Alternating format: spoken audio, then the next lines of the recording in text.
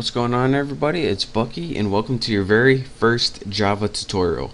Now in this tutorial, before we begin writing any programs, we first need to download something called the JDK. And for all you new Java developers out there, this is the program that lets you actually write Java and actually compile it. And compile just means transferring it from code you can understand, the code the computer can understand. So just follow me, and by the end you'll be able to write Java code. So the first thing I need you to do is go ahead and open up your internet browser right here. And once you have that open, I'm going to use Firefox. Go ahead and go to the website java.sun.com. And this is going to give you Java's main page. What you want to look for is the download link, and this is going to give you a bunch of different Java editions to download. You're going to want to go to the Java SE link, and this stands for Java Standard Edition. So go ahead and click that, and what we're looking for is something called the JDK, and this stands for Java Development Kit, so we can write and compile Java programs. Now we just want the top one, which is a standard one.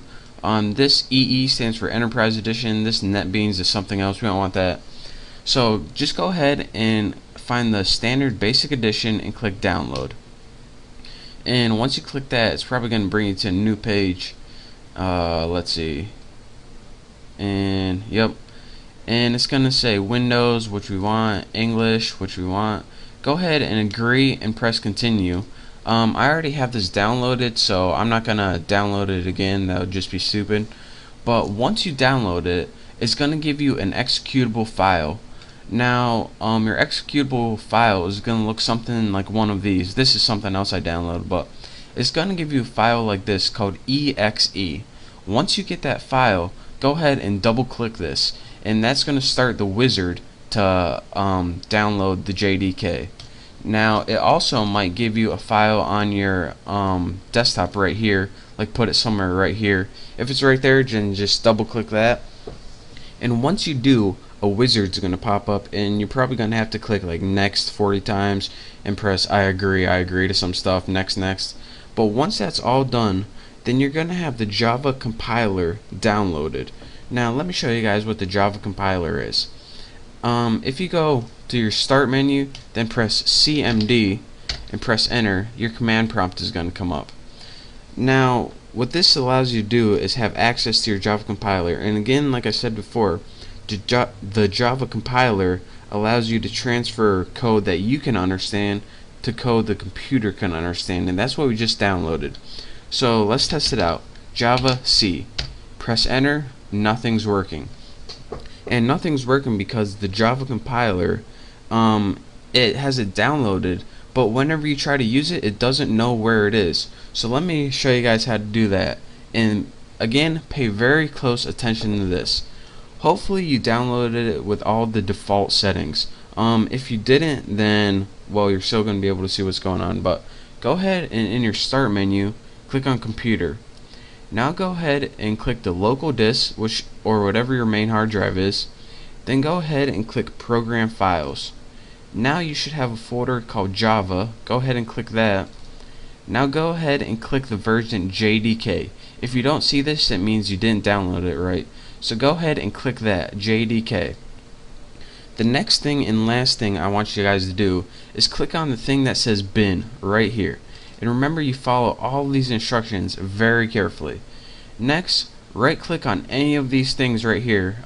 Just click on your topmost one. Remember, right click it and click properties. Now this is where you're going to tell Java to look for your compiler. So it says location. Go ahead and copy all of location, right click it and copy it. It should say something like C program files Java, your version, and say bin. The last thing, make sure you get that bin. That's very important. If you're not if you don't see it, then do this tutorial again and do exactly as it say. Anyways, you want to see that bin. So once you have this golden code, that's what we're looking for. Go ahead and X out of that. Now that's where the compiler is. So how do we tell your computer to look there?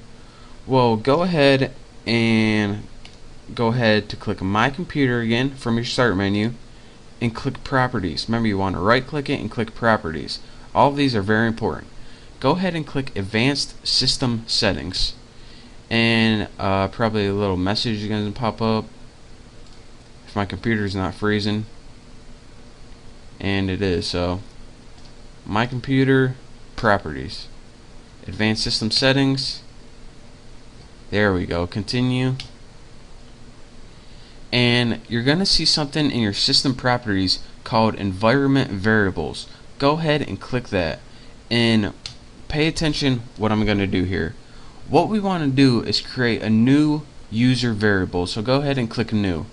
Now the variable name for this, you have to write path, P-A-T-H, and the variable value is going to write where that compiler is. Remember that link with the bin.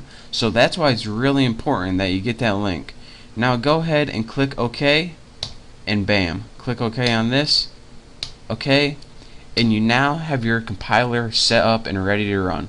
So go ahead and go back to your command line, and in command line go ahead and type javac, and unlike before, we now have a bunch of crap that pops up, and this crap means that our compiler is ready and set and ready to go. So now, with that being said, we know that we are now able to write Java programs. So in the next tutorial, I'll show you guys how to do that, but for now, just follow this tutorial. That's how you install Java on your computer, so you can actually write Java programs. If you didn't follow those instructions exactly like I said, you're not going to be able to write Java programs on your computer.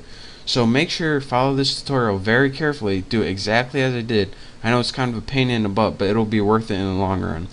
So thank you guys for watching. Make sure you get Java installed. If you have any questions or I wasn't clear on anything, just send me a message or leave a comment, and hopefully I'll get back to you. So again, thank you guys for watching. Hopefully you have Java installed, and in the next tutorial I'll show you guys how to write our first Java program. So thank you, don't forget to subscribe to my channel, and I'll see you in the next tutorial. What's up everyone, it's Bucky. Welcome to your second Java tutorial, and in this tutorial I'm going to be teaching you how to run a Java program. Now I'm not going to be teaching you a lot of the syntax about what's in a Java program. Before we do that, we actually need to know how to run one. So pretty much you're just going to be copying me write a simple program, and then you're going to be learning how to run it. So go ahead and open any editor. I'm going to open Notepad++ just because it's my favorite one. And go ahead, and the first thing you want to do is go to File, Save As, and we want to save this in, remember, whatever location. I already made a file on my right off my hard drive. In there I have a folder called test, and I'm going to save this as, let's save it as YouTube.java. And of course that .java is very important, and don't forget where you're saving this. This is also important. So now we have a file called anything.java. Mine's called youtube.java. Now I'm pretty much just going to show you a simple hello world program. Again, in this tutorial I'm not going to be showing you like how to write Java. I'm just going to be showing you how to run it, and in the next couple tutorials I'll show you what everything means in it. But for beginners, just follow me. The first thing you need to write is a class. Now a class in Java, pretty much in Java everything begins with a class, and if you don't have a class you can't do anything. So you can't do anything until you create a class. So I'm gonna go ahead and make a class called apples, and in that class we're gonna have something called a method. Now again, you don't really need to know any of this stuff. I'm just making a simple program. I'm just talking you along. You'll understand what all this means later, but for now just stick with me. Now in your class you're gonna have something called a method. Now a method is pretty much a list of things to do, and this method is going to be inside the class. Now the first thing your computer does is whenever it runs a Java program, it looks for a method called main.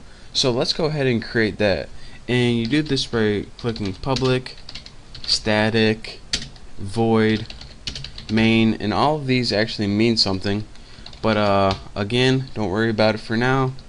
I promise you'll understand.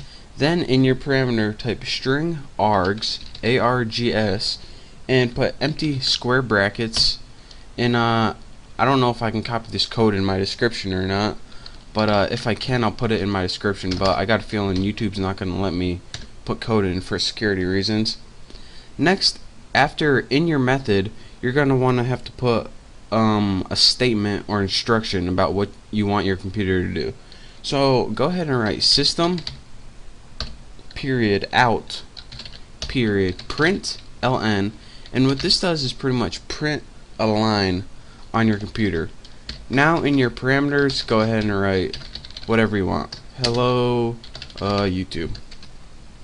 Now go ahead and save this, and you can go ahead and find a Hello World program from somewhere on the internet. Again, I just talked to you guys through that real quick. I promise this isn't even part of the tutorial. The tutorial is just to show you how to run this. So I'll be teaching you what all this means later.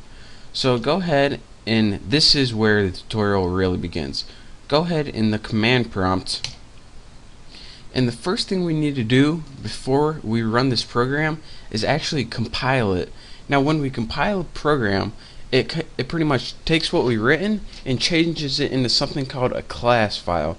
Now your computer can't read any files called .java. It can only read .class. So that's a compiler's job, to take that .java and change it into something .class that your computer can understand. So right now what we need to do is find this file, and go find it. You use something called cd \, and what this does is take you to the very beginning of your hard drive. And this is just a quick tutorial if you've never used command prompt before. Once you're in your C drive, press dir and press enter. This is going to give you a list that's everything in your C drive. As you can see, one of my directories or folders is called test. So let's go ahead and press cd, which means change directory, to test. Now we are in the test. So again, from your C drive, press cd test. Now press dir and see what's in this. And let's see, YouTube Java. So how do we compile this YouTube Java? Well, once you're in your test, go ahead and press Java C, which means Java compiler, and then press YouTube.java. And this means, alright, use the compiler on YouTube Java, and then go ahead and press enter. And what your computer does is, now if you press dir, we now have a apples.class. So what it does is take that Java file and change it into a class file depending on whatever you name your class. Remember, I named mine apples. So now that we have a class file, a file that the computer can understand, we can actually run this program. So let's go ahead and type Java, and that means run this program, and then type in the name of your class, which is apples. And now when you press enter, it says hello YouTube. So that's a quick tutorial on how to run simple Java programs. And again, I can't stress this enough, don't worry if you didn't get that Hello World program. That's not even the tutorial I wanted to teach you guys today. The tutorial was learn how to run these simple Java programs from your command line. And in the next tutorial, I'm going to be clearing a bunch of things up. So just practice running a simple program. I suggest you just to go ahead and copy a Hello World program from the internet somewhere. And once you do, just practice running it. And if you have any questions, you can just send me a message on YouTube or leave a comment, and I'll try to get back to you. But thank you guys for watching. Hopefully now you know how to run a simple program, even though you don't know what it means yet. So again, thank you guys for watching. Make sure to subscribe to my channel, and I will see you next tutorial. What's up everyone, it's Bucky, and welcome to your third Java tutorial. Now in this tutorial, I'm going to be showing you guys how to download something called an IDE, where we're going to be writing our Java code. So again, there's one more last thing I need you guys to download, I promise, and then we're actually going to be start programming Java. So in the last tutorial, I showed you guys how to create a program in any notepad or any text editor, and how you can run it from your command line. But the only problem with this, and it's kind of a big problem, whenever you have a program like this in a regular text editor, and say you have like a 1,000-line program, whenever you try to compile it and run it, if something's wrong with it, you have no idea what's wrong and you don't even know where to look. Therefore, it's sometimes useful to get a better editor just for Java, made specifically. So that's why we need to download something called an IDE. And I'm going to show you guys how to do that right now. Go ahead and open up your internet browser and go ahead and click eclipse.org. And Eclipse is pretty much a special text editor for only Java. So once this loads, go ahead and on the main page you're going to see something called downloads. Go ahead and click downloads. Now this is going to give you a couple downloads to click from. What you want is either the first one or the second one. I got the first one just because it includes a little more. And go ahead, and if you're on Windows, go ahead and click Windows. And what this is going to do is it's going to download an Eclipse IDE, and that's pretty much a text editor for Java. I'll show you guys what it is in a little bit. But where it's going to be is if you go to Computer and then go to wherever your downloads are, you're going to have something called a zip folder. What you need to do is extract. You're going to have a folder like this right here. What you need to do is right click it and press extract all.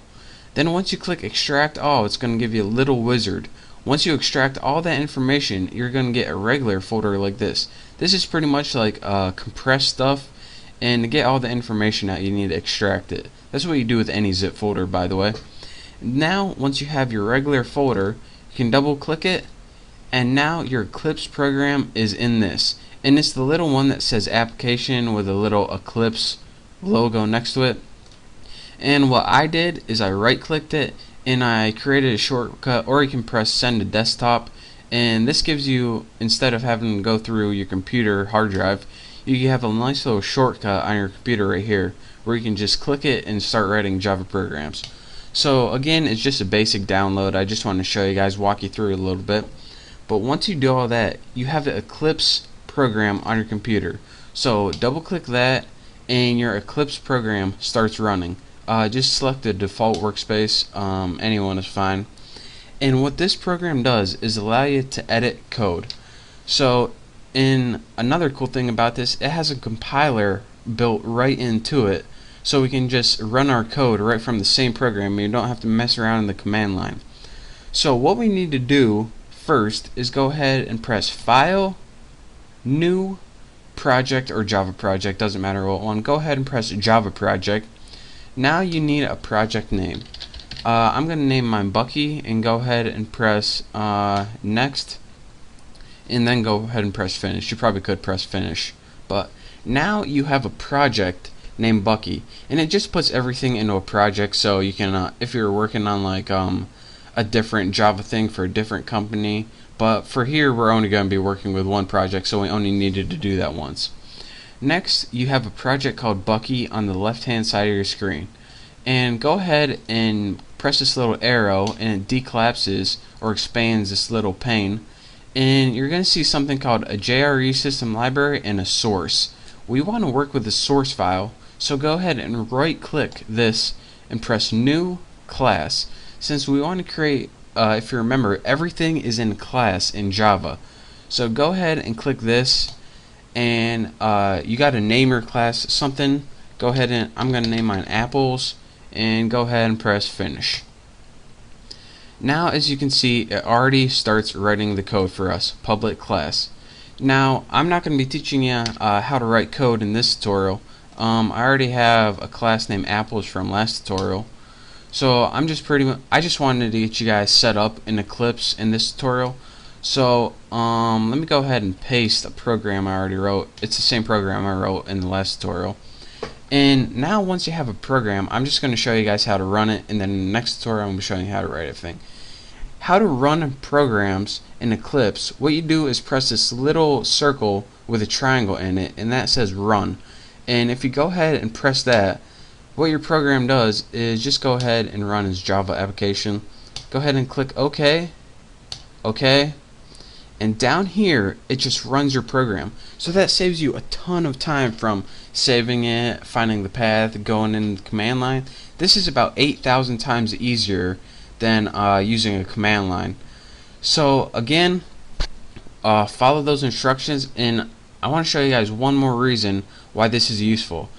In the command line in Notepad, if we had an error, then it would just mess up and it wouldn't tell us what's wrong. In this one, say instead of system we wrote syst something like that. That isn't a valid code, so whenever we try to run this and press OK, it says error exists. And then down here it says, alright, where does it exist? On line 3, right here. So you go 1, 2, 3, here's where your error is. Bam, you know exactly where it is and what you need to fix. So again, Eclipse is a really powerful tool, and that's the last thing I wanted to teach you guys. And now we are finally ready to learn the Java language. So now that you have done all of that, make sure to check out my next tutorial where I'm going to be teaching you what all this crap finally means, and finally how to write the Java language in syntax. So again, I want to thank you guys for watching. I thank you guys for sticking with me running all of these programs and getting Java set up. I know it's a pain in the butt, but thank you guys. And again, make sure to subscribe to my channel. Thank you guys for watching, and I'll see you next tutorial. What is going on, everybody? Welcome to your 4th Java tutorial. And in this tutorial, we're going to be writing a basic Hello World program. But before we get started, let me point out to you guys one thing. Now, I told you guys at the point of downloading Eclipse was to check for errors, and whenever you get those error messages, it's going to say what line that the error is on so we can fix it. But the thing with Eclipse, and it's odd that it comes default like this, by default it comes without showing the line numbers. So before we get started, let me show you guys how to do one thing that I know a bunch of you guys are going to send me messages asking me how to do. In your window tab at the top, go ahead and click on Preferences, and then your Preferences tab is going to pop up. Go ahead and expand your General, Editors, Text Editors, and once you click that, it's going to have something that says Show Line Number. Go ahead and click Show Line Number, and go ahead and click Apply. Now, if you guys could guess what this did, it wouldn't surprise you. Showed the line number right there. Now we have our line number, so whenever we get errors, which we're bound to get, we're going to know where to go and where to fix them. Now, as promised, let me get to the basic Java programming, which you've all been waiting for. Now in Eclipse, once you create a class, it already starts writing some of the code for you, and it creates a class. Now again, I know I told you guys in the last tutorial, but let me stress why a class is important. In Java, everything begins with a class. So if you don't have a class, then you don't have Java. Or excuse me, Java. I don't know what the heck you have if you don't have a class, but you need one in Java. So again, everything we're going to be writing in this tutorial is going to be inside your class semicolon. So make sure you're not typing out here or anything like that. And I'm going to be telling you guys exactly what a class is later, but for right now, all you need to know is to type inside it. So just bear with me here. Now inside your class, the first thing we're going to make is something called a method. Now what a method is basically a recipe on how you want to run your program. Now the first thing your computer does when it runs a Java program is it looks for a method called main, and if it doesn't find the method main, it has no idea where to start. So in your computer in Java, built in is the instructions to your computer. Alright, the first thing I want you to do is look for main and start there, and from there I'm going to tell you what to do. So since that's the case, the first thing we need to build is a method called main. So let's go ahead and do that. So before I even start with that, I want to teach you guys what the basic layout of a method is before we can even start building main. Now I told you guys method is pretty much like a recipe, so let's go ahead and pretend we're writing a method now. Say we had a method called bake cake. What this would be is the method header right here. Again, the method header is pretty much a substitute for the method name. So bake cake is the name of the method, and this is also called the method header. Now inside your method, or inside your recipe, if I will continue with that analogy, is all the steps that you need to take to bake that cake. So for example, one would be mix batter, and the next one would be put in oven, and you probably have some other stuff after that. Eat the effing cake. Sorry for cussing. But again, this is called the method header, and the instruction of how you want to do things is called the method body. And all of this together, the head and the body, that's called the method. Who would have guessed it? So now that we know pretty much how to name a method and how to put statements inside a method and what they are, let's go ahead and write a basic method. And again, I told you guys all about main before, so let's go ahead and do it. Go ahead and write public static. Why isn't public lit up? Oh, it says oblique. Public static void main, and then in your main put parentheses and put string args, and then put square brackets. Now again, all you have to pay attention is this is your main method right here. All of this stuff, it's important, and I'm going to be telling you what it means, but I don't have time in this tutorial to tell you what it means. So again, this is what did I name it? Bake cake. This is all this is. And I know that you see a bunch of different keywords, and trust me, just bear with me. You don't need to know them right now. So just copy as I do and as I say. Is that even a saying? I don't know, but just follow along. Now that we have a name of our method, we need to give it some instructions. And all we want this method to do is print something out on the screen. So let's go ahead and write system dot or period. Why did I write period right there? That's kind of embarrassing. System dot out dot println, and after this you want to go ahead and add parentheses and write hello YouTube. And I know I spelled YouTube wrong, but who cares? Now write a semicolon. Now let me tell you guys what I just did. Println is a built-in method, and what this is going to do is print a line out on your computer. Now if you're saying that, you're probably asking, alright, how come I needed to write system out then if this knows how to print a line? Well, print line can actually is pretty versatile method. It can actually print line to a database, or print line to your network, or print line to other things. But right now we want to just print it to our system. So again, I'm pretty much just telling you how to work with Eclipse right now, so just bear with me right here. Now once we have our method built, we want to go ahead and run this.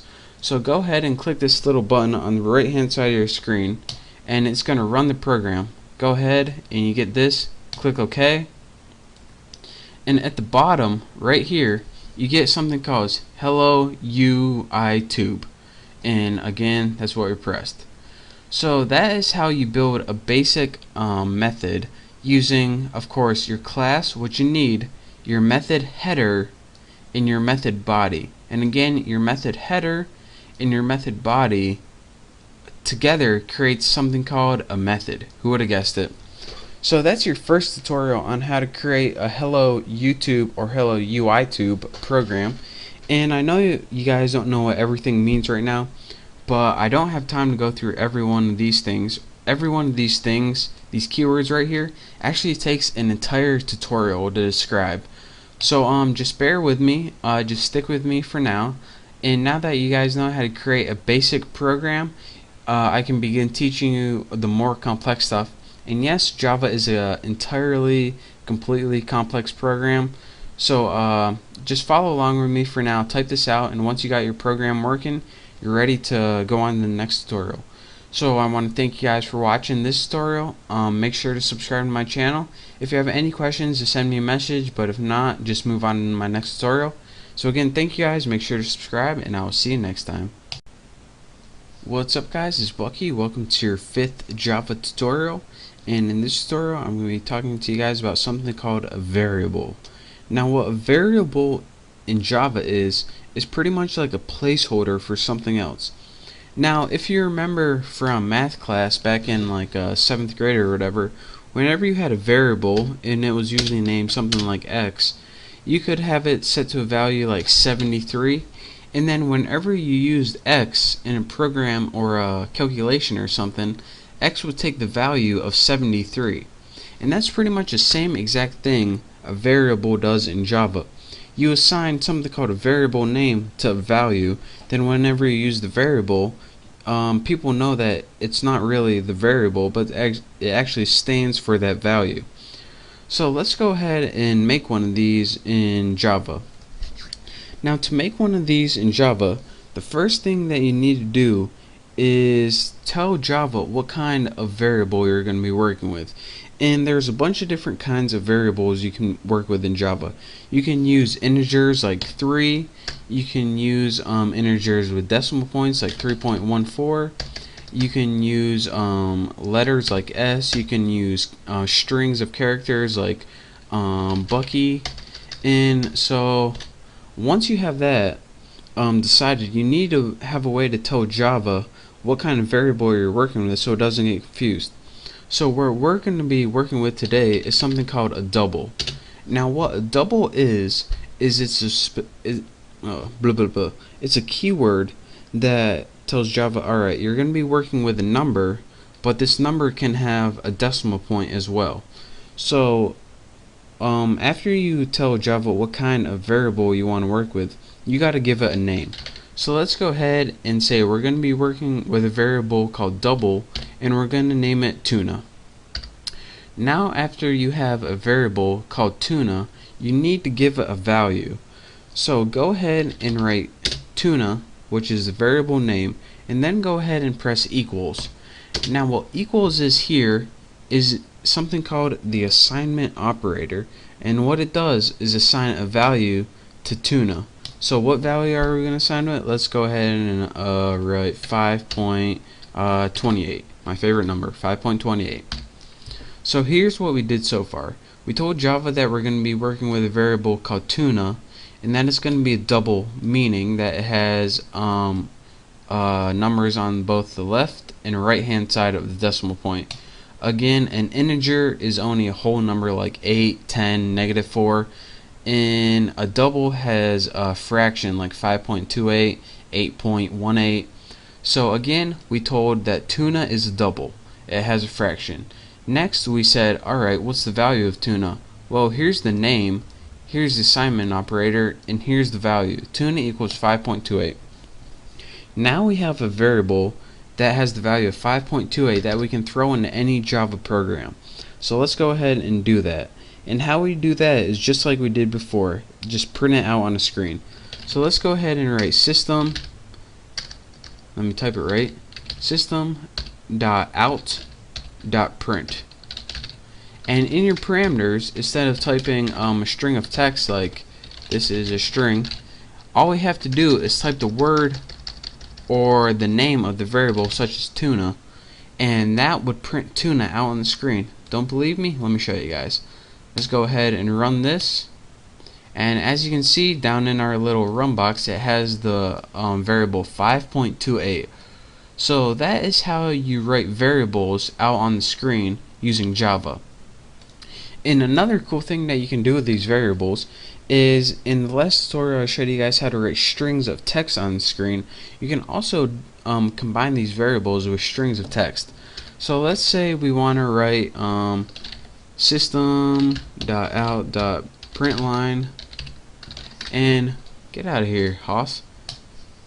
And in our print line we're going to say I want, then go ahead and press space.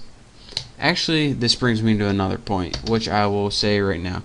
There's two different things, system out and print, and system out and print line. So let me show you guys what those do right now. System.out.println, and let's go ahead. So what's this saying right now? I want 5.28 what do you want? 5.28 movies. I want 5.28 movies. Makes no sense, but just deal with it. Now let me show you guys what this does, and I'll show you guys why it does it.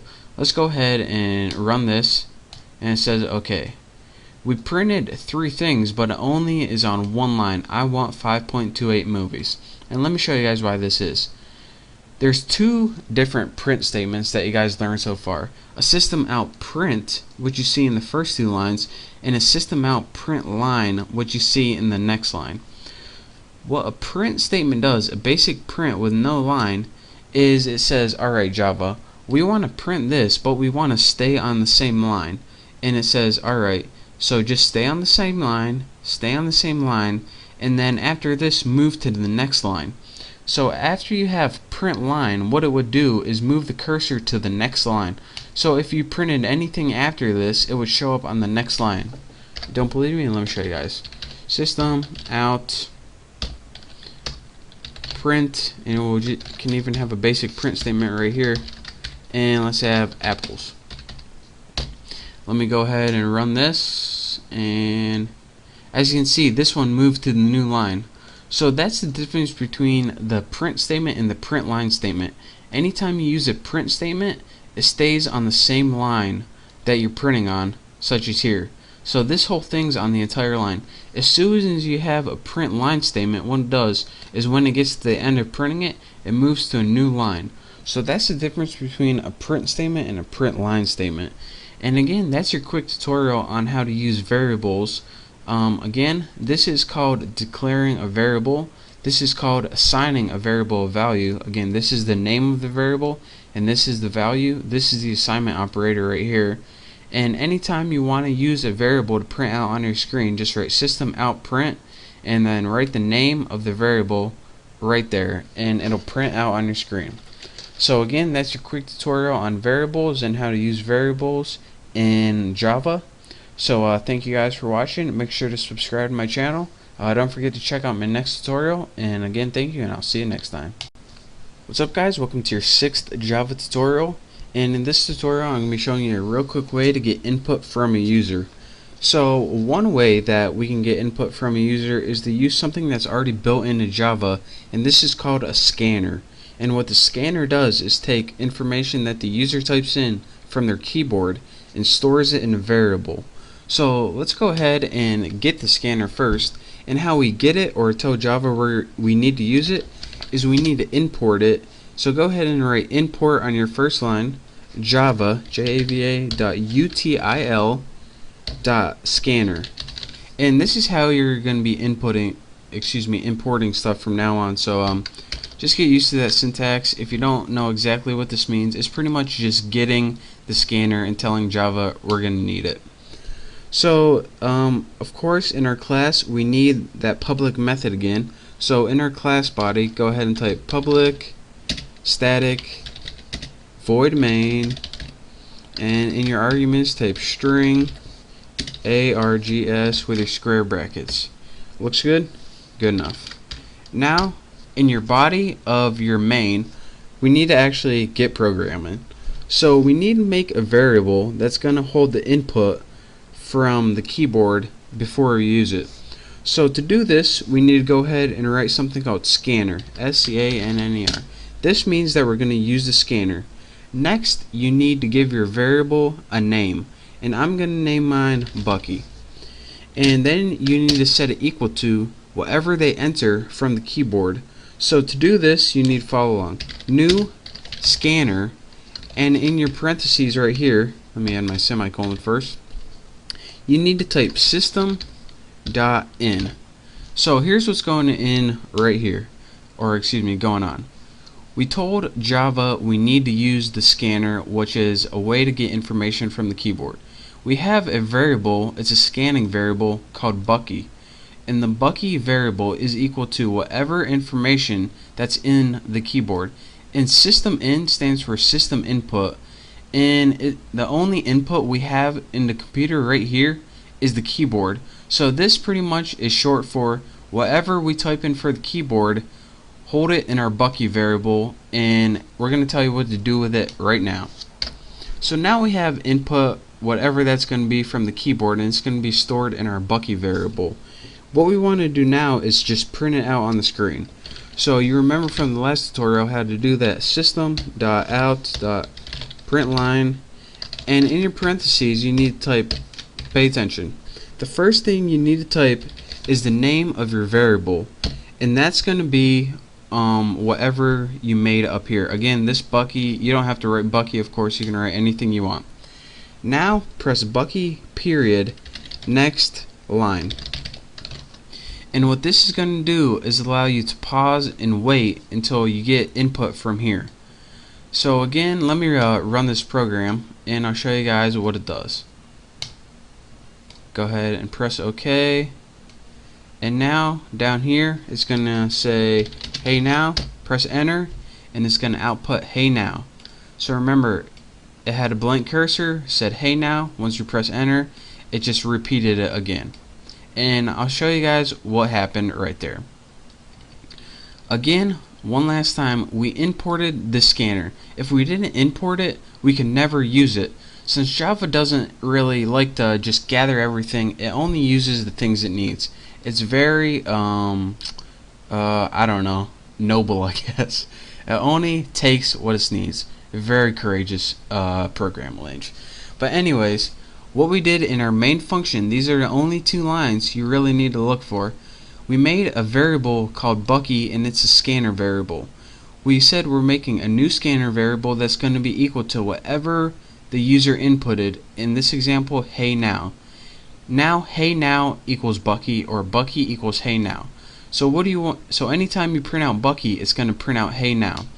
So instead of system out print line with text in here, we actually changed that text for Bucky.nextLine. And again, what that did is pretty much take that hey now variable and put it in here, and that's why it printed out hey now. So that's your quick tutorial on how to use the scanner to set it equal to variable, and then to use that variable to output on your screen using the print line method. So that's your basics on how to gather input from the keyboard, and we're going to need this input to use in functions later on. Say we want to make a mortgage calculator or just a shopping cart. That's how we do that. So again, practice this. Just copy the source code as I do. Remember, you don't need to name your function Bucky. So go ahead and practice this, and thank you guys for watching. Hopefully you check out my next tutorial. Don't forget to subscribe to my channel, and thank you, and I'll see you next time. What's up guys, welcome to your 7th Java tutorial, and in this tutorial I'm going to be showing you guys how to make a basic calculator using variables and other things that we already learned so far. So in your last tutorial I showed you guys how to get input from a user using something called a scanner, and we're going to need that again, and I already imported it. So the first thing that we're going to want to do is go ahead and make a scanner variable. So let's go ahead and write scanner, and I'm going to name mine Bucky again, and again I'm going to set it equal to new scanner, and also I want to put system in so it knows where to get input from. So write system.in, and that's all you need to do for now. The next thing we're going to need is 3 variables. We need one variable to hold the first number, one variable to hold the second number, and our last variable is going to hold the answer. So they're going to be doubles, by the way. So you can go ahead and declare them by writing double fnum for first num. Go to your next line and write double snum for second num. Or here's a neat little trick. If you have many variables of the same type, and by type I mean double or int or something like that, since you have many double variables, you can write them all on the same line. It's a nice little shortcut. So write snum and answer. You can name your variables anything you want. I just usually have short variables since I don't feel like typing a whole lot. So the first thing we want to do on our calculator is just print a line of text that says enter first number so the user knows what to do. So go ahead, and you know how to write this: system.out.println. Println, and in your parameters you just go ahead and write enter first num, and then put a little semicolon right there if you want. And now we can go, once we have that, all this is going to do is put a line of text enter first num on the screen. Now what we want to do is have a way to enter a number and have it stored in fnum. So go ahead and put fnum equals Bucky, and remember this is our scanner variable, and write next double. And that brings me to another point. Now in our last tutorial I showed you guys something called next line, and it was right here, and that was for strings. Each data type in Java, you need to give it its own method, since you need to tell what you're going to be inputting in there so it knows how to save it. For example, if this was strings you're going to input in there, like hello, you're going to put next line, but since we're inputting a number, you're going to want next double, because double is a type of number. So now once we enter this number, and it can have decimal points, it's going to be stored in the variable fnum, and we're going to need that later. So now we have to do this exact same thing for the second number. So let's go ahead and copy this line since I'm too lazy to type it. Where's the copy? There you are at Haas. And next we want to print enter second number. And now we just need to do the same thing. Go ahead and copy this. And after that prompt pops up, you're gonna, there we go, you're gonna want to store this variable in snum. So the first number you're gonna type is going to be stored in the variable fnum, and the second number you type is going to be stored in the variable snum. This stands for first number and second number.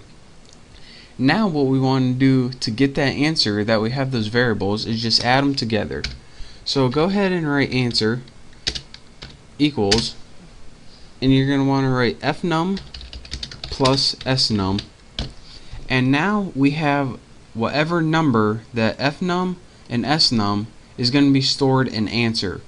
Now it's stored in there, but we need a way to output it to the screen to see what it was. So let's go ahead and write system.out.println, and in your parameters just write answer. And what this is going to do is output answer, whatever it was, to the screen. So go ahead and run this program, and hopefully I didn't get any errors. And here's our program right here. Enter first number. Let's do 34.6. Move my cursor out of the way. Press enter. Enter second number. 54.2. Press enter. It's going to give us our answer, 88.80001. And this is actually something that I want to talk to you guys about, and I will be talking to you guys about it in the next tutorial. Well, probably not in the next one, but this brings me to a good point, which we don't have time to talk about in this tutorial, but I will get to shortly. So basically what I did, enter first number, entered it, enter second number, enter it, and then it gave us an answer, pretty much. And again, to walk you through this one last time, what I did is import the scanner so I could use the Java scanner. And then I wrote everything in my main function, because that's where the computer looks first. The first thing I did was write a variable for the scanner just so we could use it. Next I made 3 variables that were double, which means numbers. First number, second number, answer. The first thing I did was have a little prompt that said enter first number, just so I knew what was going on for the user. Next I used that little scanner variable in the next double method to have whatever I typed in the keyboard to be stored in the first number. Then I just had something that says enter second number, and then I had it have the user input something else, and whatever they inputted that time is stored in snum. And then I just outputted whatever those two were added together, the sum of that, and I just printed it out on the screen. So that's a very basic calculator, and it had one flaw in it, and that was giving us many decimal points, and I'll show you why that is in the I don't know what tutorial, but it's going to be coming up pretty soon whenever I deal with numbers. But again, that's a basic calculator. That's how you build it, using a new method called next double that we learned, and also how to combine everything we learned so far and build a functioning program. So again, practice this, get good with it, make sure you understand everything we did up to this point, and once you do, you're ready to move on to my next tutorial. So thank you guys for watching. Hopefully I see you next time, and don't forget to subscribe to my channel. So thank you, and I'll see you then. What's up everyone, it's Bucky. Welcome to your 8th Java tutorial. In this tutorial I'm going to be talking about a new type of data, and that's called an int. And what an int is pretty much not like double before, where you had numbers like 3.54, or you could use fractions or decimal points. With int, it stands for integer, and integers are whole numbers like 6 or 75 or 76, and you can only use whole numbers without a fraction and no decimal point.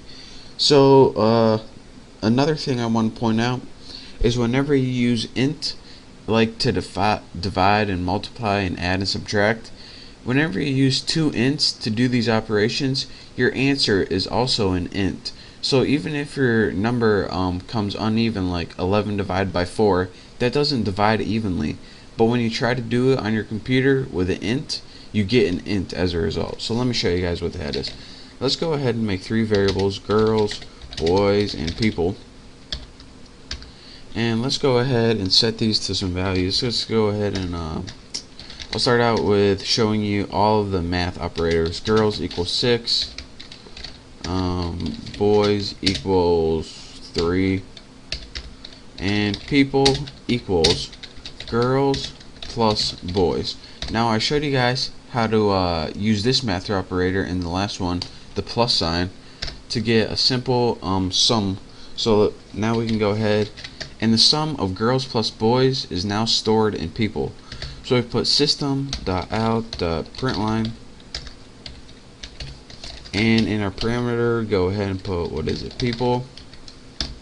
And now if we go ahead and run this, we get 9, since 6 plus 3 is 9. And so that is how you can use addition with Java. But addition isn't the only thing you can use. You can use minus or subtraction to get the difference, which 6 minus 3 is 3. You can also do some other cool ones. In the symbol for multiply is actually the asterisk, which is that little symbol above the 8. So whenever you want to multiply, make sure to use that. As you can see, 6 times 3 is 18. Divide is a special one.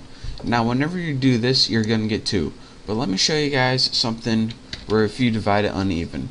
Say you want to divide 11 by 3. Let's go ahead and see what our result is. 3. Well, we all know that 11 divided by 3 doesn't equal 3. What it equals is 3 point something. 9 divided by 3 actually equals 3. So what exactly is going on here? Well, Java said, alright, you want to work with ints? Well, ints are whole numbers, so whenever you ask the question in ints, I'm going to give you an int. So if you want to get this number exact, you need to use double. So go ahead and press OK, and there's your answer, 3.66. So that's the difference between int and double. Int gives you whole numbers, and double gives you like a fraction of a number, or numbers with the decimal points. So anyways, there's one more thing that I can help you out with when using ints to divide, and that's something called the modulus. Now we all know that 3 goes into 11 3 times, and that will give you 9. But you have 2 things left over whenever you do that, and that's where the modulus comes in. The modulus pretty means, alright, when you divide by a number, you get a whole number, aka an int, but you also have some left over. So let's go ahead and run this and see what we get. It says 2. In the modulus, if you remember from math class, this is another way of finding the remainder. So again, when you divide by 11 by 3, you get 9. You get 3, which 3 times 3 is 9, but you have 2 left over. So that's where that 2 comes from. Whatever's left over is the modulus. So that's how you can use the modulus along with int to find the exact value. So again, let me give you guys one more example. This one might be easier. If you have 7 divided by 3, you're going to get the answer 2, but you're going to have 1 left over. So if you divide it by 2, such as this, you're going to get the answer 2. But if you have the modulus, you're going to get the answer 1, since you have 1 left over. Right there. And that, believe it or not, is going to be useful in a bunch of things that you won't even expect, like when you're finding random numbers and stuff that I'm going to be teaching you later. But for now, I just wanted to show you guys what the int variable type was, and also how to use different math operators. So thank you guys for watching. Practice this a little. I don't know what this program is. Girls and boys and people counters, I guess. And once you get good at all the math operators, you're ready to move on to my next tutorial. So again, thank you guys for watching. Make sure to subscribe, and I'll see you next time. What's up, guys? Welcome to your 9th Java tutorial. And in this tutorial, I'm going to be talking to you guys about something called assignment and increment operators. Now, these are neat little tricks to have when you're working with Java. They're going to save you a bunch of time and help you out with numbers a little bit. So let's go ahead and make two variables. Make one called tuna and set that equal to 5, might as well. And make another one called bass in case we need it. I don't know if we are, but set it equal to 18. Now, what the increment variable does is it allows you to add 1 very quickly to the variable, and you can do this by pressing ++ and then the name of the variable. So right now, by pressing ++ tuna, we changed tuna, which was 5, to 6. Now let me show you guys, just so we can have something. You don't have to take my word for it. Print line, and go ahead and put tuna in there, and go ahead and run this baby. And as you can see, what was 5 now equals 6. So that's how you can use ++ to quickly change a variable's value by adding 1. Now, another thing that you can do is, instead of putting it in separate, you can throw this right into the system print line method, and as you can see, you still get 6. Now, this is called pre-incrementing, and what this does is it changes the value of the variable before it uses it. But I want to show you guys something else. Whenever you use post-incrementing, what this is going to do is it's going to use this variable as 5, and then it's going to change it to 6. So let me go ahead and press OK, and as you can see, once we do this, it gets 5 and not 6. So what this did is it changed the variable, but it didn't do it until after it already used it. So if we were to print it out again, it would get 6. So let's go ahead and do that. Save me some time by copying this baby.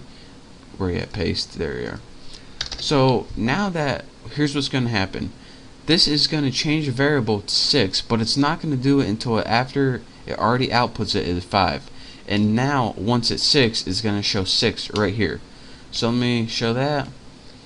And as you can see, 5, and then it changed it to 6. And then we just outputted the regular variable. And this doesn't only work with addition. You can also use this with subtraction by pressing -. You can change it by subtracting 1 and getting 4. And let's see what else there is. What else is there? You can also do something else, and this is called an assignment operator. So now we can know how to use the increment operator using 2 plus signs and also using 2 minus signs to subtract 1. You can also use the assignment operator, let me get some space right here, to do it if you want to do more than 1.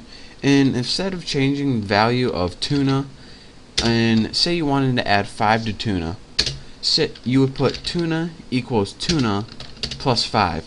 And what this would do is take that number 5, add 5 to it, and give you the value of 10, which I will show you right here. 10. Now this is a pretty simple way. It takes the new variable and sets it equal to the value of the old variable plus the new number. But there's an easier way you can do this.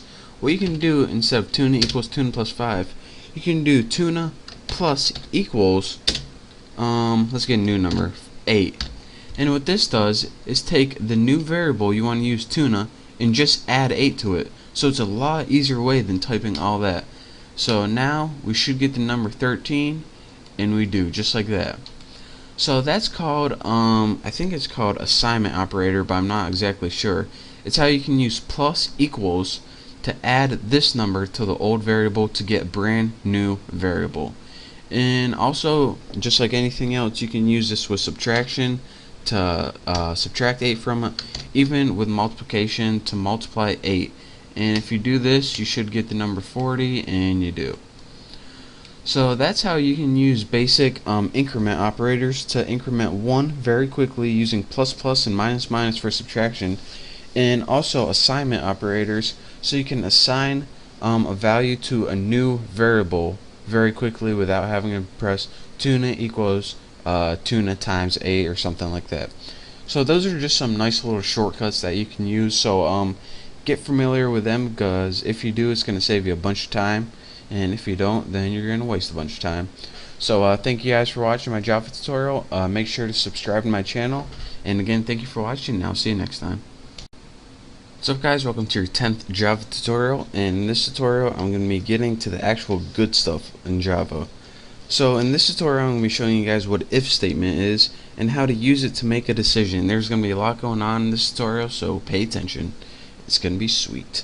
What an if statement is pretty much how your computer makes decisions. You're going to give it a test, such as am I a boy or am I a girl? And your computer looks at this, and if it says you're a boy, it does one block of code, but if it says you're a girl, it does another block of code. For example, you could build a program to, if you're a boy, take you to a boy website, but if you're a girl, take you to a girl website or something like that. So what we need to do here is build an if statement, and to do that, go ahead and write if. Now after that, you have something in parentheses. Now what is in your parentheses is called the condition, but what the condition actually means, condition is just like the technical term, what it is actually a test. Whatever you want to test, you're going to have two choices for now.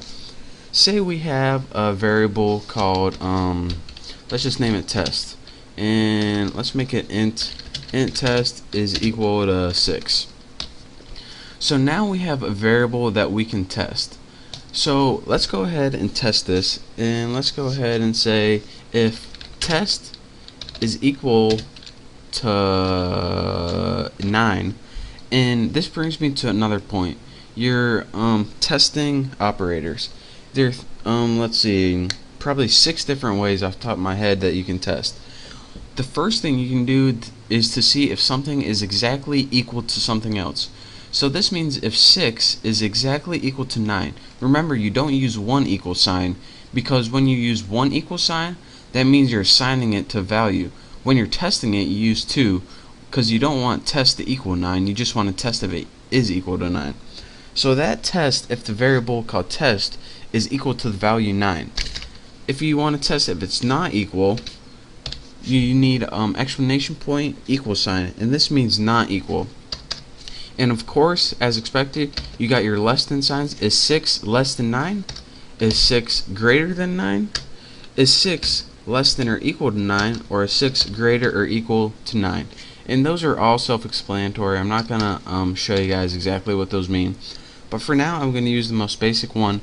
And what we're going to be testing right now is if the variable called test is exactly equal to 9, which it isn't. Now, I told you guys that you have a test, and this test can either go it is or it isn't, and that's where your computer makes a decision. If it is, then after your if statement, you have something called a statement, your first statement, and this is also called the body.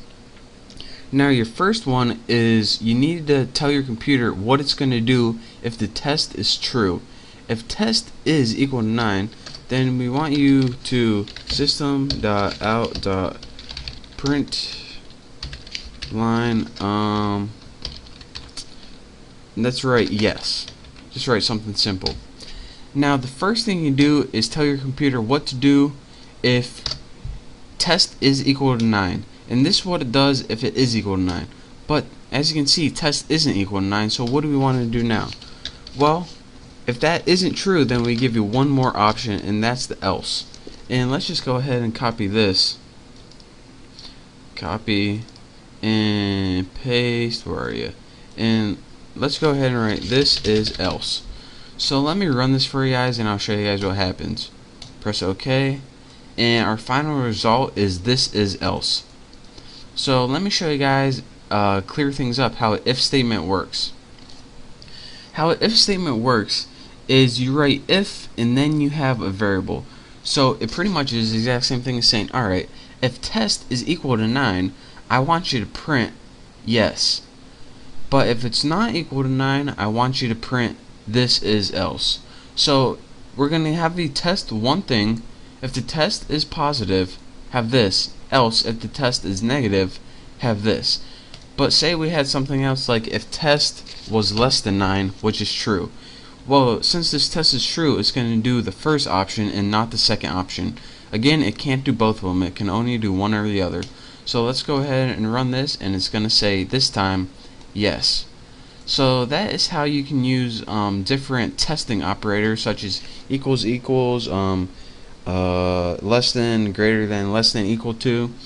And that's how you use a simple if statement to give your computer two choices. Again, it's just like saying, if this test is true, do this first thing. Else, do the second thing. And don't forget to use your curly braces to do the body of the first thing, and then your else statement, and then your curly braces to do the body of your second choice. And I'll be clearing this up for you in the next couple tutorials, but I hope this is pretty self-explanatory. Just play around with it for now. It's the best thing to do to learn. So just copy this, throw in some new variables, and soon enough you'll get the hang of it. So thank you guys for watching. That's the basic if statement, how to tell your computer to make a simple decision. So again, thank you guys for watching. Make sure to subscribe to my channel, and don't forget to check out my next Java tutorial. So I will see you then. What's up guys, welcome to your 11th Java tutorial. In this tutorial I'm going to be teaching you guys how to use multiple tests in the Java program. Now in the last tutorial I showed you guys how to test the one thing, such as if let's say apples was less than 3, then do something. Well, there's actually a way to, in your if condition, test many tests in the same condition. So let me go ahead and demonstrate this point. Let's go ahead and make a simple dating website. So we need two variables, int boy and int girl. And let's go ahead, boy set him to 18, nice young buck as myself, and girl set her equal to 68, should be an old cougar. So let's go ahead and make a simple if statement. And in the test condition, as I told you guys before, we learned how to test one thing. So if boy is greater than 10, we would execute a certain block of code. So let's go ahead and do that. System out print line, and if he's older than 10, we'll write you can enter, since we can grant him permission. Else, if he's less than 10, then what do we want to do? Let's just copy this, save us some time. Copy and paste. There we go. You are too young. So let's go ahead and run this real quick and make sure everything's working. And since boy is greater than 10, it says you can enter. So that's what I taught you guys last time, how to do one test in an if statement. But there's a way where you can do multiple tests in the same condition. Now say you wanted to make sure that the boy is greater than 10 and the girl is less than 60, since we don't want any senior citizens on our site. No offense, but this is a site for younger people only. So what we would do is use something called the double ampersand, and this stands for and. And whenever you use this, that means that either test on either side of this has to be true for this to be true. So for example, if boy is greater than 10 and girl is less than 60, which is false, you want to print you can enter, else print you are young. And again, here's what and means. Whenever you have this little double ampersand, and that's a little symbol above the 7 on your keyboard, this test has to be true, and this test has to be true for this piece of code to execute. If either one of these are false, or if they're both false, then this code is never going to execute. So let's go ahead and change this to you cannot enter. So if the boy is greater than 10, which is true, and the girl is less than 60, which is false, 68, print this, you can enter. So it's not going to print that, it's going to print this, you cannot enter. So let's go ahead and run this, and as you can see, you cannot enter. So let's go ahead, and what if we change this to the girl was within the age limits, 40, and we ran that baby again. It would now say you can enter.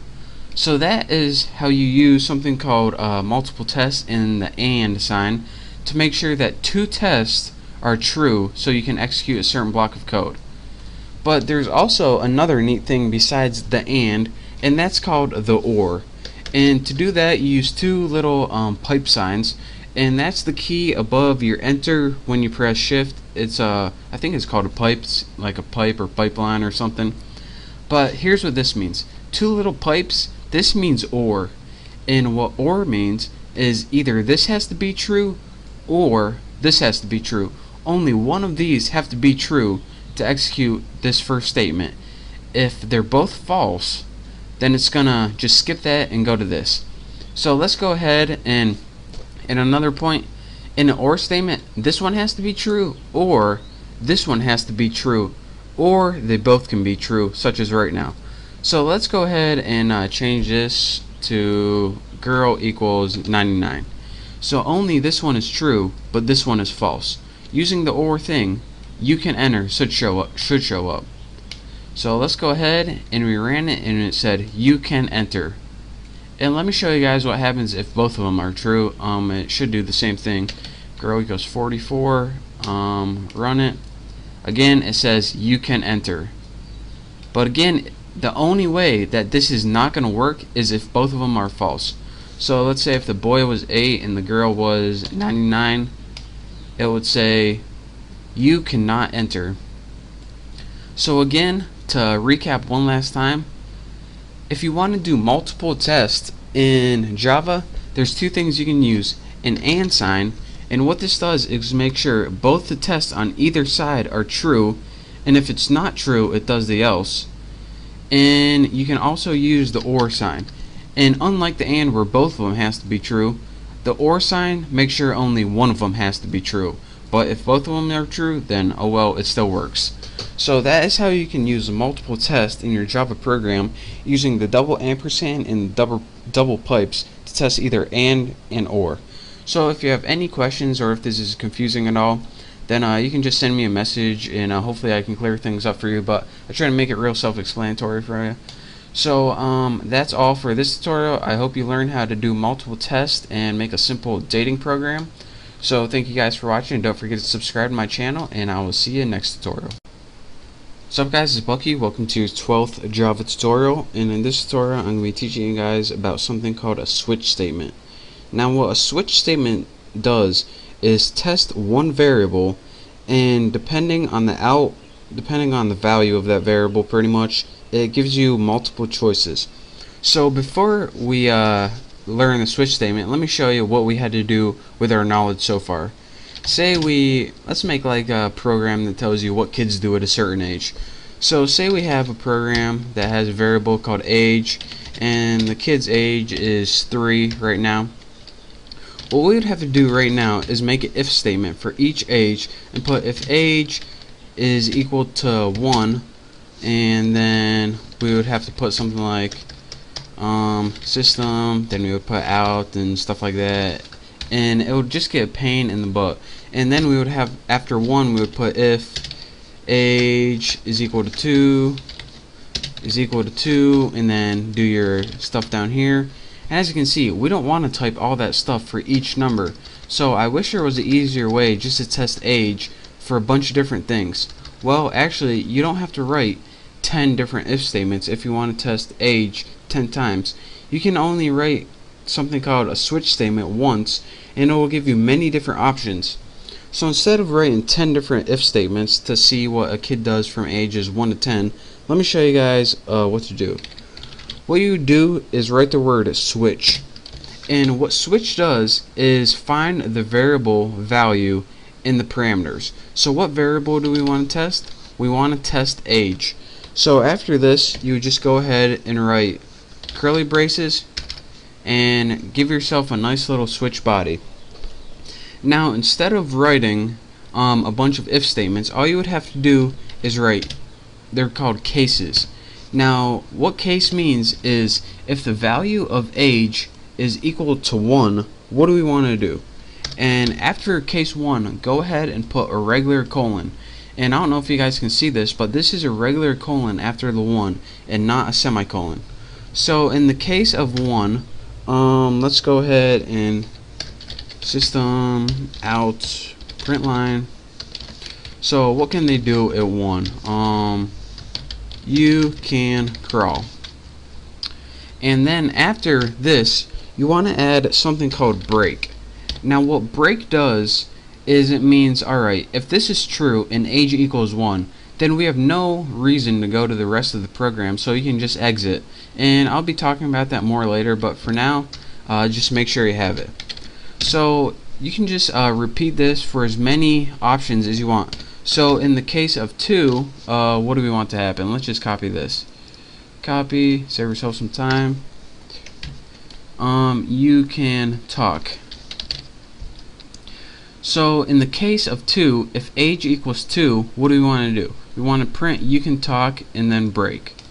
And let's go ahead and make one more. In the case of 3,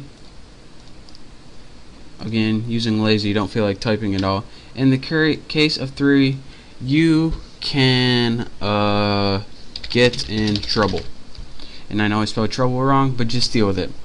So here's what you do. You put switch and then put the variable you want to test the value of. Then you put the values that are possible after the word case. Now after, in the case body, what you do is write, alright, if age is equal to 1, here's what I want you to do.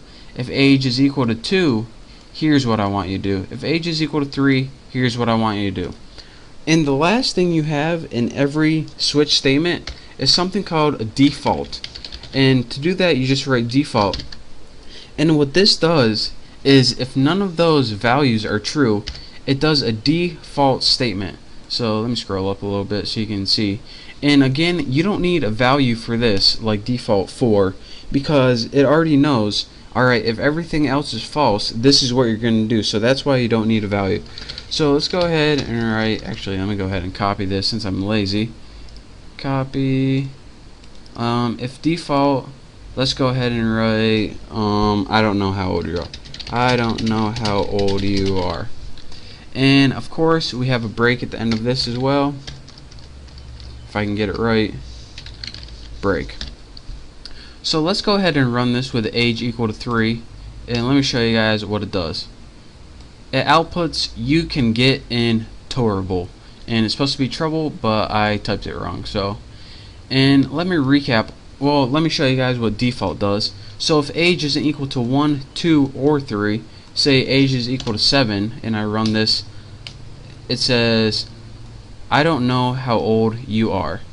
So let me recap one last time what this switch statement does. A switch statement takes the variable, whatever's in its condition, and tests it. So then it looks through the cases to see what value that variable is equal to.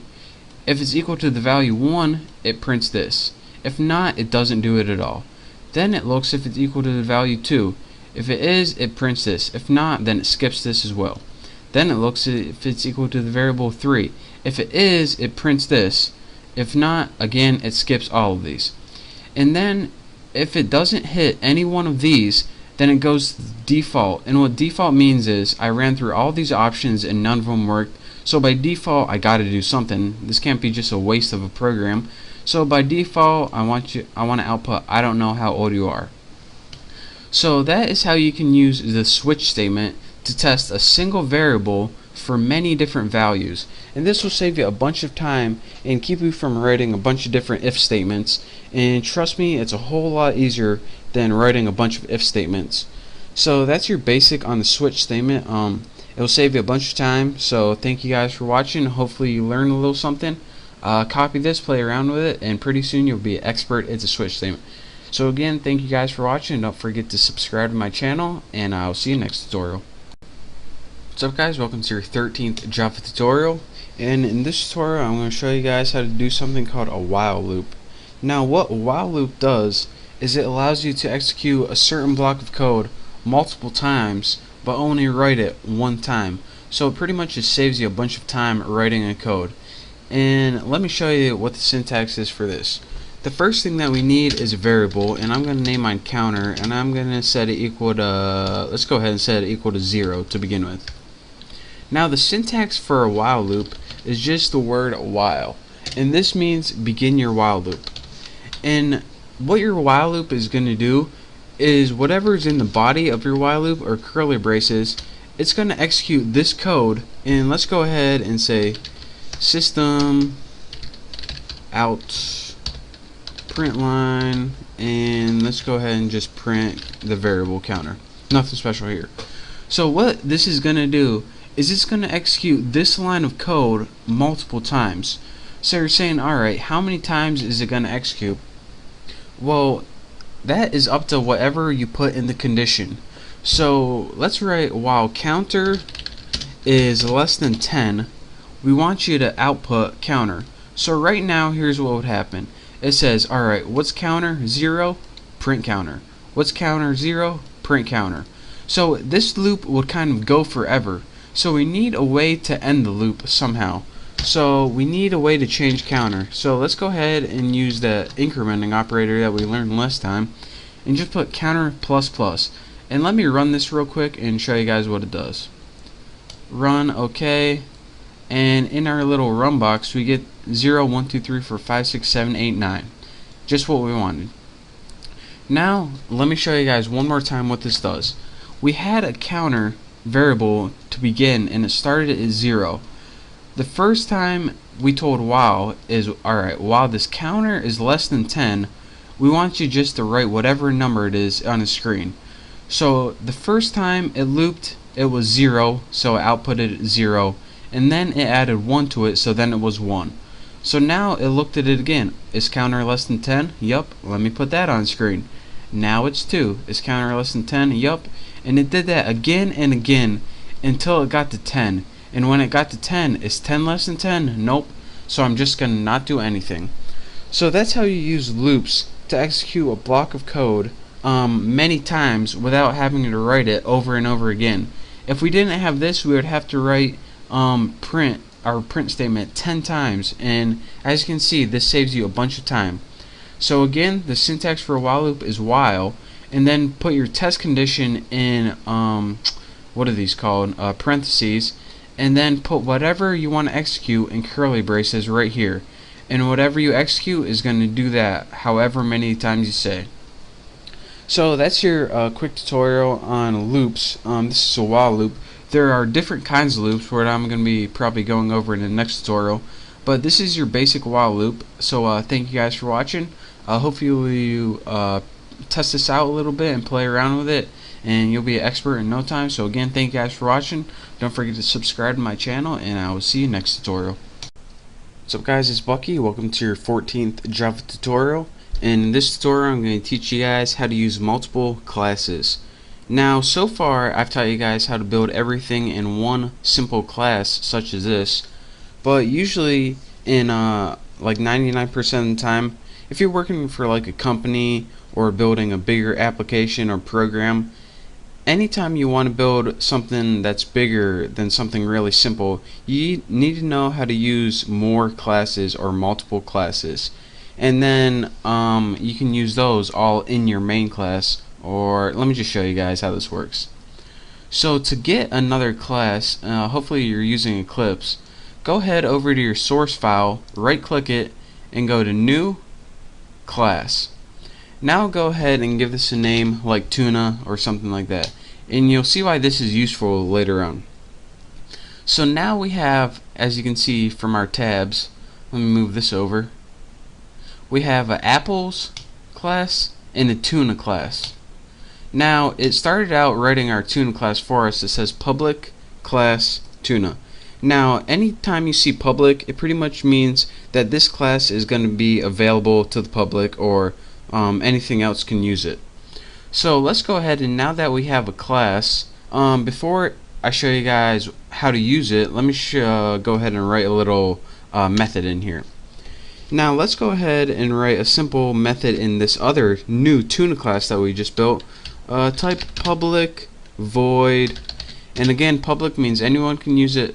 Void means that it's going to do something. This method's going to do something, but it's not going to return any data.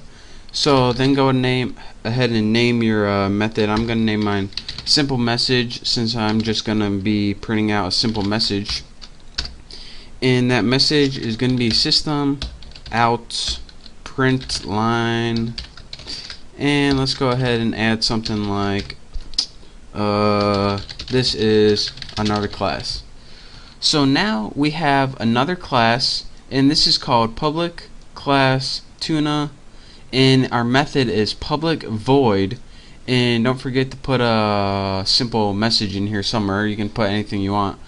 And now if we go ahead and try to run this, okay, nothing happens right here. And this is because I told you guys, anytime you run a Java program, it looks for the first thing that says main and runs it from there. As you can see, you don't have main anywhere in here, so it doesn't really know where to look first. So in order to use this class, we need to go ahead and use it in main. So here is our main function or method right here, and it's in the main class one. Remember, this is the main one that we used before. The other one is the new one that we built. So let me give you guys a little background. Whenever you use a method in another class, say we want to use this method, simple message, and it's in the tuna class, what we need to do is go ahead and create an object of that class. So the first thing we do is put the class name, which is tuna.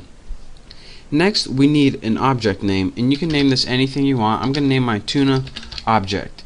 And what this object is going to allow you to do is use all the stuff that's in this class. Again, if you didn't create an object and you had like 5 classes, it wouldn't know what class you were talking about. So that's why we need an object.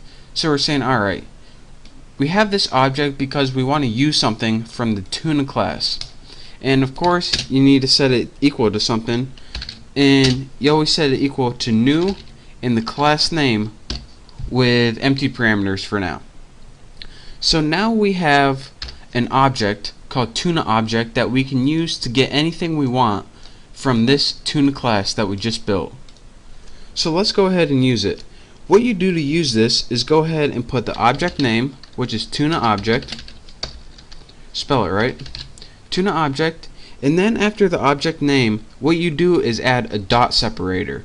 And after that dot separator, you use the method name. So what was our method name? Simple message. So simple message, empty parameters. And let me tell you guys why you use a dot separator in the method name.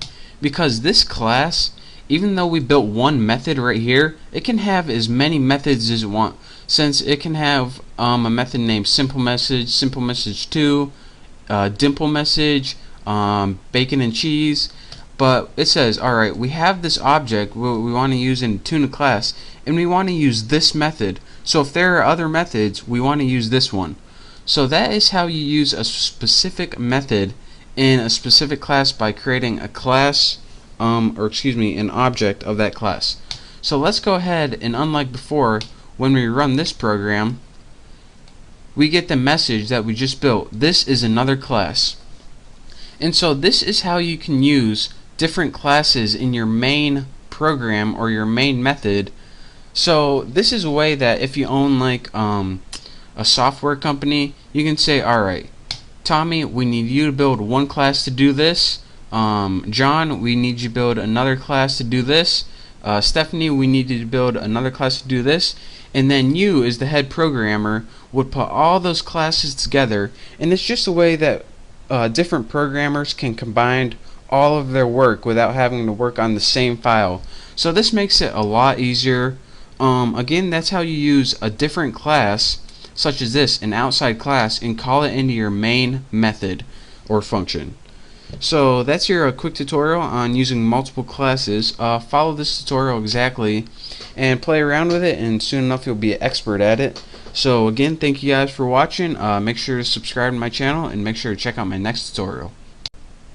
What's up guys, it's Bucky. Welcome to your 15th Java tutorial. And in this tutorial I'm going to be teaching you guys how to use methods with parameters. Now in this tutorial we're also going to be building a custom function where we're going to let the user enter their name in an outside class, and it's going to call it in the main class and just say like hello to whatever your name is or something. So if that sounds complicated, then I'll follow along, and I'll promise I'll make it easier. It's probably easier just to see than me to even say, so follow along. So again, we have our main apples class with our main function or method in here, and we have our outside tuna class with the method that we call. So let's go ahead and clear everything out of your public class tuna if you have anything in there, because we're going to be adding a new method. So go ahead and type as I do, public void, and we want our simple message again. And instead of just adding empty parameters, this time we needed to take an argument in our parameters, and let's go ahead and make a string variable and call it name. So again, anytime you have something in your parameters is called an argument. An argument or extra parameter data is pretty much any extra information that the method needs in order to work. So let me show you guys what this method actually does, and you'll see why it needs extra data. What it does is just system out print line. It just prints on the screen hello, and then it prints the name. So if you don't have a name, it would print hello and nothing. So again, an argument is any extra information that the program needs to run. So again, what this is going to do is print hello and then your name. So before we use it, we need to do a couple stuff to our main function. Of course, to enter our name, we need to import the scanner, or else we have no way of importing data to Java. So go ahead and import java.util.scanner, and this is going to allow us to use a scanner so we can give information to our program. Next, we need to make a scanner object. So let's go ahead, scanner, name it input, new scanner, and I believe that I taught you guys how to do this in the last tutorial, so you should know what I'm doing. System in, and that's that for that line. That makes that we can use the scanner. Next, go ahead and do what we did last time and create a tuna object, so we can use this object to get the information from the tuna class. We just need that empty parameters. Next, let's go ahead and print system out print line, spell it right, and we just want to write a prompt to the user so it knows what to do. Enter your name here. So this is pretty much the only thing that's going to go on right now. We now have text on the screen that says enter your name here. Now we need the next thing they enter to be stored in the variable name. So let's go ahead and make string name, so the variable name is equal to input next line. And I told you guys how to input integers using the scanners. Anytime you want to input a string, use this next line method. So again, anything that the user enters is going to be stored in the variable name. So now what it's going to do is look at name and say hello name. So if you entered Bucky, it's going to say alright, Bucky equals name, so hello Bucky. So now before we do that, we need to actually use that object to call the method. So tuna object, and go ahead and put your dot separator, simple message with your name parameters. And again, unlike last time where you don't use anything at all, you have to put the argument that it takes in here. And this says again that this isn't just a method that you don't need any extra information for.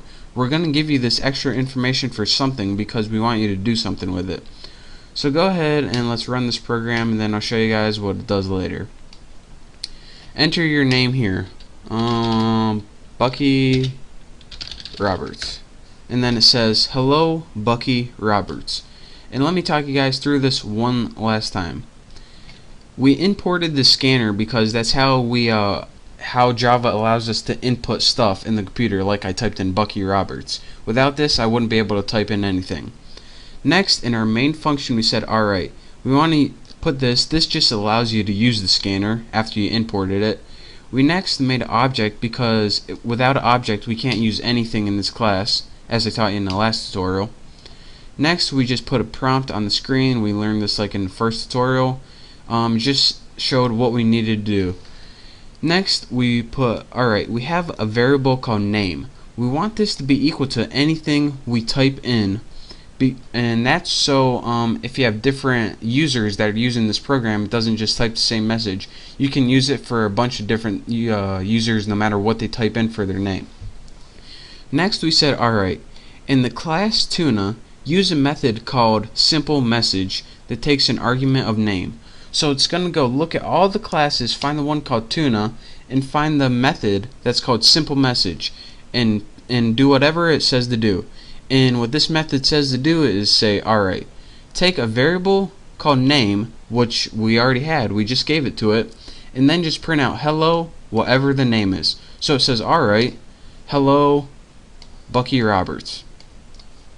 So that is how you use a method with a parameter, and that's what parameters do. It's just an extra bit of information that you might need to run a program. So again, that's your quick tutorial on how to use methods with parameters in a different class. So thank you guys for watching, and don't forget to subscribe to my channel for all my latest videos, and also check out my contests. So again, thank you, and I hope to see you in my next tutorial. What's up guys, it's Bucky. Welcome to your 16th Java tutorial. And in this tutorial I'm going to be teaching you guys how to use multiple methods and also something called instance variables when working with classes. So let's go ahead and open up our tuna class and clear anything out if you have anything in there. And let's go ahead, and the first thing I want to do is make a new variable called private string and just put girl name, because we're going to be making a program in this tutorial to output the name of our first girlfriend. So the first thing you probably notice is instead of public I put private, and this is because when you're working with classes, right now we have two types of variables, public and private. Public variables, any class can use that variable, but when you use a private variable, only the methods inside this class can use it. So the methods that we're about to build can manipulate and change and also access this variable. If we were in another class like this one over here, it couldn't use this variable in this class. So private means private inside this class. Only the methods can use it inside this class. So let's go ahead and make some methods. The first method I want to make is public void set name. And what this is going to do is set the name of whatever we put into it into the variable girl name. So of course we need a parameter string name. So now we have two variables, name and girl name. So let's go ahead and add some instruction for this method. We're going to put girl name is equal to name, and that's all. That's all we need for this method. And what this is going to do is this. Whenever we use this method in our main program, whatever we put in for the argument for this method, all it's going to do is make sure girl name is equal to name. So it's pretty much just putting girl name equal to whatever you typed in. Next, let's go ahead and make a method to access that. So let's go ahead and put public string, and this is the return type. Let me show you guys in a second. Again, we know public means access anywhere. The second thing after this is return type. And whatever your method does, it may or may not return something. This method is going to return a string. So that's why we need to put string. And if your method returns nothing, go ahead and put void. So now let's go ahead in our method body, let's go put return girl name. That's all. All it does is return girl name, which was made up here. Next, let's go ahead and make one last method, public void saying, and this is going to be our final output to the user. So all we need to put here is system out printf, and this is a new type of print if I didn't teach you before. What it does is take something like your make sure I'm spelling everything right. Your first girlfriend was %s, and whenever we use %s, it needs to know what string do I want to put in place of this. Well, we have a perfectly fine string right here in our get name, so let's go ahead and I won't copy that, I won't be too lazy. Get name. So it's going to say your first girlfriend was, and whatever girl name is as defined up here, that's what it's going to output. You'll see what it does later. But for now, let's go over to your apples one. Make sure you import your scanner and make a tuna object so we can access that class. And now let's go ahead and just put a basic prompt on the screen so we can tell the user what to do. System out print line, and what were we going to print? Just print something like enter name of first girlfriend here. Just any prompt will do, just so we're not lost, so the user actually knows what to do. And after that, go ahead and we need to make a temporary variable. So we need to put string temp. You can name yours whatever you want. I just name mine temp for fun. Input, and this is where we use our scanner variable. Next line with empty parameters. And again, whatever the user types in as their answer, it's going to be stored in the variable temp. So that's what this line does. This is just a prompt. This takes whatever they enter and stores it in the variable temp right there. Next, we need to do something with this. So let's go ahead and use our tuna object, and we need that to access set name. And of course, the parameters for this is going to be that temporary variable temp. So what it's going to do is take the name that they entered and set it equal to girl name right here. It's going to take it, which is name, set it equal to girl name. Now we need to do one last thing. Now that we got that name equal to girl name, all we need to do is do tuna object dot saying with empty parameters. And what this does is use the tuna object saying. What is this, you may ask? The saying just outputs on the screen your first girlfriend was, and it's going to be whatever they typed in for the name. So let's go ahead and run this, see if I got any errors. And I don't, so let's go ahead and enter the name of your first girlfriend. Mine was Kelsey. Go ahead and press enter, and it says your first GF was Kelsey, stands for girlfriend. She was a babe.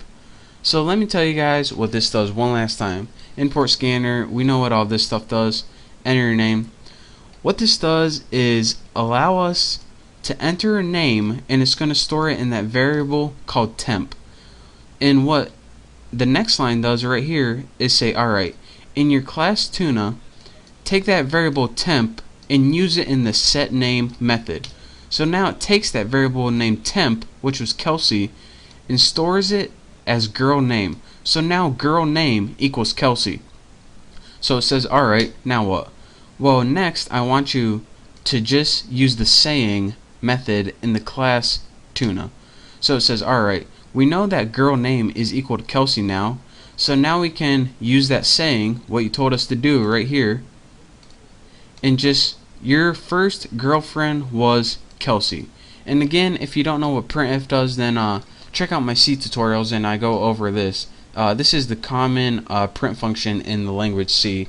Also, you can use it in Java, but this is just another way to print, so don't let it confuse you. So that is how you use instance variables and multiple methods. So again, you can use multiple methods in the same class.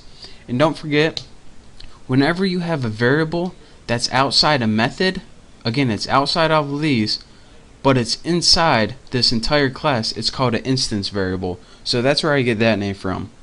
So I hope you enjoyed watching this tutorial. I hope you understand at least a little bit of it. So thank you guys for watching. Make sure to check out my next tutorial. I promise I'll be clearing this up for you. Don't forget to subscribe to my channel, and I will see you next tutorial. What's up guys, it's Bucky. Welcome to your 17th Java tutorial. In this tutorial I'm going to be teaching you guys about something called a constructor. Now what a constructor does is it allows you to initialize variables as soon as you create an object. So for example, whenever you created this variable right here, as soon as you created your object, let's go ahead and do that right now. Tuna, let's make one called tuna object like before, equals new tuna, and of course we had empty brackets. As soon as we did that and tried to use our object, such as tuna object saying, and what we would do if we ran this, it said your first girlfriend is null. And this would be because whenever we try to use girl name, it didn't have a value yet. Well, what a constructor allows you to do is give this variable a value as soon as you create your object. So let me show you guys how to make a constructor, and then I'll talk you guys through it one more time exactly what it does. Now, how you make a constructor is pretty much exactly how you make a method. The only difference is the method's name has to be the exact same thing as the class name. So let's go ahead and write public tuna, and as you can see, since we're working in a class called tuna, a constructor method has to also be called tuna. So let's go ahead, and what I want this to do is assign a value to this string variable girl name. So let's go ahead and write string name, of course, and I'm gonna have this do the exact same thing as this set name did. So girl name equals name. The only difference is, instead of having to call the set name method, we can just do it all as soon as we create our object. So let's go ahead, and now we have a constructor object that we're gonna, well, let me just show you guys what it does. So instead of before, whenever we use empty parameters right here, we can use those parameters to pass an argument such as Kelsey. Now let's go ahead and run this, and it says your first girlfriend was Kelsey. So that is really a simple way of how you can use a constructor. Let me talk you guys through this one more time, and then I'll show you guys another neat little trick.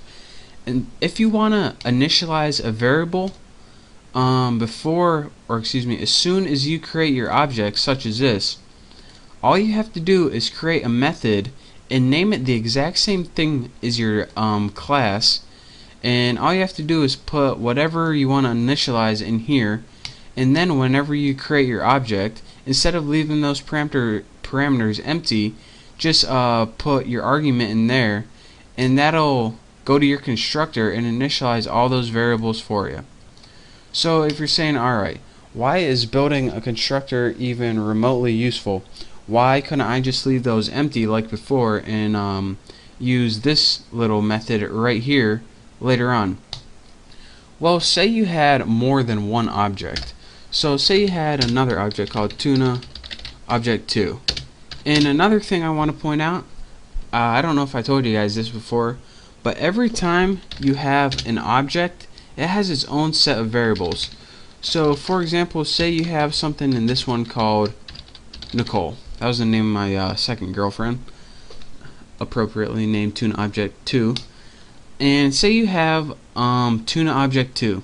This variable that is, what was it called, girl name, this is an entirely different variable than this. These two objects, they can't see each other's variables. So that's the kind of beauty of creating object. It gets its own set of variables.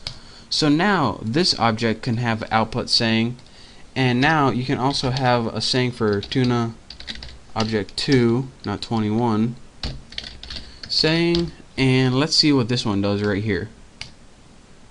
It says your first girlfriend was Kelsey, your first girlfriend was Nicole. So let me give you guys a rundown one last time. The first thing you did is create a constructor, and again you did that by naming a method the exact same thing as a class. What this constructor allowed you to do is allowed you, as soon as you created an object, and we created two of them right here, it took that value and passed it into girl name. And from there you can just use a girl name anytime you want to use that object. So it used girl name, which was Kelsey, in tuna object, and girl name, which was Nicole, in tuna object 2, and passed it into the method saying for both. So again, that's not as important as how to create an object, or excuse me, a constructor. And again, one last time, what a constructor does is it allows you to initialize variables as soon as an object is created. So that's your real quick tutorial on how to use a constructor and what it does, and we'll be coming across that later on, and it'll get easier and easier as I'll show you guys how to use it in a more useful application. But for now, I just wanted to show you guys the basics. So thank you guys for watching. Make sure to subscribe to my channel, make sure to check out all my contests, and I guess I'll see you next tutorial. What's up guys, welcome to your 18th Java tutorial. In this tutorial I'm going to be going over something called nested if statements and also else if statements. So I gave you guys a quick heads up on what an if and else statement was in a couple tutorials ago, but I'm going to give you a refresher real quick in case you forgot, and then I'm going to be getting into some more stuff that we're going to be needing later. So go ahead and make an integer. You can have it whatever you want. I'm going to name mine age and set it equal to something like, actually set it equal to 60. Next, let me remind you guys what if statement does. What if statement does is it tests a condition, and if that condition is true, so age is less than 50, it does a certain thing. So let's say if age was less than 50, which is not, we want you to print out on the screen. Let's make sure I got this typed right before I go any farther. If age is less than 50, then you're pretty young, so you are young. So it allows you to make a decision if a condition is true. And we also went over the else, and what this does is it gives it alternative unless that condition is false. So let's copy that because we're lazy, and let's put you are old. And let's go ahead and see what this does right here. It outputs on the screen you are old. So what this did, real quick, I'm not going to get in detail because I told you later, it looked at this variable called age and tested if it was less than 50. If it was going to print this, you are young. But it wasn't, so it printed this. And again, this is how you can give Java a way of making many choices or just one choice in this condition.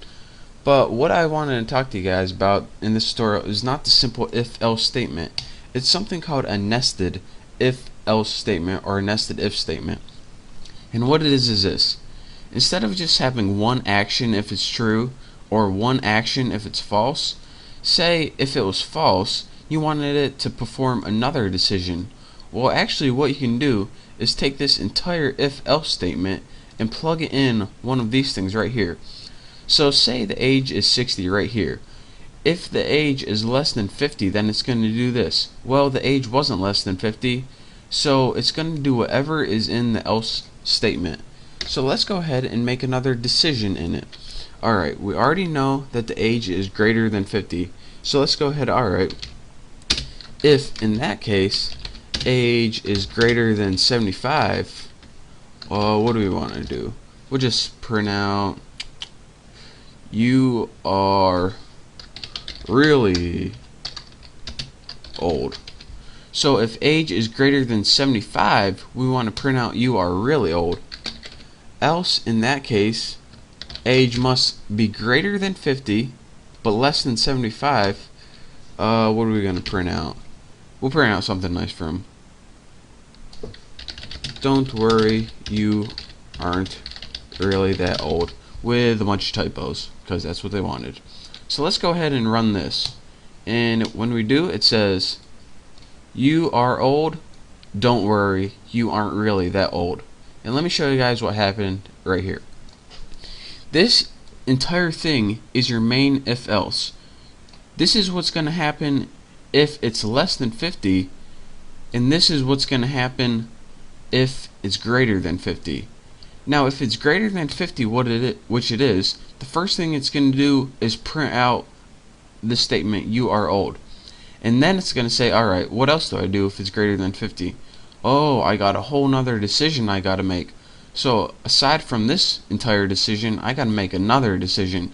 Is my age greater than 75? No, it's 60. Well, then I'll go to this one. Don't worry, you aren't really that old. So again, that's how you can embed an entire if-else statement inside another if-else statement. And you could have just as easily put this in the first one, but I decided to put this in else because that's where our decision led. So that's your quick tutorial on how to make what this is called is actually nesting. When you have one if-else statement inside another one, it's called nesting if statements or nesting if-else statements. So that's your quick tutorial on how to do that. In the next tutorial, I'm going to show you guys how to use something called else if. So make sure to subscribe. I'm looking forward to it, and I'll see you then. What's up guys, it's Bucky. Welcome to your 19th tutorial in Java. And in this tutorial I'm going to be going over something called an else if statement. Now what an else if statement is pretty much a way of giving Java many options. So in our last tutorial I showed you guys how to build an if statement such as this one, where we had a condition which if age was greater than 60, then we want you to do something like system out print line. I can copy that so I don't have to keep typing it. So if it's over 60, say you are a senior citizen. Let me type it right. There we go. So if statement allows you to give it one option. We also have something called else, which gives it another option. Say else if it's less than 60, you are a young buck. And when we run this, make sure we don't got any errors. It says you are a young buck. So again, a simple if statement, what this allows you to do is give it one option and an alternative option. But there's a way where you can do more than just two options. And you do this by, in the middle of if and else, you add something called a else if. And what this is pretty much a third option. So let's say, alright, if age is greater than 60, print this. Actually, let's put greater or equal to. Else, if age is greater or equal to 50, we want you to print you are in your 50s. And we can have as many of these else if statements as we want. So unlike last time where we only had one alternative, it tests to see if age is equal or where it stands in many different tests. So if it's greater than 60, do this. And if it's not greater than 60, then it must be less than 60. So else if it's greater than 50, do this. And we can do this all the way down. Actually, let's go ahead and just copy that, save us some time.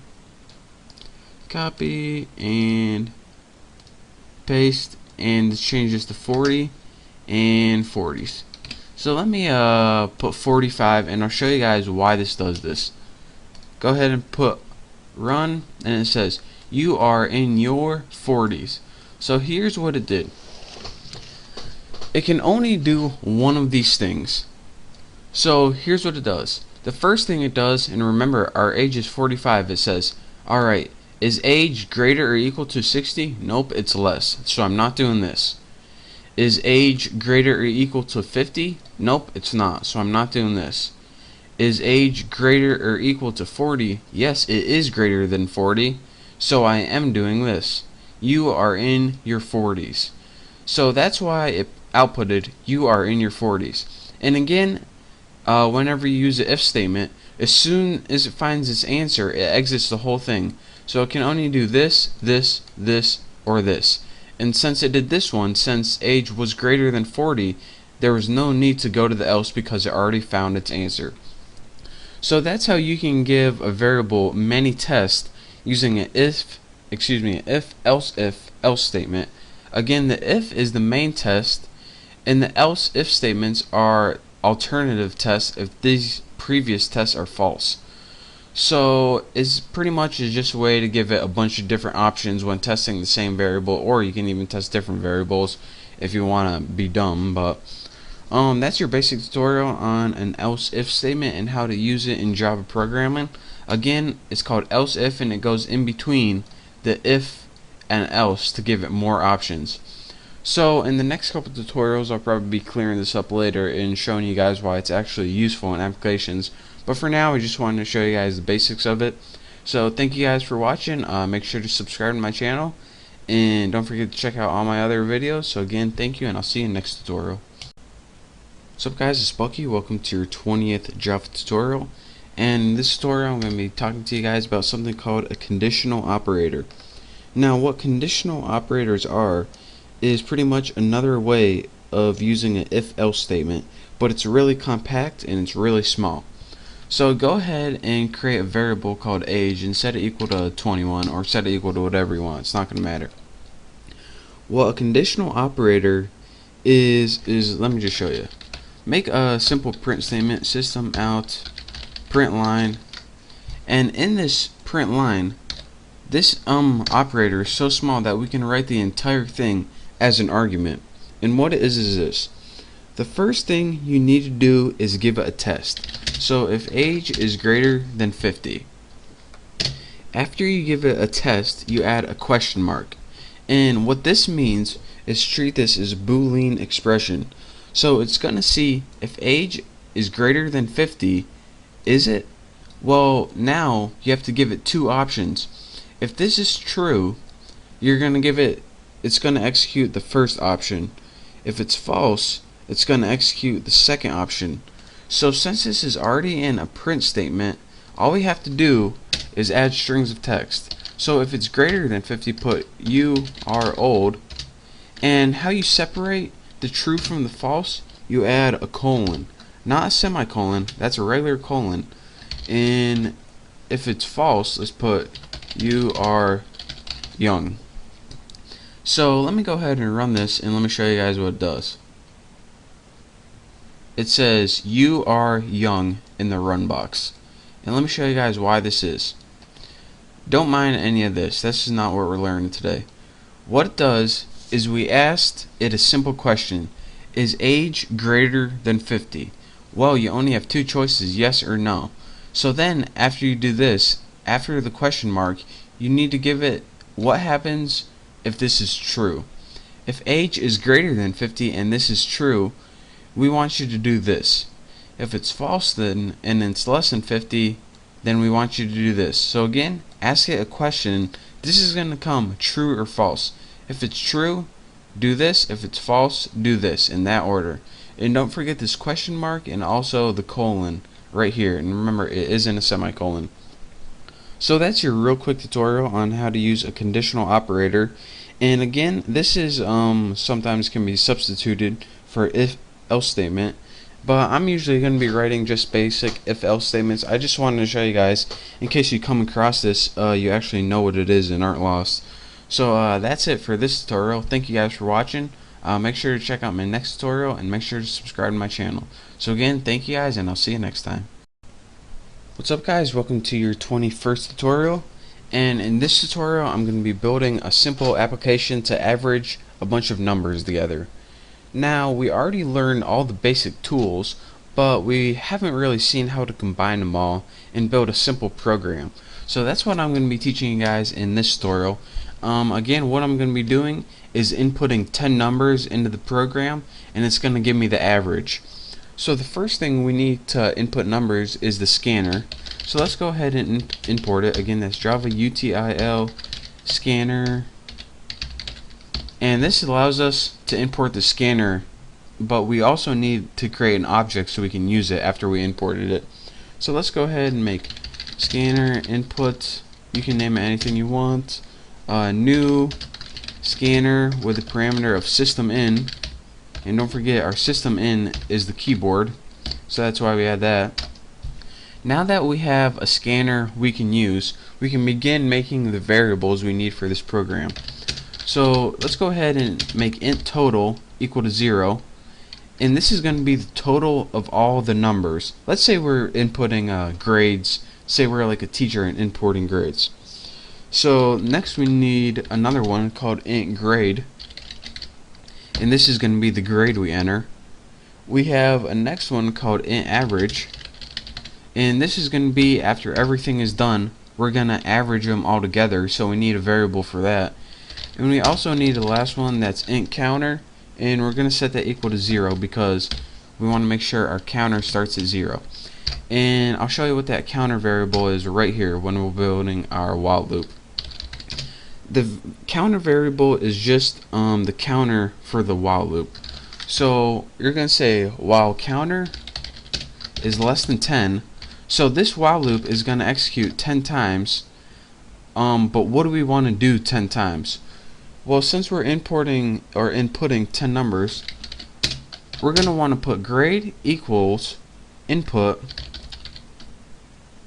next, excuse me, you need a dot since it's an object, next int with empty parameters. And what this does is this: it allows whatever number you input to be stored in the variable grade. So say you inputted a 3, grade is now going to be equal to 3, but that's not very useful unless we can add it to the total so we can average it later. So now we have total equals total plus grade. And what this does is take that grade and add it to the total of whatever it was before. And if you're saying, alright, how come you don't just put total equals grade? Because if you had like 30 in this before, it would now be equal to 3, and you want to add it to that 30, so it would be equal to 33. So that's what that does.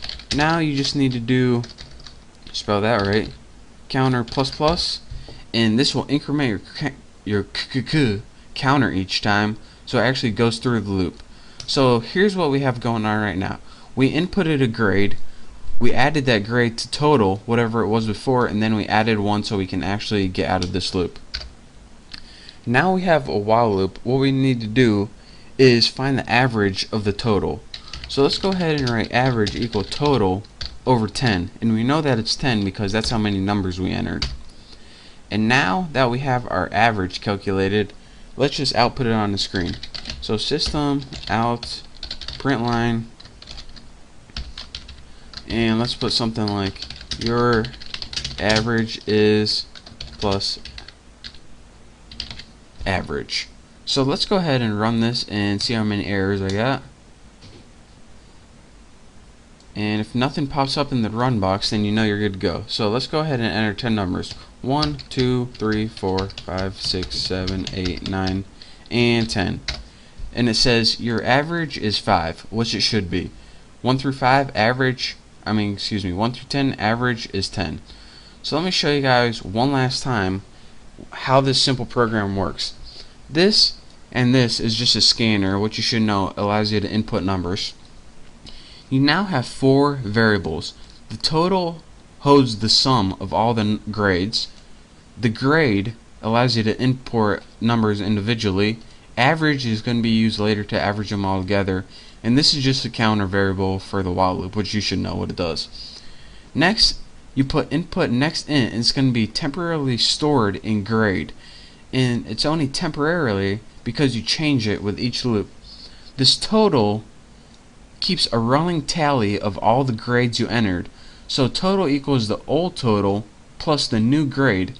So this gives you a new total each time that keeps adding and adding up. After you have 10 grades entered, you take the average of the total, which is the sum of all the grades, and divide it by 10. And after all of that, you just give the user a nice little prompt. The average is, and it gives you the average. So again, this is how you can build a simple program using the tools we have thus far. And again, you can add some if statements in here if you want. It says if grade is less than 4, do this. If grade is higher than 5, do that. But we'll get to that later. I wanted to teach you some more advanced stuff before that. So again, that's how you build a basic program. I know you guys were itching to build something. So there you go. Thank you guys for watching. Don't forget to subscribe to my channel. And make sure to check out all my other tutorials and for all my latest Java programming, all that good stuff. So again, thank you guys. Don't forget to subscribe, and I'll see you in the next tutorial. What's up guys, it's Bucky, and welcome to your 20-second Java tutorial. And in this tutorial, I'm going to be talking to you guys about a for loop. Now the last couple tutorials I've been going over while loops, and this was a different loop, but a for loop is something totally new. So let me show you guys what the syntax for this is. Go ahead and type for, and as you can see it pops up in purple, and that's why you know it's a built-in variable, or excuse me, a built-in keyword. And the for loop takes 3 arguments or 3 statements inside it. The first one is where you want the loop to start, the second one's where you want the loop to end, and the third one is how much you want to increment it by. So if you want step 1 at a time or 3 at a time. So let me show you guys. You need to use the variable 3 times. So the first statement, you want to initialize a counter variable, and let's go ahead and set it equal to 1. And this is because we want our loop to start at the number 1. The next one is the same thing you did in the while loop. It's the loop condition. So let's go ahead and put counter less than or equal to 10. So now our loop starts at 1, and it's going to go until it's less than or equal to 10. So it's going to go until 10. So next thing, we want to say how much do we want our counter to increment by. Well, we just want to go 1, 2, 3, 4, 5, 6, 7, 8, 9, 10, so we want to increment it one at a time. So it's going to start at 1. As long as it's less than or equal to 10, it's going to keep going, and we want you to go one at a time. So that's the 3 parameters your for loop takes. So now let's go ahead and write something in our for loop. Let's just write system out print line, and we'll just print the counter. Now let's go ahead and run this, see if we got any errors, and we don't. And as you can see down in our run box, 1, 2, 3, 4, 5, 6, 7, 8, 9, 10. And again, this happened because it started at 1, our counter variable. The next thing it did is ran until it was greater or equal, less than or equal to 10. Once it got to 11, it says, alright, am I less than or equal to 10? No, so I'm not going to do this loop anymore. And then I incremented it one at a time. You can also increment it like something like 3 at a time by pressing plus equals 3. Remember we learned that in one of the previous tutorials. Now, once you change the incrementer, instead of stepping by 1, it steps by 3 at a time. 1, 4, 7, 10. The next one's 13, which is outside our condition, so it proves false. But again, we can change the starting point. Say we wanted to start it at 6 and go until let's say 21. So now it starts at 6 and goes to 21 and steps by 3s. So let's go ahead and run this, and as you can see, 6, 9, 12, 15, 18, 21, and then it stops. So that is how you use the basics of the for loop. Again, it takes 3 statements or parameters. The first one is where you want to start. The second one's where you want to end, or it's going to run as long as this condition is true. And the third one is how much you want to increment by. So this is a variation. There's also the while loop and the for loop we learned this far. There's also a couple other loops that I'm going to be teaching you probably in the next couple tutorials. But for now, play along with the play around. There we go. Not play along with it. Play around with a for loop until you get good at it. And once you do, you're ready to move on to the next tutorial. So again, thank you guys for watching. Make sure to subscribe, and I'll see you next time. What's up, guys? Welcome to your 23rd tutorial. In this tutorial, we're going to be building a simple program. So now that we learned what the for loop was, I'm going to be building a program to calculate something called compound interest. And this is pretty much like interest if you put your money in like a savings account or something. It will allow you to see how much money you have in the future. What I'm going to be using it for is to see how many subscribers that I'm going to have in the future. So right now, if you're watching this tutorial, and I'm making this when I have about 10,000 subscribers, and I figured out that I gain 1% of my subscribers each day. So with that information, I'm going to be able to calculate how much subscribers, or how many I'm going to have in the future. So the formula for compound interest is this: A, which stands for the amount, and this is going to be what we're solving for, the future amount, equals P, which is the principal, which is 10,000, times 1 plus R. And again, R equals the rate, and all of this is to the power of, the power of n, and n is the number of years. So we want to solve for A, and what we need to do is find P, which is the principal, 10,000, times 1 plus 1% to the power of n, and this is the number of years. So if this sounds really complicated, let me show you guys how to do this using a for loop, and you will be substantially impressed, I promise you. So we need 3 variables: double amount, and we don't know what this is yet, so we're just going to leave it set to nothing. Double principal, and again, we're using double because we want to use decimal points. We can't use int because these aren't whole numbers. We need to use decimal points. So double principal we know what this is, 10,000, since that's how many subscribers I have to begin with. And don't put the comma there. 10,000. So we have the amount, the principal, and I told you guys the last thing they need is the rate. So double rate equals 0.01, since I'm gaining subscribers at 1% a day. So now that we have the amount which we're solving for, we have the principal, the value that I'm starting with, and the rate, 1% a day, we can go ahead and make a for loop to build this program. So go ahead, and all this for loop is going to do is say how long do you want to run it for. Well, let's go ahead. Int day, we want to start with the first day, and we want to go to day 20. We can go to whatever we want. Just put less than or equal to 20, and put day plus plus. And all this says is start on day 1. Give me all the information from day 1 to day 20. This is all this does. Now let's get to the good stuff. We want to solve for amount. So that's what we're going to be setting it equal to, since we don't know what it is yet. But we do know what the formula is for it. It's principal, and make sure you type these right.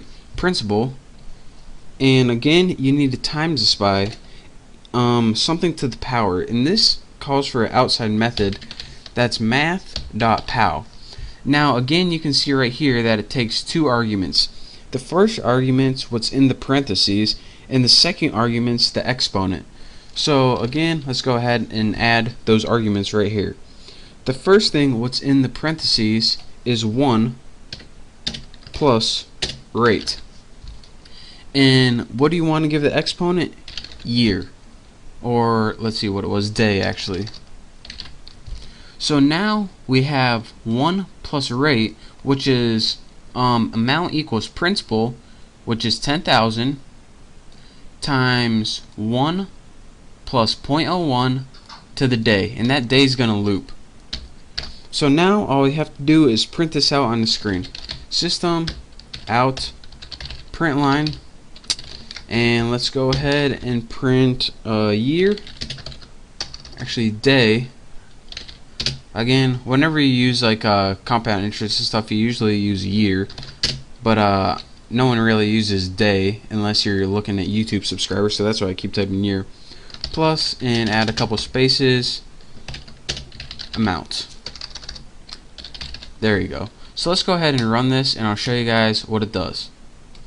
So now we have a list down here that says how many subscribers I'm going to have each day. So on the end of the first day, or after one day, I'm going to have 10,100 subscribers. That sounds about right. That's 1%. And as you can see, at the end of 10 days from now, I'm going to have 1,146 subscribers and a couple half subscribers here. And at the end of 20 days, I'm going to have over 12,000 subscribers. So that is how you can build a program to calculate something like investments or your mortgage payments or something like that. Again, let me show you guys how this works one last time, as I always do. We needed principles. We needed 3 variables because that's how many variables are in this formula. You need to figure out the amount, which we don't know yet, but we do know the principal, which is the starting point, and the rate. We want to set the amount, which we don't know yet. It equals the principal times 1 plus the rate, which is 0.01, times the day. And this is where the for loop comes in handy, because this goes 1, 2, 3, 4 all the way to 20. And next, we just output it on the screen. So again, if you're watching this tutorial, then Google what the formula for compound interest is, and you'll be able to follow along easier. It's kind of hard seeing in this unless you're looking at the formula. But that's pretty much how you calculate compound interest. So thank you guys for watching my tutorial. Play around with this, and I promise after you do it one time, you'll be an expert at it. So again, thank you guys for watching. I hope you enjoyed building a simple application. Don't forget to subscribe to my channel, and I'll see you next tutorial. So guys, welcome to your 24th Java tutorial. And in this tutorial, I'm going to be teaching you the do-while loop in Java. Now, what the while loop did, if you remember, is it had a test condition, and whenever that test condition was true, it executed the loop body. But what the do-while loop does is execute the body before it even gets the test condition, so you're guaranteed to execute the body at least once before you even check to see if you should be doing it or not. So the first thing we need in order for me to show you guys how to do this is a variable. Just make a variable called counter or something, set it equal to 0. Next, let me show you guys the syntax for the do while loop. Go ahead and write do, and then write something to do in your body of your loop. I'm just going to put system out print line, and I'm just going to print that variable counter, but I'm going to spell it right. And next, I'm just going to increment the variable counter so this loop actually ends. And now after you're writing your loop body, then you write the while condition. So you want to do this while your variable counter is less than or equal to 10. So let's go ahead and show you guys why this works. As you can see in the run box, it goes 0, 1, 2, 3, 4, 5, 6, 7, 8, 9, 10. Oops. So we had a counter that was initialized to 0, and it did print it out while the counter is less than 10. And if you're saying, alright, this looks an awfully lot alike, wait a minute, it looks an awfully lot alike, there we go, like the while loop. So if you're wondering why is this even different, let me show you guys. It only does this loop while the counter is less than or equal to 10. So what if our counter was initialized to 15 or something like that? Well, what it would do, since it doesn't check the condition until after the loop, is it executes this first, so it would print out 15, and then it would see, alright, I'm only supposed to do this while it's less than or equal to 10, so I'm not going to do it anymore. So let me go ahead and run this, and as you can see in our run box, we get 15. So that is the difference between a while loop and a do loop. Anytime you want to do something at least once, you use a do loop. Anytime you want to test it first and only run it if the test is true, that's when you use a while loop. But again, a do while loop guarantees you at least one run of your loop, and a while loop only runs it when the test is true. So that is how you use a basic do combined with a while loop to form a do while loop. That's what it's called.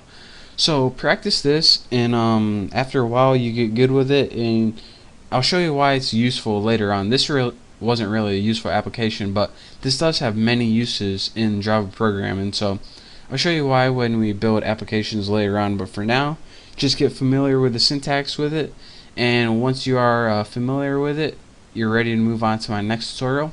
So thank you guys for watching. Don't forget to subscribe to my channel, and I'll see you next time. What's up guys, it's Bucky. Welcome to your 25th Java tutorial, and in this tutorial we're going to be going over different methods in the math class.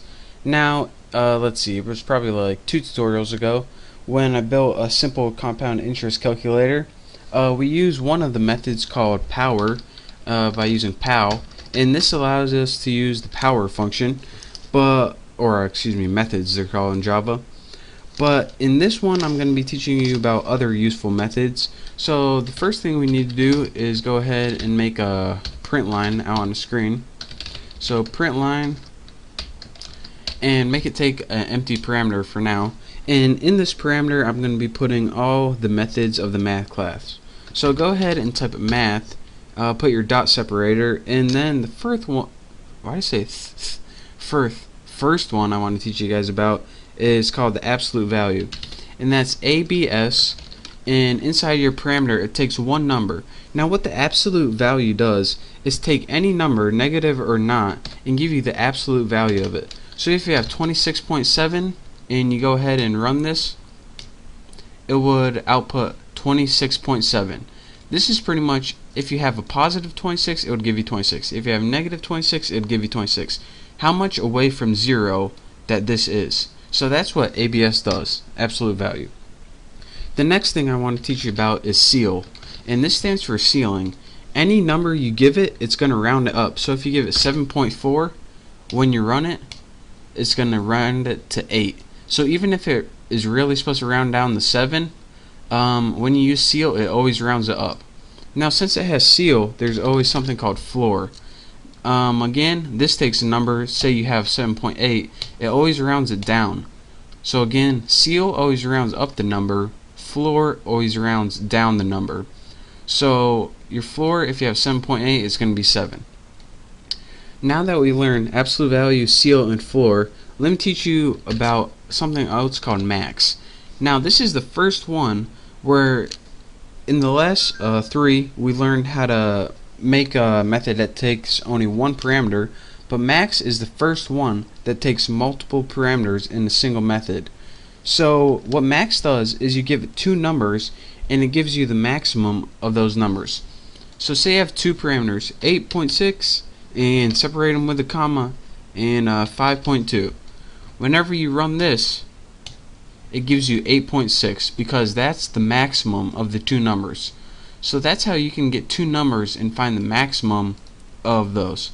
And again, whenever you have a method like that, you also have the opposite, and this one is called min. What min does is take the lesser of the 2 numbers. So let's run this, and the lesser of 8.6 and 5.2 is 5.2, right down there. So now we learn absolute value, ceil, floor, max, min. Again, our power function, which takes power, and say you want something like 5 to the 3rd power, you would use 5 for your first argument and 3 for your next one. Again, when you run this was the same one we used in our compound interest calculator. It gets 125, since 5 times 5 times 5 is 125. And the last built-in method I want to teach about in the math class is something called square root. In SQRT, that's what it stands for. It only takes one parameter, such as 9, and it finds the square root of that number. So when you run this, the square root of 9 is 3, outputs 3.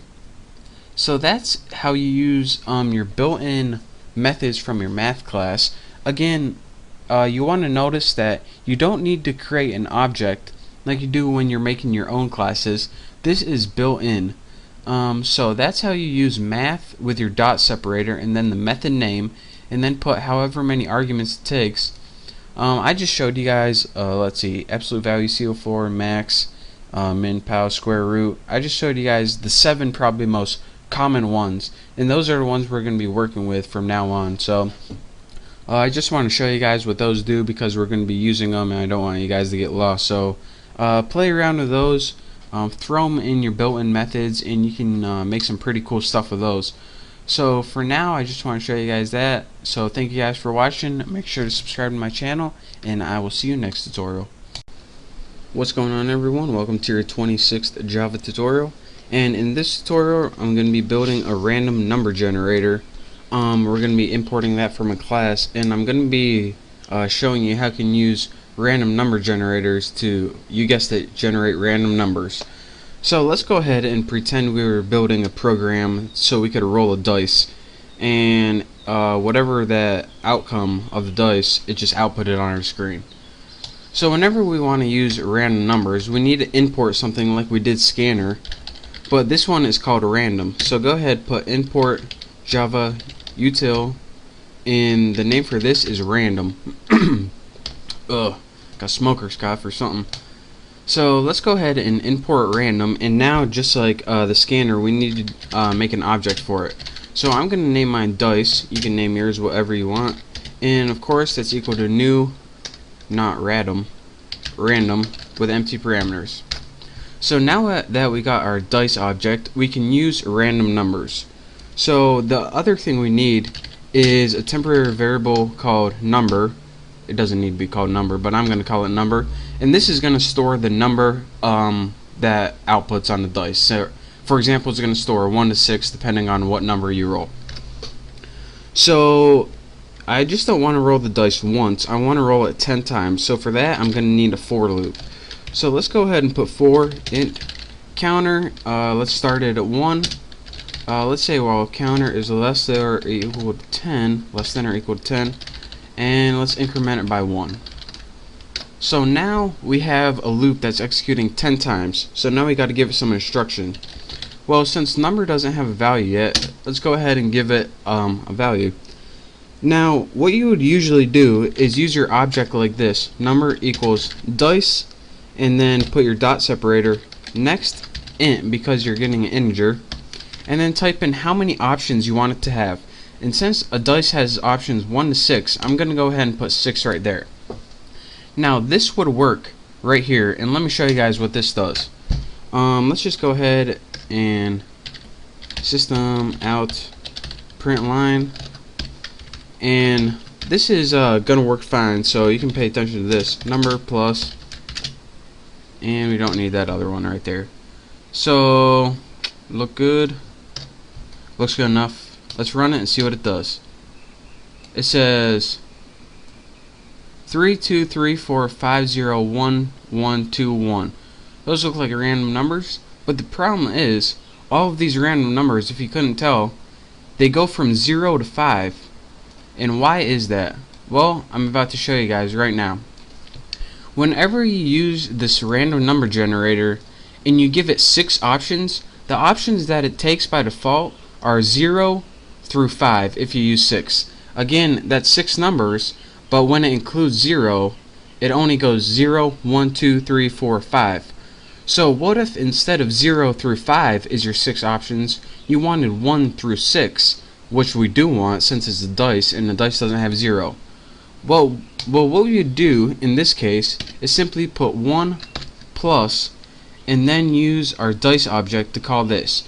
And what this does is it still uses the numbers 0 through 5 in this, but it adds 1 to them. So what it does is give the illusion that we're getting the numbers 1 through 6, excuse me. So now let's run this again and we'll see what we get. As you can see, there's no zeros, and you get 4, 1, 6, 2, 2, 4, 3, 1, 1, 2. And all of these numbers are in the range of 1 to 6, and that's what we want. So again, if you want to do this, all you have to do is list however many numbers you want in your range, and if you put 6 by default, it's going to give you 0 through 5, since all computer counting starts at 0. But if we want the numbers 1 to 6, we have to add this little 1 addition sign, and that takes 0 through 5 and adds 1 to them, or increments them over, pushes them all over by 1. So instead of 0 through 5, you get 1 to 6. So that's your quick tutorial on how to import the random class, how to make a random object called dice, and how to use that dice object to go fetch random numbers for you, and also how to add 1 to give yourself kind of a starting point. So that's how in slot machines or any program that uses random numbers that they make that. And we'll be doing some more complex things with this, but for now I just wanted to give you guys the core basics of a random number generator, and that's this. So thank you guys for watching. Copy this code and play around with it, and soon enough you'll be experts at it, I promise. So again, thank you guys for watching. Don't forget to subscribe to my channel, and I'll see you next tutorial. What's up YouTube? Welcome to your 27th tutorial, and this tutorial is on arrays. Now what an array is pretty much a variable that can store many values in it. So it's useful when you wanna have a variable that has a bunch of related information. And the thing about an array is that it can only store values of the same data type. So if you want to store a string and an integer in the same array, you can't do that. So the easiest way to explain what an array is just to build it and show you guys how it works and what it does. So I'm going to do just that.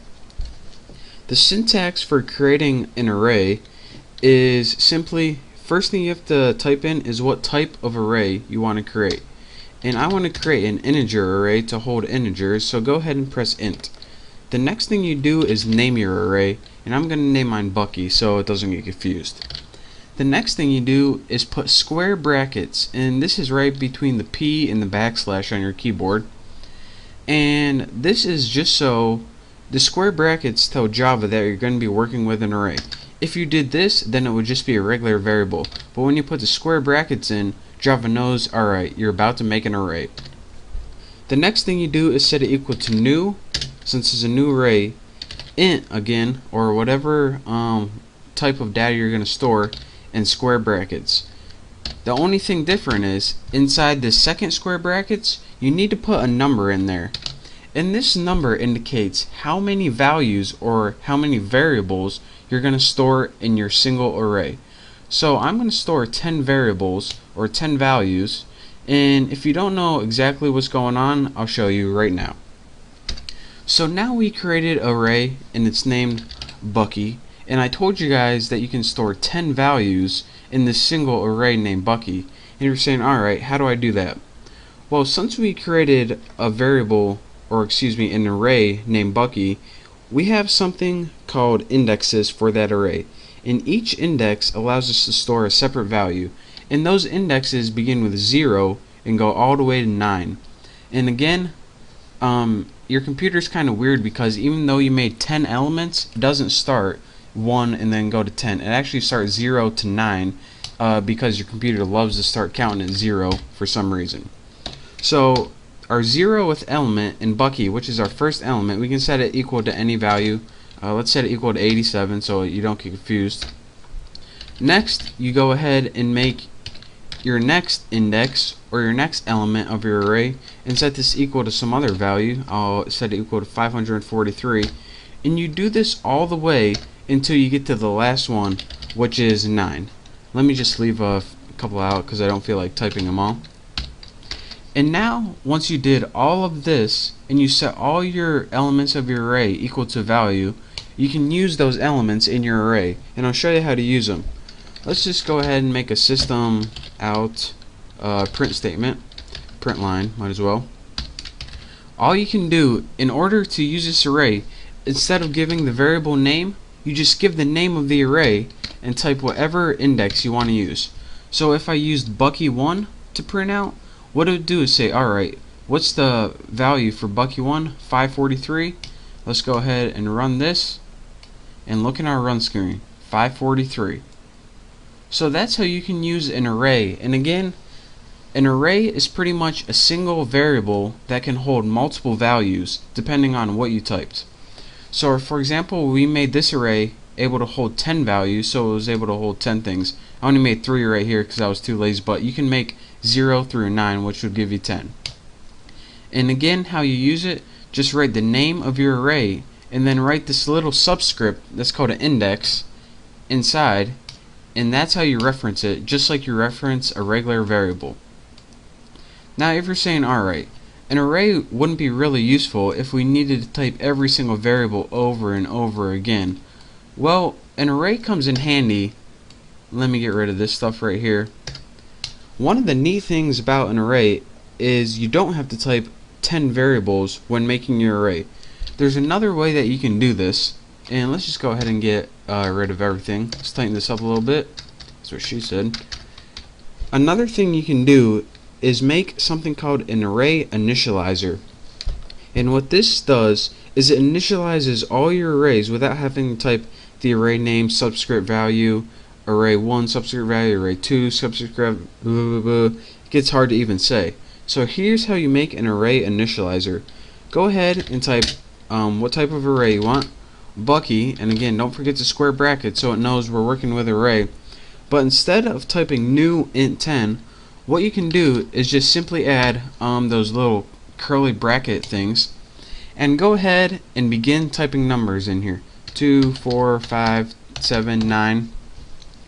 And what this does is instead of having to tell your array how many values you want to store in it, it automatically counts how many values you put in and assigns a subscript to each one of those. So instead of putting Bucky 0 equals 2, Bucky 1 equals 4, Bucky 2 equals 5, Bucky 3 equals 7, Bucky 4 equals 9, it automatically does that for you in this entire statement. So now whenever we use Bucky and say we wanted to use 2, again it would be Bucky 0, Bucky 1, Bucky 2. So Bucky 2 would be equal to 5. So let's see if we got it right. Run it, and as you can see, it outputs the number 5. So again, this is a different way that you can create an array using an array initializer. I don't even know what the first thing is called. I guess it's just called initializing or creating an array or something. But this is how most people do it, and create an array initializer, and then you don't have to go through the process of typing Bucky 0 equals yada yada yada. You don't have to do that a million times. All you have to do is type it in a nice little list, and it automatically does all the work for you.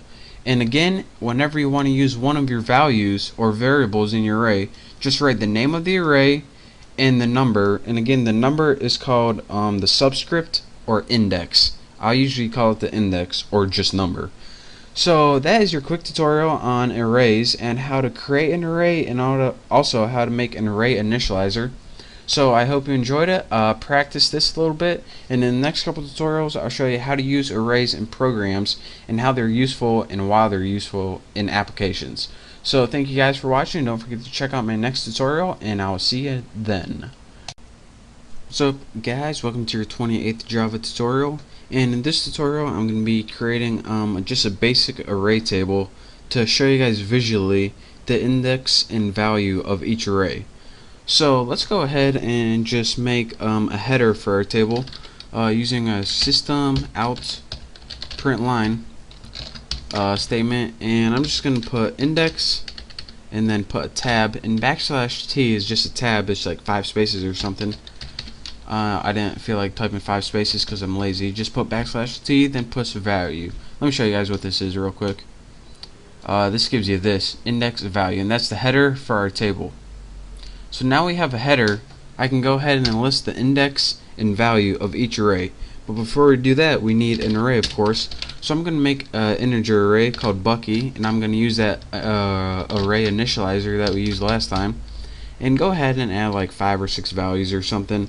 Add like 32, 18, 54, and 2.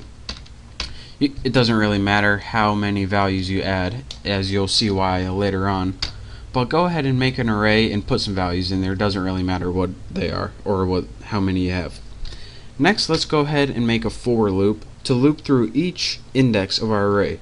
So let's go ahead and press for, and we want it to start. Let's make a counter variable before I keep talking. We want it to start at 0 because our array, our first index of our array is 0. Even though it might have 6 elements in it or 5, the first one is the 0th index, and you'll see why this is later on. And then the next thing you want to do is give it, how long do you want to go? Well, as long as it's less than however many are in your array. And this brings me to another point.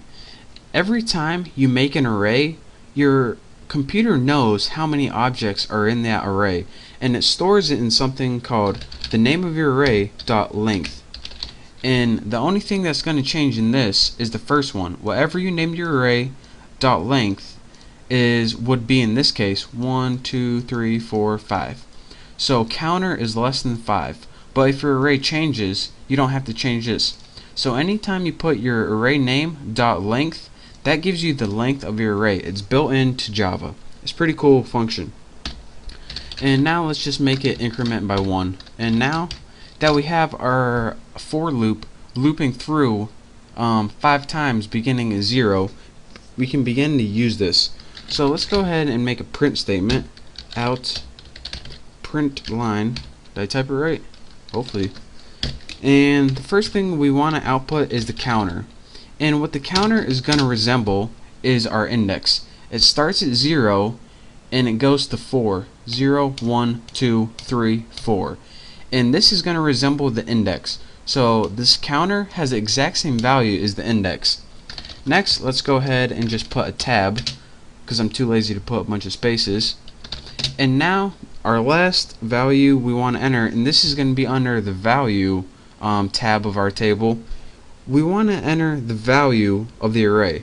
So Bucky, and in here we have the index, which is going to be counter.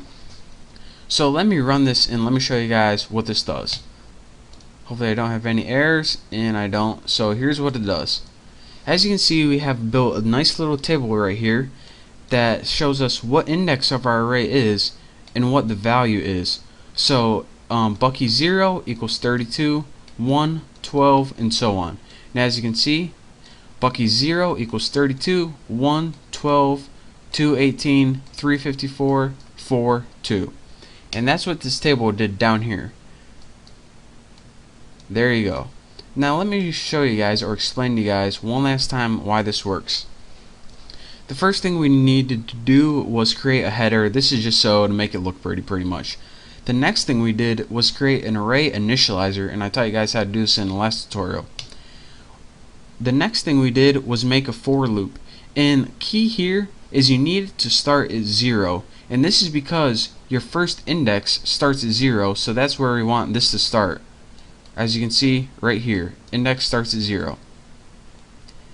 After that, what you did is enter a maximum for how far you want your counter to go, and your maximum depends on how big your array is, and you can get this by the special length thing I told you about, and of course you want to go through it one at a time. After that, you just output it on the screen, counter, which was the index, which was cycled 0 through 4, this thing, which just gave you a bunch of spaces in between, and Bucky, and then the counter inside it, or the subscript inside it. And whenever you did this, it referenced, say you reference Bucky 1, it would give you this value. Bucky 2, this value. Bucky 3, Bucky 4, Bucky 0. So that is how you build a basic table to, it pretty much is just a nice visual so you can see the indexes and values of your arrays. So that's pretty much all that does, and I hope you understood that at least a little bit. So thank you guys for watching. Don't forget to subscribe to my channel, and hopefully I'll see you in the next tutorial. What's up guys, it's Bucky. Welcome to your 29th Java tutorial, and I'm going to make a real quick tutorial this time by a request. I'm going to show you guys how to sum all the elements in your array, or to use all the elements in your array in any calculation. So let's go ahead, and in order to do that, the first thing we need is an array. So I'm going to name mine Bucky as usual. I'm going to make the array initializer, so you don't need to add the number, it'll do it for you. Say you wanted to average the ages of people. Go ahead and write however many elements you want in your array, it doesn't matter. I'm going to have, let's see, 1, 2, 3, 4, 5 people. These would be their ages or anything. Once you have an array, and I just use an object initializer, or excuse me, array initializer, go ahead and make a variable called a sum, or some variable you can use to keep your total of all your elements. And make sure to set it equal to 0, because that's what you want it to start out as. The next thing we need to do was, like last tutorial, we need to make a for loop. And this is going to loop through every element in the array. So of course, let's go ahead and make a counter variable. And since the first index of every array is 0, we want to start at 0. And then just do the little array length. So what's this? Bucky length. And this will give you the length of this array. That's the trick I told you guys how to do last time. And then go ahead and increment it by 1. After this, and you don't really need these curly brackets since it's only one line, but you want to take the sum and you want to add the previous number to it. So let's go ahead and do that. And what this is going to do is take whatever the value is and add it to the sum. So first it's going to take 21, add it to 0, 16 added to 21, 86 added to that, 21 added to that, 3 added to that.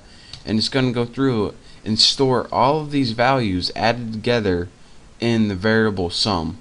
So then once we have all that, all we have to do is output it on the screen.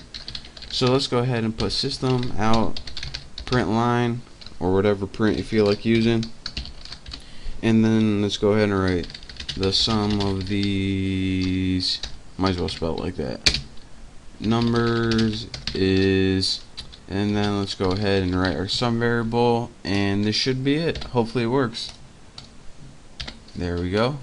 And let's go ahead and run this, and if it works, actually I forgot to put a space right there, but the sum of these numbers is 147 right there. And again, it displayed it like that because I forgot to put a space right there.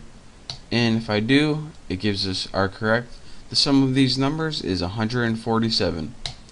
So that again, to recap one last time, go ahead and do your housekeeping like this. What you do if you want to use all these numbers in calculation, and again, you don't have to get the sum, you can multiply them together or anything like that. Just take a variable and just loop through your entire array using your for loop that I told you last time, and use your neat little math trick that I told you before to, in this right here, this will loop through each element in your array and get the value of it. So that is how you use this neat little summing of the elements of an array trick to get the sum or any other calculation you want when looking at your array. So thank you guys for watching. Hopefully now you know how to sum all of the elements in your array. I hope to see you next time, and don't forget to subscribe to my channel. What's up everyone, it is Bucky. Welcome to your 30th Java tutorial. And in this tutorial I'm going to show you guys how to build a program where you can take array elements and store them as counters. Now we already built a little random number generator where we rolled a dice and we stored those numbers, but in this program I'm going to make it a lot easier and show you guys how to do it with an array. So we're going to be building a dice, rolling it like 1,000 times probably, and storing how often each number pops up. So of course we need a random number generator, so let's go ahead and import Java util random. And now once we imported that, we can use it. So let's go ahead and put random. I'm gonna call my object rand and set it equal to new random, and we don't need any parameters for that. And now let's go ahead and make a frequency array. So just name it freak or whatever, not that kind of freak, this kind, and just set equal to new int 7. Now if you're saying, alright, there's only 6 sides on a die, why am I having 7 elements in my array? Well, we're creating 7 elements because remember the indexes go from 0 to 6. 0, 1, 2, 3, 4, 5, 6. Since 0 is included, that's 7 elements. And we're going to have an array index of 0 and 1 to 6 that we aren't going to use. We aren't going to use we aren't going to use 0, but we need 1 to 6. So that's why we need 7 elements, so we can get 1 to 6. If we only created 6, then it would go from 0 to 5. So now we can go ahead and make a for loop to roll the die 1,000 times. So let's go ahead and put for and just put int roll equals 1. We'll start at roll number 1, and let's put like roll, if you want to roll 1,000, just go ahead and put 1,000, and of course go ahead and increment it by 1. And again, this just loops this 1,000 times. So you should know that, but what I want to teach you guys is this: anytime that roll pops up, actually let me go ahead and write the line of code first, and then you can see exactly what's going on. Go ahead and take your frequency array and go ahead, you want to add 1 to something. You want to go ahead and put your random number generator in this, and ours was named rand.nextInt, and of course we want, let's see, 6. Now let me show you guys what this does. This is the most important piece of code in this entire program, and let me break it down from the inside out. This is going to give you the numbers 0 through 5, as you should already know. What this 1 does is shift it all over so you get the numbers 1 to 6 instead of 0 through 5. So if you're saying, alright, what's this then? What this does is add 1 each time that this hits that number. So for example, frequency 1, 2, 3, 4, 5, 6 are all set to 0 to begin with. If this rolls and on the first roll it gets a 3, then freak 3 is going to equal 1. If it rolls again and it hits a 3, freak 3 is going to equal 2. If it hits again and again and again, freak 3 is going to equal 4, 5, and 6. And it's going to keep count of all of the indexes, and every time that it hits that number, it's going to add 1 to that index. So let me go ahead and well, you'll see what this does. So the first thing I'm going to add is a header so you guys actually know what's going on. Let's go ahead and print line, and let's just print something like face, then add tab, frequency. I don't know if I spelled it right, but it'll do, pig. That'll do. 4, and the last thing we need to build is just something to output our data. So the only thing we have outputted right now is a header that says face frequency. Next we want to make a table to show you guys face, here's frequency. So let's go ahead, and again we need to start at 1, or remember the first number on the dice is 1, so face equals 1, and face, let's just have it less than freq dot length. Remember I showed you guys that in a couple tutorials ago, and just increment it by 1. And now what do I want to do in this loop? Remember this loop's going to go 1 to 6, and it's basically just going to make a table that has the list 1 to 6. So I want to put system out print line, not print line. Can't get it. Print line. There we go. Finally. And let's go ahead and put face, because that's going to be the first variable we want output is just the face. This is 1, 2, 3, 4, 5, and 6. The next thing we want output is just a tab to give some spaces, and then after that we want to output the value of each array index. So put your array, name your array right there, and put your indexes right there.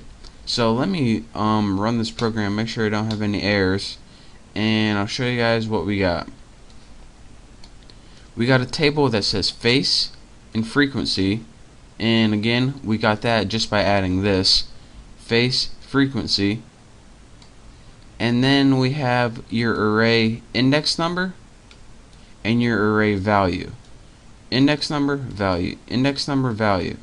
And again, if you're wondering, alright, I know right here we created an array with 7 and this equals 6. Well actually your array index, it starts at 0, but we just wanted output on the table 1 because we don't need 0 for anything. We could have added 0 right there, and when you ran it, it would give us this. It would give us 6 to 1, and it would give us 0. But again, since this dice doesn't have a 0, we didn't use it. So that's why 0 equals 0. So now you can see the number 1 rolled 160 times, the number 2 rolled 158 times, and after rolling the dice 1,000 times, here's the distribution of all that. So again, let me talk to you guys one last time and show you guys exactly what we did.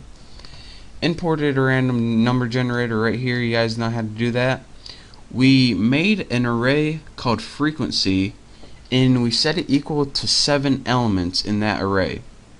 What we did right here was make a random number generator to roll the numbers 0 through 5, and we moved that over so it rolled 1 to 6.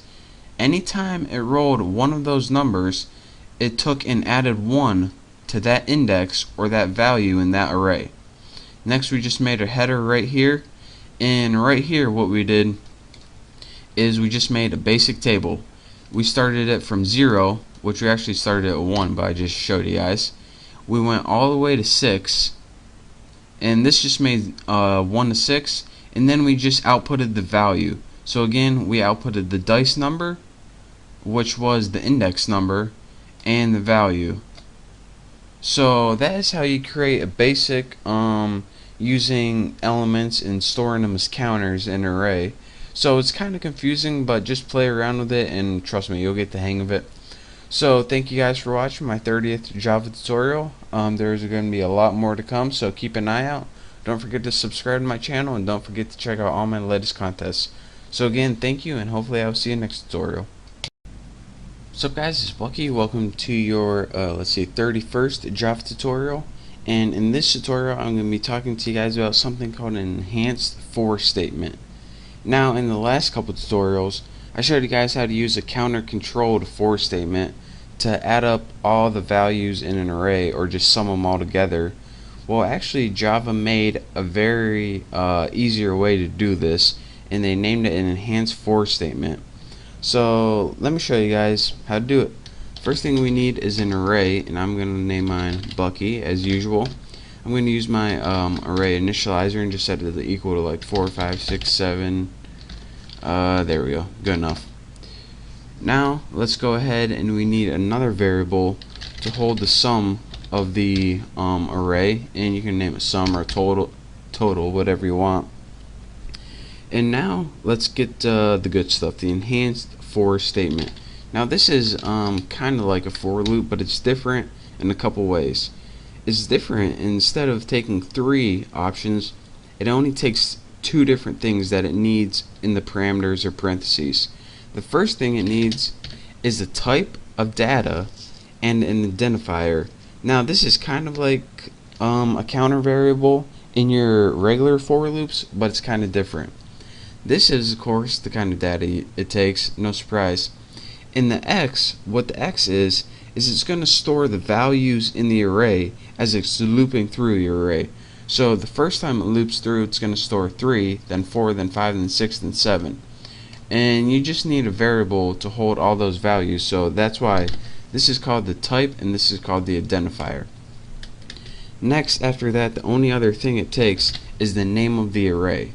Now if you're saying, alright, why do I have to name this array? In case you have more than one array in your program, one named Bucky, one named Tunafish, one named Dogwood, it knows what array you're talking about.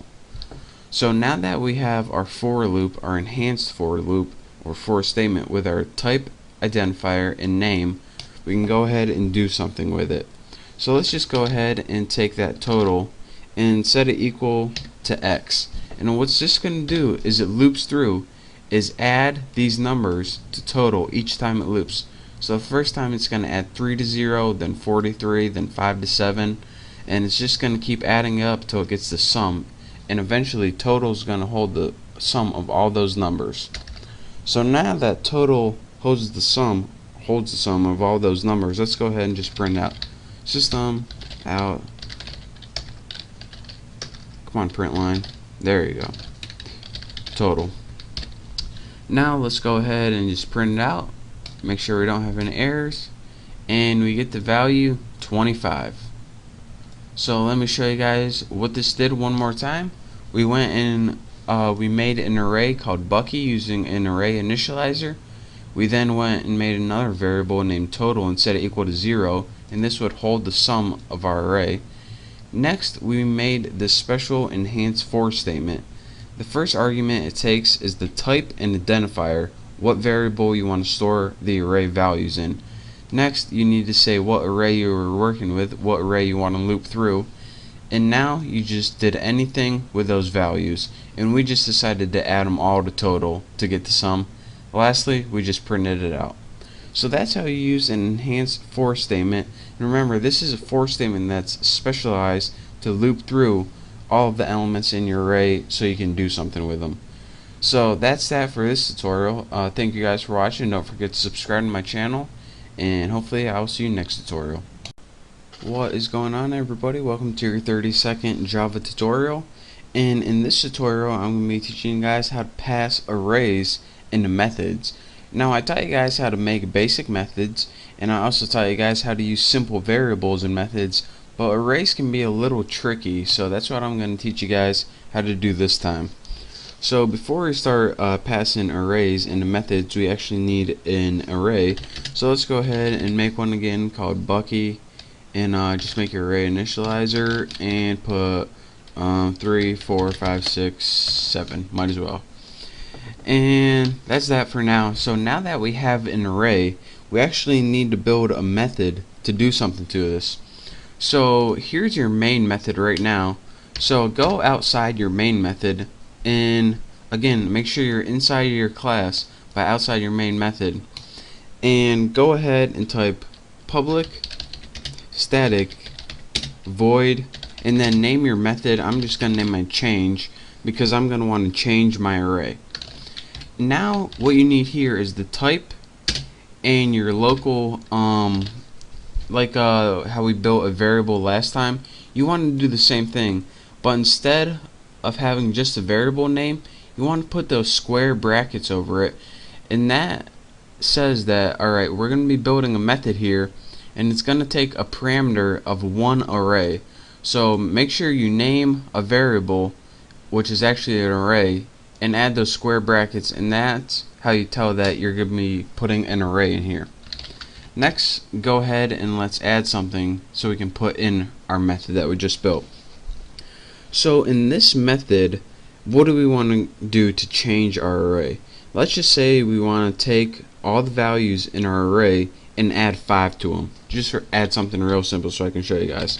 So just add a basic for loop to loop through it. But int counter, let me make sure I spell it right. Set it equal to 0 because that's the first index. Counter is less than x length, and remember that's a built-in thing that Java knows. And then just add 1, and let's just put x counter and plus equal 5. And what this does right here is it takes all the indexes in the array and adds 5 to each value of them. So again, you should know what this does already. Don't forget to put it in a separate method aside from your main one. So now that we got a separate method built, and again, the most important thing probably in this tutorial is in this parameter, in this method, make sure to have an array instead of just a regular variable. So now back in our main method, what we want to do is just call the method. So how you do this is put the method name, and in your parentheses go ahead and write the array name. So mine is Bucky. And again, since Java already knows how long it is, you don't have to put how many elements, like 4 or 5. All you have to put is the name of the array. Since this is Bucky with this many elements, just put Bucky, and it knows automatically how many elements it's supposed to pass into your array. So now our array is changed. So we made an array, we changed it, so now we just got to print it out on the screen so we can see it. So let's use that enhanced for loop that we talked about in the last tutorial. And once I get my parentheses, int y, again this is called Bucky, and let's just put system out print line, and we'll print y. So that should work, I believe. So let's go ahead and run this, and as you can see, the original array was 3, 4, 5, 6, 7, and our new array is 8, 9, 10, 11, 12. So it added 5 to the array which we wanted to do. So let me show you guys one last time what this does. We made an array like we did a million times called Bucky 3, 4, 5, 6, 7. We next said, alright, take that array Bucky and pass it into the method change, where it says, alright, where's the method change? Oh, it's down here. So I took that array. Now what am I supposed to do to it? Oh, take each of the values and add 5 to them. Alright, I did that. Now let's come back here. Alright, what do you want me to do next? Well, just print it all out on the screen, and we know how to do that from last time. So make an array, change it, print it out on the screen. And again, the syntax is a little different than making a regular method, so pay attention, especially that you don't need a number right here, and also that you need to define your array right here. So aside from that, it's pretty simple. So pay attention to that, play around with it, and get good at it. And then once you're good, you can move on to my next tutorial. So thank you guys for watching. I hope you learned at least some of this. Don't forget to subscribe to my channel, and I'll see you next time. What's up, guys? Welcome to your 33rd tutorial, and in this tutorial I'm going to be teaching you guys about multi-dimensional arrays. Now, people make multi-dimensional arrays whenever they want to do something like make a table in Java, or make something where you need coordinates. So again, or not again, for the first time, the syntax for making a multi-dimensional array is your array type, which is int in this case. First array, this is just the name of the array, and instead of just one square bracket, you actually add 2. The first one is for the row, and the second one is for the column. So how you create this is this, and this of course is a multi-dimension array initializer, and this is the easiest way to create multi-dimensional arrays. So you pretty much have your main array right here, But instead of just filling it with numbers 4, 5, 6, you actually fill them with other curly brackets where you can put something like 8, 9, 10, 11, and then anytime you want to go to a new row, just press comma, add new curly brackets, and put something like 12, 13, 14, 15. So what this would mean right here is you have an array with your first row being 8, 9, 10, 11, and your second row being 12, 13, 14, 15. So whenever these you want to call an element in your array, the first row, all of this, the first call is 0. So this would be first array 0, 1, first array 0, 2, like this. First array 0, 1, that's what I'm talking about when I say first array 0, 1, and this will point to this. And anytime you want to call something on your second row, it's first array 1, 0, first array 1, 1, first array 1, 2, 1, 3. So that's how you call elements in a multi-dimensional array. But what if you said, alright, I want to build a table, but I want it to have different column lengths. Can I do that? Sure can. So int second array, let's go ahead and create that. And instead of in your array having all the same row lengths, what you would do is this. Maybe in your first one you would put something like 30, 31, 32, 33, and then in your second row you would have something like 43, and then in your third row you'd have something like 4, 5, 6. So what this would do is create a table with 3 rows, 1, 2, 3. In the first row the columns would be 30, 31, 32, 33. In the second row it would only have one column, 43, and in the third row down it would have 3 columns, 4, 5, and 6. So again, how you would call or use the elements in this array, anytime you want to use this one, the first number you would put is 0, and then put the number of the element. So 0, 0, don't want to move that, 0, 0, 0, 1, 0, 2, 0, 3. This one would only have, you would be able to call 1, 0, and this one you'd be able to call 2, 0, 2, 1, 2, 2. So that's how you call elements in a multi-dimensional array. And actually in the next tutorial I'm going to be building a program to output this so you can see visually what I mean and how you create a table with rows and columns. And once you see it, it's going to make complete sense to you and it's going to be really easy. So that is the basics of a multi-dimensional array. Again, in the next tutorial I'm going to show you guys visually how to do this so it'll make a lot more sense to you. So thank you guys for watching. Please check out my next tutorial and I will see you then. What's up guys, welcome to your 34th tutorial. In this tutorial I'm going to show you guys how to create a visual table with our multi-dimensional arrays that we made in our last tutorial. So let's go ahead and make a whole new method to do this since it will be a lot easier. And go ahead and write public static, spell it right, void main, and actually it's not main, give it a name like display or something since it's displaying your array. And in your parameters, since it's going to be taking in a multi-dimensional array, just have it take one parameter in a multi-dimensional array. Easy enough. Now in the body of this display method, we're going to need to write 2 loops. One loop is going to loop through the rows, and one loop is going to loop through the columns. And actually the loop for the columns is going to be inside the loop for the rows.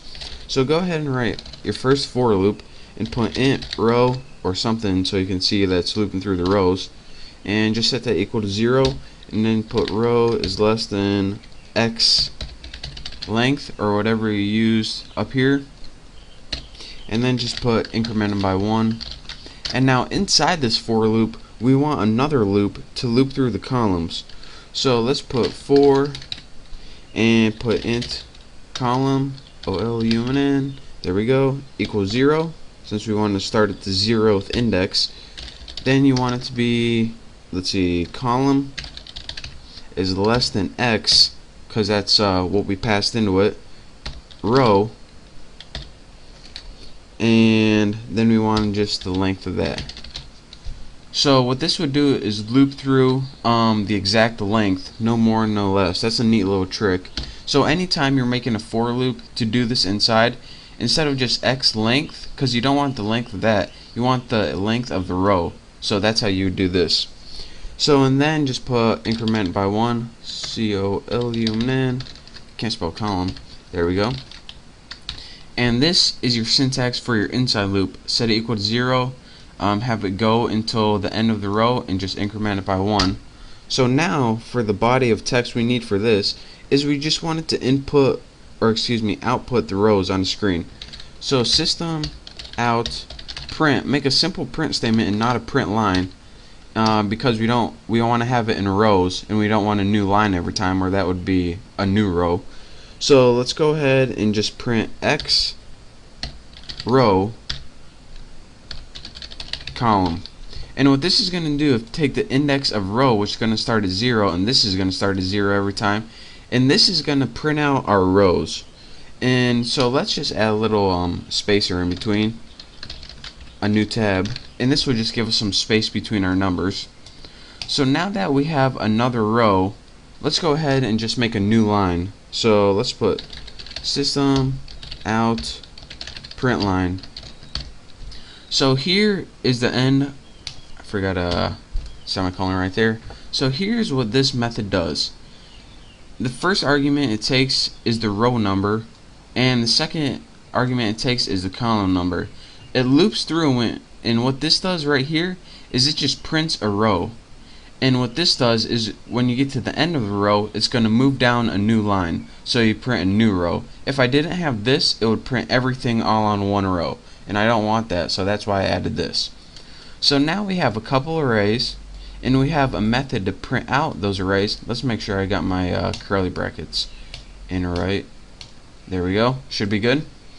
So now I have arrays, a method to print out those arrays. Now let's actually call that method. So all we would do, let's make a print statement so we see what's going on. Print line, and just put something like, this is the first array. And to call this, what you would do is simply put display, since this is the name of our method, and you want to pass it an array. So let's go ahead and put first array, and again, you don't need, I spelled array with 3 R's, yes I did. And again, you don't need to put any number of elements since it already knows.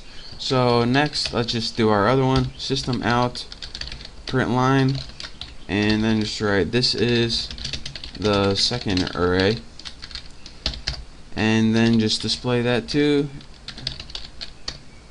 Not display second array. There we go. Should be good. So now let me run this, make sure it works, and I'll show you guys. And take note, in my first array there are 2 rows. The first row has 8, 9, 10, 11. Second row has 12, 13, 14, 15. And in my second row I have 3 rows with all different column lengths. So now if we look at this visually, in my first array, what's actually at first array, spelled that wrong, has 8, 9, 10, 11, 12, 13, 14, 15 in this row. And again, that's this in the first row and this in the second row. And in my second array, let's see what I got.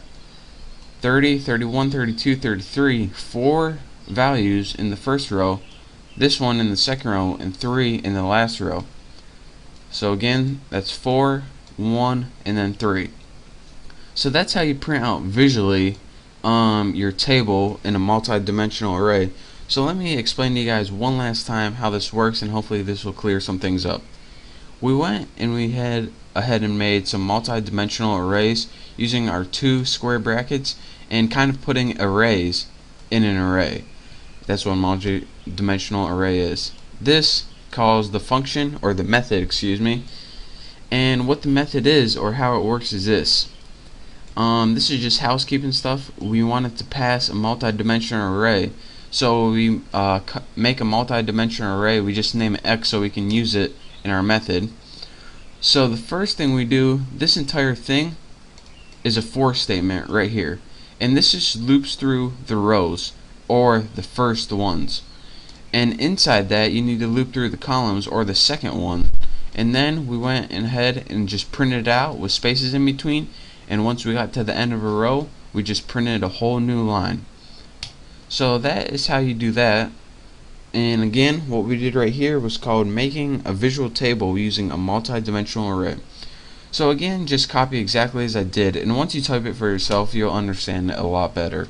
But for now, that's all I got for you for this tutorial. In the next tutorial, I'll probably do something a little bit easier but just as useful. So thank you guys for watching. I hope you subscribe to my channel, and don't forget to check out my next tutorial. What's up guys, welcome to your 35th Java tutorial, and in this tutorial I'm going to show you guys how to make a variable length argument list. Now I showed you guys how to build methods using multi-dimensional arrays and also how to build basic methods, but each time you did, you needed to tell it what arguments it took. But sometimes you want to build a method and you don't know how many arguments it took. So for example, say you want to build a method to average a bunch of numbers. Well, maybe you don't know how many numbers you want to average first, so you don't know how many arguments to give it. Well, in this tutorial I'm going to show you guys how to make a method that takes however many arguments you want. So let's go ahead and build a method outside our main method. Let's build a public static int, since it's going to be returning integers, average. And I just named it average. You can name it whatever you want. Now go ahead, and it's going to take an argument of integers, but you don't know how many. So anytime you don't know how many, what you do is put an ellipse, and that's 3 dots, and then put the name of the variable you want to use. And instead of putting int x, int y, int z, you just put 3 dots, and what 3 dots means is, alright, I'm going to be throwing numbers in here, but I don't know if I'm going to be throwing 2 numbers, 5 numbers, or 500 numbers. So dot dot dot means just do it, and I'm not going to tell you how many numbers. So now that we have that, that's a new thing I wanted to show you in this tutorial. Dot dot dot means you don't know how many arguments it's going to take. Let's go ahead and build a simple function. Let's just total all these numbers, so it starts at 0 since we don't have any numbers yet. Let's make an enhanced for loop. Set our variable equal to x, and it takes numbers in it, and let's just add all those numbers to the total. So total plus equals x, so it's going to loop through all those numbers and add them all to the total. So now after that we just need to return the average. So return total over numbers the length. So what this does, if you threw 5 numbers in here, it's going to return total divided by 5. If you only threw 3 numbers in here, it's going to return that total divided by 3. So number, which should actually be numbers, is what you passed into it, and the length of it is how many values. So that's how that works. So this is our method we just built. Now we need a way to output it on the screen. So go back to your main function so you can run this program, and just write system out, move my mouse, print line, and let's just print something like average, and then in here in your average method you can type however many numbers you want, 43, 56, 76, and 8. And let me go ahead and run this and show you guys. The average of this is 45. So that took 4 arguments, or 4 numbers right there. But let's say we wanted to add more, 65, 76, 2, and 31. Let's go ahead and run this. Does it still work? Yep. Interestingly enough, the average is only 44 for this. Interesting. So this is what this does. Anytime you want to build a method, this is the meat of this tutorial right here. Anytime you want to build a method that you don't know how many arguments it's going to take, so for example we pass like 4 the first time and 8 the second time, what you want to do is put what type it is, the ellipse, and then you just give yourself a variable that you can work with in your method. So again, that ellipse right there means I don't know how many it is, so I don't have to make it over and over again. So again, we just built the method right there and called it in our main function right there.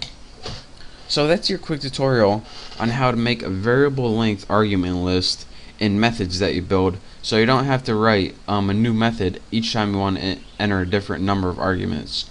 So practice that, and once you play with it a couple times, you'll get good at it. So thank you guys for watching. Don't forget to subscribe to my channel, and don't forget I'm gonna have this video able for free download. So make sure you do that if you want. So thank you guys for watching, and I'll see you next tutorial. What's up guys, welcome to your 36th Java tutorial, and in this tutorial I'm going to be showing you guys how to build a time class.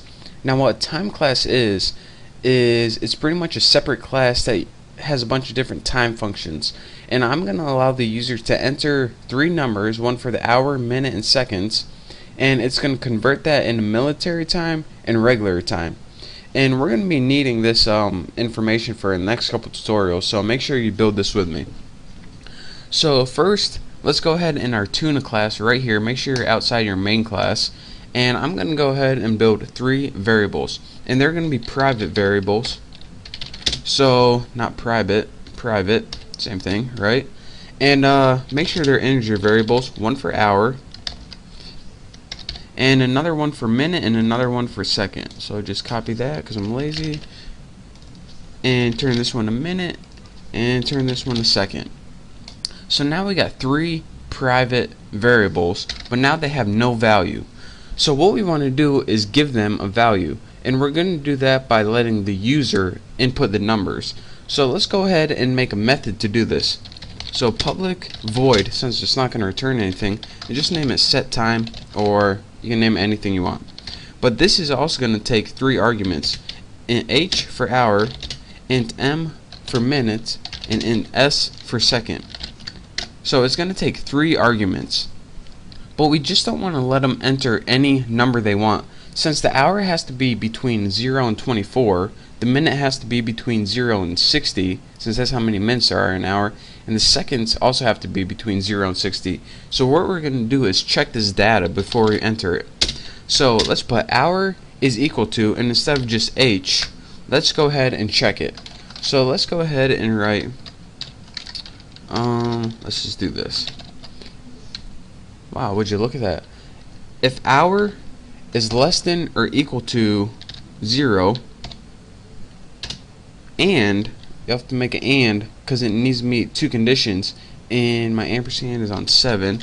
I put a bunch of stickers on my keyboard for After Effects, so now I can't see any of my symbols. I have to look at my laptop for it. So, and now if hour is less than 24, so if it's between 0, what the heck just happened there? I have caps lock on or something? No, just a funky little thing. Alright, now hour is less than 24. There we go, didn't mess up that time. So if these two conditions are met, and the question mark, are these two conditions met? Then hour. If not, 0. And why is this little green bar right here? There we go. Must have been something with my screen recorder. So here's what we're saying right now. If hour is greater than 0 and it's less than 24, then you can go ahead and use that number. If it's not, then go ahead and by default just put 0 so we don't mess up our whole program just because they entered the wrong number. So now we need to do this for minute and second. So let's go ahead and change minutes and change this to m, and change this to m and this to m. And then go to, guess what we're going to do next, second, and change this to S, and this to S, and this to S. And make sure this HMS matches whatever you put up here. And now don't forget to do this. Instead of 24, go ahead and change these to 60. I know, you got to change all this. It probably would have been faster just to type it by hand, but, well, we didn't, so too bad. So now that we got them to enter a time, and what this is going to do when we call this method right here, they're going to enter three numbers as arguments. So what we want to do is we pretty much set the time right there, but we have no way to display it yet. So the first way I'm going to display it is through military time. So, and that's the time where you can use like 12 to 24. So you'll see what it is later. So public string, since it's going to return a string, since it's going to display something, obviously, to, make sure I had to spell military right, and it's going to take no arguments since it's just going to display, and in the body I'm going to return string format, and remember our format takes two arguments. Oh, they already put them in for us, how kind. delete those. Kind but not kind enough. Why don't you fill in the rest of it for us? It's going to take, and remember in here you need to put percent, and where's my percent sign above the 5, O2D colon percent O2D colon percent O2D. Make sure I got that right. And what this is going to do is display the first one at 2 decimal places and then add a colon, display the second number at 2 decimal places, then add a colon, then display the seconds at 2 decimal places. And after that, let's just go ahead and add what we want to put in: hour, minute, second. And now that they're set right here, we can display them down here. So now just add a colon after that, and now we built everything we needed to. So now we can go to our main apples method right here, or apples class, excuse me, and we can begin building our objects. Since this was the tuna class, we need a tuna object for that. So tuna object, and remember you need an object so you can use the crap inside the class. So equal new tuna, and first let's just go ahead, and even though we didn't set a time yet, we can go ahead and display the military time just to see what it has for default. So system out, and let's just go ahead and print line and put tuna object to, what was it, to military. There we go, to military. And so we didn't set a time yet, so whenever we run this, make sure I don't have any X's anywhere, it should give us all zeros by default. So yeah, save those, and look at that. By default, we get all zeros right here. So now that I lost my screen recorder, oh man, hopefully it's somewhere in there. Whenever I run this program, my screen recorder goes behind my Java, so I have no idea what's going on right now. Oh well. Anyways, that's really annoying. But anyways, let's go ahead and set the time now. So tuna, hopefully you guys can see this, object, and now we can go ahead and press set time. And of course this is going to take 3 arguments, and let's go ahead and press something like 13 for hour, and 27 for minutes, and 6 for seconds. And now once you run this, system out, well, we can just go ahead and copy this since we're lazy. Copy. Once after we set it, we can go ahead and run this again, and hopefully if I don't have any errors, we can go ahead and see right here. The first one was 0, that was before we set the time, and the second one, when we set the time right here, 13:27:6, what that did is converted it all to military time. And now I can see my screen recorder, but still behind. So now, dude, my screen recorder is messing up. Gotta remember, fix that somehow. So now, let me show you guys what we did. In our set time 13:27:6, we went right here, passed these in right here, 13:27:6. It checked if 13 was between this, it was. We checked if 27 was between this, and 6 was between this. Since it was, it used all the values and set them into hour, minute, and second. And that was when we put print to military, which was pretty much a display method. It pretty much just put them in this format and displayed them out to us, as you can see here. So in the next tutorial, I'm going to be showing you how to use not military time, regular American time, or I don't know what it's called, just regular time, I guess. So thank you for watching. In the next tutorial, you definitely want to watch, because we're going to need that information probably for our next few tutorials. So again, thank you guys for watching. Don't forget to subscribe, and I'll see you next time. What's up guys, welcome to your 37th Java tutorial, and in this tutorial I'm going to be showing you guys how to use our time class to convert time to a regular string instead of military time. Since, you know, not everyone uses military time, some people just use normal time, like 1:30 p.m. So let's just go ahead, and I'm going to show you guys how to do that. So we first need to make another method, and I'm going to name mine public, but I'm going to spell it right eventually. There we go, right there. You got it, buddy. Public string, and let's just name it toString, since this is just a normal string. You can name it like toNormal or something if you want, but you know what? I don't. So I'm going to name mine toString, and now we got a new method built. And what we want to do here is just return a basic formatting string. So let's go ahead and return string, just like last time. Move my cursor out of the way. Format. Why am I not typing it right today? And now, once we do that, it's going to let us format this string how we want it. So the first thing that we need to do is, let me make sure I don't got anything messed up. String format. Looks good. First thing we need to do is give it the format we want to put our time in. So for the first one, for the hour, we just want %d. For the minute, we want %02d. So %02d. And this is because the minute always has 2 decimal places. For the second, it's the same one, %02d, or 02d, excuse me. And for the AM or PM, we just want a string since it's just letters. So now, for the hour, we need to do something weird. We need to check if it's 0 or 12, then put 12. If not, then put the, well, you'll see what we do. So in here, go ahead and in your, well, just do as I type. If hour is exactly equal to 0, or if hour is exactly equal to 12, then what do we want to do? Well, let's just go ahead and put 12 for that. If not, else, if it isn't, then just go ahead and put hour modulus 12. Let me go slide this over a little bit. Maybe that'll be easier for you guys. So what we're doing here is saying, alright, if they put 0 or 12 for the hour, then go ahead and put 12. If they put anything else, then divide it by 12 and give our remainder. So if it's 13, put 1. If it's 8, put 8. If it's 14, put 2. Simple enough.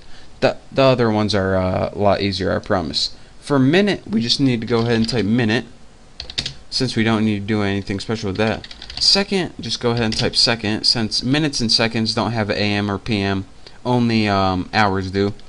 So now it brings us to my last point. We need to check whether it's AM or PM they're talking about.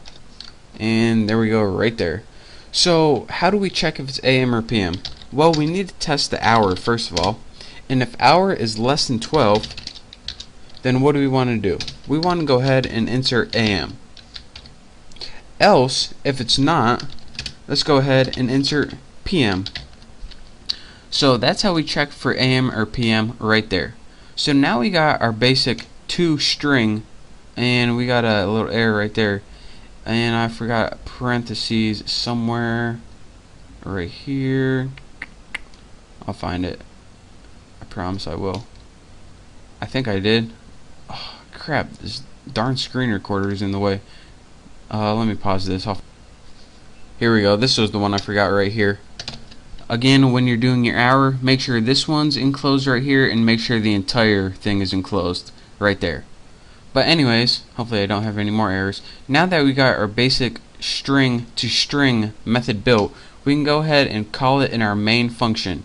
So let's just go ahead, and right here we called the military one, and we can go ahead and copy this, and we're not going to use it again. I'm just too lazy to type toString.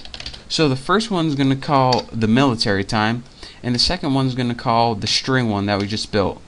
And by default, this is 0, and by default, this is 12. And if you're saying, alright, why isn't this 0, and why is it 12? Well, I'll show you right here. And right here, where we put, if hour is 0 or 12, then put 12. And it was 0, so it put 12. Since when you're looking at regular time, there's only 12 o'clock, and then it goes right to 1 o'clock. There is no 0 o'clock.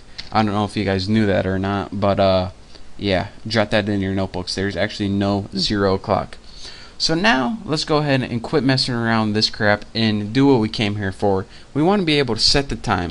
So let's go ahead and put tuna. Actually, we probably want to put tuna object. And let's go ahead and use our set time function, and we want to enter 3 parameters. The hour, and we'll go ahead and change that to 13, which should be 1 o'clock in regular time.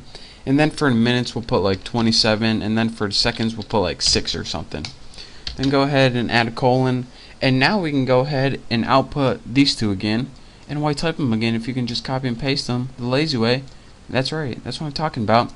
And now let's just go ahead and let's just go ahead and output it. Simple as that. So here's what we got. Here's our defaults that we got from last time before we set the time, and then we set the time. In military time, it was 13 o'clock. 1300 hours, 27, 6 seconds. In regular time, it is 1 o'clock or 1:27 and 6 seconds p.m. So that is how you use. Here, let me recap this one more time. What we did is we pretty much just outputted the defaults on the screen. Then we went ahead and called set time, passing the parameters 13, 27, and 6. So it took 13 hours and converted it to hours. What was the next one? 27 and stored it for minutes, and 6 and stored it for seconds. It outputted that in our military format, and then it outputted that in our regular string format. So that is your basics of your time class right there. And make sure that you copy all this and follow along with me, because in the next tutorials I'm going to be teaching you new stuff, not about time, but we're going to be using this code right here. So make sure you copy all this and make sure your programs are working, and if they aren't, then leave a comment on this video and I'll try to answer it for you. So thank you guys for watching. Don't forget to subscribe. I hope you learned a little something, but not too much, and I will see you next time. What's up guys, welcome to your 38th Java tutorial. And in this tutorial I'm going to show you guys how to control access to different variables in other classes, and also what the this keyword means in Java. So let's first of all talk about access to these private variables right here. Now what private means is that these variables are private, meaning that only these methods have access to it. Only these methods in the same class, this tuna class, can use these variables. So what if we try to use these private variables in another class, like our apples one? Well, let's go ahead and try to do that right now. First of all, we already made a tuna object to use all the stuff in that class, but let's go ahead and try to use something like hour right here. If we go ahead and try to use hour and change it to like another number, we get this little error right here, and if we were to run this, we'd get a compilation error, so I don't want to do that. So what it says is the field tuna hour is not visible, and that is because instead of public it is private, again meaning that only these methods right here can use it. So if we want to change that and put it so these variables can be used in any class outside, we need to change that to public. And now you can see my little X went away. So now I can use a class outside to change the variables in another class. So let's go ahead and change it back to private, and make sure you spell it right, that's kind of important, and go ahead and delete this. And that brings me to another point, what the this keyword is in Java. So what if you're saying that, alright, I got 3 variables in this class named hour, minute, and second, but also in my constructor, or this doesn't even matter, it can be a constructor or just another function, or excuse me, method. I've been talking about C++ for too long. Changes the hour, minute, and second. So now we probably need to change these too, don't you think? Minute and second. So what if we were to say that these variables in this method inside this class were the exact same as these variables right here? So in other words, if the constructor or any other method uses names or variables identical to instance variables, then when you run the program, what's it going to do? Well, let's go ahead and see right now. I guess we don't need this anymore, but we'll keep it anyways. Let's go ahead and run this, and as you can see, we get 1 2 3 1 2 3, and then we set the time, which doesn't matter anymore. Then we get 1 2 3 1 2 3. So my point is this: anytime you have the same variables in a method or a constructor, which are the same thing, Java looks to these variables, the local variables, instead of these right here. So if we're saying, alright, that's good and all, and by the way, you should never name these variables the same as this. This is just for knowledge, but anyways, So what if we want to use these variables, the 4, 5, and 6 instead? Well, if a method contains a local variable with the same name as the field names right here, then the method is always going to look at the local variables instead. It's always going to look at these instead. And that is, there is only one way to kind of overpower this, and that is to use the this reference to refer to these variables instead. So, for example, you know we had 1, 2, 3, 1, 2, 3, 1, 2, 3, 1, 2, 3. Well, if we use a little keyword called this instead, then it's going to refer to these variables. So this hour, this minute, and this second. And this pretty much means this method right here that we're talking about. So anytime you use this, it says, alright, don't use all these, use this right here. And I'm sure that's a tone when he was creating this. Use this one right here. I'm sure he said that. So now if we go in our main apples program and go ahead and run it, we now get 1, 2, 3, 1, 2, 3 before, 4, 5, 6, 4, 5, 6. So that is using these local variables instead of these private ones right here. So again, anytime you want to use the variables in your method instead of the variables outside your method, if they're named the same thing, you need to use the this keyword. And that says, alright, use these ones right here, or use this ones, not here, that doesn't even make sense, but you know what I mean. Use them locally instead of far apart. So again, it's easier just to see and play around with it, and once you do, you're going to understand what this means. Wow, that's like a little joke. And anyways, hope you understand at least a little bit. In the next tutorials, I promise I'll be clearing this up for you. It's kind of confusing right now, but keep an eye out for my next tutorials. Don't forget to subscribe, and I'll see you next time. What's up, guys? Welcome to your 39th Java tutorial, and in this tutorial I'm going to be talking about overloaded constructors. Now, you guys already know what a constructor is. It's pretty much a method with the same name as that class, and whenever you create an object, it automatically calls that method or does that method. So I told you guys how to build a constructor, and I told you guys that you can build only one constructor with the same name as the class. But I didn't tell you guys that you can build multiple constructors, and depending how many arguments you have, it picks what constructor to use. For example, if you called that object with one argument, it would have a constructor for that. If you called that object with 3 arguments, it would have a constructor that took 3 arguments. So let's go ahead and do this right now. So we first need our 3 variables, private int hour, and then we need that same thing. Let me put a semicolon instead of colon. We need that same variable with minute and second. Minutes and second. Now let's go ahead and build our first constructor. And we do this by putting public tuna, since tuna is the name of the class, and I'm not going to have any arguments for this one. We're going to do one with 0 arguments, 1, 2, and 3. So when you put one with 0 arguments, what we want to do is eventually we want to give it 3 arguments. So what we would do is put this keyword, and what this does is pretty much invoke the constructor again, but give it 3 arguments this time using 0, 0, and 0. So now we need to build another constructor. So public, actually we can probably just copy this. Copy, we're lazy, and paste. Public tuna, but instead of 0 arguments, this one, if they pass in 1 argument, what are we going to do? Well, if they pass in 1 number, then let's just assume it's the hour. So we put this hour, so if they passed in object 5, it's going to be 5 o'clock, then 0, 0. So now let's build another one, and this one's going to have 2 arguments. This one's going to have an hour and a minute.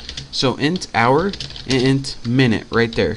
So now what we want to do is invoke hour and minute, and again what this is going to do is call this constructor again, but pass it 3 arguments right here.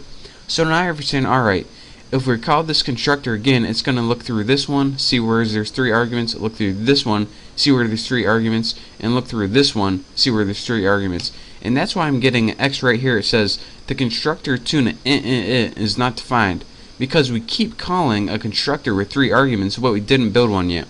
So let's go ahead and build one right now. Let's go ahead and put public tuna, and I could have copied that, but int hour, int minute, int second. And if you watch, all of my X's just disappeared. So you see they're now up, and then once we finally build one, it disappears. So now that we have a constructor with 3 arguments, we can go ahead and build something what it does. In fact, I'm going to build another, I'm going to have it call another method right here that sets the time to hour, minutes, and seconds. And we're actually going to be building this in the next tutorial. Actually, we can probably build it right now. We have enough time. But let me explain to you first what this one does. If a user was to create an object with 0 arguments, it would give it 3 arguments by default, so it can go down here to this constructor. If a user was to enter an object with 2 arguments, it would go to this one. It would use the first number as the hour, the second one is minute, and the third one is 0. And then it would call this constructor again with 3 arguments, and the only one with 3 arguments is this. In hour, in minute is second. And then what this constructor does is set the time in a set time method. And you're saying, alright, where the F is that method? Well, we're going to build it right now, so take it easy. Let's go public void set time. And as the arguments, again, what we want to do is take 3 parameters, int h, int m for minute, and int s for seconds. Now in the body, let me scroll up a little bit. There we go, not bad. In the body, what do we want to have to set the time? Well, actually, we're going to be building 3 methods for this as well. And I know it gets confusing, but set hour, and this is going to take an hour. Set minute, and this is going to take a minute. And set second, and this is going to take a second parameter. And now once we close this, it says the method set minute is undefined. And we're actually going to build 6 more methods, I think. We're going to build methods for setting each of the times. And why do we need a new method for set hour, a new method for set minute, and set second? Well, we can't just have any hour they type in. We need to build a method for it, like last time where we set the hour, we had to check if it was between 0 and 23 or 24. And set minute, we need to make sure this is between 0 and 60, and also for set seconds. And we're also going to make another method for get method, not get method, for get hour, get minute, and get seconds. And that's just going to return everything. But we're going to be doing that next tutorial. But if you still don't know why I'm having separate methods for these, it's so only these methods can access the hour. And down here, as I said in last time, we don't want any other class to have access to this information right here. So that's why we need to build a separate set and get methods for each hour and like hour, minute, and second. But anyways, that was supposed to be for next tutorial. That was just a little jump ahead. The meat of this tutorial that I want to tell you is right here. Let's see. Yep. These are all constructors right here. One with 0 arguments, one with 1, 2, and 3. And I just want to tell you that you can build different constructors depending on how many arguments you have. That way, you don't really need the user to enter one specific set of information. It varies, and then depending on how much information they entered, it does a certain task. So if you don't understand this, I promise in the next either 1 or 2 tutorials, this will make all sense once we finally build our program and you can see what's going on. But thank you guys for watching. Make sure to write this code right now. And again, like I said, by the end of these tutorials, you're going to understand why we did it and how this all works. But for now, thank you guys for watching my tutorial on overload constructors. Don't forget to subscribe to my channel. It is the best channel ever. Again, thank you guys for watching, and I'll see you next time. What's up guys, welcome to your 40th Java tutorial, and in this tutorial we're going to be building the set hour, set minute, and set seconds methods. Now we already got the data from them, the data that we need in the last tutorial, so hopefully you watched that because you need this code anyways. But if you did and typed everything up, then that's good, you're good to go. So let's go ahead and build first the set hour function, or excuse me, method. The same thing as a function pretty much. I just been around C++ all day. So anyways, public void, since it doesn't return anything, and set hour. And what argument does this take? Int h. It takes just the hour, since again we're only setting the hour, nothing else. Now in this, what we want to do is check if the data is between 0 and 24, and if it is, it's valid. If not, we're just going to set it to default like 0 or something, and by or something I mean 0. So let's take that hour, and first let's make a simple if statement. Is the hour greater or equal to 0 and, where's my and? 7 right there. Again, I put stickers on my keyboard, so it's kind of annoying. And is the hour less than 24? You're gonna say, alright, if that is true, then you can go ahead and use the hour. Else, if it's not true, go ahead and put 0. So again, this is a conditional expression, or it's pretty much just the same as an if statement. What this is going to do is check if the hour is between 0 and pretty much make sure the hour is greater than 0 and less than 24, and if it is, use it. If not, use 0. So now do the same thing for minute and second, except when we use this, we want to change hour, minute, and second, and we also want to change this minute and second, and we also want to change this minute, and don't use a capital, and second, and also want to change this minute, second, and instead of having, let me check this data real quick, minute, instead of having 24, you want to change these to 60. Since with minutes and seconds, it doesn't need to be between 0 and 24. It needs to be between 0 and 60. So that's why we do that. So now that we got our hour, minute, and second built, what's this say right here? Duplicate method, second, hour, and type 2. That's good. We're good to go. Hour, minute, second. What we need to do, this is what it was saying right here. Set minute and set second. So then, now that we got our check for hours, our check for minute, and check for second, what we can do now is write get methods just to get them. Since we write a set method to change data if need be, if it's bad, and we need a get method to pretty much when we're retrieving our data, this is what we need this method for.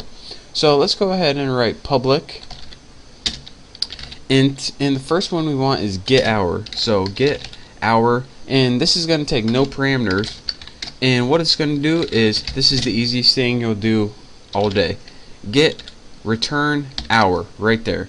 So what this is going to do is pretty much take this and return it. So let's copy this and keep up with me because it's going to be a little too easy. Get minutes, and this one's going to return minute, and get second, and this is going to return second. So now that we have 3 set statements and 3 get methods, set methods, get methods, we need one more method, and I promise this is the last one. The last method that we need is pretty much just a formatting method, and this pretty much just spits it all out, or a display method. So like last time, I'm going to put public string, since this is going to return a string, and after string I'm just going to name it, I'll put like to military time, since we'll do military time. Military time is a lot easier than normal time, and this isn't going to take any parameter since it's just going to return a string. So what we want to return is, let's go ahead and string format, And again, it tells us we need 2 arguments.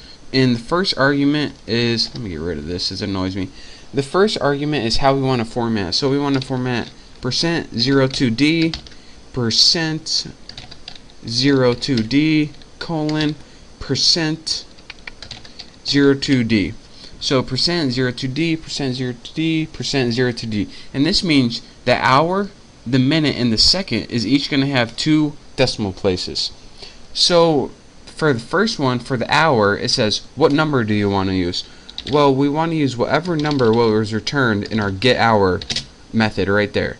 For our second one, for our minutes, we want to use whatever was returned in our get minute method right there. And for our last one, of course, get second right there. So now these functions, let me double check this, make sure it's good. These functions are good to go. We built all the methods that we need. And again, whenever I say functions, I really mean methods. I'm just another language. Those methods are all we need. So now we can go in our main apples class right here, and we can begin building our objects. Now again, whenever we're going to go ahead and create 4 different objects because we had 4 different constructors. And actually I'm going to be doing that in the next tutorial. So as you can see, we have 1 constructor, 1, 2, 3, 4. So in the next tutorial, I'm going to be building 4 different objects, each to use these constructors in 4 different ways, and then I'm going to be summing up and telling you how this whole program works and actually what the heck we just did, and then you're going to understand it awesomely. So thank you guys for watching. Don't forget to subscribe, and I will see you next tutorial. What is going on, people? Welcome to your, let's see, 51st Java tutorial, I believe. And in this tutorial, we're going to be talking about GUI some more. And unlike last time, where we built a GUI that looks the same on every single operating system, like if you ran it on a Windows operating system and a Mac, it will look the exact same. What we want to do is we want to build an interface that when you run it on a Windows machine, that it inherits all the look and the feel of a Windows program, and when you run it on a Mac machine, it uses all the buttons and toolbars and title bars and windows as a Mac. So the last one we built in the last tutorial was simple for, like, you know, a really easy one, but we're going to be going into some complex, and it's just a better GUI system of building interfaces. So that's what I'm going to be teaching you today. So the first thing that we're going to want to do, again, we're going to be working with 2 classes, the apples main class with our main method in it, and a subclass or another class called tuna right here. So in your tuna class, or not the one without your main argument, the first thing we're going to need to do is import a bunch of stuff to use. So the first thing we're going to import is, go ahead and type import java.awt.flow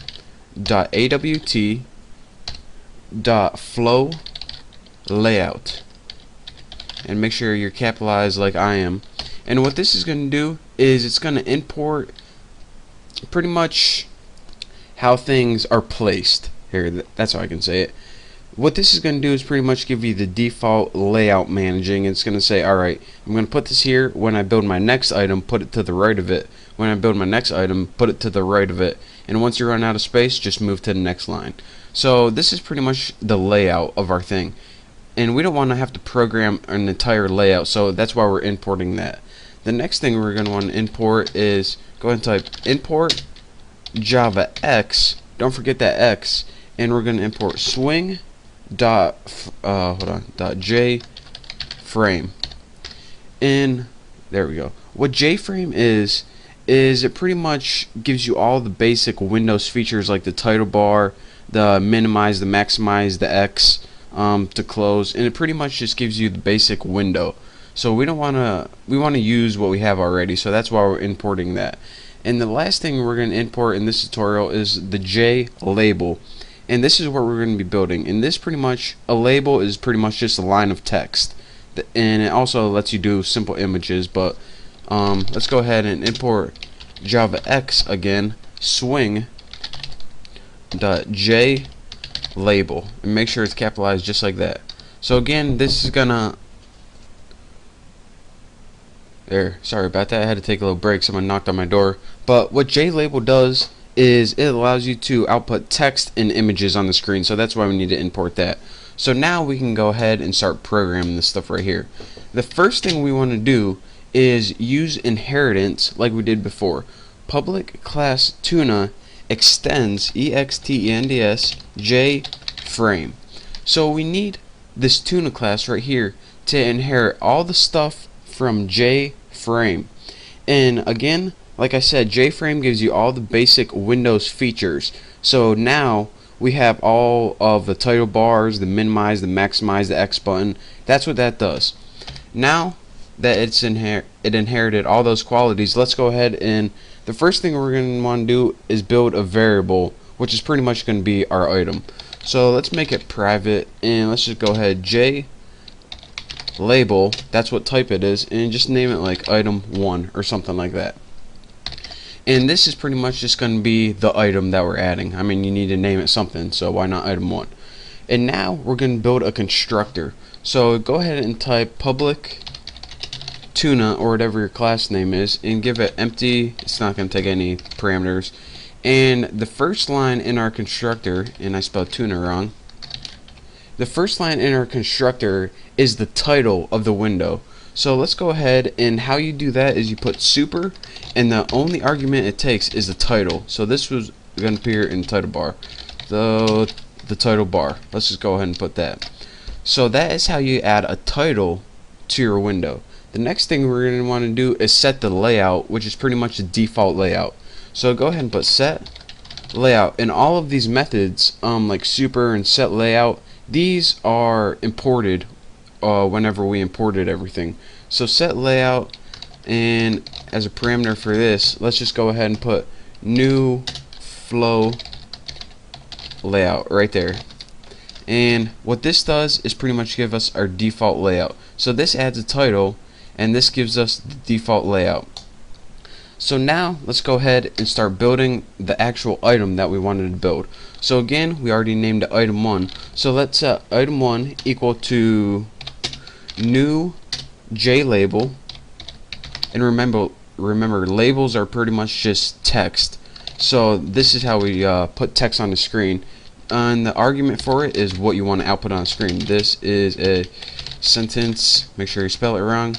And now we pretty much just have an item that says this is a sentence. All we have is text on the screen now. Now we can add some functionality to our item. One thing we can do is make a little scroll box pop up when you hover over it. And that scroll box is actually called a tool tip text. So we can take that item 1 that we just built and set tool tip text like that. And now our argument is what's going to appear when we hover over it. So what do we want to appear? This is going to show up on hover or something like that.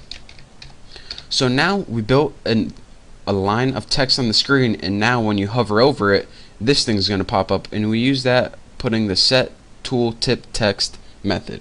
A little tongue twister. And now lastly, the last thing we want to do is add the item to the window. We made an item, we have a window, but we didn't add the item in the window. So that's easy. All you have to do is add item 1. So again, don't forget, it just doesn't automatically add it for you. You have to actually add it.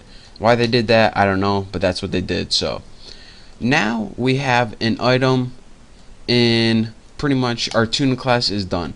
Now go over to your main apples class right here, and we can go ahead and start building the object for that, or calling our tuna class. So the first thing we're going to need to do is import one thing right here. Import javax dot swing, make sure you spell it right, dot j frame. And again, like I said before, this pretty much gives you all the basic Windows features. So now let's go ahead and start building an object for tuna. Tuna, I'm just going to name my object Bucky equals new tuna, or whatever your class is. Not going to take any arguments. And now you need to do a couple things to this object, which is pretty much the window with a line of text in it. What we want to do is set, and this is really important, set default close operation right there. And what we need to put in here is how we want our program to close. So put jframe.exit underscore on underscore close, all in capitals. And what this does is whenever we hit the X button, the program terminates. If you don't have this, then your program is going to be messed up whenever you hit the X button. Is my screen recorder still running? Alright, just checking. Now what we need to do is set a size for that object or a window. So again, put Bucky.set size. Let me see how much time I got left. 2 minutes. So this is going to go real quick. Bucky set size, and let's just put it like 275 by 180 or something like that. And now the last thing we need to do is Bucky set visible, and I'm going to do this real fast. Set true, and this pretty much means so you can see it. Now let's go ahead and run this, and what we got right here is this is a sentence, and when you hover over it, it says this is going to show up on hover. So again, that's what we built right here. This is a sentence, put the title bar at the top, and when you hover over it, this is going to show up on hover. Now I only have 30 seconds left, so I can't talk you through how we did this all again, but make sure you watch the next tutorial. We're going to be putting more stuff in here, and I'm going to be explaining how we did everything. But again, like I said, I don't have time to do this tutorial because YouTube only lets you upload 10-minute videos. So thank you guys for watching, and I will see you next tutorial. What is going on, people? Welcome to your 50-second Java tutorial. And this tutorial is probably going to be pretty long. It's probably going to be a multi-part tutorial, and we're going to be talking about event handlers. So what an event handler or event handling is in the last tutorial I showed you guys how to build a simple GUI or GUI. Well, what an event is anything that the user can do, like move their mouse, click a button, press enter. Those are called events in computer language. Now what an event handler is the code that responds to your mouse movement or button clicking. So the event would be click a button. The event handler would be the code that says, okay, when you click this, I want another box to pop up that says you just clicked the button or something like that. So the event is what the user does. The event handler is what the programmer makes when they do that event. And this overall process is called event handling. So I'll be talking about this later on, but you guys need to know pretty much. I just want to tell you, in this program or tutorial, we're going to be building a window on the screen, and we're going to be building some text boxes inside that window, and whenever the user enters text and press enter, the event handler is going to say, alright, I'm going to pop up another box. So let's just go ahead and get started. If you don't know what I'm talking about, then you'll figure it out eventually. Okay, I need a little break now. The first thing we need to do is import a bunch of crap that we're going to use in this tutorial. So I'm going to go ahead and type import java.awt.flow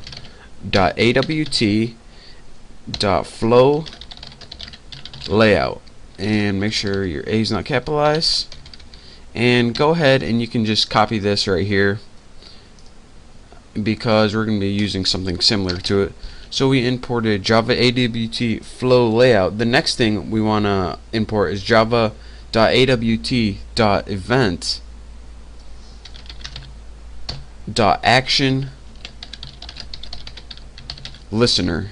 Let me make sure I spelled listener right. Yep.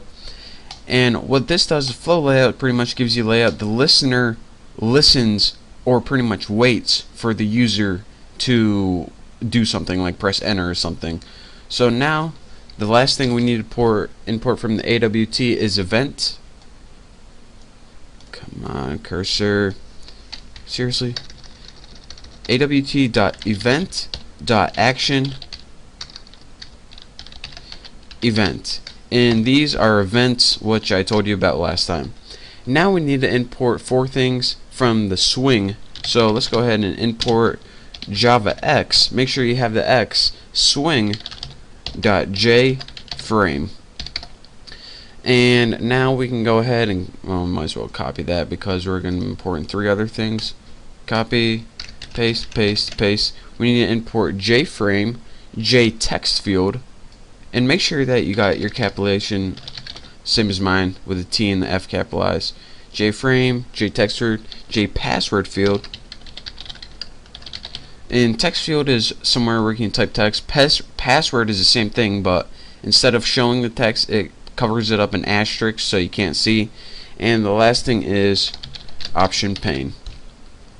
So now we imported everything that we need for this tutorial, and these pretty much are all the built-in methods and variables that we're going to use.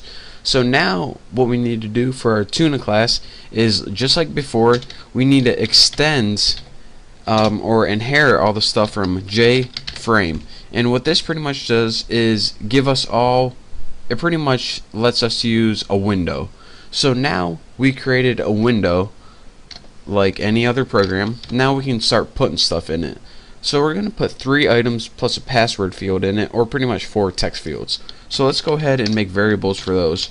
Let's make our first text field first. So private J text field, and you need to put J text field, and you can name anything you want. I'm just going to name my item 1, and I'm going to make 3 of these, so I'm just going to copy this because I am extremely lazy.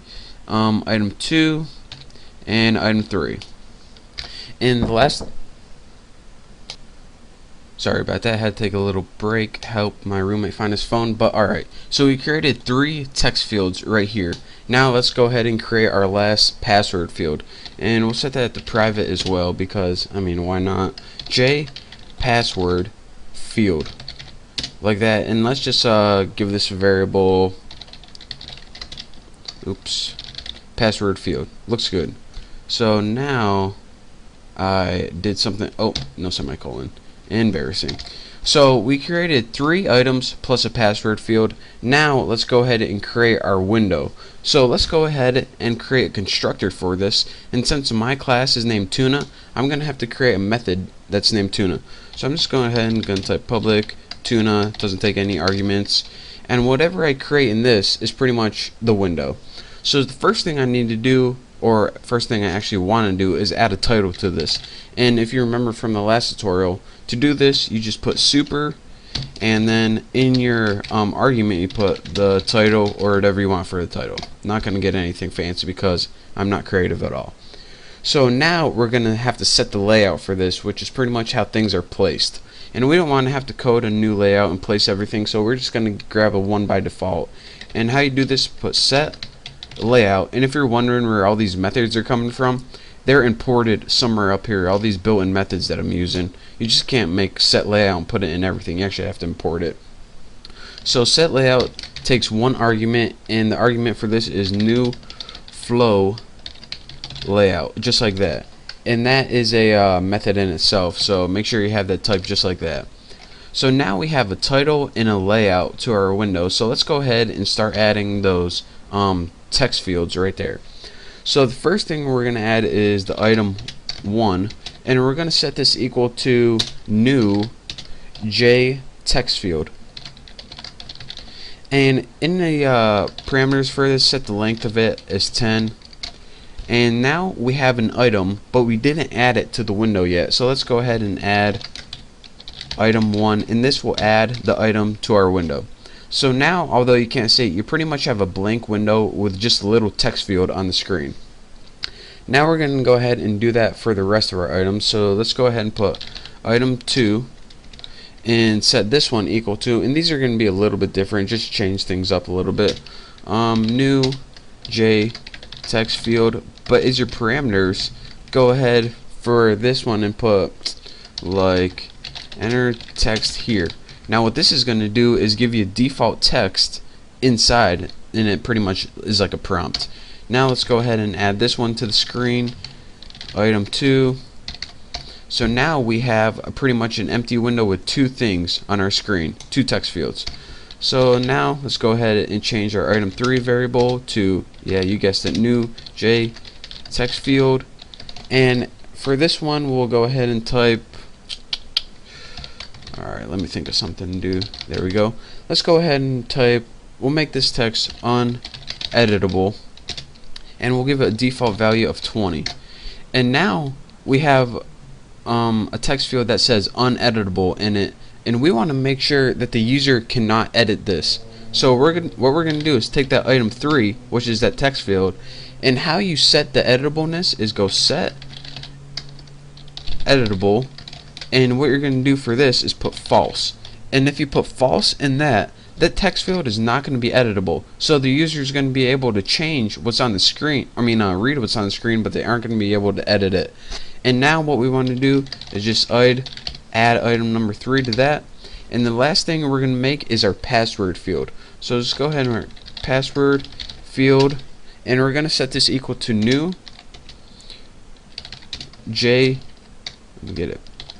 password field. Make sure I typed everything right, and as a default you can give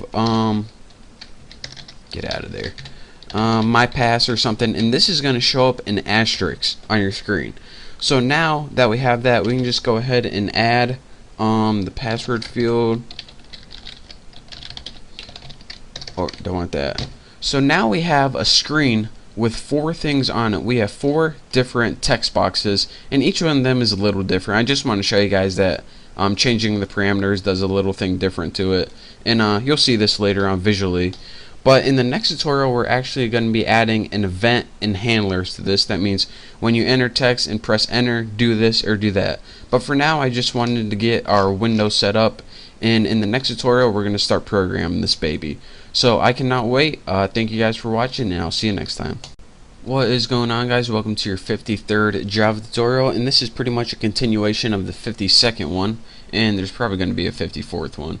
But just a real quick review. What we did is pretty much already, if you didn't watch 52 for some reason, we just built a window and put 4 things in it. And that's pretty much it. And now what we're going to do is pretty much add some functionality to this.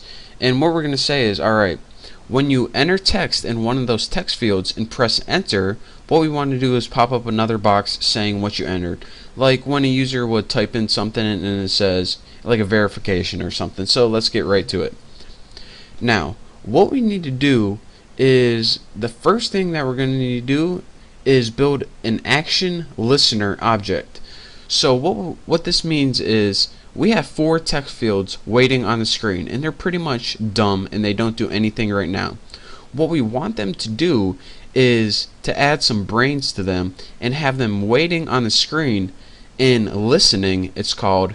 And when you listen, you're pretty much just waiting for an event to happen. So right now they just look pretty, they're not even waiting for anything.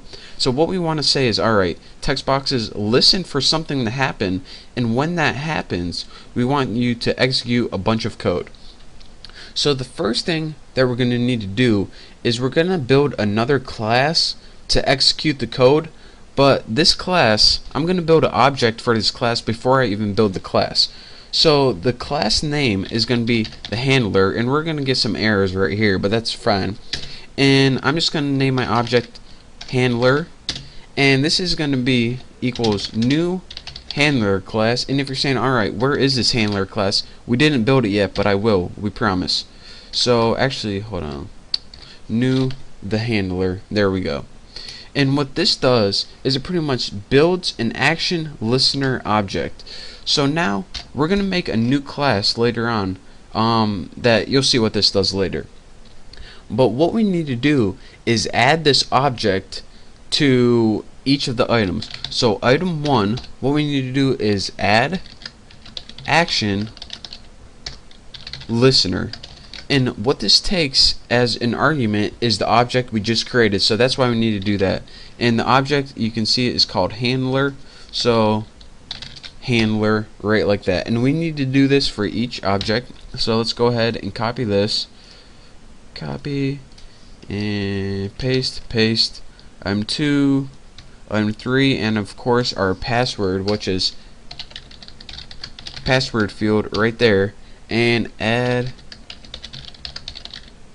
action listener, and this is of course going to take the handler argument again. So now we have an object of the class the handler, which we didn't make yet, but that's what we're going to do right now. So once you let me make sure, here's JFrame, here's the one class, here's where one class ends, or pretty much our constructor. And now here's another thing I'm going to tell you. This pretty much whole thing is our constructor, which is pretty much a method for this tuna class. And you're probably thinking, alright, I'm going to build a new class, I'm going to build it on the outside of this.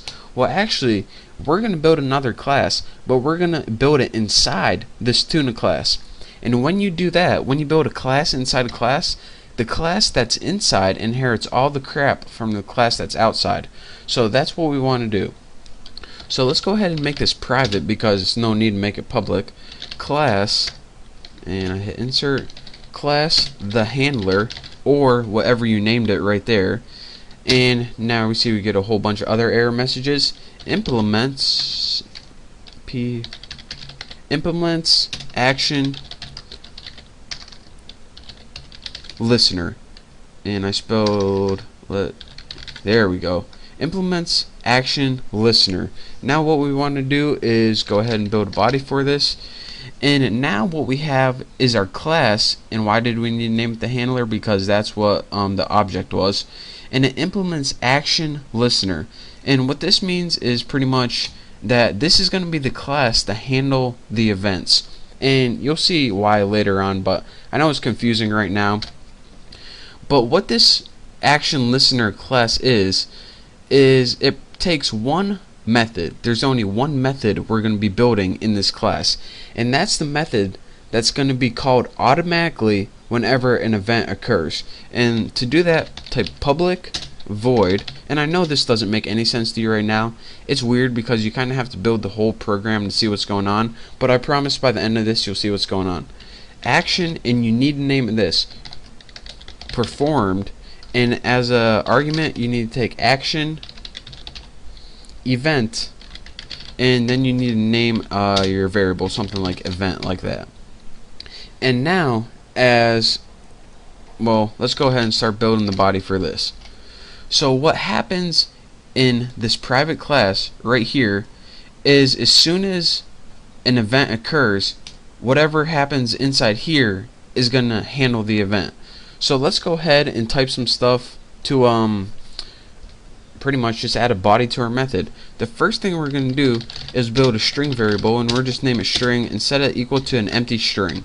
And this is going to be the final string that outputs, but you know, we don't need to worry about that now. Now the next thing we're going to want to do is make pretty much a huge if statement, and you'll see why in a second. The first condition we're going to test if the event, and remember this is like an enter or a click, and in this case it's going to be, if the event is going to be when the when the user presses enter.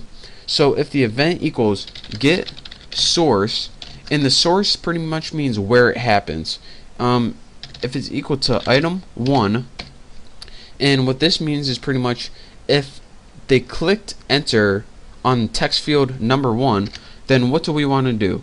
Well, the first thing we're going to want to do is take that string variable that is empty right now, and we want to set it equal to string format, and we would just use C style formatting, and we're going to want to set this equal to put something like field 1 %s, and put those in quotation marks. So what this is going to output is field 1 with a variable right here, and as our variable what we want to do is put event, and this is get action command. Now this is the last thing in this tutorial that's going to confuse you. What get action command means, after I add my semicolon, is get the text from that location. So if they type in Bucky in field 1 and press enter, what this is going to do is say, alright, your event source, or you hit enter at item number 1. So what I'm going to do is put field 1 equals Bucky, and you'll see why later on. But for now, just follow with me. The next thing we're going to do is build 3 else ifs. So else if, and just go ahead and copy this, paste, in event 2, field 2, and we'll get the action command for that. Now let's go ahead and just copy this one more time. Copy, Make sure my cursor's in the right spot. Oh, cool, it's messing up. Cool. And paste. If event get sorts equals from item 3, then we just want output field 3 equals that. And now what we want to do lastly is put else if, and let's go ahead and put event get source. Alright, if this event occurs on, what do we name it, password field, then what do you want to do? Set the string, why are you messing up, Haas?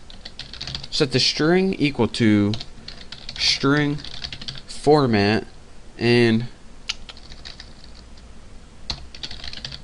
let's just go ahead and do the same thing. The format is let's put password field is %s, and the arguments it takes is of course event get action command right there. So now let me make sure we're good to go. Don't have any errors aside from these. And what error are we getting right here? The method add action layer is undefined, which is we'll worry about that later. And the last thing we're going to want to do, actually I'm running out of time, so I'll do it in the next tutorial. In the next tutorial we will finish everything up. So thank you guys for watching, and I'll see you then. What is up, people? Welcome to your 54th and hopefully the last tutorial in this little 3-part series. And before I get started, I just want to tell you guys about one error that I did. I spelled listener wrong, like I always do, and just change that to T-E-N-E-R. And if you have more than 3rd grade education, you should know that, but I don't. So now we can go ahead and continue with the rest of our tutorial. So pretty much in this handling class, or the class that handles the event, what we did is we took a string variable and we set it equal to an empty string, or a string with nothing in it.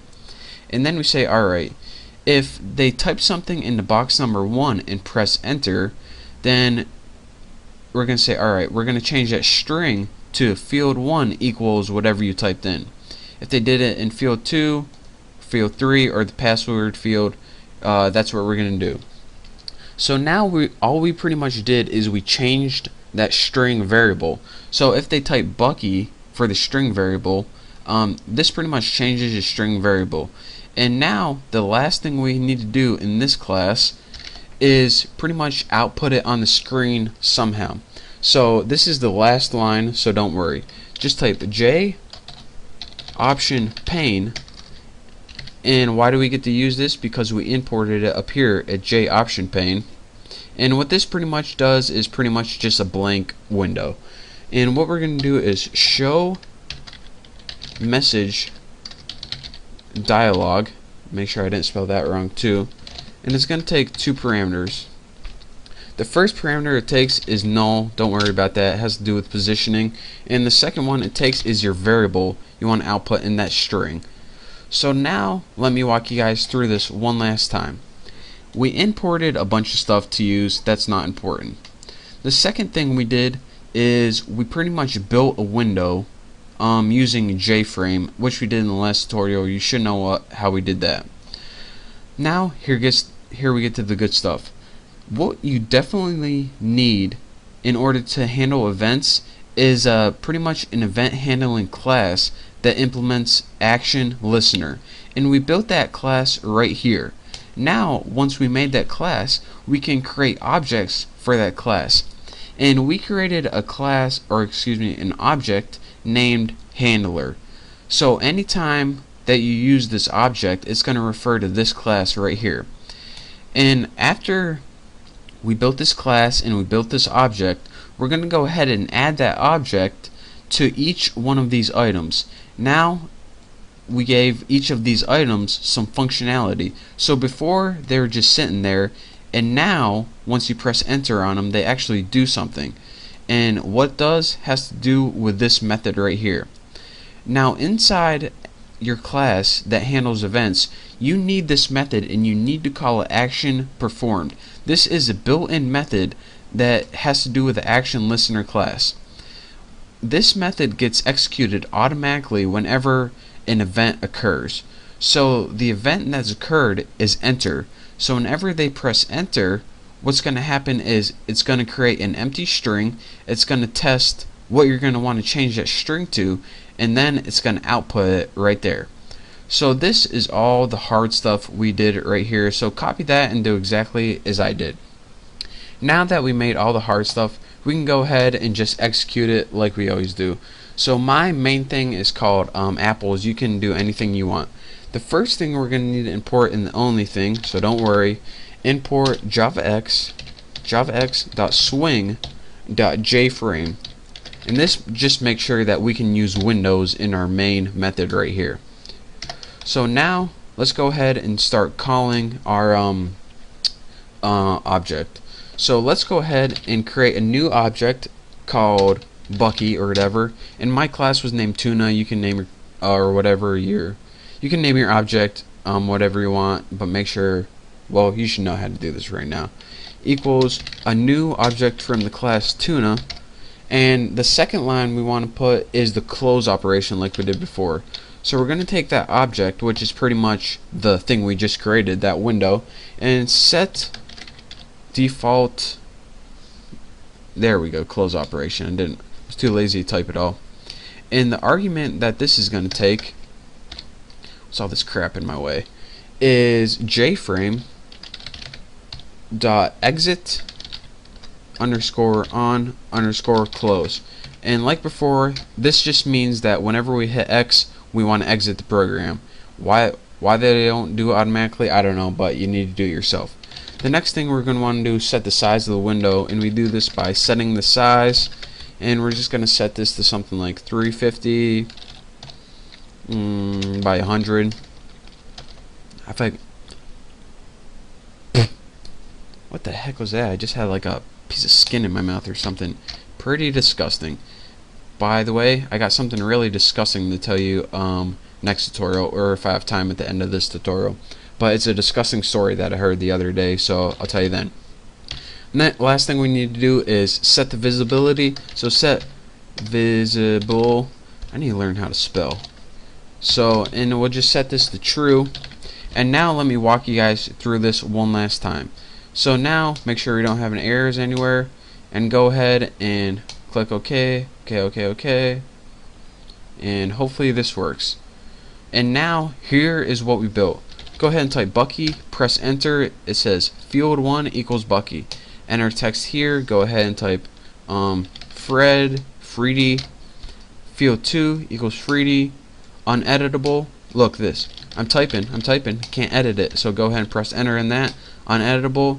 And this password, by default, if you press enter, it's my pass. But you can go ahead and change that to something like that, and then it changes to GFGDS. So I'm going to talk you guys through this one last time how this works. If you don't want to listen to me, you can go ahead and watch my next tutorial, or watch some videos of like dogs doing silly things online. But for those of you guys who really want to figure out how this works, I'm going to tell you right now. Well, let's go ahead and just skip the good stuff right here. In order to handle events in Java, you need an event handling class, and that class needs to implement action listener. And what action listener allows you to do is put that listener on something, which means, alright, I'm gonna wait for an event to happen, and once it happens, I'm gonna do some code. And that, once we have this class, we can go ahead and create an object. And why do we need to create an object? Well, we need to create an object because this add action listener method, it takes an object as its argument. So that's why we needed to create an object. And the object it takes as the argument is how it wants to handle that event. So why can't it just automatically know what event to handle because of this class right here? Well, sometimes you have different events in different classes, so that's why. So now, once we have this class that handles the event and the object built, we can go ahead and add some functionality to this. So what this method does is get performed automatically whenever you call this class. It's kind of like a constructor, but kind of not. So, and what this does is take the event as the argument, which is in this case the pressing of the enter button. what this does is says, alright, if event get source, which means where the thing occurred, equals item 1 if it occurred in text box item number 1, then what we're going to do is set the string equal to whatever was inside that text box. If it occurred in item 2, set the string that was equal to in that text box. If it occurred in number 3, set the string equal to what was in that text box. 4, same thing. And now, once we set our string variable to something, depending on what was inside that text box, we're just going to output it in the J option pane, which was that little checkbox, that little box at the end that pretty much just said Greg or Bucky or whatever I typed in there. So that is your tutorial on how to handle events. I'm sorry it was really long, but it was also really necessary. So guys, I hope you understand pretty much the basics of what I did. We'll be going over this a little later, so if you don't, you'll probably figure it out. But thank you guys for watching. Thank you for supporting my channel and for all the awesome comments and some of the not so awesome ones. But again, I thank all of you guys, all of the people who watch my videos. So I can't wait to do the next tutorial, so I'll see you then. What is going on, guys? Welcome to your 55th Java tutorial, and in this tutorial we're going to be getting into polymorphism a little bit and also talking about or building something called a polymorphic array to demonstrate why polymorphism is actually useful. And it's a pretty confusing topic, and trust me, there are going to be a lot of tutorials on this. So if you're not quite sure what's going on by the end of this tutorial, then I promise you in a couple tutorials you'll be a pro on polymorphism. So in order to demonstrate polymorphism, we first need to build a computer program that uses inheritance in one way or another. So what I did is I set up, and you can probably tell this if you watch my last tutorials, I'm going to have a superclass called food. In this tuna class and pot pie class, since they're both types of food, they're going to inherit all the methods and variables in this food class. So the food is a superclass and the tuna and pot pie are subclasses. I already put extends food, and what extends food does is use an inheritance to inherit everything from food. But you should know that already if you watch my other tutorials. Just for the people who just started, that's what I'm doing. So now let's go ahead and build a basic method called eat in food. So void eat won't take any parameters, and what it will do is pretty much go system print a line, pretty much system out print line, and it's gonna say, did I get that right? System out print line. This food is great. And now what tuna and pot pie does, anytime you call the eat method, it would say this food is great. Now that's nice and all, but another thing about polymorphism, and I'm just going to do this for demonstration purposes, we can overwrite the eat method. That if we put it in the tuna class and called it, it'll say this tuna is great now. And let's just do that one more time with pot pie. This pot pie is great. So even though it's inheriting the eat method from the food class, we overwritten it or overwrote it with putting a new eat method inside the tuna and pot pie class. So now when you call the eat method in tuna, it says this tuna is great, and now when you call the eat method in pot pie, it says this pot pie is great. So now let's get into polymorphism, now that we have a program that uses inheritance. What polymorphism is pretty well. First, let me describe to you how we built reference variables and objects before. We did something like tuna Bucky equals new tuna, and we didn't really think about what we were doing. We just did it because that's how we were taught. But if you're wondering, alright, why do I need to put tuna right here and tuna right here as well? Shouldn't I only have to put it once to know that I'm talking about that class? Well, the thing is, well, first let me go over what these are. This right here, Bucky, is the reference variable. That means whenever you refer to the variable Bucky, you are referring to controlling the stuff in this class or object, which is tuna. And this pretty much is the data type. So it can control the tuna data type, and this object is of type tuna. But another cool thing is you can do this. And this pretty much is the intro to Sorry. This pretty much is the intro to polymorphism. not only is tuna of the tuna type, but tuna is also of the food type. So what you can do is some pretty cool things. Anything that inherits from the superclass, which is tuna, or excuse me, the superclass is food, can be assigned to Bucky. For example, tuna, since it inherits from food, can be assigned to Bucky.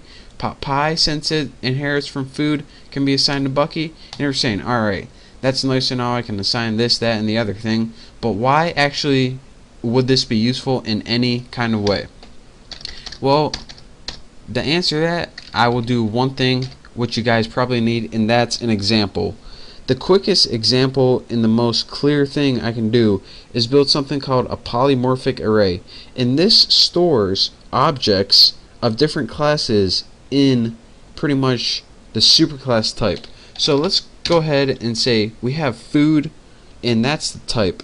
And let's go ahead and make an array object named Bucky. And we'll set this equal to new food 2. So now we have an array, and it's called Bucky, and it's of the food type. And remember, like I said, since we have something of the food type, it can hold objects of tuna and pot pie. So for example, Bucky 0 can hold objects of new pot pie, just like that. And we'll set Bucky 1, which is a reference variable, and we'll set this equal to the object of new tuna. And you're saying, alright, well, that's still great. You have one variable that can hold an object and another variable that can hold an object. Yeah, these variables might be of the food class, but I don't see why this is useful still. Well, just wait a minute and trust me, you'll see why in a little bit. One reason for using polymorphism is to use polymorphic arrays, and that would be something like this. You loop through this array, and in essence what it does is it calls each method of this class right here. So let's go ahead and type for int x equals 0, and just put something like x is less than 2. You can also put array length, but you know, you don't want to. And do ++ x. And now what we can do is say something like this. Bucky x dot eat. And what this is going to do is loop through each one of these objects and call the eat method. So it's going to loop through the first object, which was assigned Bucky 0 pot pie, and it's going to call pot pie dot eat, which is say this pot pie is great. The next thing it's going to do is loop through the tuna object, which is tuna dot eat, and then it says this tuna is good. So then you save yourself the trouble of making a new object called tuna object, then you go tuna.eat, and then you have to make an object, and you have to call each method. And I just got rid of my curly brace right there. So what this pretty much does is loop through each of your objects and calls the eat method for each one. Don't believe me? I'll run it right here. It says this pot pie is great, this tuna is great. Bam. How easy is that? So that is pretty much your basics to a polymorphic array. You can assign different objects to variables as long as this reference variable is of the superclass type. And that way, instead of having to build a new object for each one of your having to build a new object every time you want to use a method from that thing, you can build one reference variable of the superclass and assign it to objects of the subclasses and just loop through them with a polymorphic array. So how cool is that? And I know it's really confusing at first, but once I show you some other examples aside from polymorphic arrays, you're going to understand exactly how to use this, how it works, and you'll be a pro at it. So for now, thank you guys for watching. Don't forget to subscribe, and if you have any questions, just leave me a comment and I'll try to answer them. So thank you guys for watching again, and I will see you next time. What is going on, guys? Welcome to your 56th Java tutorial, and in this tutorial I'm going to be talking about more about polymorphism and how you can have polymorphic arguments and also return types and a bunch of boring stuff like that. but I'll try to make it a little exciting, and maybe I'll tell a funny story. Maybe I won't. I guess you guys are gonna have to wait and see. If you've been following my tutorials, the first thing you probably noticed is I made a new class called Fatty, and we need to build this class to demonstrate what Fatty can do to food, tuna, and pot pie. If you haven't guessed, he's gonna be eating these classes, cause fatties love food, tuna, and pot pie. Trust me, I know firsthand. I'm fat. I love them. So we made this fatty class. Now let's go ahead and make a simple method in here. It's going to do public void digest, which pretty much means eat. But we can't have eat tuna because eat is already method in here. So we're going to have digest, and as a parameter, it's going to take a food object. So let's go ahead and type food x. And now we can go ahead and do something with that object. Let's tighten that up a bit. That's what she said. So now we're going to pass in a food object, and when we pass in a food object, we're going to take that object, which is now named x, and we're going to call the eat method to that, and bam, that's all we're going to do. So here's what we can do right now. For example, if we had a food object named Bucky, we can pass in the name Bucky, and then it's going to say, alright, whenever we call Bucky.eat, it's going to say this food is great. So whenever we pass in a food object, it's going to call that food method, which is eat right here. But what you didn't know, or maybe you did if you know Java, what you didn't know is anytime you can pass in a food object, you can also pass in objects of its subclass. For example, you can pass in tuna and pot pie. So since this object, or excuse me, this method has the privilege of accepting a food object as its argument, it can also accept any subclasses such as tuna and pot pie. So, oh, what'd you say? You don't believe me? Well, let me just go ahead and prove it right here. Let's go in our main apples method, and let's go ahead and start making some objects. Let's go ahead and make a fatty object, and we'll name it Bucky because that's me and I am fat. We'll say equals new fatty with no parameters. So what we did here is we created a fatty object named Bucky, and let's go ahead and now once we can use this fatty class, let's go ahead and give us a way to use the food objects. So let's go ahead and create food. We'll create FO for food objects equals new food. And why do we need to create a food object? Because first of all, put your semicolons. Get out of my way, box. That's what he said. And I crack myself up sometimes. And why did we need to create this object for food? Well, because this method takes an argument and that's a food object, so that's why. So now let's go ahead and call this. With our fatty object, which is Bucky, because I'm fatty, we'll put Bucky.eat right there. And now let's go ahead and as our argument, remember, or excuse me, that's digest, isn't it? And as our argument for the digest method in our Bucky object, it takes one food object. So we only have this object right here, FO. So let's go ahead and pass that in and see how it works.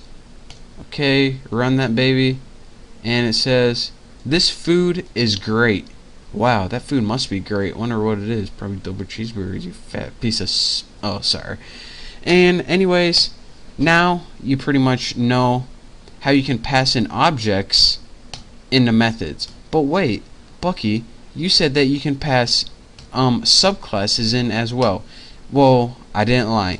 Anytime you can pass a food object in as a method, as an argument, you can also pass the subclasses, which are in this case tuna and pot pie. So for example, we have this fatty digest method that takes a food object as its argument, but food also has the subclasses of pot pie and tuna. So let's go ahead and make a food, let's name it PO equals new food. Get out of here, and bam, just like that. So not only can we pass in this superclass of food object, we can also copy this because we're lazy, and we can also pass in this object PO, which would be the pot pie. So let's go ahead and run this, and it'll be new pot pie like that. And let's run it and see what we got. this food is great, this pot pie is great. So what point am I exactly trying to make? Well, what we did right here is this. We created an object named Bucky so we can use all the stuff in this fatty class right here. And the only thing is this digest method. So, we don't have a whole lot to work with here. We also created a new food object because this digest method, it took a food object as its argument. Now after that we created a pot pie object. Now this pot pie object is a subclass of this food superclass.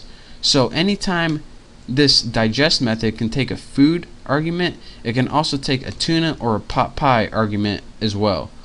So then I proved that to you guys because I know I'm a liar and I had to prove it to you guys. I called that Bucky object with digest is the food object is my argument, and I also called the pot pie object is my argument. So that is pretty much a way that you can have polymorphic arguments, and you can also have polymorphic return types in the same way. So we just went over arguments right here, but you guys can figure out just return any other one if you want. So that's that for this tutorial. Hopefully you guys learn. If you didn't, then I don't know what else to do. Watch the rest of my tutorials, I guess. Oh, disgusting story. I told you guys that. I'll tell you.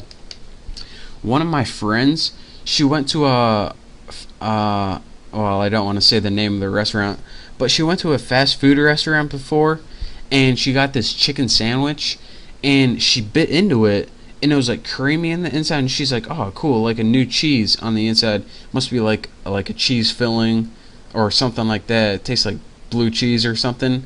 Well, anyways, she ended up getting food poisoning, and they found out that in the center of the chicken, it wasn't a filling, it was actually pus in the center of the chicken. So when she bit into it, pus burst out, and she thought it was filling, and she just ate it anyways, and yeah, she got food poisoning. So if you think that's disgusting, leave me a comment, and if you never want to eat a chicken sandwich again, then I don't blame you.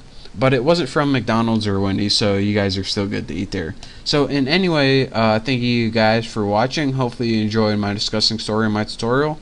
So I look forward to teaching you some more, so I will see you next time. Oh, by the way, don't forget to subscribe. What is going on, people? Welcome to your 57th Java tutorial.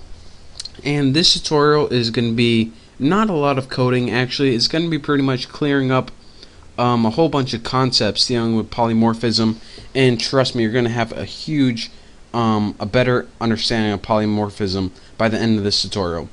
So I just want to go over overriding a method real quick, and something I didn't tell you about. We built this superclass called food and two subclasses called tuna and pot pie.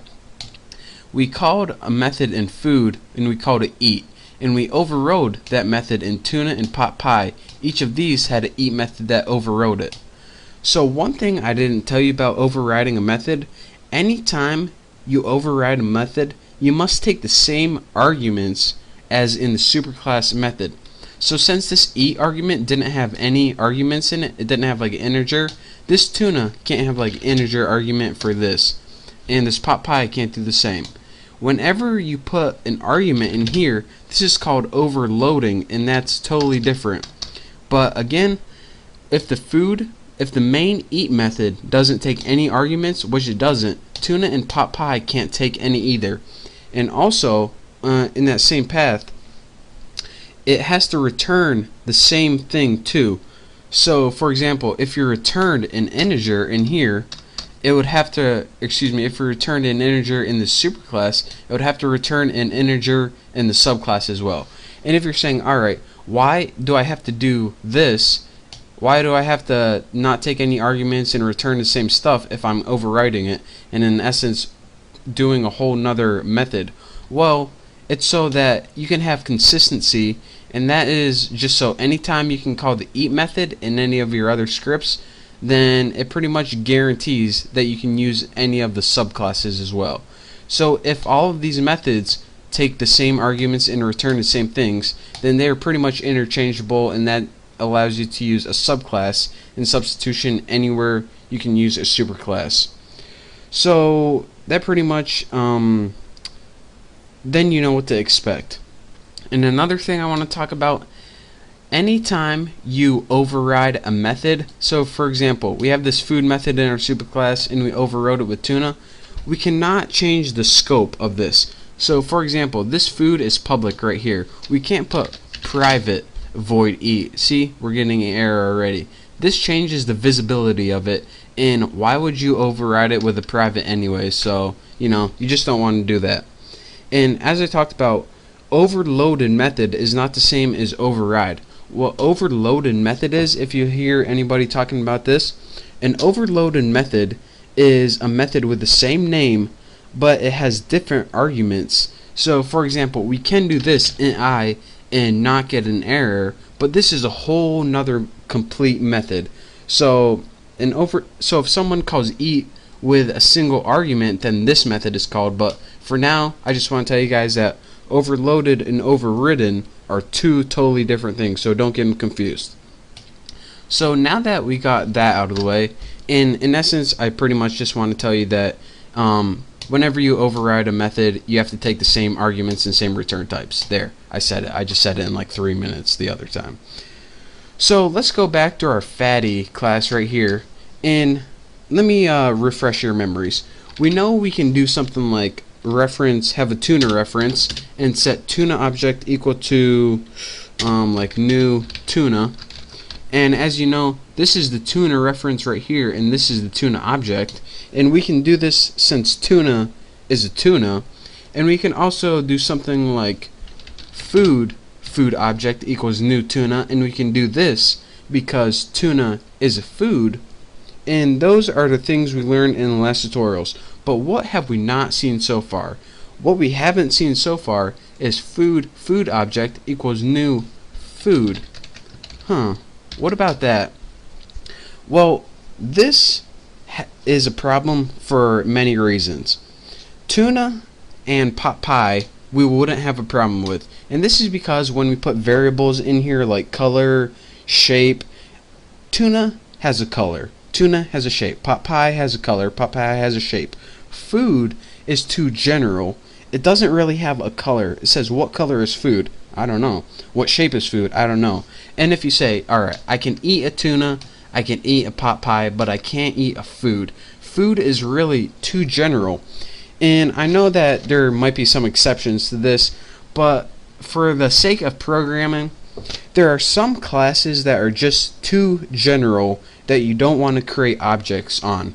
And this food class is one example. So if we had a food class, we wouldn't want to give it any variables like color or shape, because food in general doesn't really have a color or shape. So alright, that's nice and all. I kind of knew that already, Bucky. So why are you telling me this? I mean, I'm not giving you guys a tutorial to tell you guys that tuna has a color. But what I am teaching you guys, it says, even though we can't create food objects, like right here, we need this food class still for inheritance and polymorphism. But when we create this class, we want to make sure other programmers can't create food objects either. So how can we make this food class right here, and how can we kind of bulletproof it to make sure that no one creates an object and they only use this class for inheritance and polymorphism and stuff like that? Well, luckily, the cool people who invented Java gave us this keyword, and it's called abstract. And how you make a class abstract is type abstract, abstract, right before the class. And what this does is mean, alright, you can use this class right here, the class of food, but you can't create any objects from it. Oh yeah? Wanna bet? Look at this. Food object equals new food object right there. Oh, I did it. Oh, look, I got an error. I guess Bucky is right. I can't instantiate the type food, and that pretty much means you can't create an object anymore. So if we take that abstract away, look at this.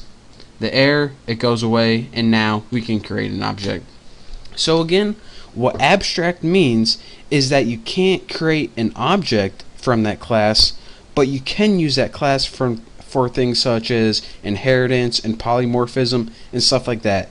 And that is so when you have a broad class that you only want to use for those kind of things, then it kind of bulletproofs your programming. And in the next tutorial, we're going to be going over the two different types of classes. Abstract, we went over, in concrete. And I'm going to be showing you guys an example of why it is useful and also what abstract methods are.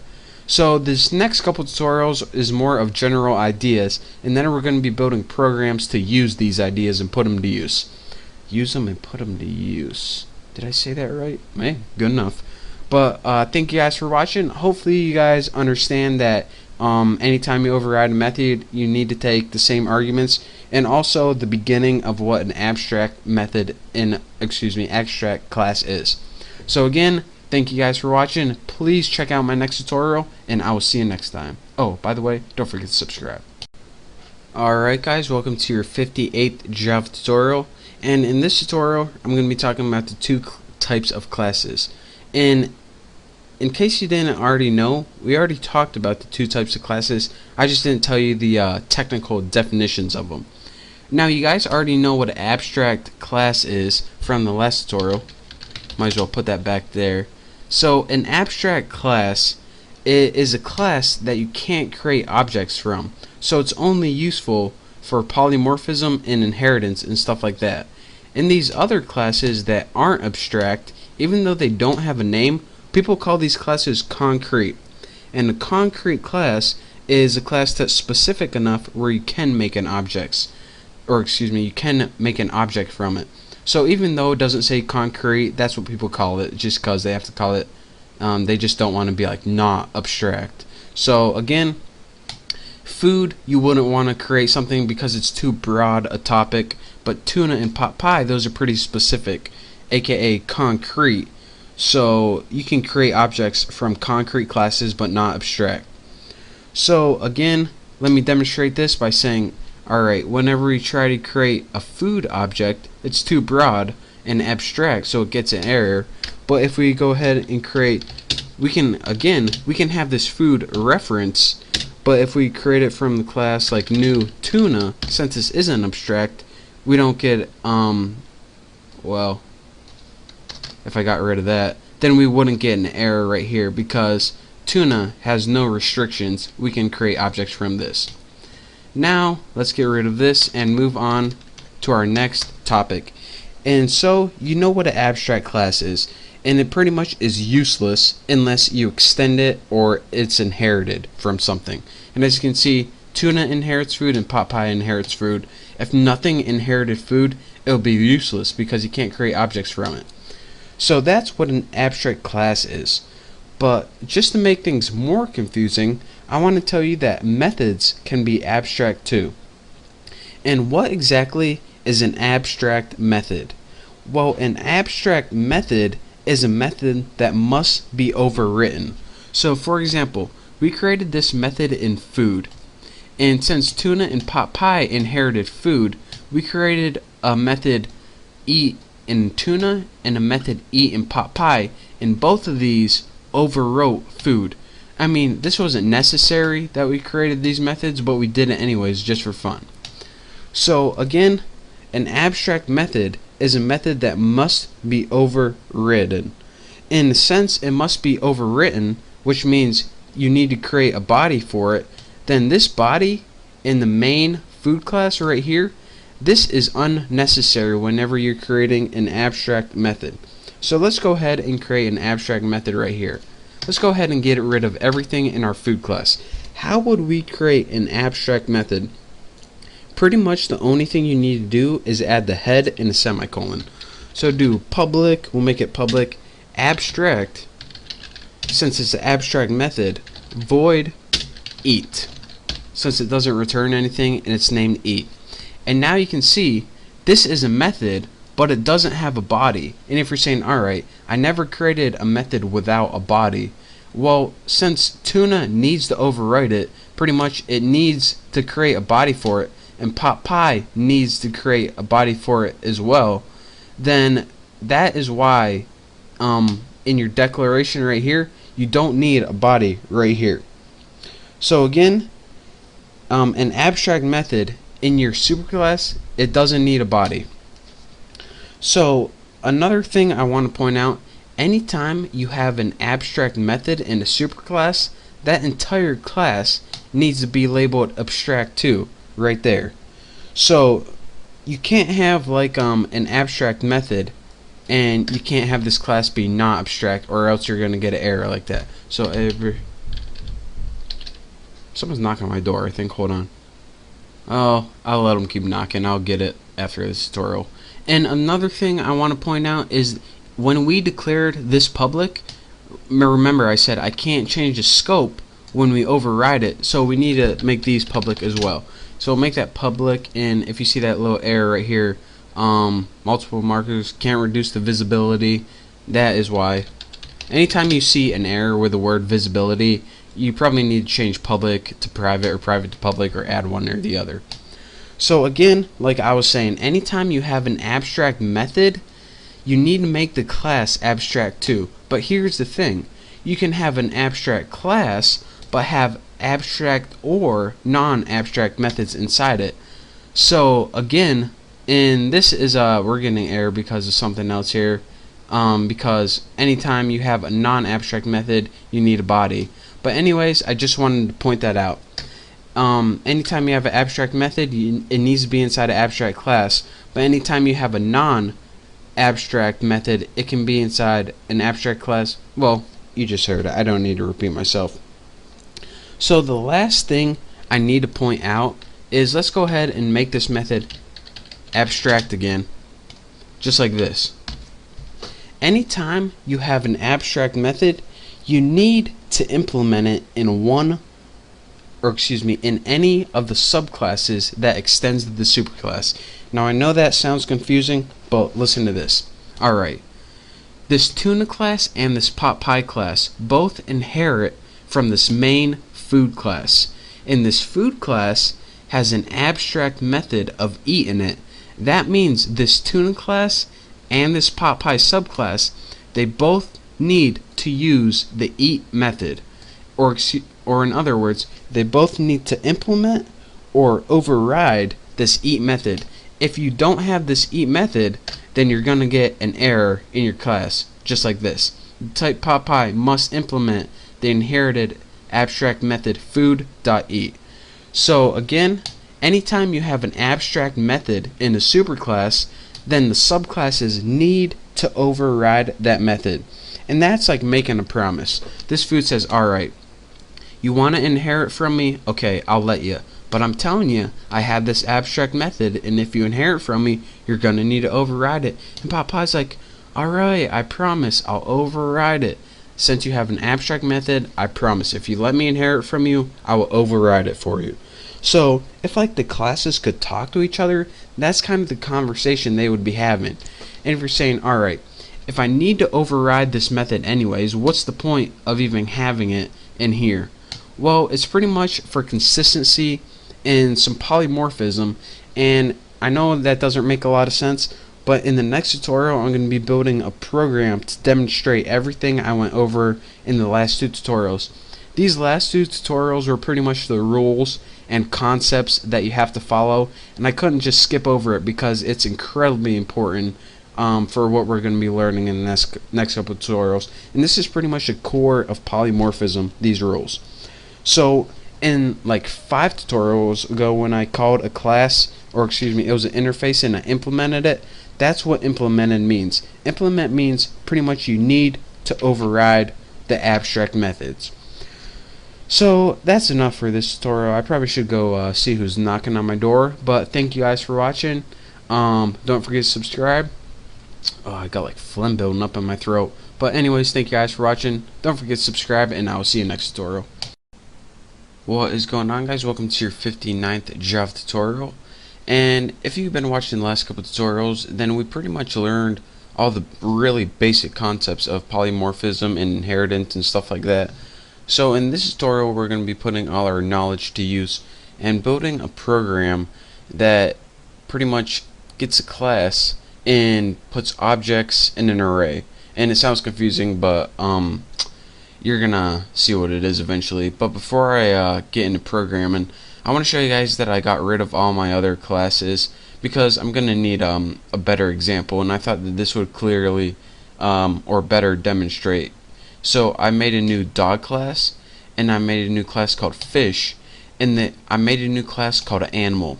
And since dog is an animal and fish is an animal, then I had them both extends or inherit from the class animal. And I didn't want to do that just because it took time, but I pretty much just made these classes and I have nothing inside of them. So if you want to go ahead and do that, you can follow along with me. So then, here's a scenario. We made these three classes called dog, fish, and animal, and our boss comes in and he's like, alright, Bucky, I need you to program something for me. I'm like, what is? He's like, I need you to make a new class called, we'll name it dog list or something like that. And in this class, I want you to have an array that we can add dog objects. So like I said, an array can hold many things. It can hold numbers, it can hold strings, it can also hold objects. And this comes into use, well, we're going to be finding out why a little later. But in this tutorial, we're going to be building a new class and a new array to hold dog objects. Why? Because our boss told us to. So let's go ahead and do it. The first thing I want you to do is go ahead and under your package, under your source, right click it and click a new class. I know you probably can't see it, so I will move it down. Source, new. Wow, now you really can't see it. But anyways, if you click a new and class, you get this thing that pops up. And just go ahead and put dog list or something like that. And now let me move this back, so there we go. Now we have, let's see, 1, 2, 3, 4, 5 classes, and we have this new dog list class. And in this class, we're going to be building an array to hold objects from this dog class. And the fact that it extends animal is irrelevant for now. So we have this dog list class, and our boss wants us to build an array. So let's go ahead and do that first. Let's go ahead and make it private because no need to make it public. Dog, and we're putting dog, and we'll name the array the list. And we'll set this equal to new dog with parameter of 5, or an array length of 5. And we put this dog and dog, even though we named the array the list, we put dog and dog right here because that is what objects it's going to be holding. It's going to be holding stuff from the dog class. So now that we have an array name named list, let's go ahead, and the only other thing we're going to need to work with our array is a counting variable. So let's go ahead and name private I equals 0.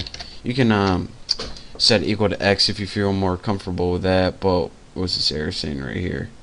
Alright, we need an int.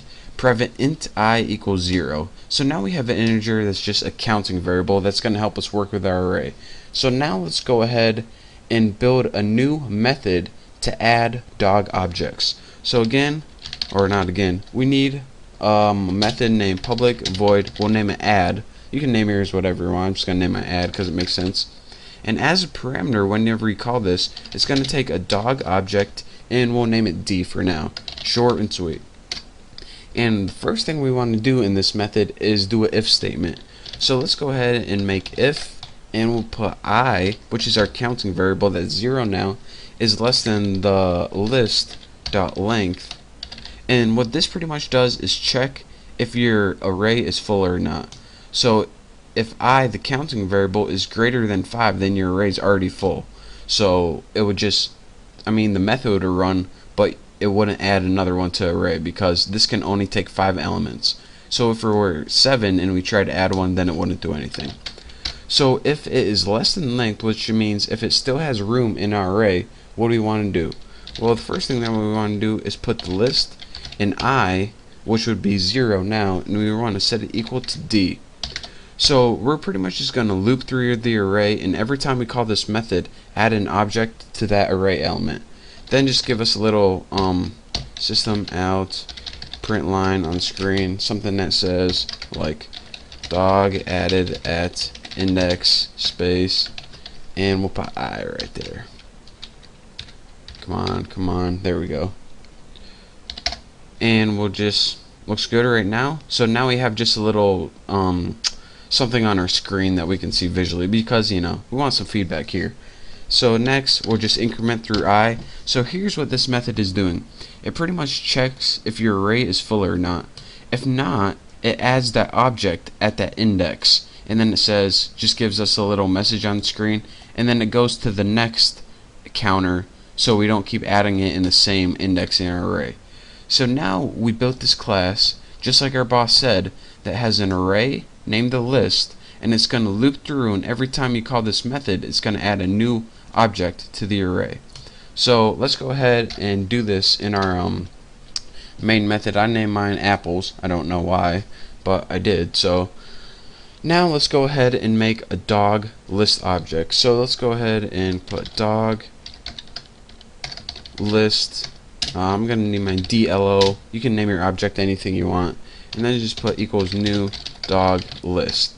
So yours should look the exact same as mine, except if you didn't want to name it DLO, you don't gotta. So now we can go ahead and create a dog object, because I mean we need one as our parameter. So we create dog D, or if you don't have a dog class, then whatever you have, and we'll set it equal to new dog object, just like that. It doesn't take any parameters because it doesn't even have any constructors or anything. Now what we have to do is pretty much call the method in our dog list. So use that object DLO. Whoa, embarrassing. DLO, that's where I meant to type it, and we have a method called add in there. Remember, that's what our method was called, and it takes a parameter of an object, a dog object, and we have a dog object right here, dog D.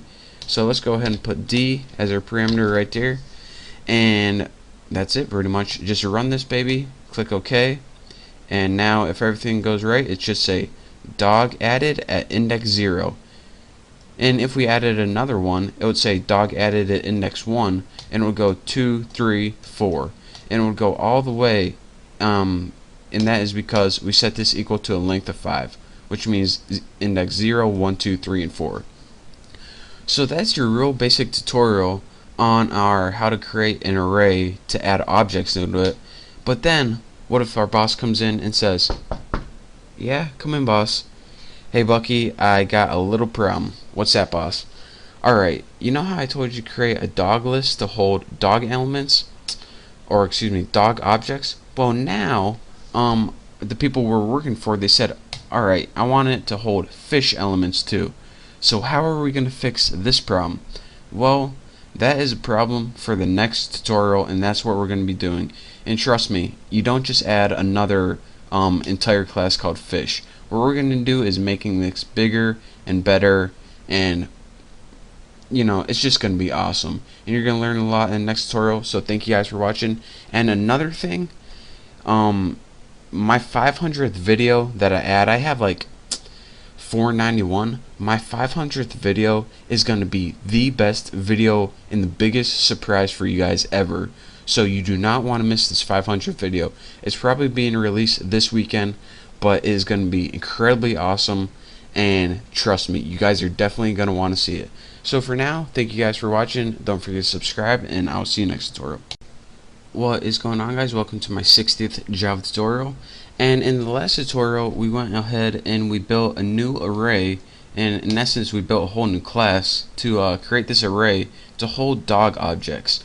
But then at the end of the tutorial, we got a little knock on our door, and our boss was like, alright, you know how you created that for dogs? Well, actually I need you to create one for fish as well. And you know, that's nice and all. So what can we do? What are our options?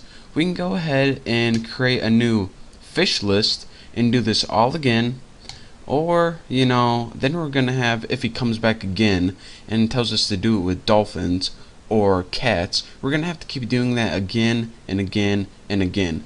So instead of just having to create class after class after class, I wish there was a way where we can only create one class and it could hold fish objects and dog objects and any kind of animal that we want.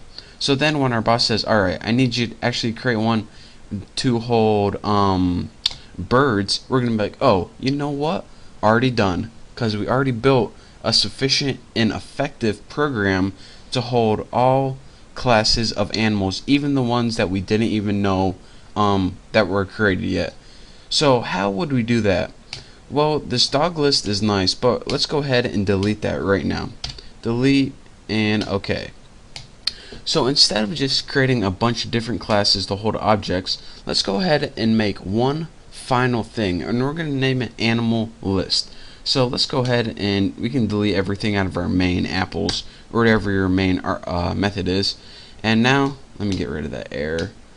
And now let's go ahead and create a new class by right clicking source, new class, and we'll go ahead and name this animal list.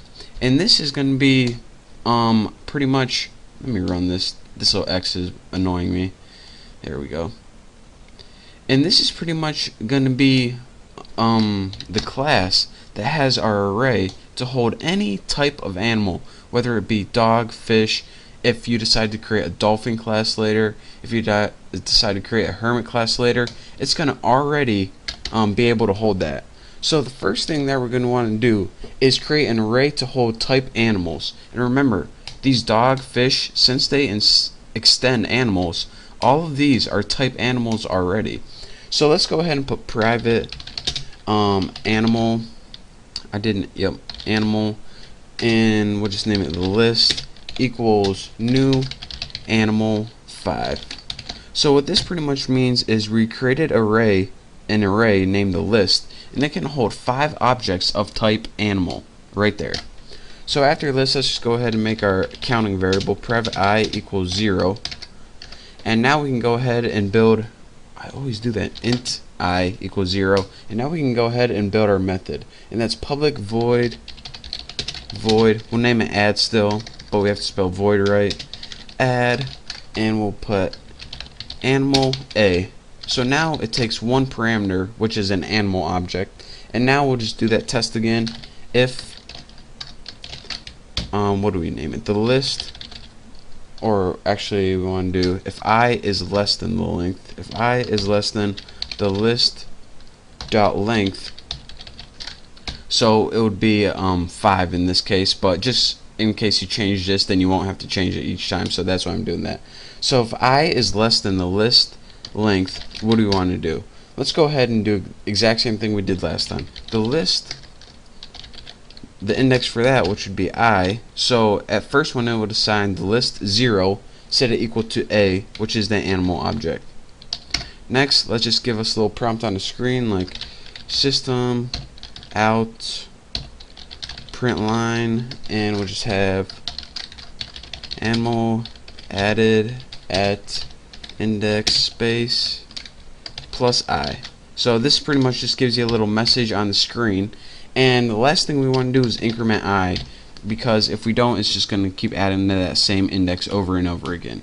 So each time this runs, it's going to change that counter variable that allows us to move to the next element in our array.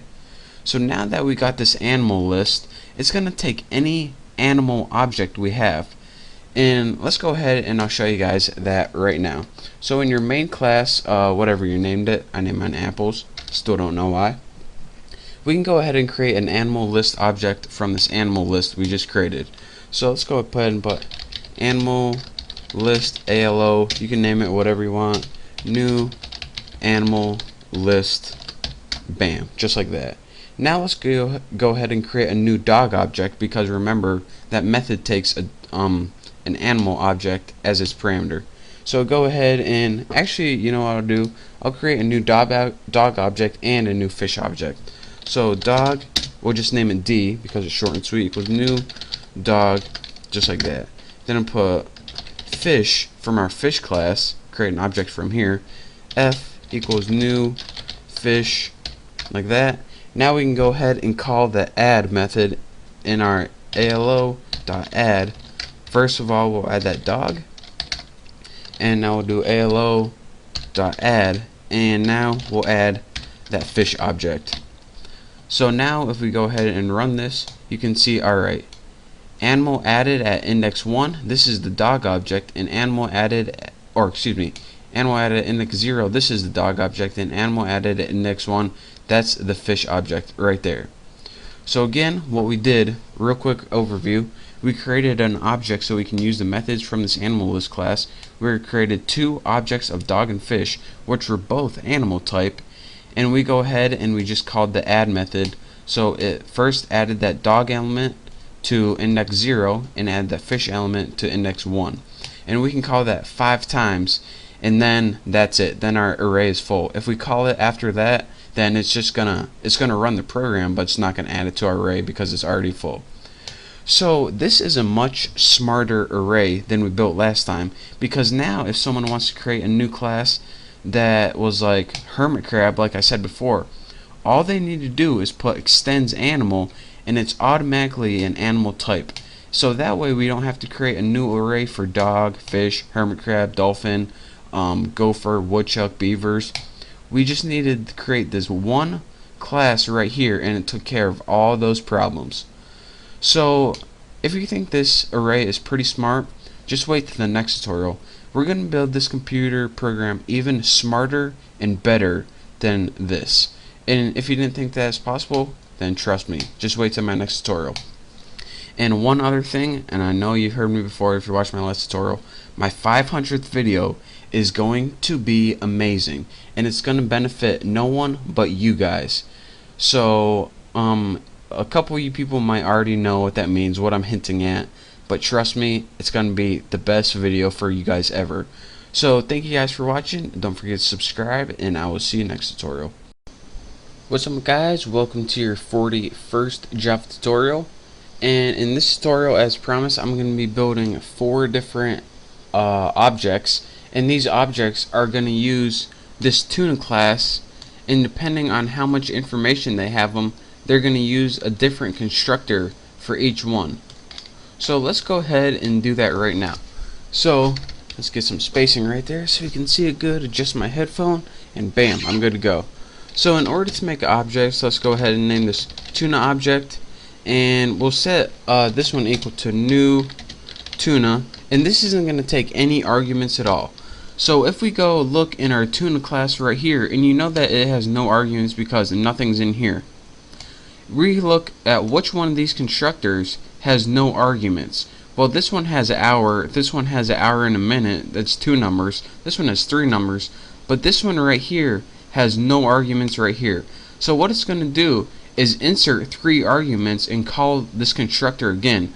So then it's going to go down here where this one takes 0, 0, 0. It's going to set the time to 0, 0, 0, and then set the hour to 0, and minute to 0, and second to 0. So now that we have that, let's go ahead and build some more objects, but this time let's give them different parameters or different arguments. So let's go ahead and copy this and paste, paste, paste, and we'll name this tuna object 2, 3, and 4. And we'll give this one, tuna object 2, we'll give it 1 parameter. We'll give it an hour of 5. We'll give tuna object 3 2 parameters. We'll give it an hour of 5 and a minute of 13. And we'll give tuna object 4 an hour of 5, minute of 13, and seconds of like 43 or something. So for example, this one right here, it has 2 arguments. So it's going to look at this constructor right here. Is this constructor good for me? No, this has 0 arguments and I got 2. So I'm not using you. What about is this constructor good for me? Well, I got 2 numbers, and this one only lets me insert 1, so I ain't using you. What about this one? Well, this has 3, and I only got 2, so I don't think so. Oh, bam, the last one's just right. I got 2, you got 2, let's use it, baby. So that pretty much what happens with these objects. That's what's going on right now. But now that we got these objects, let's go ahead and actually use them. And so let's just go ahead and print out the time. So system out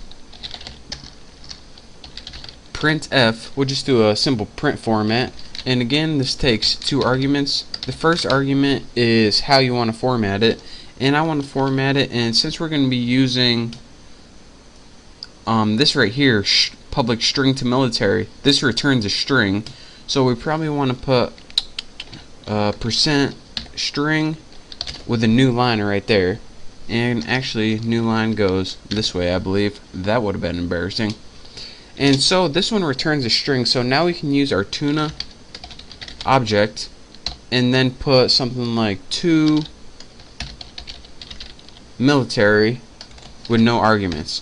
And what this is going to do is going to return our tuna object with no arguments right here. So let's go ahead, and you might as well do the other ones right now while we got this nice and copied. This is tuna object 2, 3, and 4. Now let me run this and make sure I don't have any errors, and hopefully it runs right, and bam, look at this. Now the first one was object, it was just tuna object, and we didn't enter any parameters.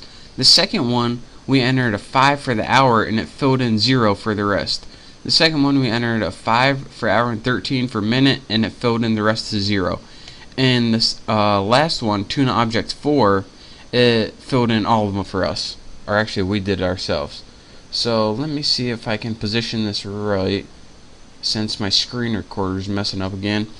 And now let me go through one of these and show you guys exactly what it did. Not dud. Why the heck did I say that? So anyways, let's just pick one that you can understand easy. And how about tuna object 3? Right here, we made an object that had 2 parameters right here, 5 and 13. So it went to tuna, where it creates everything, and it went to our constructors, and it says, alright, which one of these constructors has 2 arguments? This one has 2 arguments right here. So I'm going to use this one. This one has 0, 1, and 3. So I'm going to use this one that has 2. Well, what it did was plugged in, what was our numbers? 5 and 13. It used the 5 for hour, the 13 for minute, and it used the default of 0, and it called this constructor again, but this time it used its 3 new numbers. So whenever you use the 3 numbers, it uses this constructor right here, and what this constructor does is set time. It calls the set time method. So now it says, alright, I'm going to send you to the set time method. So let's scroll down and see what the set time method tells us to do. Well, it tells us to do 3 more methods right here. Set hour was pretty much check if it was between 0 and 24, which it was 5. Set minute checked if it was between 0 and 60, which it was, and set second, that was that 0 it plugged in for us. That we didn't have to do anything for that. So then we said, alright, we're good there. So then when we finally called the 2 military method, what did it do? Well, it pretty much just said, alright, we want to use this method for that object right here. So what we're going to do is get that hour, which was 5, get that minute, which was 13, get that second, which was 0 by default, and I'm just going to return them all to you in a nice, pretty looking string format right here. So that is why whenever we called this to military, it just outputted this string right down here, 5130. So that is, of course, a very complicated way, but again, you need to know it, on how you can use overloaded constructors to, let me scroll down here, to make a bunch of different constructors based on how much information you enter. And in that example I just told you, since we entered 2, it picked this constructor, and that is how you can pretty much use different objects with different amounts of information in it. So this will be clear when pretty much we're building more programs, and this was just an example, so it might be a little fuzzy right now, but you'll understand eventually in the next couple of tutorials. So thank you guys for watching. Hopefully you understand at least the basics of overloaded constructors and how they are useful when creating objects with different argument lengths. So again, thank you guys for watching. Don't forget to subscribe to my channel, and I will see you next tutorial. What's up, people? Welcome to your 40-second Java tutorial. And in this tutorial, I'm going to be going over a built-in method that Java has. It's called the toString method, and I'm going to show you guys what it is and why it's useful. And we're also going to be building part of a bigger program. This is probably going to be a 2-part tutorial, so pay attention and it's going to be sweet. So the first thing that we're going to need to do is get 3 variables, and they're all going to be private, and they're going to be month, day, and year. So private int month, and just go ahead and copy and paste that. Take advantage of our laziness. Control V, int day, and private int year. So now we have 3 variables right there. So let's go ahead and do something with them. The first thing that we're going to want to do is build this PopPy. Again, you can see in my PopPy class. So I'm going to build the PopPy constructor. So go ahead, public, and just go PopPy. And it's going to take 3 arguments. It's going to take int m for month, int d for day, and int y for year. Again, you can name these anything you want, not important. But remember to set your variables, which were your private variables, like month, equal to whatever you corresponding letter. I just put m, d, and y for obvious reasons. So that private day variable is going to be set to whatever we pass in for d, and that private y is going to be set to whatever we pass in for y. So now we got our constructor, but we want our constructor to do one more thing. We want it to print out a string. And we just want it to print out so we can know that our constructor worked or didn't work. Make sure you put an equal sign right there. So let's go ahead and system out printf. We can just print format, and I already started filling them in for us. So let's go ahead and print out a string. So let's put come on, Haas. Let's put the constructor. Make sure you spell it wrong. For this is, and then we'll go ahead and put %s, and that means string. And then go ahead and put a new line if you feel like it. If you don't feel like it, you don't gotta. And now, as you can see right here, our C style format, it takes one string argument. So in our second argument, just go ahead and write this. And when we write this, what it means is this, the keyword this, what's highlighted right now, this is just a reference to whatever object we just built whenever we call this class. So it's going to say, alright, then what the heck do you want me to put for a string? Well, that's what we're going to be going over in this tutorial right now. Anytime that you need a string representation of an object, Java built this thing called a toString method. So let's go ahead and write public, and we're going to be building that right now. Public string toString. And I know most of the time you can call your methods anything you want, but you can't. You have to say toString in this case. And go ahead, and it takes empty parameters, and in your body of your method, go ahead and return whatever format you want. So return string format, and then go ahead and percent. WTF does that mean? Go ahead and put this. I mean, you can write it in whatever format you want, but just follow along. %d, %d, %d. That's the common date format, and that has the month, day, and year. So the month / day / year /. So this is what this is going to do. Well, let's go ahead and finish our tutorial, and then you can probably see what it's going to do. Then I'll talk you through it one more time. What we need to do is go ahead and create an object now, and I'll call it PopPy, and I'll just call it like something like pot object. That pot object is not important. You can name it whatever. New PopPy, and I know I should have like proper months and days and years, but I should have 4, 5, 6. 6 seems like a good year, a long time ago. So now that we go ahead and create this object, we should get a nice little string at the end if I didn't mess anything up. And it says the constructor for this is 4, 5, 6. So now let me take you guys through exactly what I did. What I did is create an object using the parameters 4, 5, 6. So let's go ahead and look what happened when I created that object.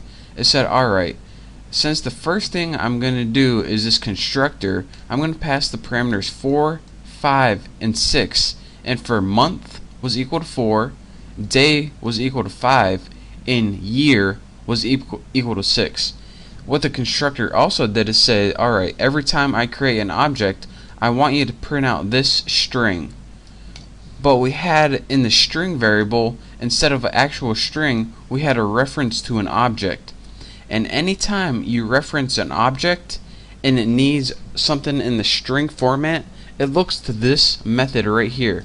What this method says is anytime you need a string representation of this object, you look to me. I'm toString, I'm built in Java, that's what I'm for. So that's why it outputted this right here. The constructor for this is 456. This is where that format 456 comes from right here. And in the next tutorial, if this seems kind of confusing, I'll show you guys a useful way why toString is actually used, and not only, you know, it might be a little confusing to understand. I mean, this is just an example, it doesn't really do anything, but in the next tutorial I'll show you guys like one example where we would actually need it and use it. But for now, hopefully you get the main idea. Again, the key points is the probably two things you're going to be confused upon is this. I mean, what's highlighted right now. Anytime you use that keyword, this, it's a reference to the current object. So it's going to say, alright, just reference the current object. So it implies that it needs a string. So since it needs a string, it says, alright, I need a string here. It says, oh, I see. That's why it gave me this toString method. So anytime I need a string, I know where to look. So, makes sense. And if it doesn't, it will in the next tutorial. But for now, thank you guys for watching. Hopefully you understand the basics of a toString method. And don't forget to name it toString. That's very important. So again, thank you guys for watching, and I'll see you next tutorial. What's up guys, welcome to your 43rd Java tutorial. And in this tutorial we're going to be building the rest of our program, and I'm going to be teaching you guys about something called composition. Now what composition means is that it means that a class, and this is the one we're going to be building today, instead of just variables and methods, it can also have references to other objects for other classes. And it could, well, I'll show you guys what it means. So go ahead in our tuna class. Again, in the last tutorial we built this PotPie class. In our tuna class, just clear everything out, and we're going to have two members for now. Go ahead and type private string, and this is a new one, name, and that's going to be used just to store my name or something. And we're going to also have a reference to another class, the PotPie class. So go ahead and type private PotPie and type birthday, since this program is just going to output my name and the birthday, but it's going to do it in a cool way. So now that we have two members of this class right here, we have a new name variable and we have a reference to a PotPie object or object. So let's go ahead and, well, let's use it. So the first thing we want to do is build our constructor. So this class is named tuna, so we have to name our method tuna, and that's constructor. What this constructor is going to take is two arguments. It's going to first take that string variable that we have, and we'll just name it the name so we don't forget. And we also want a reference to our PotPie date object. So let's go ahead and put PotPie, and let's go ahead and write the date, or you can write the birth date or something like that. And now in the body of our constructor, let's just go ahead and set name, set it equal to the name, and let's go ahead and set birthday that we declared up here, and set it equal to the date. So now we are in sync, we are good to go.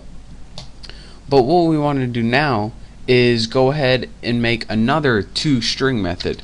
So let's go ahead and put public string toString, and just like we did in the PotPie class, in this method it's going to take no arguments, and for the body we want to return a string, of course. So string format, and for a format, I don't really like when it fills it in for you.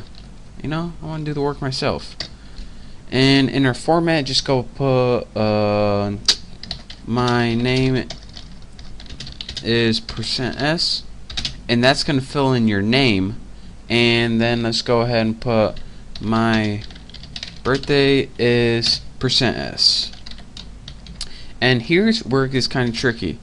Name birthday. So now, if you guys can understand the next thing I'm about to say, you'll understand the next thing I'm about to say. Sounds easy enough, but you'll understand the key concept of this tutorial. So now, whenever we need a string representation of this, what we're going to do is this. It's going to return my name is, and it's going to look right here to see what it wants to fill in for name. Well, the name was up here, and it's going to be whatever we gave it, passed it in. But for birthday, there isn't a really string named birthday. Birthday is just a reference to the date object. And again, what this means, since it's a reference to an object and not a string, anytime it needs a string from an object, it's going to say, alright, anytime you need a string, and I'm only an object, I'm not a string, maybe I can help you out. Well, I'll go to my class, and I'll go to the toString method, and then I can give you the information that you need. So when I put %s right here, you don't necessarily need to pass in a string object, or excuse me, a string variable. What you can do is pass in an object instead, and whenever it looks in that class, it implies through via the toString method that this is the string you're looking for. So again, you can do two things when you're using this. You can either pass in a regular string, which is just like a bunch of letters, or you can pass in an object, and whenever you do pass in an object, it looks in that class and it looks to the toString method of that class. So that's two different ways when you're using the print format that you can do that. So now that we got a toString method, which is pretty much the string representation of an object in the tuna class, and we got a string representation of an object in the PotPie class, I think we're ready to build some actual objects now, put them to use. So go over in your main Bucky, or I don't know, whatever you named it, and let's go ahead and build some more objects. One more to be exact. So now that we already built one from PotPie, we probably don't even need that anymore, but we'll keep it up for good looks. What we want to do is build one for tuna. So tuna, ooh, got the hiccups. Tuna object, make sure I typed everything right, got the hiccup in between there. And new tuna, and now we need to pass in two variables. Again, this is going to take two parameters, because look, our constructor takes two parameters. It takes a name and it takes an object. So for the name, let's go ahead and pass in Greg, and for the object, let's go ahead and pass in pot object that we just built right here. So in order to see what parameters it takes, look in your tuna constructor, and you can see it takes a string and it takes an object. Well, our string is Greg, that's my real name, and our object is pot object, and we just built it up here. Now everyone knows my real name. Oh great. So now let's go ahead and just output what we did. So system out print line, and let's go ahead and just write tuna object, but we have to spell it right, and we better change that to Bucky for good looks. And now let's see, I should be good to go. So let me run this, see how many errors I got, and then I'll talk you through one last time what we did. And it says my name is Bucky, birthday 456. You got it? So in the first line, in line number 3, we built a constructor. In the second line, we built a tuna object. Well, I guess we built objects in both lines, but here's what it did. You guys already know what this one did from last tutorial. And for the tuna object, when we built it in the constructor, we passed in two arguments: my name and this object right here. It took the name and set it equal to name, and it took the object and set it equal to birthday, and then it says, alright, just return it in a string format. Well, my name is Bucky, easy enough. My birthday is this object, and it says, alright, how am I going to turn an object into a string? Well, anytime I want to turn an object into a string, I just go to that class and go to the toString method. So again, I'm going to repeat it. Anytime you want to turn an object into a string, it looks to that class in the toString method. So that is your quick tutorial on what the toString method is, and also again, like I said, this is called composition, and that's referring to objects. Let me show you guys. That's referring to objects in other classes as members. So this was composition right here. So thank you guys for watching. Let's see how much time I got. Oh, just in time. So thank you guys for watching. Make sure to check out my next tutorial. Get out of my White House. And make sure to subscribe to my channel because, you know, it's the best channel ever. So I'll see you later. What's up guys, it's Bucky. Welcome to your 44th Java tutorial. And in this tutorial I'm going to be going over something called enumerations, or enum. We learned about them before, I think. We might not have. If we didn't, you know, no big deal. We're about to learn it today. But the first thing that we're going to do, well, let me tell you what enumerations are. They're pretty much kind of like classes, but you're going to use them to declare constants, at least in this tutorial we are. So let's go ahead, and anytime you want to do this, instead of public class tuna, you put public enum, E-N-U-M, and now you can use this in a specific way. So like I said, the first thing we're going to want to do is declare a bunch of constants of the enum type. So let's go ahead and make some constants, or these are pretty much going to be like variables that never change. So I'm going to make like 3 names, Bucky, and these are in essence objects. So let me give these a few parameters and then you'll see why later on. Bucky, let's give the first parameter a description word of the object, and I'm going to put nice, since, you know, I'm doing this tutorial, might as well say something good about myself. And then let's just go ahead and put a string about like how old they are or something. I'll make it interesting for the other 2 ones. Now let's think of a next person.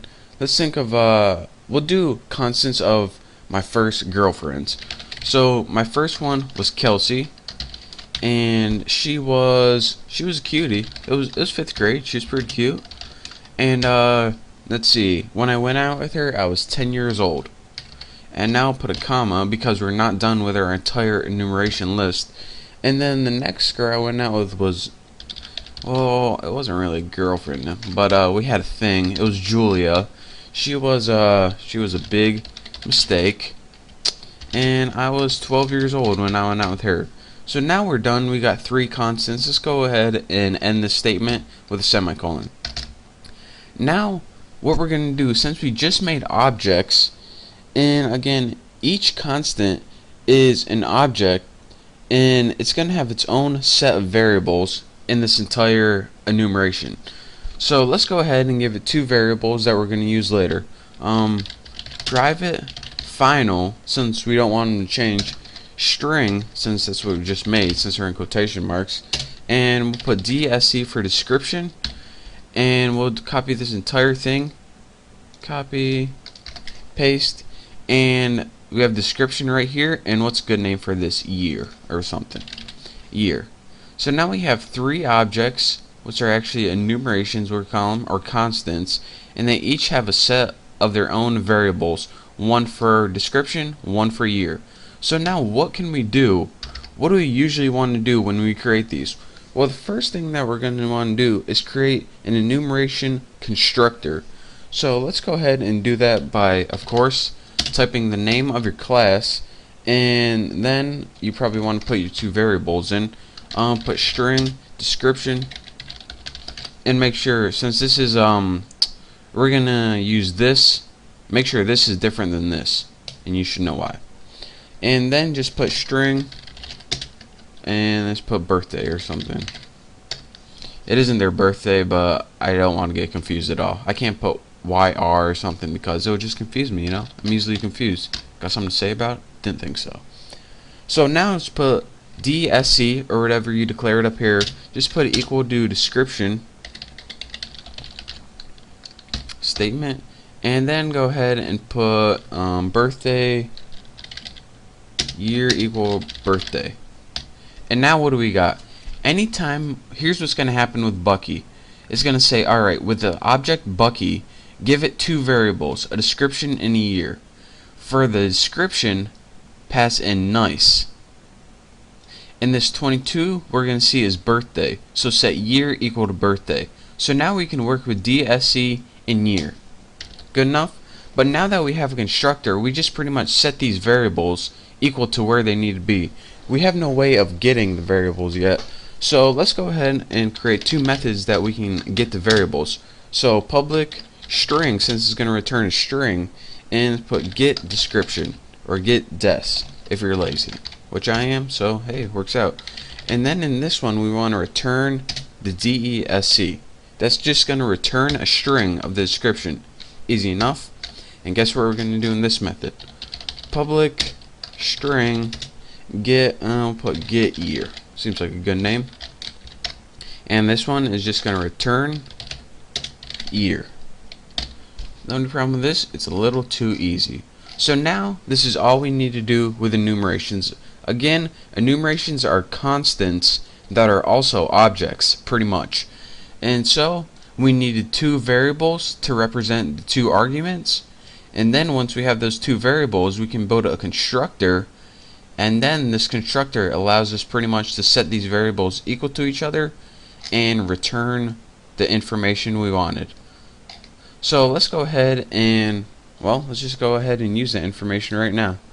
So what we want to do pretty much in our main class right here with our main method is build an enhanced for loop. So let's go do that right here. For, and the first parameter you need is of course the class name and the variable that you want to use in your for loop. Like we used like description right here. This is just a variable that we just made up. This is going to be the variable that we just made up right here. And that's the first, like, it's pretty much what you want to call your objects when you loop through them. The next argument is you need an array that you need to loop through. And let me tell you a little bit about this because this might be kind of confusing. Anytime you make an enumeration like this, Java automatically makes, it takes this constant, these constants, and makes a built-in array.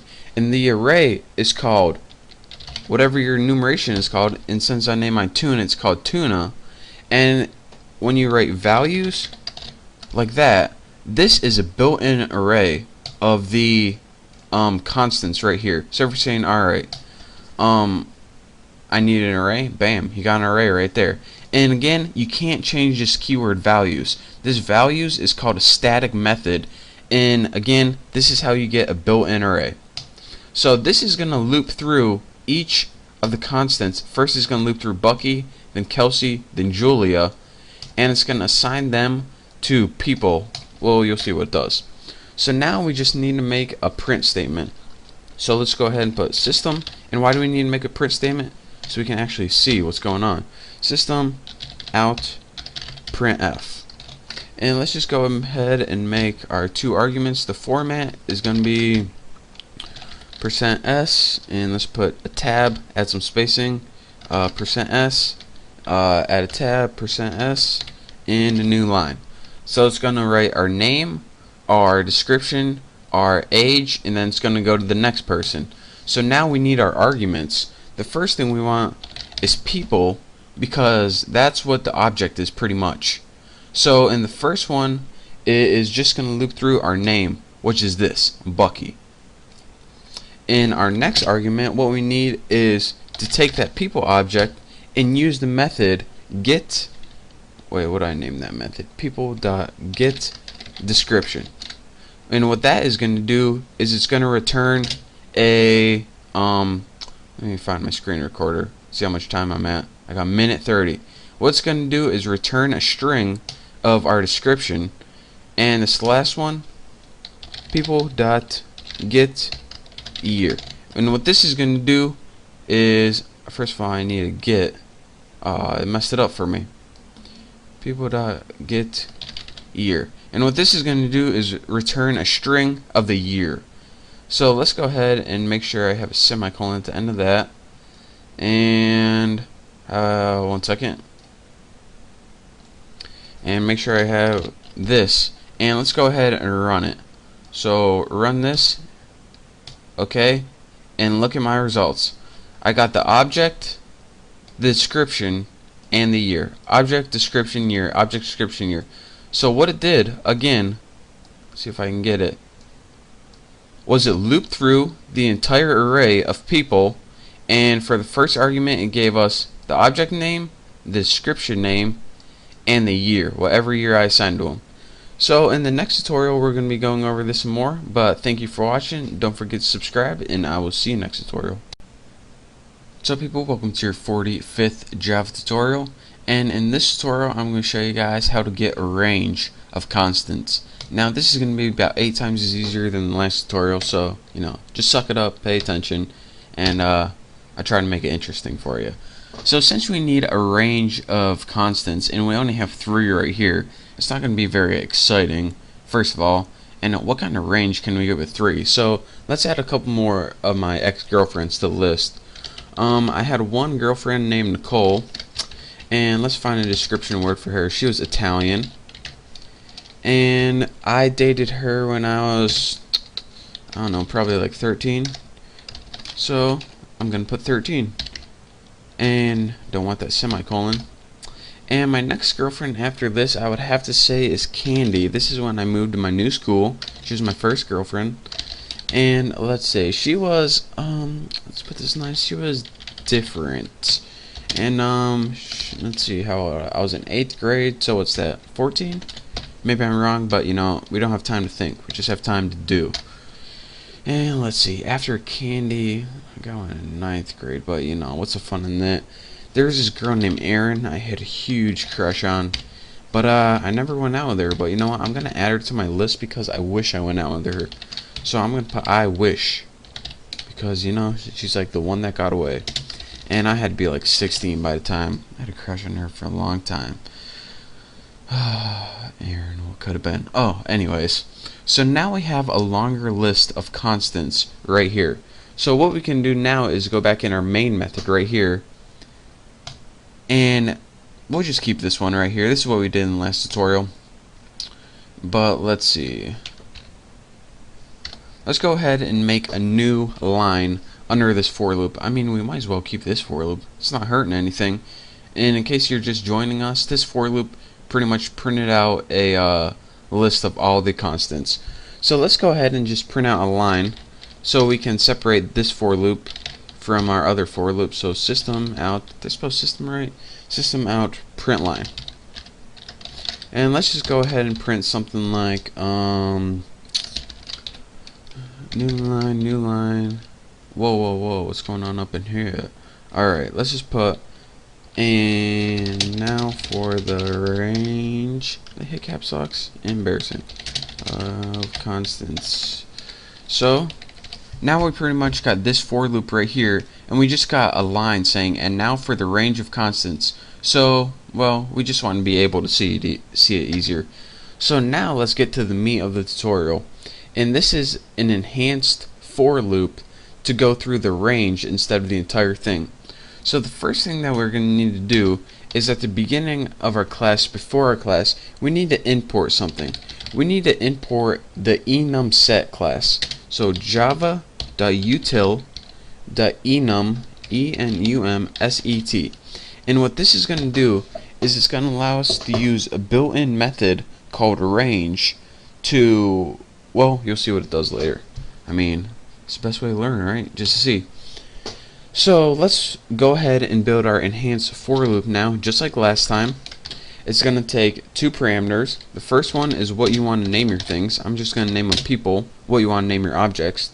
Now the second one is that method. Now we could just plug a regular array in here, but we want to have a range of the array. We want it to start at, let's say, Kelsey, and we want it to end at Candy. So, I mean, we can start and end anywhere. So, whenever, like I said before, Java automatically gives you an array of constants in the order that you did them in. But in order to get just a specific set out of there, or range, what you need to do is this. enumSet period range, and the range is the method, and it takes 2 parameters. From is the first one, so let's just go ahead and write tuna, which is the class, Kelsey, and what's going to do is look in tuna class and find this first constant Kelsey, and that's going to be your starting point. And for 2, let's just put tuna.candy. And let's just go ahead and show. So now we have Kelsey to Candy and everything included. That's what that does. It gives you a whole new array. So now once we have that, we can pretty much just copy what we have up here. Copy. Thank you for that. And we'll paste it out here. And so now instead of an entire array, which was tuna values, we have a specific set in the array, which goes from all the constants from Kelsey to Candy. So now let me run this and see what we got. Let me I won't expand it. What's the fun in that? So now we have our first array right here that has all the information Bucky to Aaron. That was the entire array. And then we says our line, and then we goes, and now for the range of constants, and we cut out Kelsey, Julia, Nicole, and Candy. So using our enum set class and the method in that called range, we were able to provide it with 2 arguments, where we wanted to start and where we wanted to end. And this entire thing right here, it gave us a new array. So instead of looping through the old array, we were able to loop through this new and improved array to get only a specific set of data. So that is your quick tutorial on my former love life, and also how to loop through a specific range of an array using this range method right here. And again, don't forget to import this class or else you're not going to be able to use it. So thank you guys for watching. Now you know all about enumerations, constants, and how to loop through them and all and whatnot. I know, how exciting, right? So in the next tutorial, I don't know what we're going to be talking about, but I promise it's going to be awesome. So you might want to subscribe, just a little hint. So thank you for watching, and I will see you next tutorial. What's up guys, welcome to your 46th Java tutorial. And in this tutorial I'm going to be going over what static variables are and how they're used. So usually whenever you have a class that has objects, each of the variables, each object has its own set of variables, like first name, and I can make an object called Bucky, and it would have its own first name Bucky, and I could have another object named Tommy, and it would have its own first name of Tommy. But sometimes you want all the objects to share a single variable. For example, if you're going to make members of a club and you're going to like have the club count, how many members were in it. For example, if I was in the club, it would be 1. If Tommy was in the club, it would be, if me and Tommy were in the club, it would be 2. If me, Tommy, and Megan were in the club, it will be 3. And we each don't need to see that. We each don't need an updated variable or a separate variable for 3, since the members in the club is all the same. So, for example, there's some variables that you just can share, and you're saying, alright, why don't you just write a separate variable for each object and update it? Well, that takes a lot of time and space, so you'll see what static is by the end of this tutorial, and it's one of the most useful things that I actually taught you so far, so listen up. In this tutorial we're going to be building a club, of course, and the club is going to be of hot girls that I would like to go out with. And yes, they will be famous. And no, I will never go out with them. So let's go ahead and make a couple regular variables first. For each object, it gets its own private string. And let's go ahead and put like first for first name. And then go ahead and put private string and last for last name. And now we need to give them a variable that they can share. So go ahead and put private and put static, and that static keyword means that every object shares the same variable. So when this one changes, it changes to all objects. And before, if you change one object's first name, that only that object's first name changed. But when you change a static variable, they change with all objects. So if I change this to 4, then all objects would see 4. Got it? Good. So static int, and we'll have members of our club, and we'll initialize it to 0. So without building anything, we have 0 members in our club. So next, let's go ahead and make our constructor. So public, our class name is tuna, and it's going to take 2 arguments: string first name and string last name. This is how we're going to insert members into our club. And in our constructor, just put first equals first name, last equals last name, and let's just go ahead and put something like members plus plus. So each time we add a member, it adds 1 to our members variable. So after we add our first member, members will equal 1. When we add our second member, members will equal 2. So next, let's just go ahead and system out print format, and our format will be something like, again, you can be creative with this if you want, constructor for, make sure you spell it wrong, %s, so it will be a constructor for Bucky Roberts, and then we'll have members in the club, and then put like colon %d, and then a new line. So we're gonna have like constructor for Megan Fox, members in the club 1, constructor for Natalie Portman, members in the club 2. Easy enough. So now we need to put first, of course, last, and members. And I spelled that wrong. members, members. That's a pretty catchy tune. Alright, now let's go ahead and write some more methods that are going to come in handy. First, we need something to get their first name. So, public, actually, let me think about this. For this tutorial, I'm teaching you is constructors, right? So we probably don't even need these yet, but we sure do in the next tutorial. So let's go ahead and in this apples, and in our main function right here, let's go ahead and make some members. So let's go ahead and make member 1 tuna, because it's in tuna class, member 1, and we'll set it equal to new tuna, and of course it takes the arguments. Again, you can see what arguments it takes by this constructor over here, a first name and a last name. So the first name can be Megan, and the last name of girls I want to date club can be Fox. So now what we should have outputted on the screen is, well, might as well just do it. Constructor for Megan Fox and members in the club 1. Easy enough. So let's go ahead and make another one now. Tuna member 2 will make another object equals new tuna, and we'll have something like Natalie and then Portman. You don't know who she is? Definitely Google it.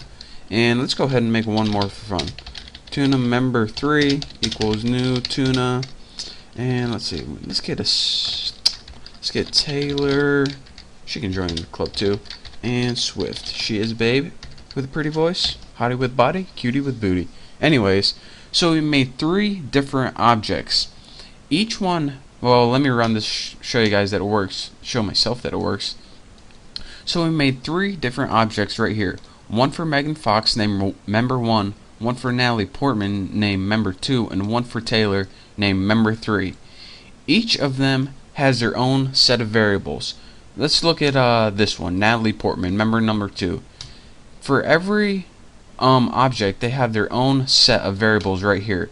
Natalie has her own first name right here, and she has her own last name of Portman right here, but they all share this members variable, and they can, like Megan Fox, this object, she can't see what Natalie's names are, but she can see the members in the club has changed it too. And when Taylor Swift joins the club right here, since it's static, it means all of these objects share the same static variable, so they can all see that the members of the club has changed to 3.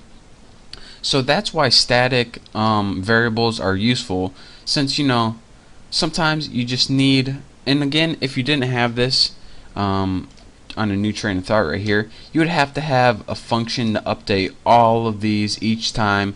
But, you know, why update 3 separate things, 1, 2, 3, and then when a member leaves, you would have to update 3 separate things, 1, 2, 3, when you can just have one variable, call it static, and update it one time. So that's your quick tutorial on what static is and why it's useful. It pretty much, instead of having to update it many times, you just call it static, and all members or objects can see it. So thank you guys for watching this tutorial. If you don't understand, you will in the next tutorial, because we're going to be going over static some more. But like I said, thank you for watching. Don't forget to subscribe, and I will see you next time. What's up, guys? Welcome to your 47th Java tutorial, and in this tutorial I'm going to be finishing up talking about static members, and also I'm going to be showing you a nice little trick that you can use when accessing static members. So go ahead and in your tune class, or not the class with not your main method in it, class without your main method in, there we go. And let's go ahead and under this constructor, let's go ahead and build 3 other simple little methods. We're just going to have one to return the first name, return the last name, and return the member. So public string, and let's just name it like get first. It's not going to take any parameters, and we're just going to have it return first. Simple enough.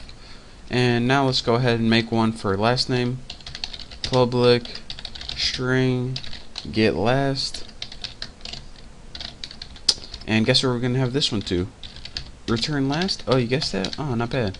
And now let's have one more, and we'll name it let's say public static. Remember, this method needs to be static. Static int get members. I know I could figure out how to spell members. Get members. And then what are we going to have this one do? Let's just have return members. So now we have 3 variables up here: a private first, a private last, and a private members, which is static. This method returns first name, this method returns the last name, and this method right here, it's going to return the variable members. So now that we have 3 objects made, go back in your main apples class or whatever you called it.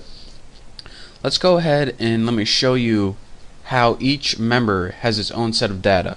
So let's just go ahead and for housekeeping sake, put system out print line, and let's just go ahead and print an empty line right there because it'll just be easier. Now let's just go ahead and copy that because we're going to be using it. Oh, I didn't know we could do that, did we? And let's just go ahead and put, what do we want to print on our first line? And it's really our first line because this one's just an empty line. Well, what I want to show you that is, even though they all share that variable called members, they each have their own set of data. So let's go ahead and put member 1, which is our object 1, which is Megan Fox, and we'll put get first, and then let's do this with last. Copy get last, and what was the last one called? Get members. So get members. So here's what's going on now. Let me make sure it's going to print out. Yep. So anytime you call this one, it's going to have Megan Fox, and this is unique to its own object. But it's going to look at get members and see that it's static. So it's going to share this variable with all the other ones. So depending on how many members are in this, then that's what it's going to print. So let me go ahead and run this. Click OK, and we have, again, we have our other data up there if you're wondering where it went, but it says Megan, which is unique, Fox, which is unique, and 3, which is shared among all objects. So now let's go ahead and change that to 2. Member 2, member 2, member 2. Now let's go ahead and run this, and now you can clearly see Natalie, which is unique, Portman, which is unique, and 3, again, that 3.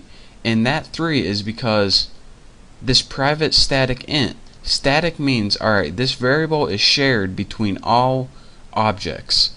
So we don't need to, why would you make a separate variable if it, like, let me think how to put this. Why would you make a separate variable that is going to be unique, that we're going to have to update in every object, if it's the same value no matter what object it is?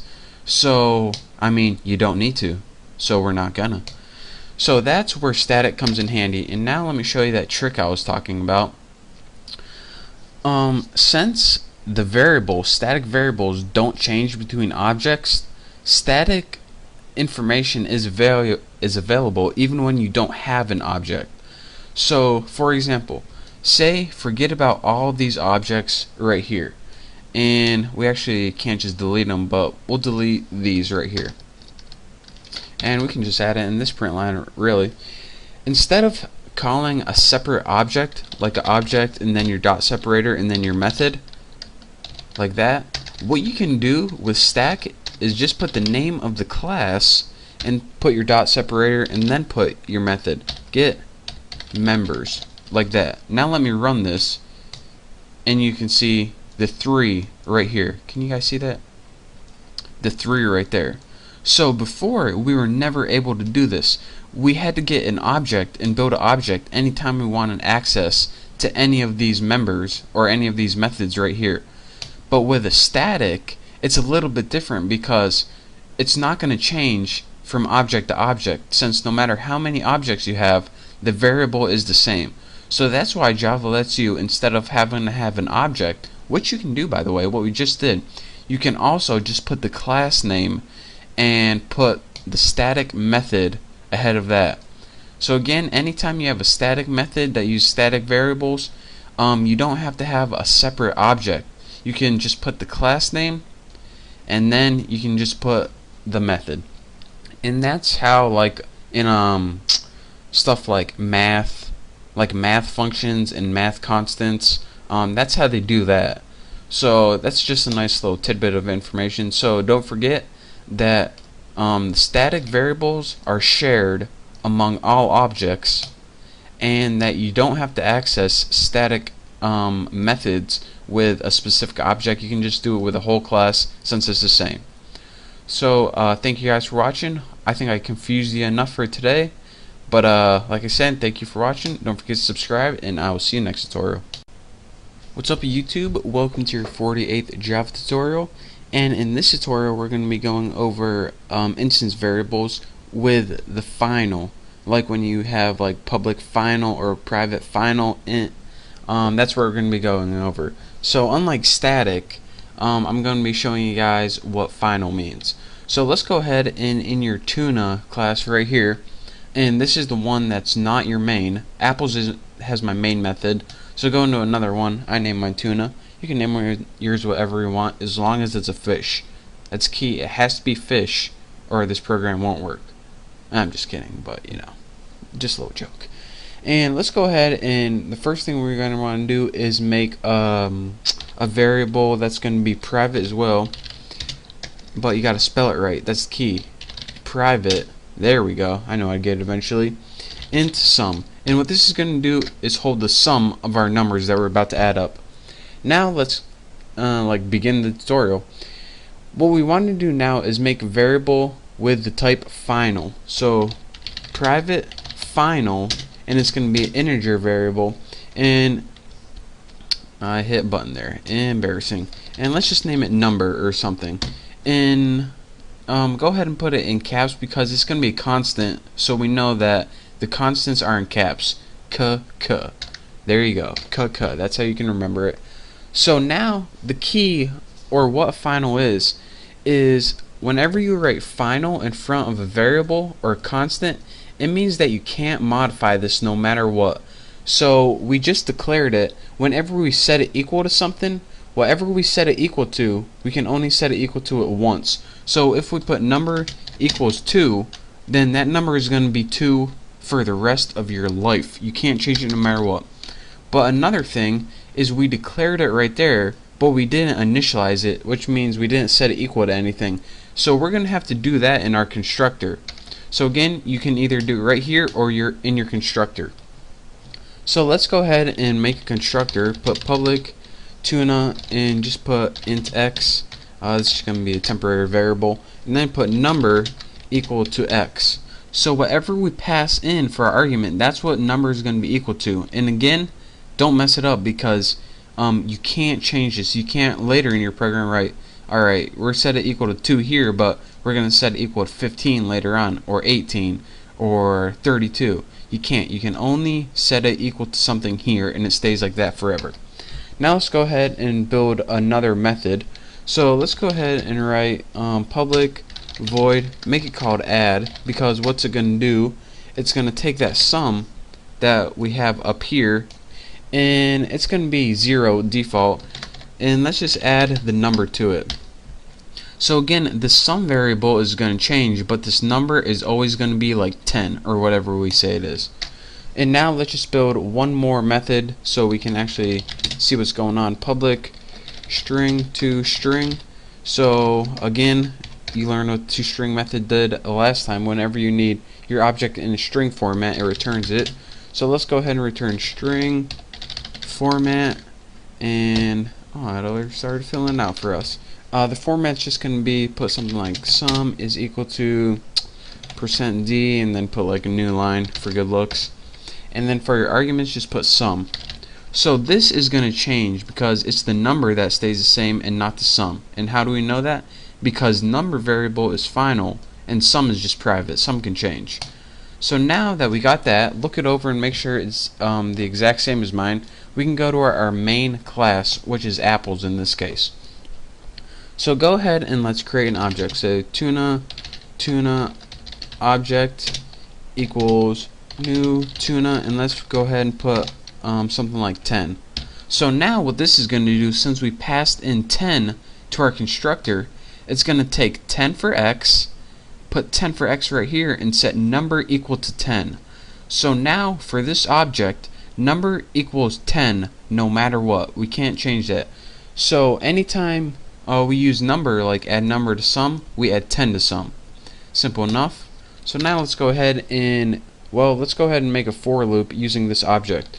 So let's just put for, and let's make a simple loop. Put like int I equals 0, if I is less than 5, and I plus plus. So it loops 5 times. 1, 2, 3, 4, yep, loops 5 times. It really doesn't matter what you have inside your for loop. This isn't important. Just had to make something real quick. Now we can go sit ahead and say, what do we want to do 5 times? Well, let's go ahead and add, let's call this method 5 times. So the first time it's going to be 10 when it adds it. The second time it's going to add another 10 to it, so it's going to be 20. Then it's going to be 30, 40, 50. Simple enough. So let's go ahead and add tuna object, and how you use it is add right there. So now we did our method 5 times, but we can't really see anything because this method right here, it doesn't return anything, so we need to return it right here. So let's go ahead and put system out. Let's go ahead and let's do a print format, and let's just go ahead for the format. We'll put something like, let's keep it simple, %s, and for the arguments, let's just go ahead and put tuna object. So let me go ahead and run through this and show you guys the results. Sum equals 10, sum equals 20, 30, 40, 50. So now let me talk to you guys one last time why this happened. Make sure, hopefully I'm in my screen recorder. Good enough. So what we did is we made 2 variables. Well, let's just go ahead and do it this way.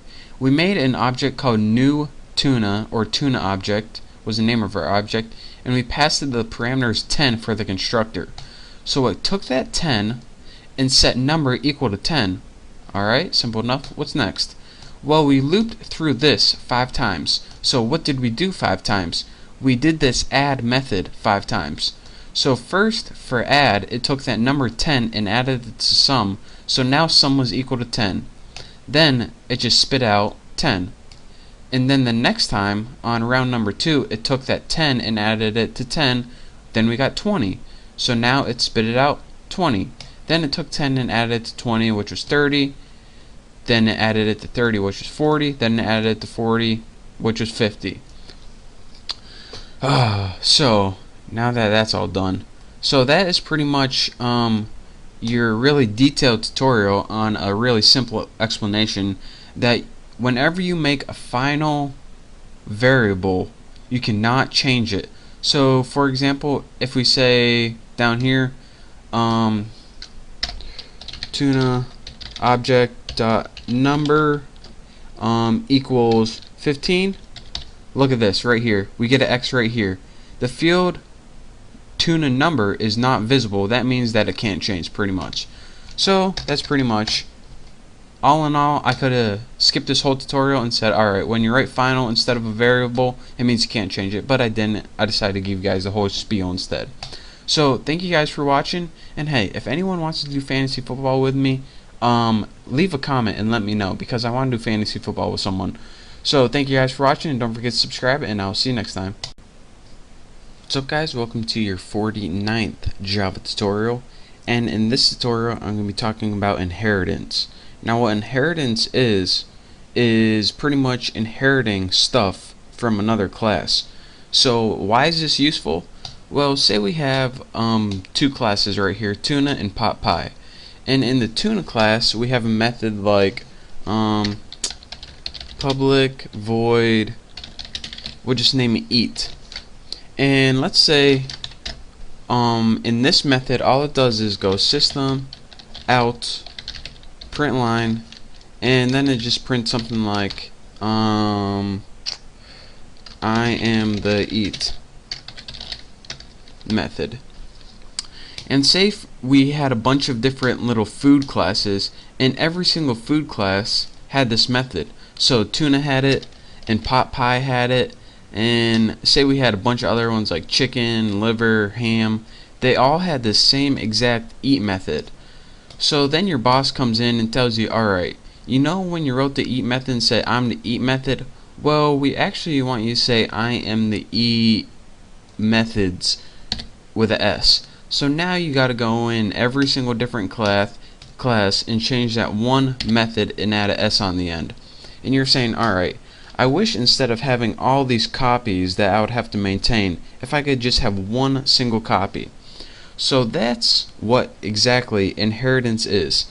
Instead of having all these copies in different classes that you have to maintain, you can only have one single copy that you have to maintain, and each of these classes can inherit that. So let's go ahead and copy this, and since tuna and pot pie are both foods, I made this new food class right here. And what this food class is going to do is it's going to store all the things that tuna and pot pie have in common, and right now they have this eat method in common. So we can go ahead and get rid of this method right here and get rid of this method in here, and instead of having all these separate methods and all these classes, we only have to maintain this one method in the food class.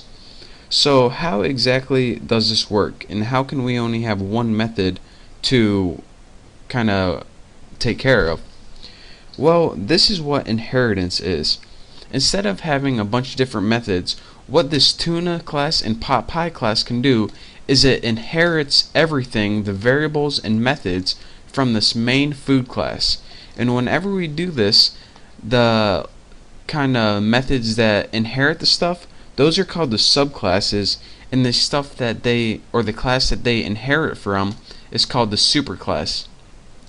So again, these two tuna and pot pie classes are going to inherit all the stuff that's in the food class, and the food class is called the superclass, and the tuna and pot pie class are called the subclasses. So how exactly do we inherit everything? Well, instead of say inherit from, what Java said is it gives it a new keyword named extends, EXTENDS. And whenever you write extends, this means inherit from. So if you say public class pot pie extends food, this means, alright, in this class pot pie, we're going to inherit everything from food. So we're going to inherit any variable that would be inherent in all the methods. So let's go ahead and do that same thing from tuna. So public class tuna, this class, EXTENDS, it extends food.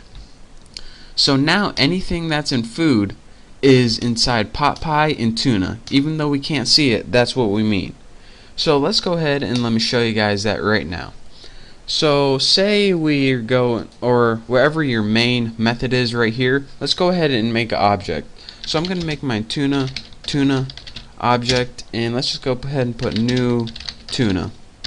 Let's just go ahead and make the same thing with pot pie.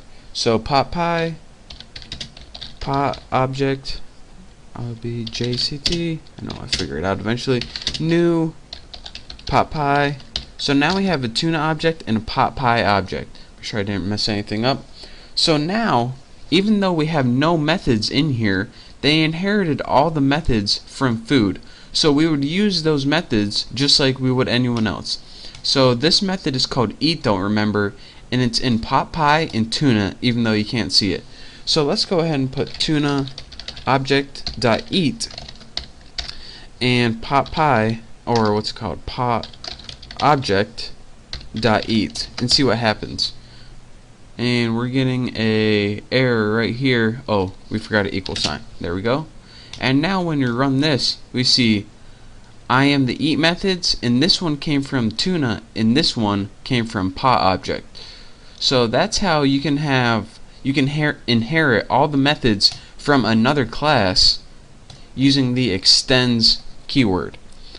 But what if you're saying, alright, you know, I have a bunch of different foods, and I know we only have 2 foods right now. This is just to demonstrate, but if you're saying, alright, I have a bunch of different foods, like tuna, pot pie, chicken liver, but I have this one class called tuna, and I want to inherit all the stuff from food, but I want to change this one method right here. Well, what you can do is override certain methods, and in order to override certain methods, you just put the method into the class, the subclass, and you recreate it. So then, if you say, alright, I am the new method of tuna. So make sure you spell a couple things wrong there. And now, whenever you override something, you inherit everything from the food class, but the methods that you recreate, they're going to override or overpower the methods that you inherited.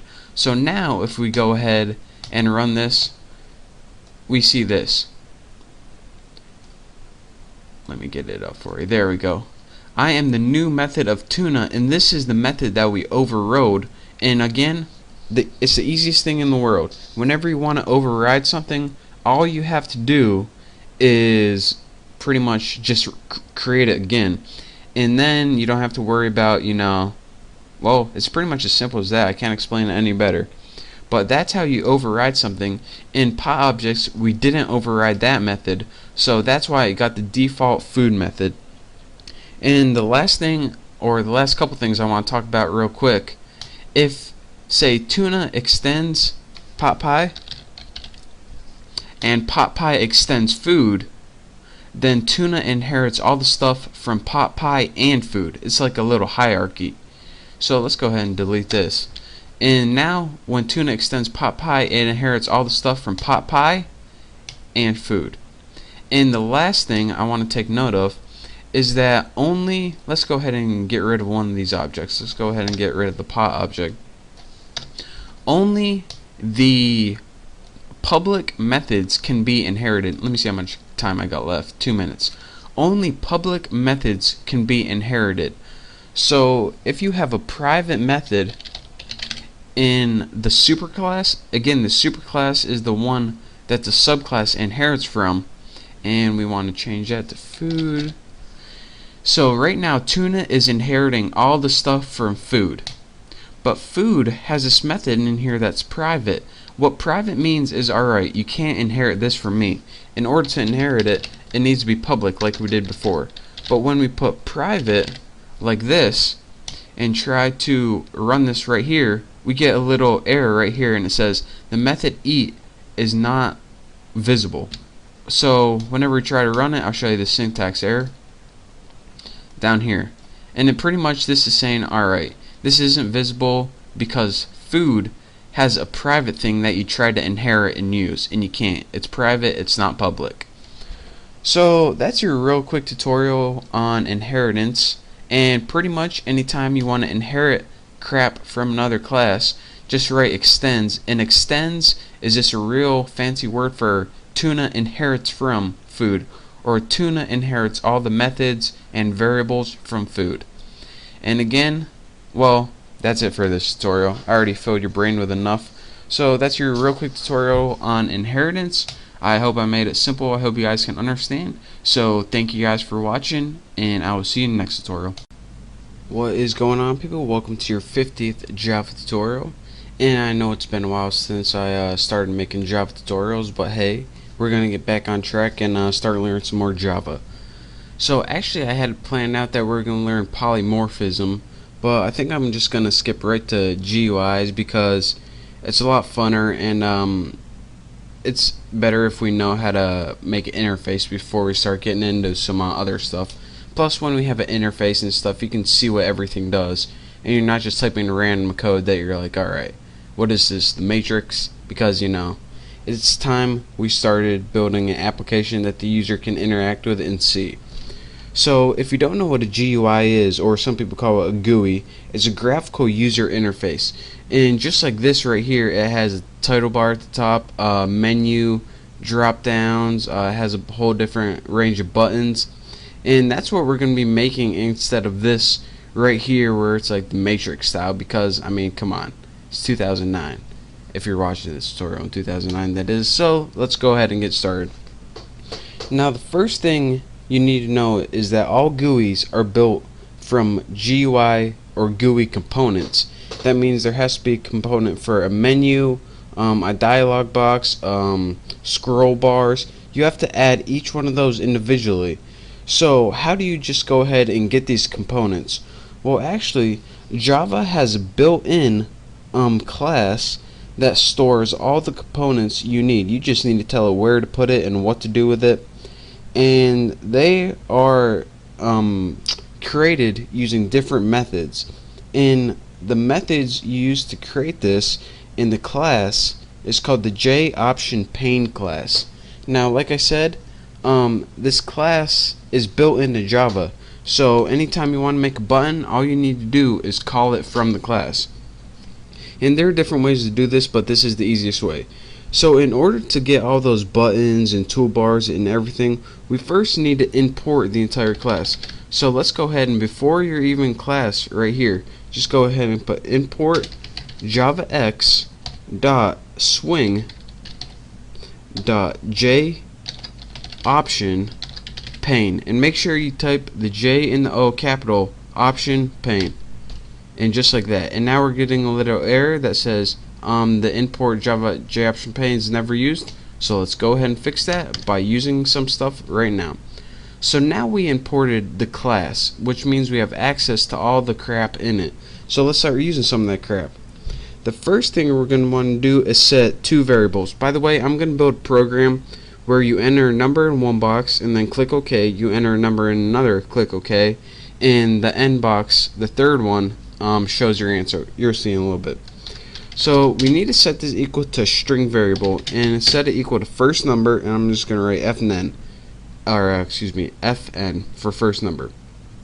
Now what you need to do is call the class, which is JOptionPane, use your period or dot separator, and the method for an input dialog is show input, if you couldn't tell by these 100 pop-up things that pop up, dialog. And it's going to take one parameter right here, and this is the message. Now what this is the message or the prompt which you want to tell the user to do. So we just want to put in a string, enter first number. So now whatever they enter into that first number is going to be stored in the variable fn. So now we need a second number, so let's go ahead and copy this, press enter, paste it, and let's just set string second number, and we'll just put enter second number right there. Make sure I got my whatever it's called, semicolon, and let's go ahead and move this over here because just because I feel like it. Now here's a little thing that you need to know. Every time they enter something in here, show input dialog method only is able to get a string. So we can't add strings. Strings are pretty much letters and numbers that it doesn't see as a number. So we need to tell Java, alright, instead of viewing this as a string, we want you to view it as an integer so you can do some math with it later on. So what we need to do is convert these variables to integers. So this has nothing to do with JOptionPane. This is just Java right here. So Java int num1 equals integer dot parse int, and what this does is convert whatever I type into here and stores it as an integer in num1. So I want to put fn, and what this does is take the string which say it's 5, and converts it into the number 5. So now let's go ahead and do this for num2. Num2, we want to take the second number we typed in and convert it to a variable called number2. So now the last thing we need to do is just show the sum. So before we even do that, let's just add the sum. Int sum equals what do we put, num1 plus num2, no spaces. And now we got the final answer in the sum variable right here. Let's tighten that up a little bit. That's what she said. And now we can go ahead and display this. Now the box that you use to display is something called show message dialog. So let's put j option pane dot show message dialog. And this is a little different than show input dialog. Inputs for inputting, messages just for displaying. Now this method takes 4 parameters. The first one is it's a parameter where to position it, and if you put null, it positions it right in the middle of the screen.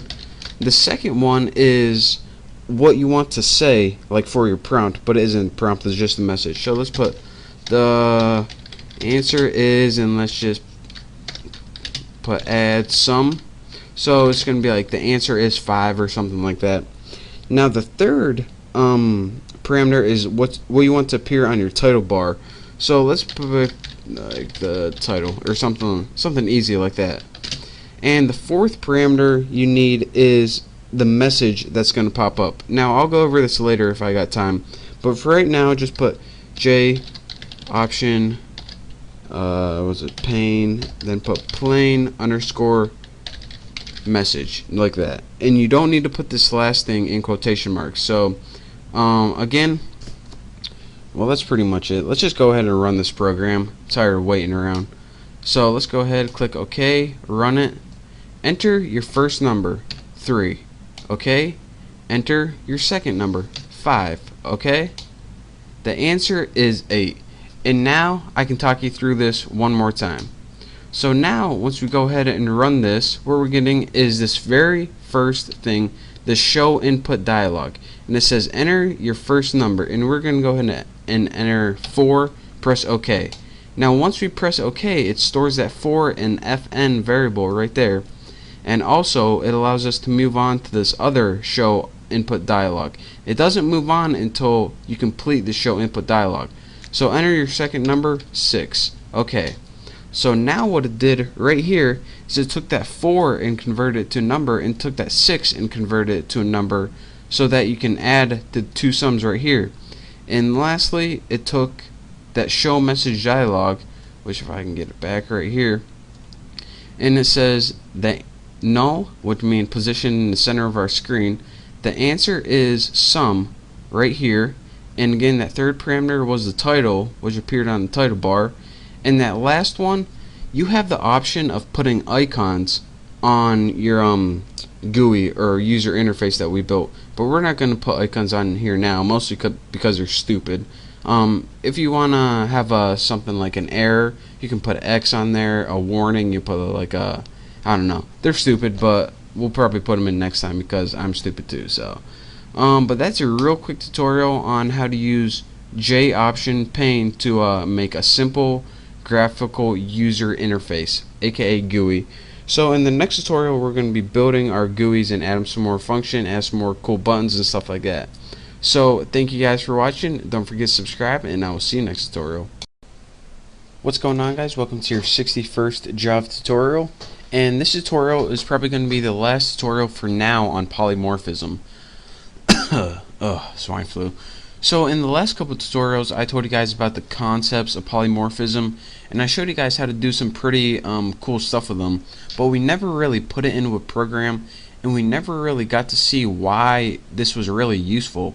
So in this program, I'm going to show you pretty much the core heart of polymorphism and what you can use it for. So let's go ahead, and in this program, I'm going to make a method in each one of these classes that's just going to say, I don't know, I'm going to have like a line for fish that says make a noise.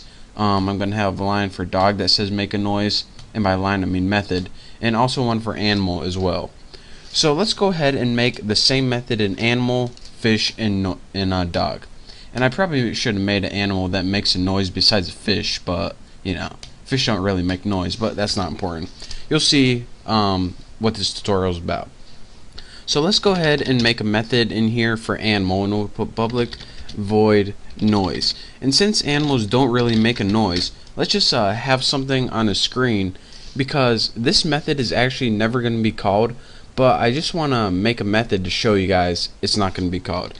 So system out print line, gotta learn to type, print line, and we'll say like animals don't make noise. And this is pretty much the point of inheritance and why we have this class right here, because fish and dog are each, since they extend this, they can both overwrite this method right here. So let's go ahead and copy this in the fish one. Let's go ahead and put the same method in here. Again, we don't change the name of it, it's just the noise one, but it's coming from the fish class now. And what kind of noise does a fish make? Put like glurp, slurp. That's what noise I would make if I was a fish, so you know, it's good enough. Dog one should be a little easier. We'll put a method in dog called noise as well, and we'll make this one go rough. Not rough, right like that.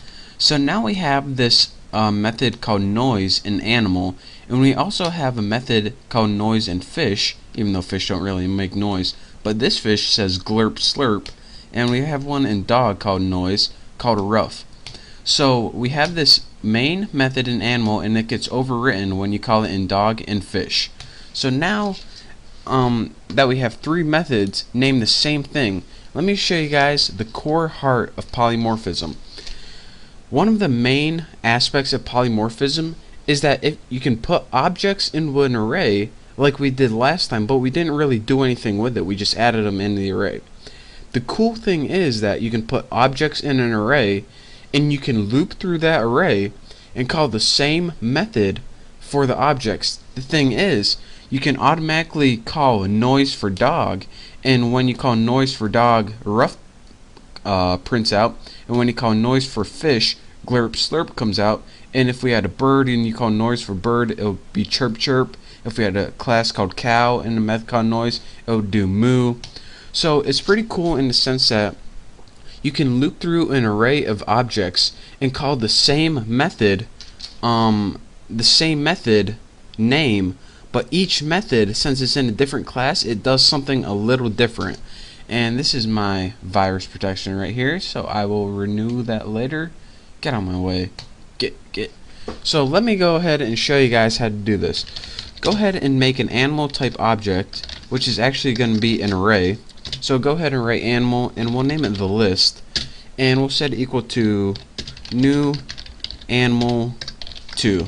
And again, the concept, if we have an array of type animal, then not only can we put animal objects in it, but also fish and dogs, since they extend animal. And that's one of the concepts I taught you guys before. Now we can actually put it to use into something useful.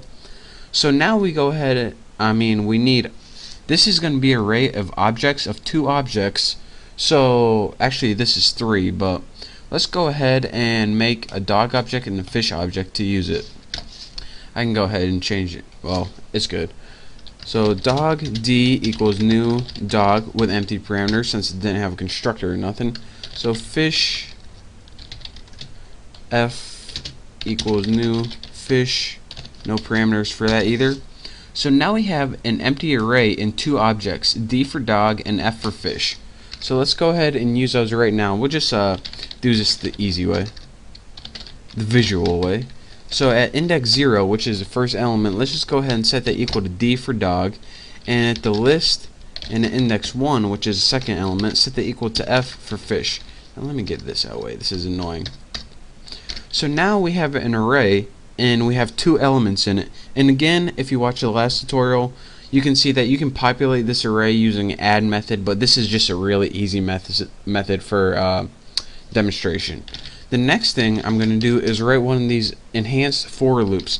And in case you forgot what an enhanced for loop was, it pretty much is a special loop to loop through an array. So first you put animal, and then you give it a new variable, what's going to use X. It's kind of like the counting variable in the for loop.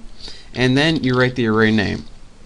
So now it's going to loop through the array the list, and every time it loops it's going to treat the index as x.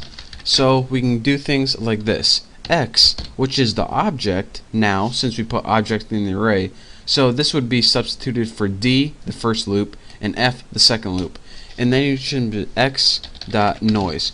And what this is going to do, in essence, it's going to loop through the entire array, and it automatically knows the length of it, so you don't got to worry about counting variables or anything. The first thing it's going to do is say, alright, what's the first element in the array? It's dog. So I'm going to put dog dot noise, and I should have rough print out on screen. Alright, done with that. Now next element in the array, it's a fish element. So I'm going to put fish dot noise, and the fish noise is glurp slurp. And then I'm done, and that's it. So let me go ahead and run this to all those, and you see rough glurp slurp. So that, like I said, is pretty much the core essence of polymorphism, in the sense that you can automatically create an array of objects and loop through that array and call each method with the same name in that object, and you don't have to create a bunch of objects. You don't have to be like D dog F fish. This is a real quick way if you had like an 100, or excuse me, an 100, why do I keep saying n 100 objects, so you don't have to call 100 lines of code. You can just make this and it loops through.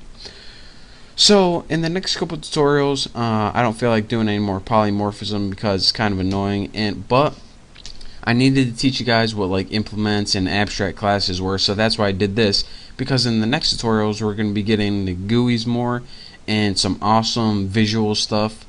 So thank you guys for watching this tutorial. Don't forget to subscribe. The next tutorials are going to be awesome. So again, thank you guys, and I'll see you next time. What is going on, people? Welcome to your 60-second Java tutorial. And in this tutorial we're going to be getting back to what everyone loves most, and that is GUIs. So as you can see, I already created a new class called GUI, and I already went ahead and imported everything, and you should all know what this stuff means from my last tutorials. I just didn't feel like having to type it all again. You guys didn't want to watch me type it anyway, so I went ahead and imported everything we need to import. We'll figure out what these do later, so if you watch my other tutorials you already know what to do. But anyways, go ahead and make a new class called GUI and have it extends JFrame, and I'll leave that up if you guys want to copy, I guess.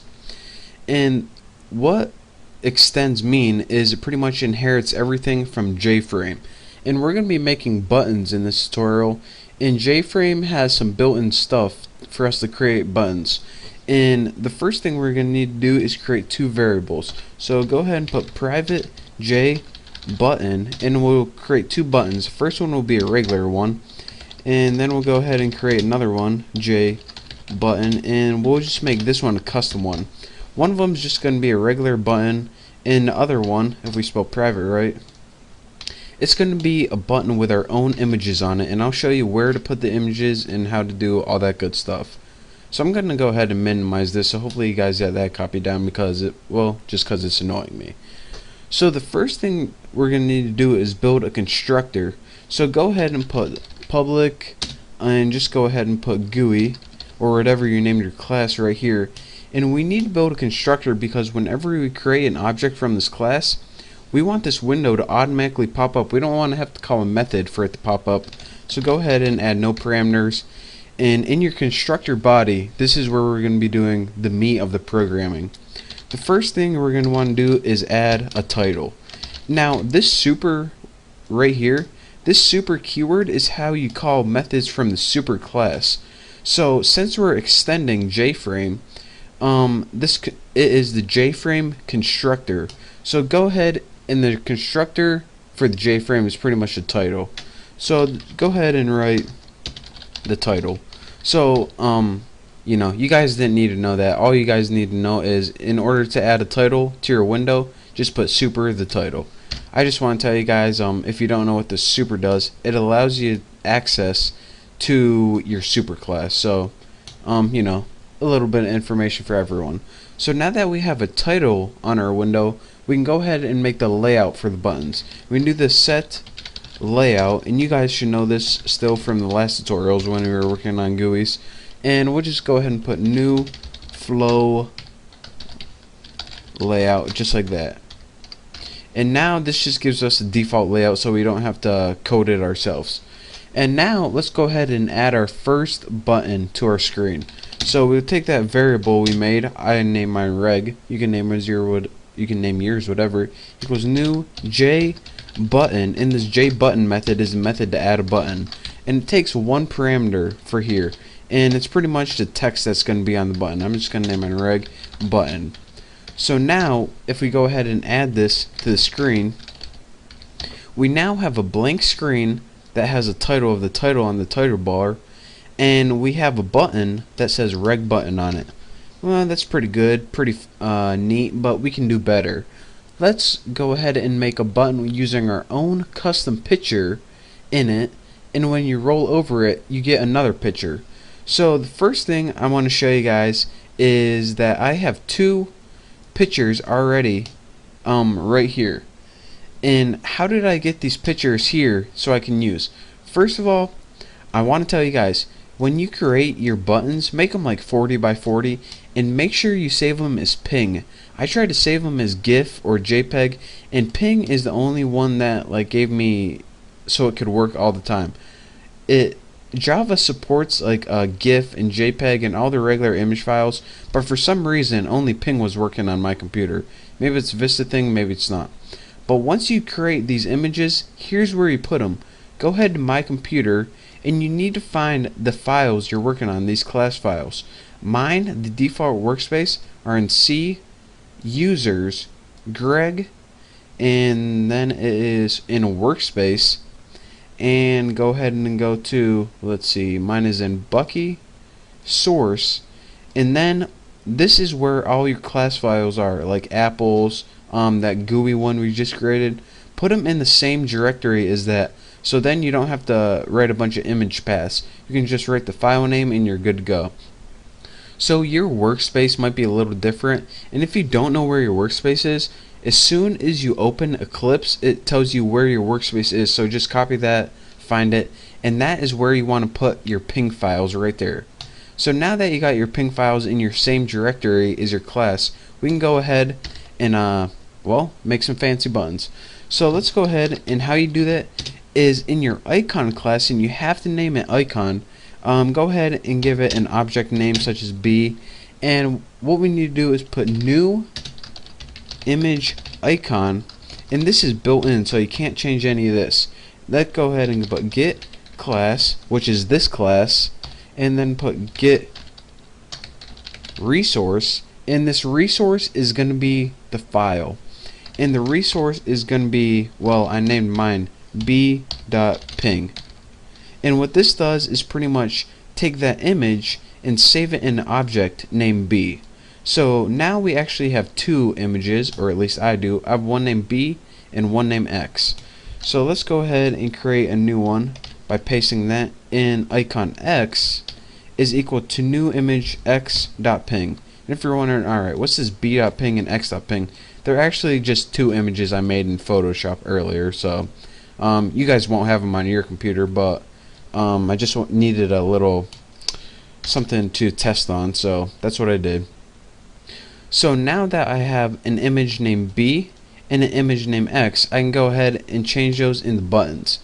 So what I'm gonna do is take that custom button, remember I named it custom out here, and do custom, and for the value I'm gonna set it equal to new J button, and for my parameters it first takes the name what's on the button, and I'm gonna name it custom. And for the second parameter, this is an optional parameter. You can have the image you want to appear on the button as well. So I'm gonna have B, and this is pretty much just a little graphic. It's a 40 by 40 graphic, and it's like well, I guess you guys are gonna see. And another cool thing that we can do with it, if you said, alright, on the button we just created, there's an image. Okay, I got that, but what are you going to do with this X image right here? Well, that X image is going to be the rollover for it. So whenever we do whenever we want to create a rollover, what we do is type the name of that button right there, and you need to put set rollover icon right there. Actually, set rollover. I selected the wrong one. Embarrassing. And the argument for this is, of course, the image you want to roll over. And now let's just add the custom button to the screen. So now we got two buttons on the screen right here. We have a regular button and we have a custom button. So in the next tutorial, we're going to be creating a class so when we click the button, it's going to handle the event. And we're also going to be that's it. We're going to be seeing these buttons in action. And I'll also go over everything I did in case I kind of confused you by going too fast. But for now, my tutorial is getting too long, so thank you guys for watching. Make sure you check out the next tutorial where we see these buttons in action. So again, thank you. Don't forget to subscribe, and I will see you next time. What's up, guys? Welcome to your 63rd Java tutorial. And in the 62nd Java tutorial, we made two buttons and put them on the screen, one right here and one right here. So now in this tutorial, what we're going to be doing is building some kind of handling events. So when we click the button, something actually happens. So we're actually going to be building a whole new class called, well, we'll name it something like handler class. But for now, we're just going to be creating the object for it. So let's go ahead and put handler class, and we're probably going to be getting an error right there, and we'll name it handler object equals new handler class. And why are we getting an error? Because we didn't create a class named handler class yet, but trust me, we will. So now let's go ahead and add some action listeners. So reg, which is the name of the first button, we'll just go ahead and add action listener right there. And for the parameter, it takes the object handler. So that's why we needed to create a class before, or excuse me, an object before we created that class. Handler, and let's go ahead and just add the same thing to our other button, which is named custom. There we go, right there. And what this pretty much does, add action listener, is pretty much the beginning of adding pretty much a handler for our buttons. So anyways, let's see, I think that's everything we needed to put in the constructor. So this whole thing right here is your constructor right here. So we want to build another class called handler class, but let's build it outside of the constructor. So in your parentheses, and outside of your constructor, let's add some space right there. Let's go ahead and type private class handler class. And we need to name it handler class because we named this handler class right here. If you name something different up here, create the same down here. And yes, we are putting a class inside this main class. We are allowed to put classes inside classes. So, just letting you know, we can do that. Why? Because we just did. And we'll have this implements. There we go. Did I spell that right? Implement action listener. And when a class implements another class, what does that mean? When a class implements another class, like we're implementing, did I spell that right? I was wondering how I was getting in line. When we have a class and it implements action listener, what does implement means? I had a couple of questions asked me on the other tutorial. What implement means in a nutshell is we're saying to action listener, alright, we want to use your class in your method, and action listener says, alright, if you implement me, I'll let you use my methods, but you have to overwrite every single method in my class. And we're saying, alright, we're going to inherit all your classes from you, but we promise we're going to overwrite it. And it's a little more complex than that, but in a nutshell, that's basically what it means. So now, any method that's in the action listener class, we're going to have to overwrite it and create one ourselves. Lucky for us, there's only one method in the action listener class, and this is called action performed. So lucky for us, we only have to create one method, and it's going to overwrite this action performed method. So let's go ahead and do that right now. We'll set it equal to public void action performed, just like this, and as a parameter it takes action event. So that's all we have to do, and in the method body, what we write in here is what we want to happen when one of these buttons are clicked. So since we added the functionality of add action listener class to handler, it pretty much, whenever we click this button, this happens, and that's what we're going to create right here, the functionality for it. So whenever we create regular, this is going to happen. Whenever we create custom, this is going to happen. So enough talking, let's just go ahead and do it. What we want to happen is we want J option pane to pop up, which is pretty much a separate window, and we want show message dialog, and I didn't feel like typing it because I was lazy, so I just did that. And this takes a couple of parameters itself, and that is null, and that's just positioning. And let's just go ahead and put string format, put some text on the screen. The first one will be nothing fancy, just %s, and the second argument will pretty much be event, and you'll see what this does later on. Nice little surprise for you. Get action command, just like that.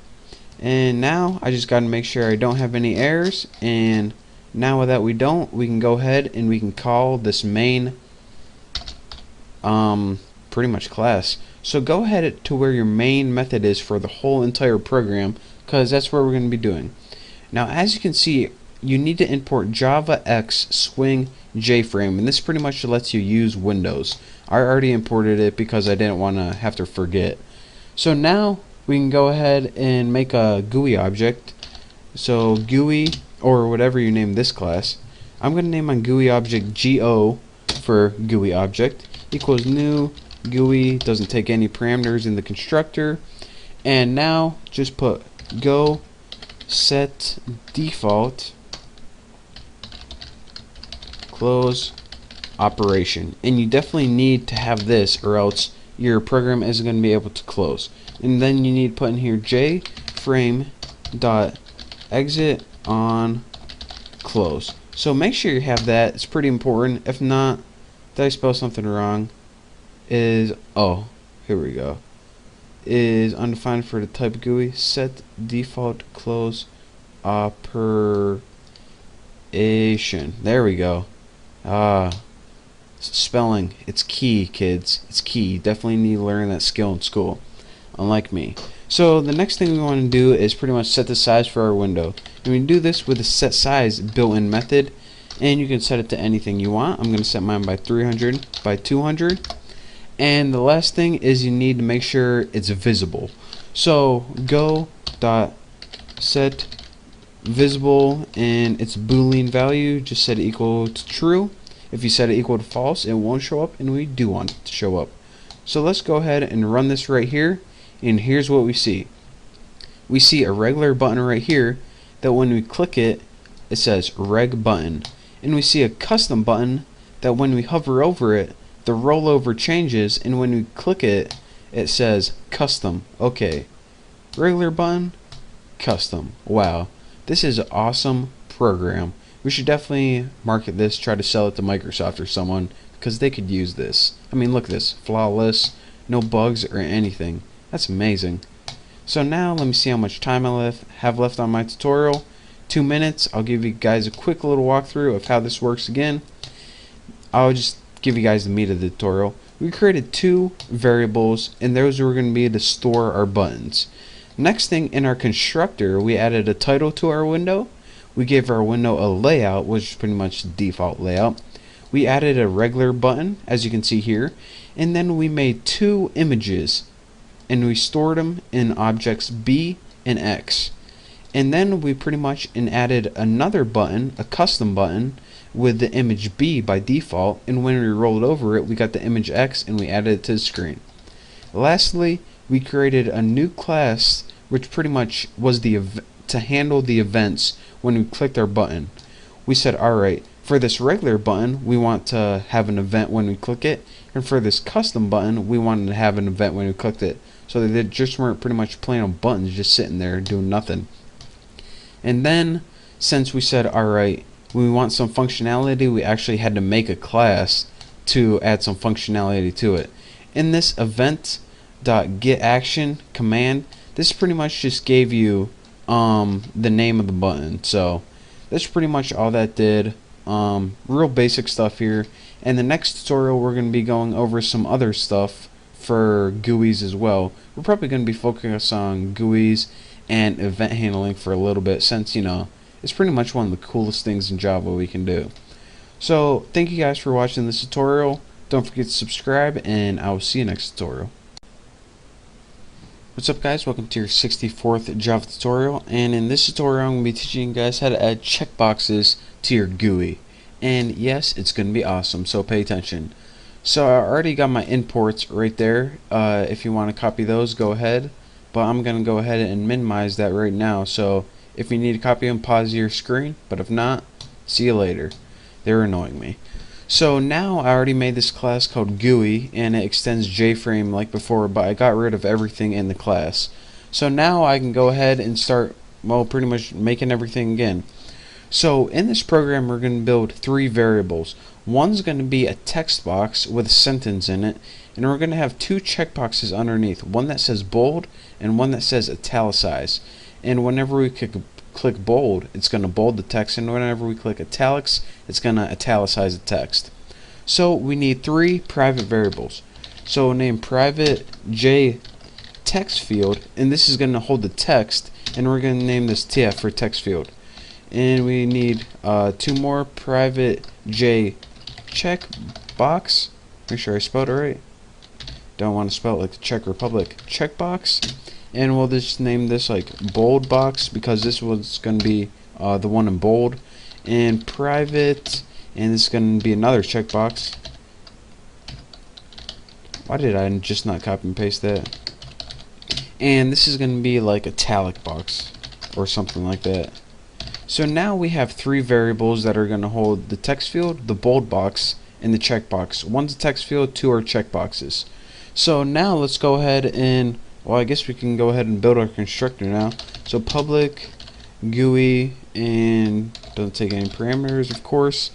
And let's just go ahead and, first thing, add a title, of course. Super, just put like the title. And the next thing we need layout. Set layout, and we're just a future heads up, we're going to be actually going over how to make custom layouts in a couple tutorials, but for now we'll just go with the default, because, you know, works pretty good. So new flow layout will give us the default layout, and now we can go ahead and start adding stuff to the screen. So that text field, we want to set it equal to new J text field. And as our parameters, the first one is just right, this is a sentence or something like that with a size of 20, and that pretty much gives us a text field in the TF variable.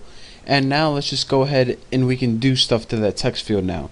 The first thing that we want to do is pretty much set a font to it.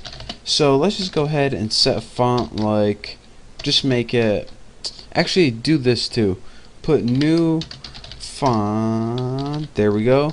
And as your parameters, put serif, and don't put anything else, because Java only accepts a couple weird ones. So font plain, and plain means like not bolded, not italicized or anything, and a size of 14.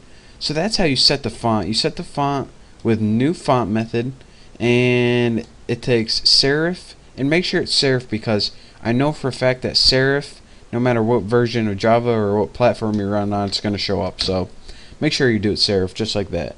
And now that we got a text box with, it says this is a sentence, we pretty much have all the text. Now all we have to do is add it to the screen. So add TF. I mean, it would be a waste if we created all that and we didn't even add it to the screen. So now we got that text field right there. Now we can go ahead and make our 2 little checkboxes to add to the screen underneath it. So let's go ahead and make bold box, or whatever you named your variable, and let's go ahead and set this equal to new J checkbox, just like that. And the parameters it takes, anytime you make a checkbox, there's going to be a little thing to the right hand side of it, or else you're not going to know what the heck it does. So it's like a little prompt to tell you what this checkbox does, or a checkbox does. I'm just going to say bold, because I mean, you don't need any more instructions than that. And let's go ahead and do the skin with the italic box. So copy this because we're lazy, and paste it, and italic box, I think that's what I named it, yep. And just put italics or italicize or something like that. And now let's go ahead and add both of these to the screen. Add bold box to the screen, and add, let me scroll down a little bit, there we go, right there. Add italic box to the screen. There we go. So now we have pretty much three things on the screen: a text field and two checkboxes underneath it. The thing is, they're just chilling on the screen right now, not really doing anything. So what we need to do is add some functionality to it. So just like before, we're going to create a new class called handler class, and we're going to name the object handler and set it equal to new handler class, just like that. And even though we didn't create that class yet, we're going to use it later on.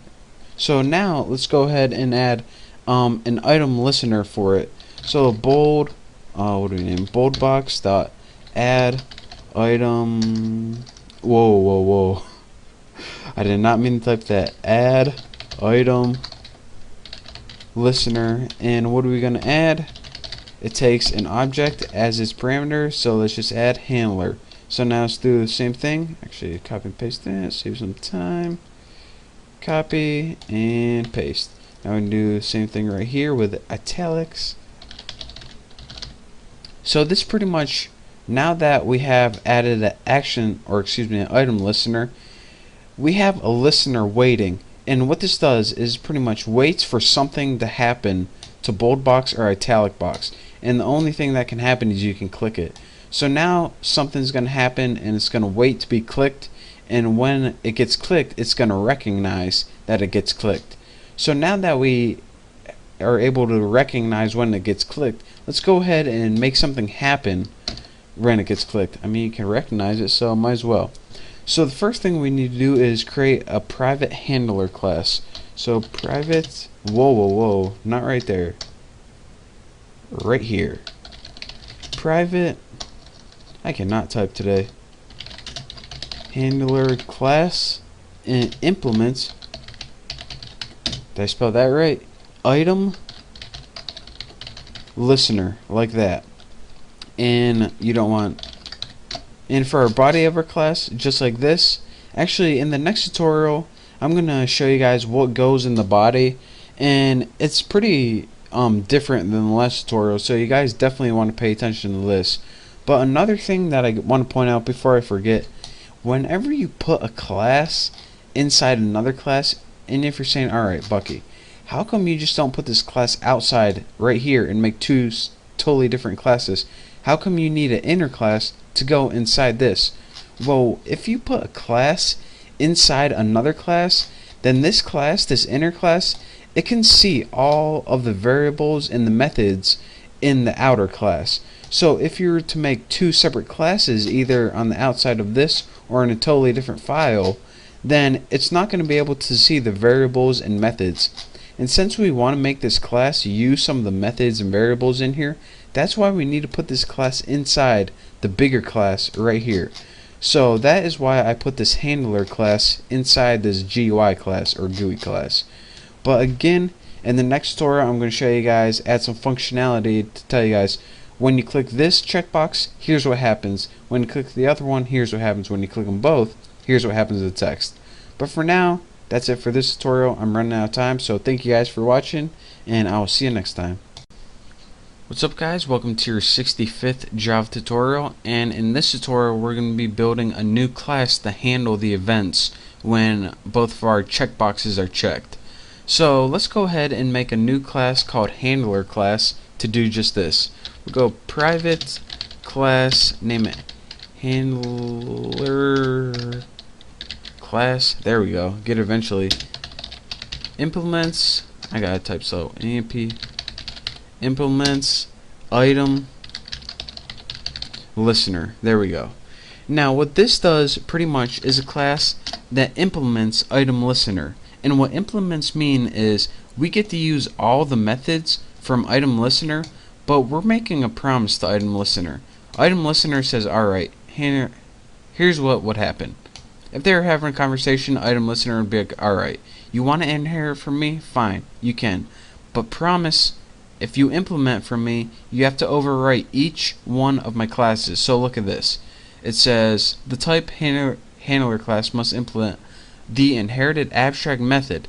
So there's abstract methods in item listener that we need to overwrite pretty much. Lucky for us, there's only one method in item listener, not a very big class, and this method is called item state changed. So let's go ahead and overwrite this baby right now. So public void item state change, right, like that. Make sure you spell it right. If not, you're gonna have some problems. And the parameter it takes here is the item event object. So what's going on pretty much is this. Every time you click one of these checkboxes, since we attach them to item listener, something called an item event occurs, or pretty much an event occurs. Now what we can do with this event is add some functionality to it, and it can be handled by an item listener object which we created.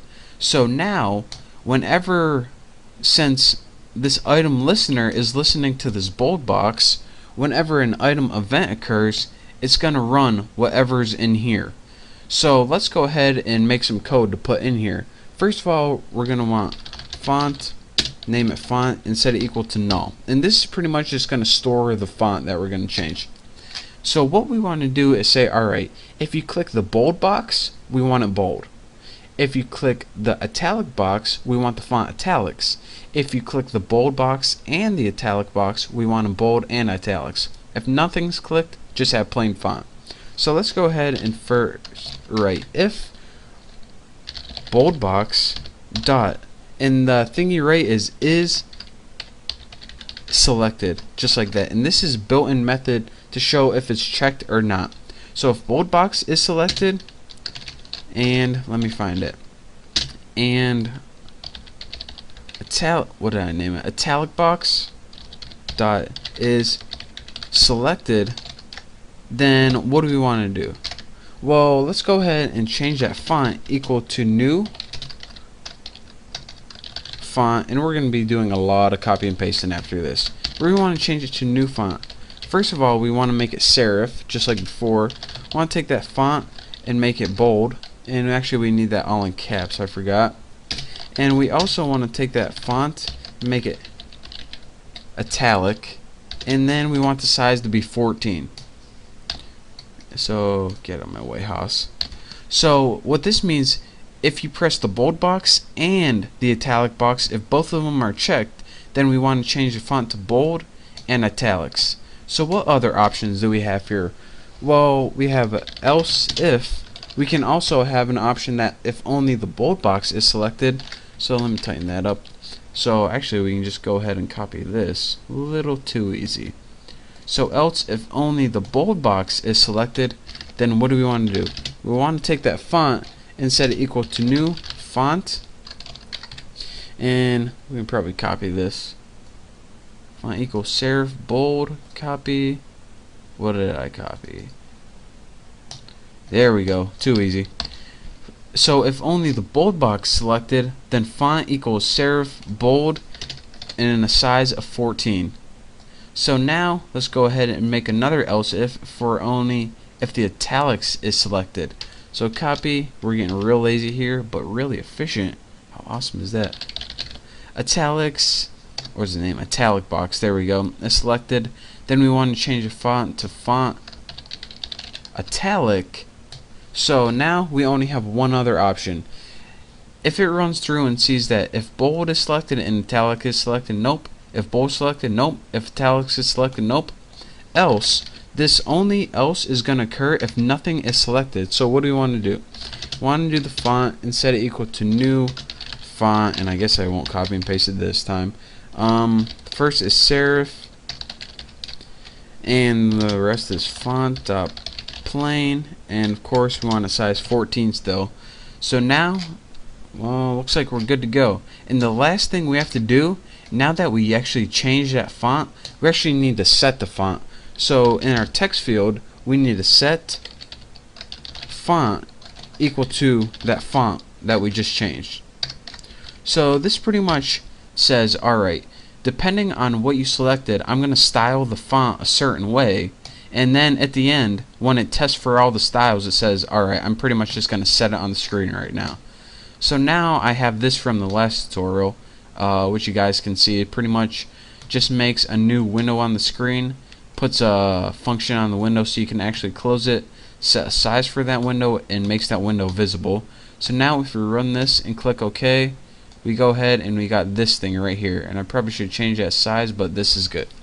Now you see when you click bold, the sentence bolds. When you click italics, it italicizes too. If you unclick bold, it just is only italics and not bold, and if you uncheck them both, it's back to normal. Now let me give you guys a real quick walkthrough one more time of how this works. Take a deep breath. You guys ready? Good. We pretty much made 3 variables on the screen to hold the text field, the bold box, and the italic box. In our constructor, we set the title and the layout. Nothing new. We pretty much added the text field, bold box, and italic box to the screen. And then we created a handler class to handle these events. Now again, anytime you click one of these boxes, something called an item event occurs. Now this can be handled by something called an item listener object. So that's why we needed to link this object to this class. Then once we do that, we can handle the events using a method called item state changed. Now this automatically runs, well, just like I told you before. And what we did pretty much is we pretty much had a variable called font to stylize the font right here, here, here, and here. And then we pretty much, once we found our style, depending on what was checked, we set it to the screen. And then we just ran our program, made a window, good to go. So that's your real quick tutorial on, these are called state boxes because they maintain a state. Like when you click them right here, I'll show you why. When you click them, they stay like that, so that's called maintaining a state. So that's it for this tutorial. Thank you guys for watching. In the next tutorial we'll be going over more GUIs, and we will be eventually making this box pretty effing sweet. For right now it doesn't do a whole lot, but you know, it will. Oh, and another thing, that if you follow my channel, you know that I give away prizes sometime. I am waiting for prizes to come in the mail now, and it will be the best giveaway I had so far. So just a little tip for you guys who actually stuck through this tutorial and watched it all. Nice little surprise. Don't tell anyone else. So trust me, when I get my prizes, it should be like next week or something. They're going to be the best giveaways ever. So, you know, something to look forward to. But for now, thank you guys for watching. Don't forget to subscribe, and I will see you next tutorial. What is up, guys? Welcome to your 66th Java tutorial. And in this tutorial, we're going to be making a GUI with radio buttons on it. And what a radio button is, it's kind of like a checkbox, but the only difference is that you can only have one radio button selected at a time. So if you have 4 radio buttons and they're side to side, if one's selected and then you click another one, the other one automatically deselects. And they actually got their name from the old radios, I guess. I don't even know if I was alive during this time, but evidently the old radios, when you pressed one button, all the other buttons would pop out, so you can only have one button selected at a time. So that's your real quick tutorial on what we're doing, and also a little tutorial on old-fashioned automobiles. So, you know, this is like a 2-for-1. So let's go ahead and start making this right here. We're gonna have, let's see, like 10 variables or something to start out. The first variable we need is something called a J text field, and this is just the same one from last tutorial, and I'll just name this TF like last time. And this is pretty much going to be the field that stores a text, if you couldn't tell. And next we're going to have a font variable, and we're going to have 4 types of font. We're going to have plain font, we're going to have bold font, and we'll name that BF, best friend. And we will have another font called italic font, and you can't write if like this because if is a keyword, so you gotta write ITF. That might be confusing, but hey, we'll get through it. And then lastly, we're gonna have a font that's both bold and italic, so I'm gonna put bold italic font, BIF, BIF. It's a pretty cool looking variable, BIF. I gotta name more stuff BIF. Next, we're gonna have 4 radio buttons, and these are the buttons I was talking about. So let's go private, and then it's J radio button, just like that. And I'm gonna name my first button plain button. And when you click this button, it's gonna give you that plain font right there. So now let me copy this because I'm lazy, and make 3 more. Next, I'm gonna have a bold button, BB. Next, I'm gonna have an italic button, named IB. And next, I'm gonna have a bold italic button named BIB. So now this plain gives you plain font, bold font, italic font, bold and italic font when you click these buttons. And the last variable we're going to be using in this tutorial is actually a group variable. So let's go ahead and write private button group, and you can name it anything you want. I'm going to name my group for simplicity. And what this group is going to do is it's pretty much going to establish a relationship so that only one button can be selected at a time. If we didn't have them related, then it would pretty much be 4 separate buttons on your screen, each acting independently. We want them to each be part of a family, so that way they can know when each other's clicked and each other's unclicked, or selected or deselected, if you prefer that. So now enough with the variables. Let's go ahead and start making our constructor. Public GUI, it won't take any parameters, and let's go ahead and start making the body. The first thing that we're going to want to add in our constructor is of course the title, like always, and I will name mine the title. Pretty cool, huh? And the next thing I want is the layout, so I'm going to put set layout, and of course in here, since we don't know anything else, new small flow layout, just like that. Looks good. So now we got a title and a layout on our window. What else can we do to this? Well, let's go ahead and add that text field that I talked to you guys about, and I named it TF if you guys forgot. And I'm going to set it equal to new J text field, and this field needs to be capitalized. And for my parameters, I'm going to first have what's in the text field. So I'm going to put Bucky is awesome and hot. That's what that's what girls usually say to me when I'm walking down the street. But anyways, and 25 for size, and now we just need to add this text field to the screen because we definitely want that to show up. So now we got a title, a layout, and a text field just chilling on our screen. So what else can we add? Well, we probably want to put those buttons on there. So I'm going to take that PB, which is that plain button. I'm going to set it equal to new J radio button, just like that. And the parameters for a button is first, what do you want to appear to the right of the button? I'm just going to have plain, since it's plain font, and I'm going to set this equal to true. Now hold on and let me itch my ear. Oh yeah, that feels good. Oh yeah, get in there. Now the parameters it takes for true and false are pretty much true is checked and false is unchecked. So if we're establishing a relationship, we can only have one true at a time. So the first thing we want to do is set one of them to true, and later on it's going to do it automatically for us when we click it. But for now, let's just go ahead and copy this, and the rest of them are going to be false, by the way, since we only want one checked at a time, because that's kind of the concept of radio button. The next bold button is going to be equal to new J radio button. We'll put this equal to bold, and we'll put this equal to false. Now, let's go ahead and copy this one and make life a little bit easier. So now we have 2 buttons created. Now let's go ahead and, what do we name this other one? Italic button for IB. Probably should have named it a little more descriptive, but I didn't. And we'll name this italic, and this will be the text chilling next to the button. It'll set this equal to false too. And our last button is named BIB, bold and italic button. So we'll just have like bold and italic sitting next to it. So now that we created these 4 button objects, we can go ahead and add them to the screen using add and PB. It should make this so you can add multiple ones at one time, but I don't think they do. So add BB, add IB, and add, what else we got here? Bib. Boom, boom, boom, boom, boom. There, that's enough of that. So now we pretty much created 4 buttons and we actually added them to the screen so that they showed up. Now, like I said before, the last variable we had was this button group right here. So that's what we're going to be doing right here. Right now we're going to be setting an object called group, and we're going to be setting it equal to new button group, like that. And this doesn't take any parameters for a constructor. And what this group is going to do is anytime you add an element to this group, it's going to add it pretty much to the group. Pretty confusing, huh?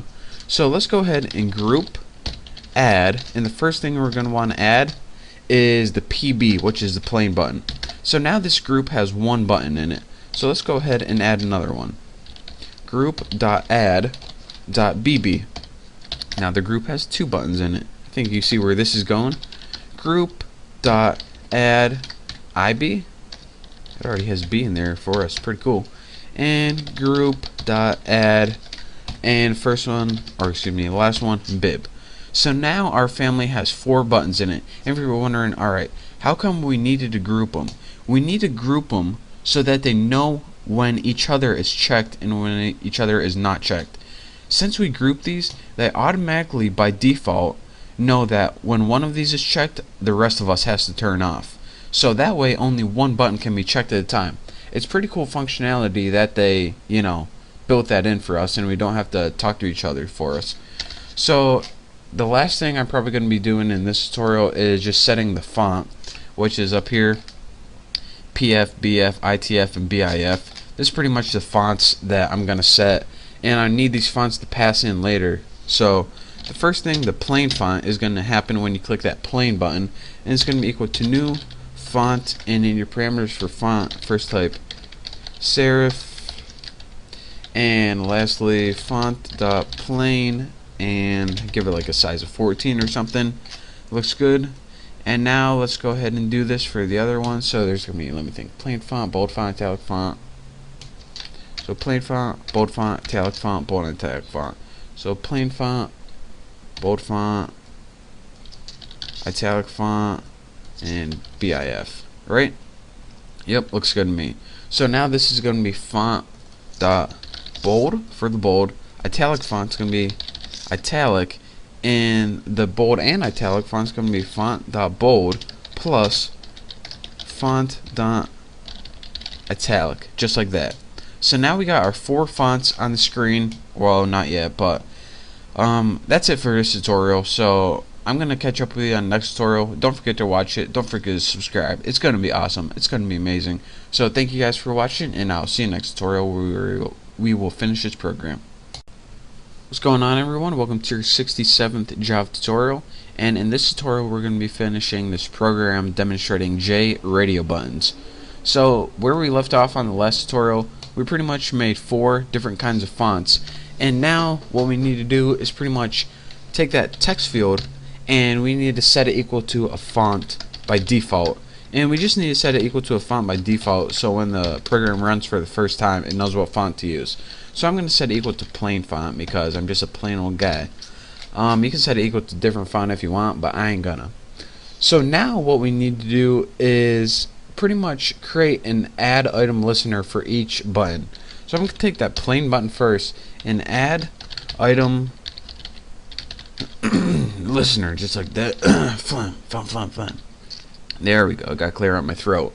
And the parameter this add item listener takes is going to be this. Get out of my way. New handler class, and for the constructor we're going to pass in the plain font. Now what happens is this: an add item listener pretty much chills there and waits for something to happen to that item, which is in this case the plain button. Now whenever it does happen, what do we want? The object, because this is an object in here. And what do we want it to do? Well, for the handler class, it's going to be handling it, or it's pretty much the code that's going to happen if this button is clicked. We need to pass in plain font to the constructor. And let me go ahead and add a comment.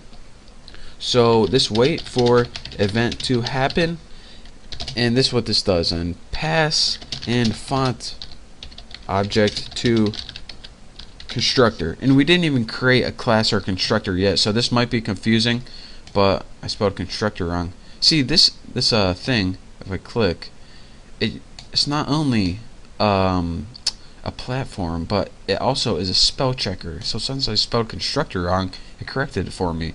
How cool is that? Compiler and a spell checker. Double banger.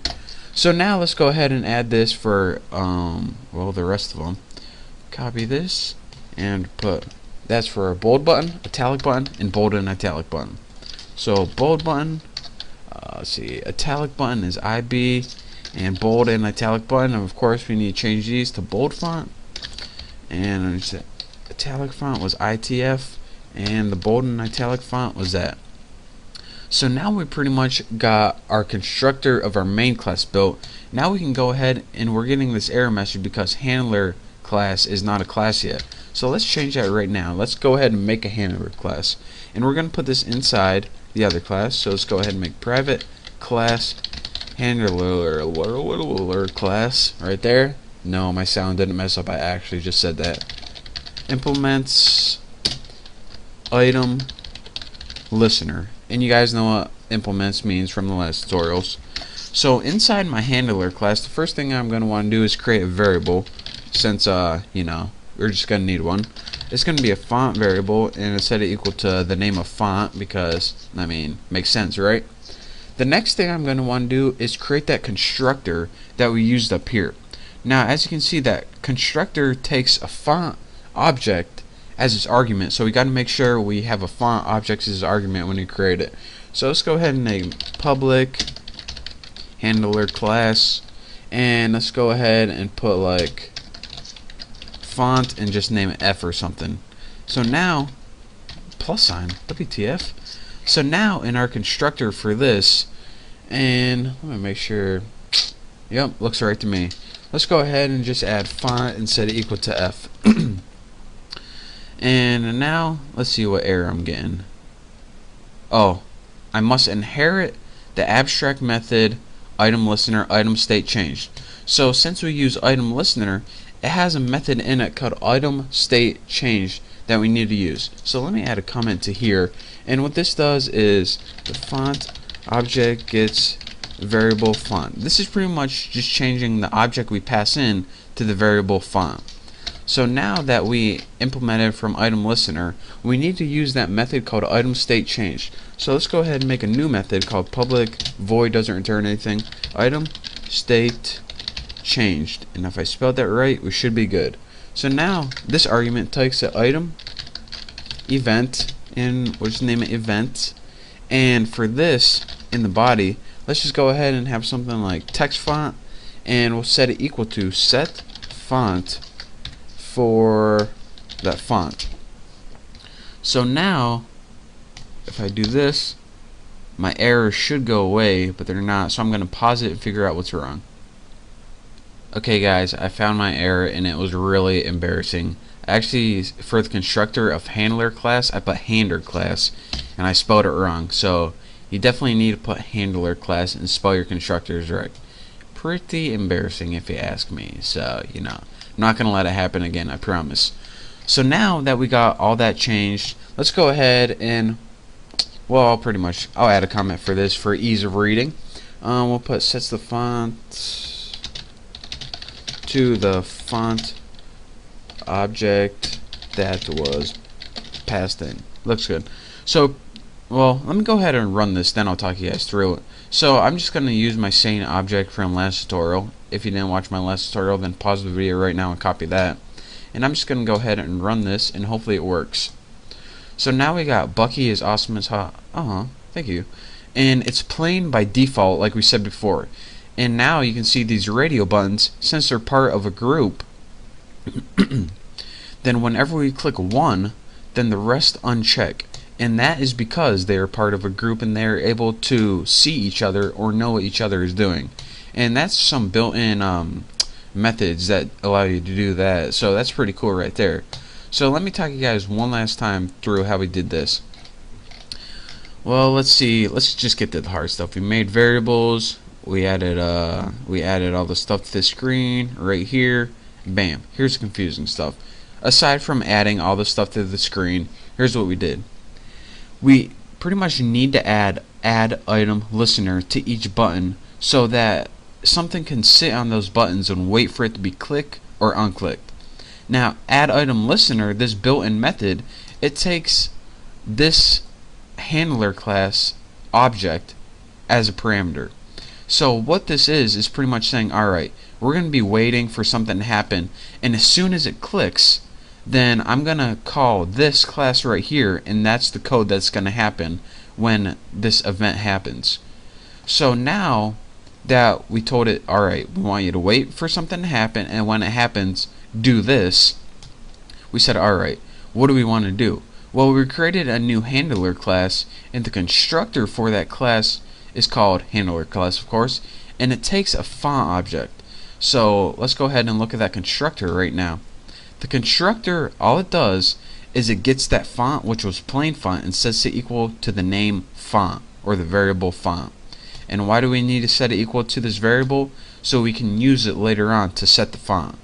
So pretty much we took that font, set it equal to the word font, and then in the item state change, which pretty much is the event that happens when it's clicked, it takes that font and sets it equal to plain font, bold font, italic font, or plain and bold font, or excuse me, bold and italic font.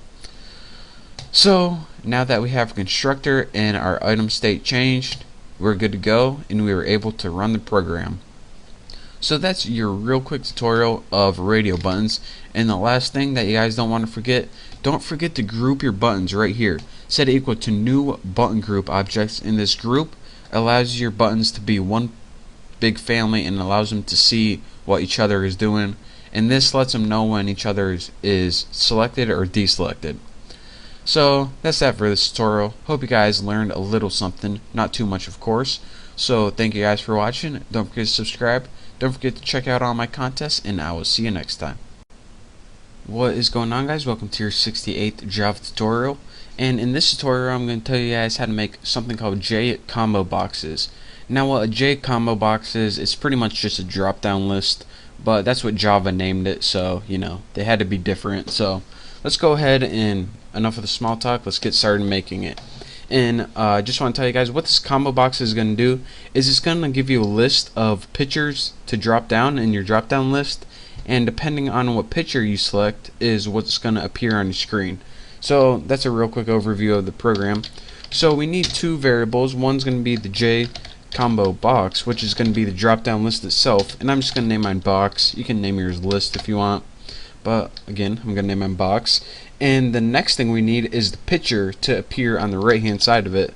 So I'm going to make it private J label, and the pictures are named J label in Java, and I'm going to name my variable picture. I mean, why not? It's nice and easy. Now the next thing we need to create is actually two arrays. Now you see here I already have two images, b.ping and x.ping, and these are pretty much just an image that says b and an image that says x with a little graphics on it. So we need to create two arrays. The first array is going to store the file name, and the second array is going to store the picture itself. So let's go ahead and put private static, we don't want it to change, string, and remember this is going to store the path, and the path is just a string, and I'm going to name it file name, and we'll set it equal to b.ping, and make sure you put it in quotes since it's a string. So that's the first element of the array, and the second one is x.ping. Make sure I got png. And so now we have an array called file name, and it has two elements in it, b.ping and x.ping. Simple enough. Now let's go ahead and create a new array that is an icon array, and we do it like that, and we'll name this one pics, and this is going to store the files themselves. So let's go ahead, and as the first element what we need to do is put new image icon, and for the parameter of image icon put get class, and it's going to be this class itself. It's going to select and get resource. And the resource for this is going to be the parameter it takes as a name, and for the name we can write b.ping, but let's go ahead and write file name with the index of 0. So our first element in this array is the file name index of 0. So let's see, 1, 2, make sure I got my parentheses. There are a lot of parentheses here. Yep, that's right. So now let's go ahead and just copy this. So the first element in this pics array is pretty much this B picture itself. This is just a file name. This is the actual image. So let's go ahead and add the second array by pasting that. And the second element is file name 1. Remember, arrays start at 0 and then the next one is 1. So now we can go ahead and go to our next line. So now we got two arrays. One stores the file names and one stores the pictures. And we're actually going to be using the file names later, so that's why I just didn't put the file names right here. You'll see why in a little bit. So now that we got all our variables and arrays, we can go ahead and start building the constructor like we always do. So public, my class is named GUI, and let's go ahead and add a body to that constructor. And the first thing we're going to want to add, as always, is the title. And I'm just going to write the title, nothing fancy, and set layout to, there we go. And the layout for this, since we didn't learn layouts yet, is new flow layout, just like that. So now we have a title and a layout on our window. What else can we do? The first thing we're going to want to do is create that drop down box with the file names is the list options. So I'm gonna take that box variable that I created up here and set it equal to new j combo box, if I can spell, and the parameter it takes here is an array of options. And since we want our options to be bping and xping so the user knows what's going on, go ahead and write file name in here. And what this will do is automatically put all of these options in a list for us. How cool is that?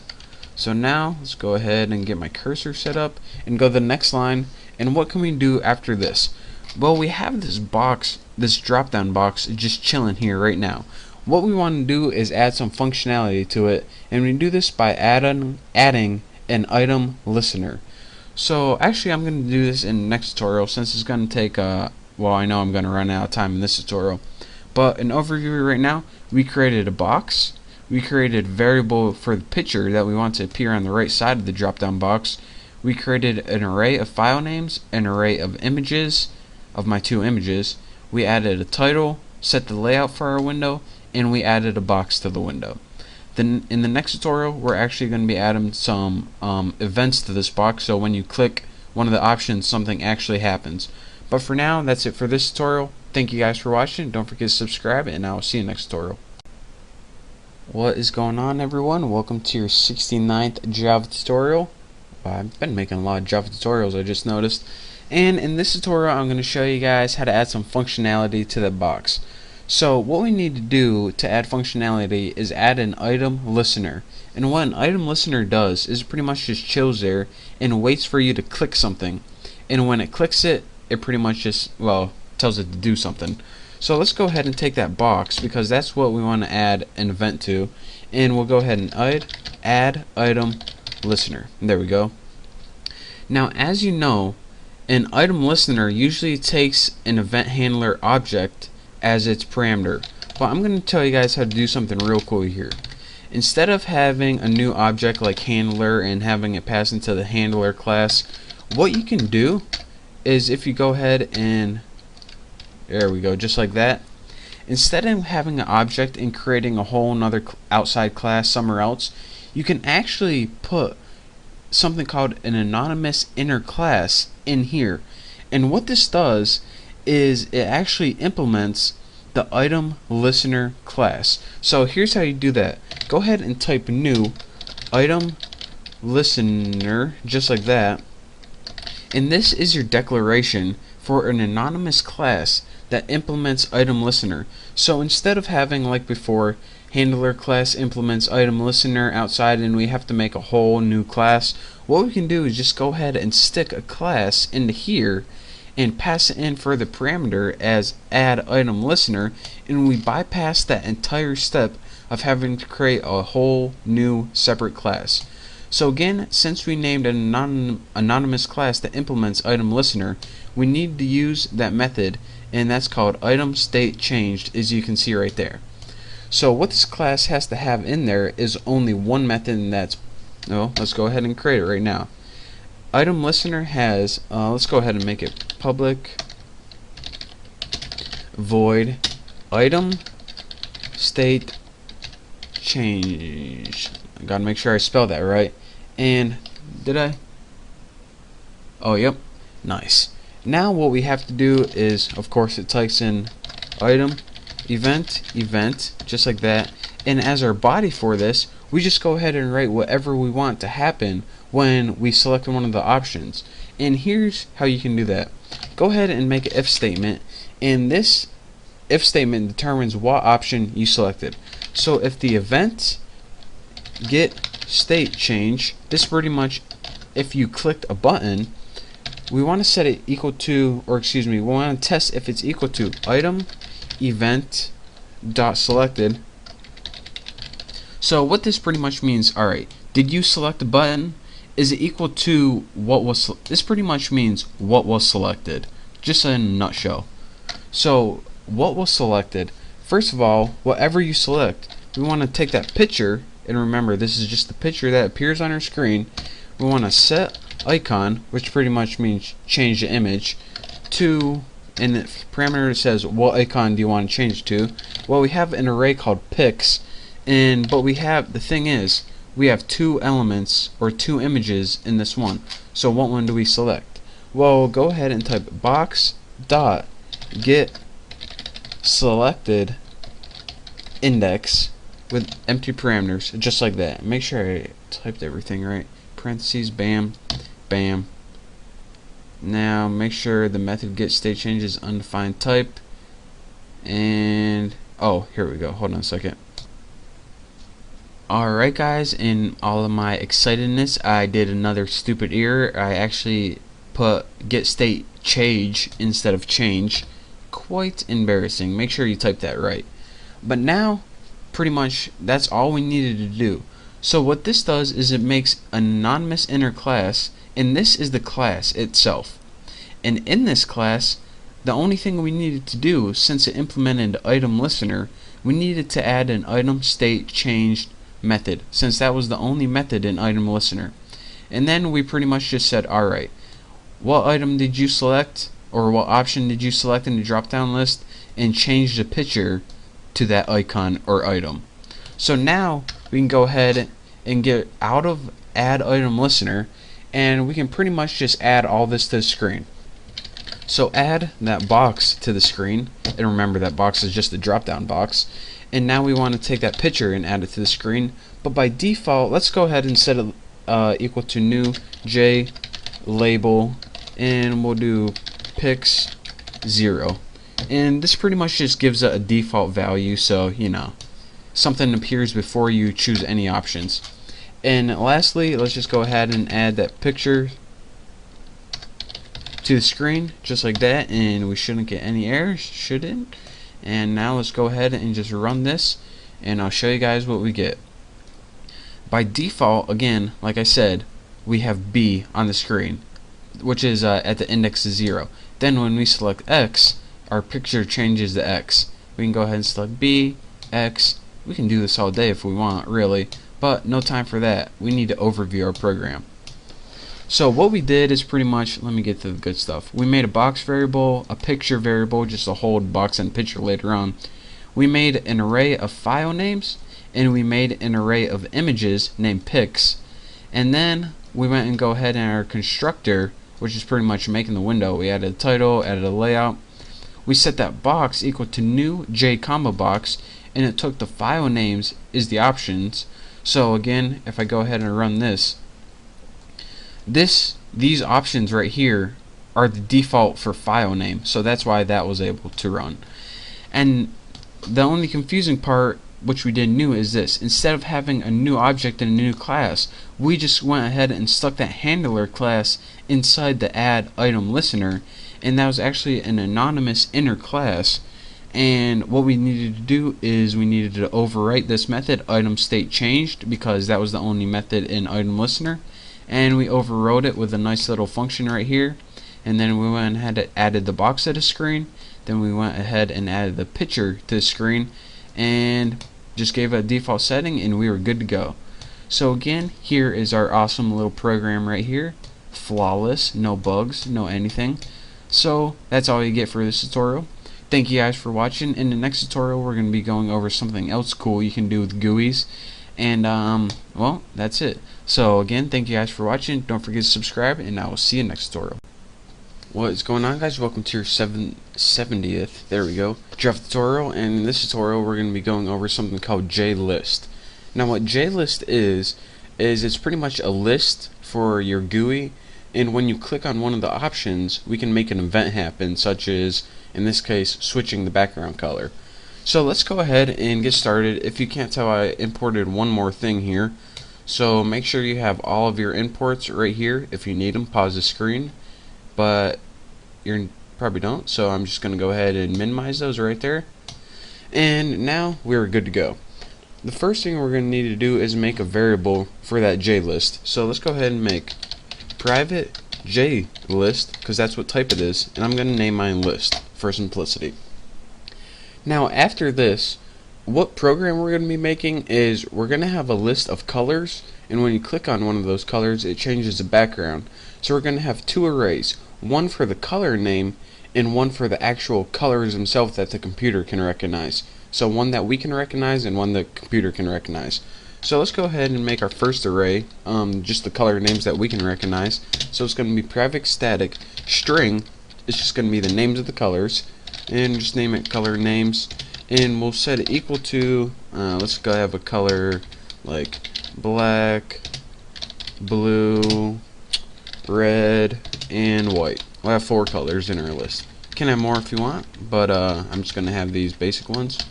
And make sure to put them all in quotation marks, like this, and then in your line with a semicolon, bam, you're good to go.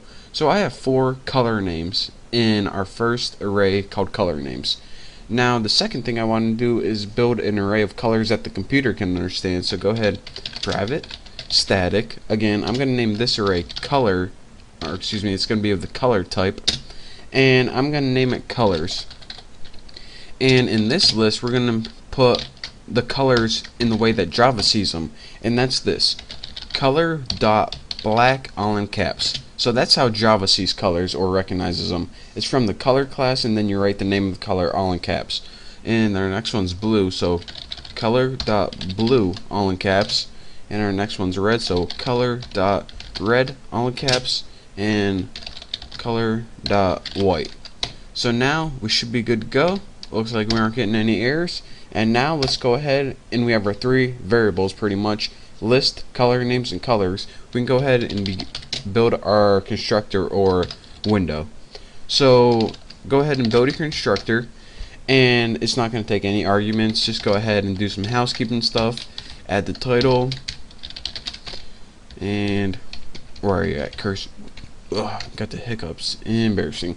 And next thing you want to do is set the layout, and just going to set this to normal flow layout by putting new flow layout. I wonder why they capitalized the F in that one. Pretty weird. And don't forget your empty parameters. So now we have a title and a layout. Now we can go ahead and start messing with our list. The first thing we want to do with our list variable is actually create something. And what we need to do is create a new JList, and the parameter JList takes is an array of what you want the person to see, and we want the person to see the color names is the options. So let's go ahead and just write color names in here. You don't need it in like quotation marks or anything like that. So now we have a list, and it pretty much is just a list of color names. What we want to do now is set how many rows, or pretty much the height of the list. So go ahead and take that list and put set visible, there we go, row count right there. Too easy. And what this is how many options the user can see by default. Now if you put like they can only see 4, but there's like 10 items in a list, a little scroll bar is going to appear on the right. But since we only have 4 and we put 4, then it should fit just perfect. The next thing you want to do is go list set what's it called, selection mode. There we go, right there. Set selection mode. And for the parameter it takes is this. Some lists allow you to select one thing or another thing, and some lists allow you to select multiple items. The one we want to use is we only want to be able to have a single selection at a time. So we're going to have as a parameter list selection model dot single underscore selection, just like this. And now instead of like clicking control and selecting many things or shift, the user can only select one thing in our list at a time. So now the last thing we need to do, since we got our list all made, is just add it to the window, or well, yeah, that's all we need to do, add it to the window. So add new J scroll pane, and of course we want to add our list to here. And now we added our list to the window pretty much. So in the next tutorial we're going to be adding some functionality to this list, and it's a little different than the other tutorials. I'm going to be teaching you something even newer and easier in the next tutorial. But for now, thank you guys for watching. Don't forget to subscribe, and don't forget to check out the next tutorial. So I will see you then. What is going on, everyone? How you guys doing? Welcome to your 71st Java tutorial. And in this tutorial we're going to be adding some functionality to this list we just made on the screen. So let's go ahead and inside our constructor still, let's go ahead down a couple lines, and what we want to do is add a selection listener to this list. So what we want to do is put list dot add list. Whoa, look at that, it already has it for us. Add list selection listener, and then go ahead delete this because we're not going to need it. And we're going to make, just like last tutorial if you saw, another anonymous inner class. So go ahead and in your first line of the parameters for add list selection listener, what we want to do is make a new anonymous class. And remember, this is just an easier way of handling it. So put new list, let me see, list selection listener, just like that. It's going to take no parameters, and we should say must implement method value changed. So this is pretty much says whatever class we made implements list selection listener. It's just an easier way of bypassing it. The thing is, we need to make a method in here called value changed. That's what it's telling us right now. So in like order to fulfill our duties of implementing it. So let's go ahead and make public void value changed. And all this is pretty much what you need every time you make a J list. So let's go ahead, and for the parameters for this is list selection event, and go ahead and type event, and now we can go ahead and start doing the stuff that we want to do. So pretty much aside from this, all of this stuff is pretty much built in Java, and you need this every time. It's none of your own custom stuff. So it's just an easier way of adding some event handlers to your program. So now that we got all this housekeeping stuff done, let's get into the good stuff. What do we want to do when a user clicks one of the colors? Well, what we do want to do in people language is select that color and change the background to that color. So actually there's 3 different layers on our window. The first, there's a background, there's a content pane, and there's something called, I think it's called a glass pane.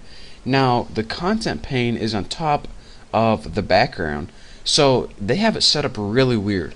You need to actually access the background through the content pane in order to change the background. So the first thing you need to do is get content pane like that, and the second thing you need to do is finally we get to our background. So let's go ahead and set background just like that, and I spelled that wrong. Background, that's a little bit better, and there we go, my error goes away. And so what do we want to set the background to? Well, in our parameters for here, let me just end this statement. In our parameters for here, we want to set it to one of these colors from the color list. Color black, color blue, color red, color white. So the first thing we're going to need to do is add color and empty square brackets. And now what we want to appear in here is one of the numbers 1 through 4. So how can we get the numbers 1 through 4 depending on what they selected? Remember, in our list was the array, was the array color names, and our list was named list. So let's go ahead and put list dot get selected index. So it's automatically gonna know whenever we do not want to put that there. Let's see. So it's automatically gonna know that in our list that we just created, and why am I getting a line under color? Because it's actually colors. There we go. So whenever it clicks our list, and by it I mean we, it's automatically gonna know if we click the first, second, third, or fourth item in our list.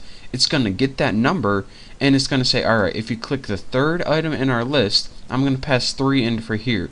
So colors 3 equals, let's see, colors 0, actually 1, 2, 3. So it's gonna be red. So that is how it happens like that. And remember, to set the background, you need to get the content pane and get set background. I don't know why they did it this way instead of just, set the background, but they did it this way. And don't forget, there's actually 3 layers: the content pane, the background, and I think it's called like a glass pane or something weird. So that's that for this tutorial, and let's actually run this program and see if it works. So as you see, by default it's nothing because we didn't set it to default value. Now when you click black, blue, white, red, blue, red, black, white, in any order, then that's pretty much just what happens. So one more time, let me walk you guys through that. The first thing we did is import all our stuff. Make sure you have those. It's key, trust me. And let's see, let's get to the important stuff. We made a list, which was a variable for your list. We made the color names, which is what we saw on the screen, and we had it correspond to the colors so that Java can understand it using the special color.black. Next, we made a constructor with a title, a layout, yada yada yada. We made a list and we set it equal to JList color names, which were the options that the user can see. Set the visible row count, which was 4 options by default. Then we made a single selection so you can only select one at a time, and we made a J scroll pane, which gave us a scroll window if necessary. Next, we added all this stuff, which is pretty much the default stuff you have to add in Java. And finally, we added this little line right here.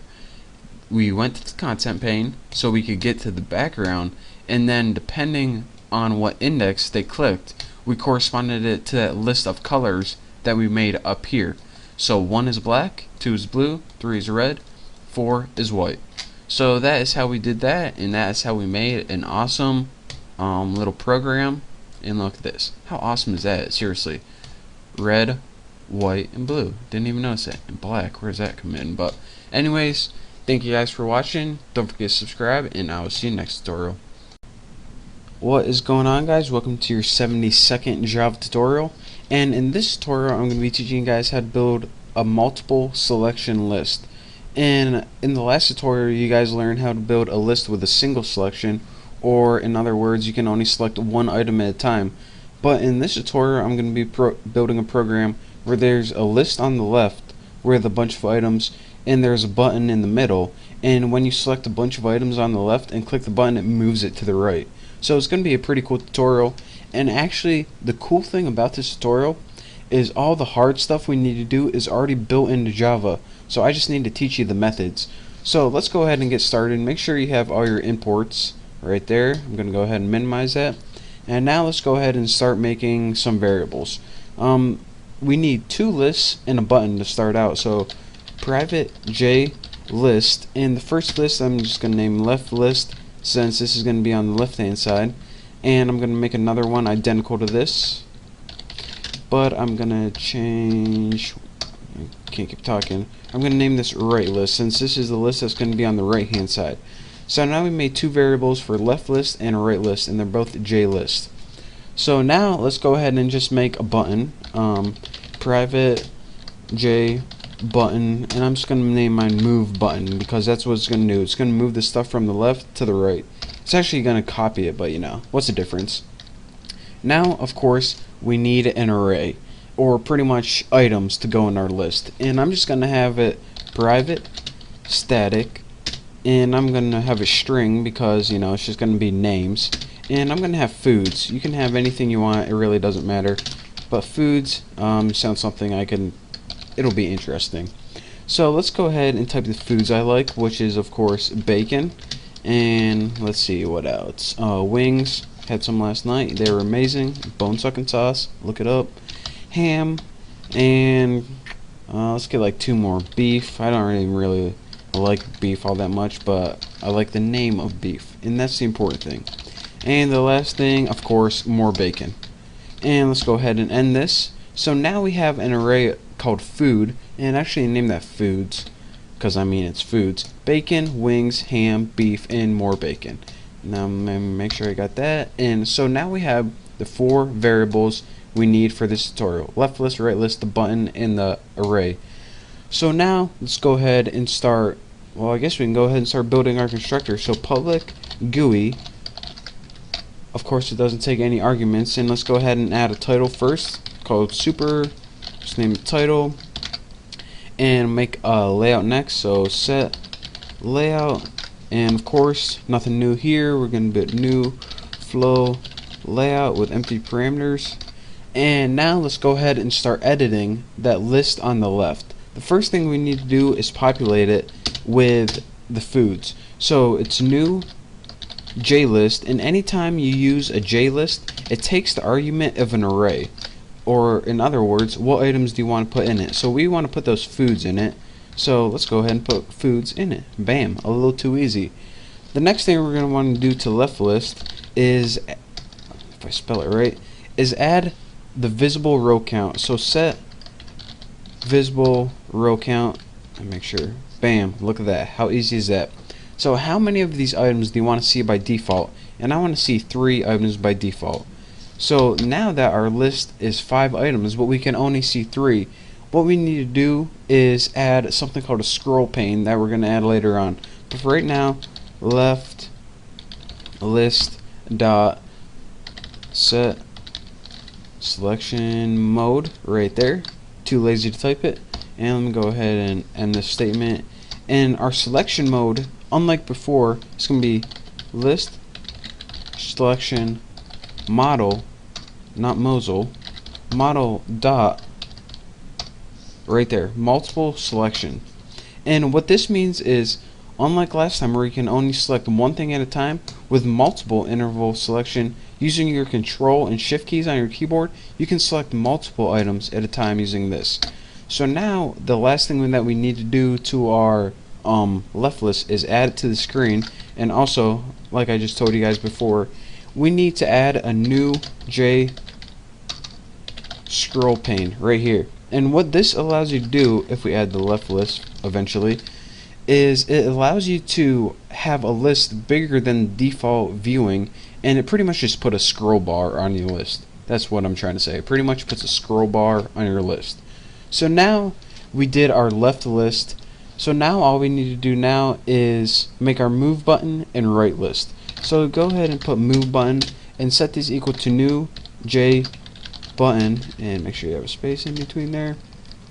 And the parameters for this is the text you want to appear on the button. So I'm just going to have move and a little arrow, just like that, so we know that we're moving from the left to the right. So now we can go ahead and add action listener, in other words, functionality to this move button. So move button dot add action listener, awesome. And of course, this is going to have an inner class because it's a lot easier. So inside your add action listener parameter, just go ahead and make a whole new class called new, not boo, new action listener, just like that. And this class, of course, doesn't take any parameters. And inside your new action listener inner class, we want to have one method, and if you can see by our error, it's called action performed. So let's go ahead and add public void action performed. Make sure I spelled it right. Performed. Looks good. And as your parameters for this, just write action event. Bam. This is a little too easy. That's the only problem with it. Now we can finally get to the good stuff of what we want to do. Again, this is all default stuff that you need. That's how they just made the program. But now we get to the custom stuff, what we want to actually do. Well, the first thing we want to do when we click the move button is build our right list. We already built that left list, but the right list depends on what we select in the left list. So go ahead and type right list dot, and the first thing we need to do is set the list data, or set the things we want in the list. So go ahead and set list data, and what this does is it takes an array as its argument, just like just like JList took an array as its argument. Set list data is also going to take an array as its argument to set the list data. So how do we get an array of selected values from a left list? Well, this is another cool thing. Just go ahead and type left list dot get selected values right there. How awesome is that? Get selected values. And what left list dot get selected values does is whenever you select stuff on the left hand side of your screen or in the left list, it makes an array of those selected values, and that array is going to be passed into set list data, and essentially is going to create a list on the right hand side depending on what you selected on the left hand side. How cool is that? We don't have to make a new method for set list data. We don't have to make a new method for get selected values. Everything's already built in method. So that is, it's just awesome. So now that we made this button and we added some functionality to it, let's go ahead and do one last thing, and of course we need to add it to the screen. So let's just go ahead and click add move button, and now our move button is added to the screen. So in the next tutorial we're going to be finishing up this program and actually building a right list, and you'll see what I mean in the next tutorial. So for now, I guess I'll see you next time. Thank you guys for watching. Don't forget to subscribe, and I will see you soon. What is going on, guys? Welcome to your 73rd Java tutorial, and in this tutorial we're going to be finishing up our program and actually running it. So in the last tutorial we created a list on the left, we created the move button, and we added some functionality to it. So now we go ahead, and the only thing we have to do is create the list on the right. So let's go ahead and make right list, and just go ahead and set it equal to new JList, and we don't need any parameters for it because by default we want nothing in it, so that's why we don't need any parameters for it right now. You can if you want, but I mean it'll be kind of useful. And hold on, let me itch my ear. Oh yeah, that feels good. Get right in there. Oh, disgusting. So now what we need to do is, since we have nothing in our list by default, then it's not even going to appear on the screen by default, since it doesn't have anything in it. So what we need to do is set a default height and width for it, pretty much. So let's go ahead and see, what do we put up here for 3? Okay. What we need to do is first take that right list, and to make sure it appears on the screen by default, what we need to do first is, get out of my way, set visible row count. And I'm going to set this equal to 3 because our other one was set to 3, and I just want some consistency.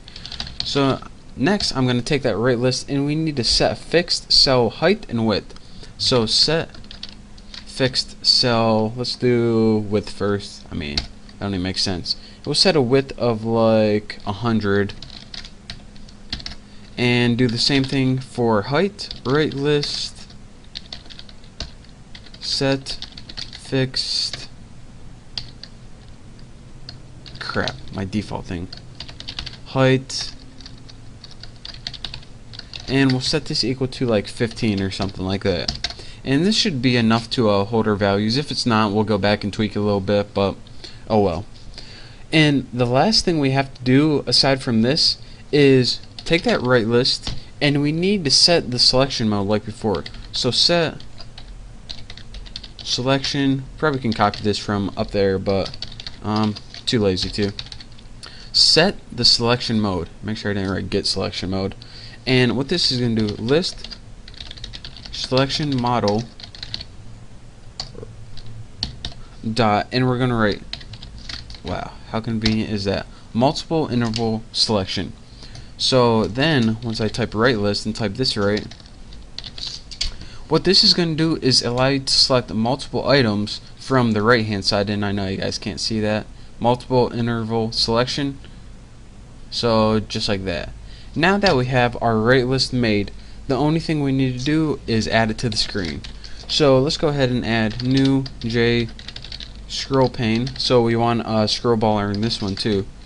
Right list. So now we have everything added to our screen, and our program is basically built right here. So let's go ahead and in our main, I already have this stuff from the last tutorials. Let's go ahead and run this and see what we got.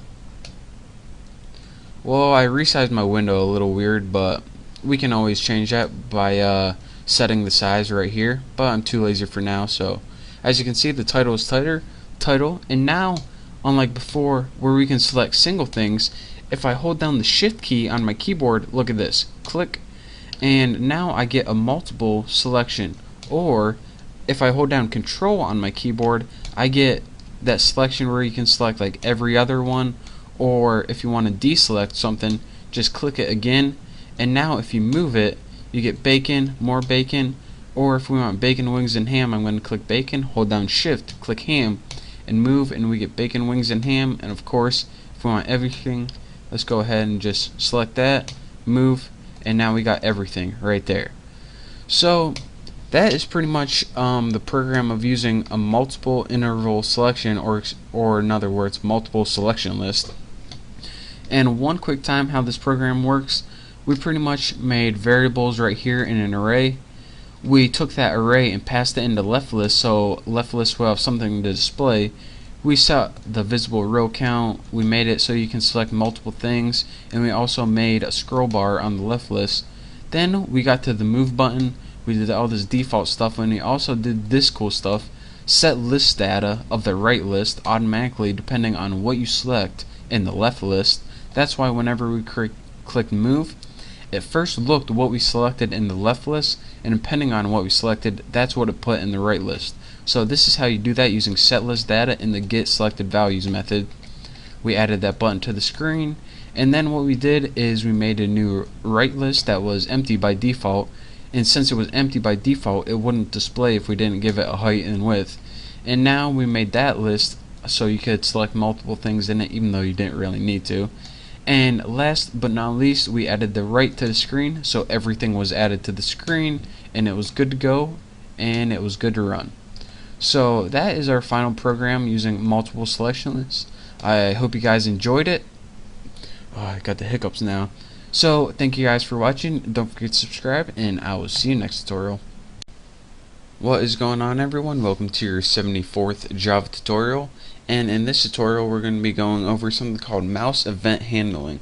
Now we already went over stuff like list and what happens or what we want the program to do if the user clicks a button or something, but we didn't go over what they would do if they like press the mouse or click it, or if they drag the mouse.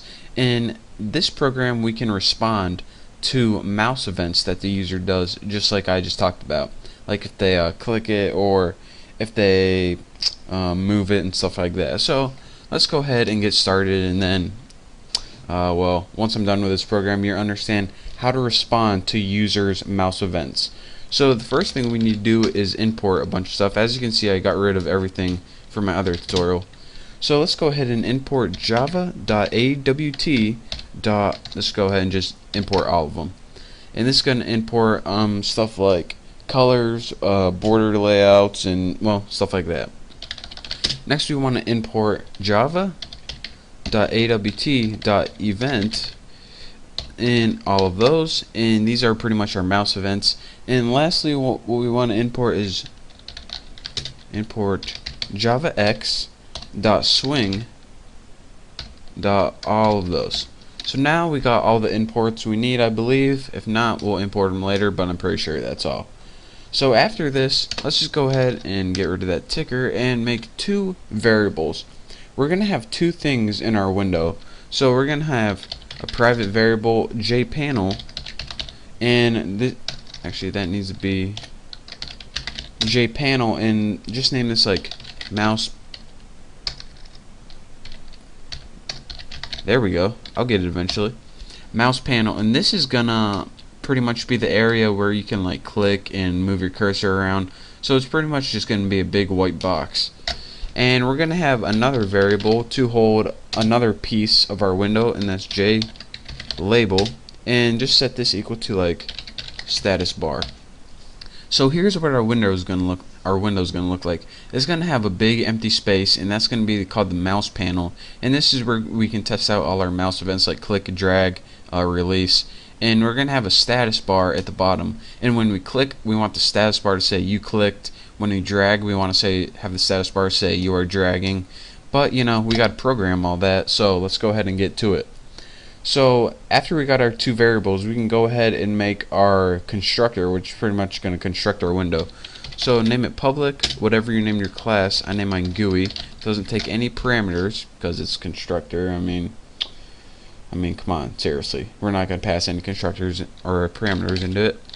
And then we did super to, of course, change the title of it, because that is the constructor of the super class. JFrame changes the title. In other words, just put super and put title whatever you want. Now we pretty much got a window with a title bar on it. Not very exciting. So let's go ahead and change that mouse panel and actually make it something. And we will set this equal to new J panel. So now we actually set it equal to something so we can use it now. So now let's do something else with it. Something a little more exciting. Take that mouse panel and let's go ahead and set the background color using the built-in method set background. And do you put, nope, you don't put color. And as arguments it takes a color, so go ahead and put color white. So we're going to put this at white default, but don't worry, we're going to be changing it to something more exciting later on. And the last thing we need to do is, of course, add this to the screen. So go ahead and add mouse panel, but we don't want to do that. If you can notice, we didn't have a flow layout like we did last time. So for this layout, go ahead and put border layout dot center. And this is just going to make it appear in the center of the screen and fill up all the empty space. And we'll be going over layouts later on, so you guys probably don't know what this means yet, but trust me, you will in a little bit.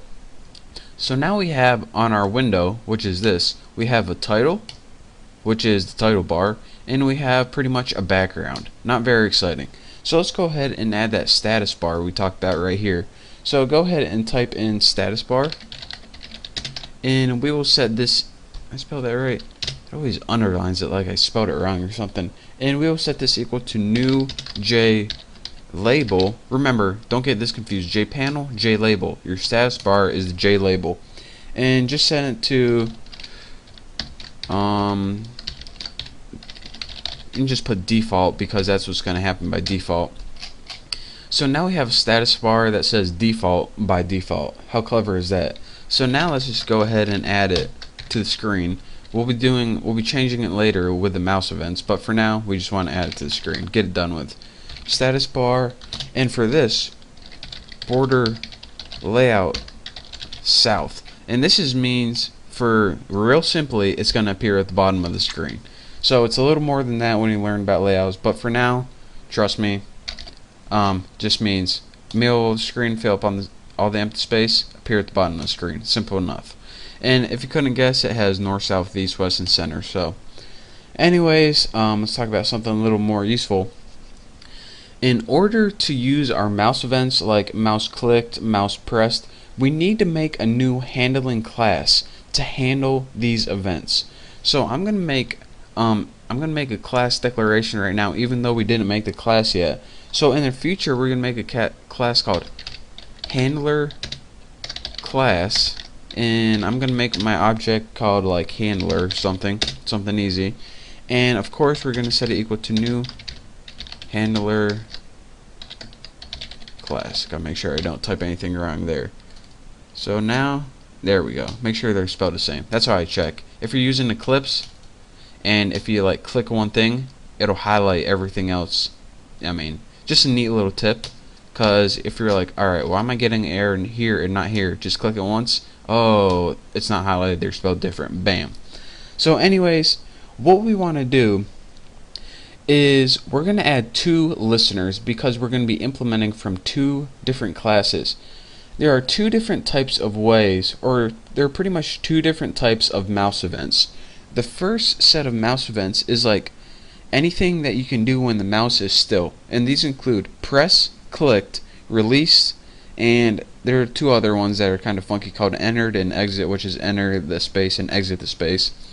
But the next class we're going to implement from is what you can do while the mouse is moving, and you can of course move the mouse, or if you hold down the mouse, it's called dragging the mouse.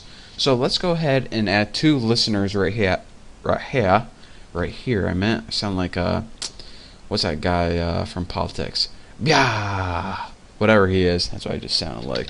So mouse panel dot add mouse listener. How easy is that? Handler. So of course, add mouse listener waits and it takes an object as its parameter. So that's why we passed in handler. And do it again. Mouse panel dot add. Oh, what's this called?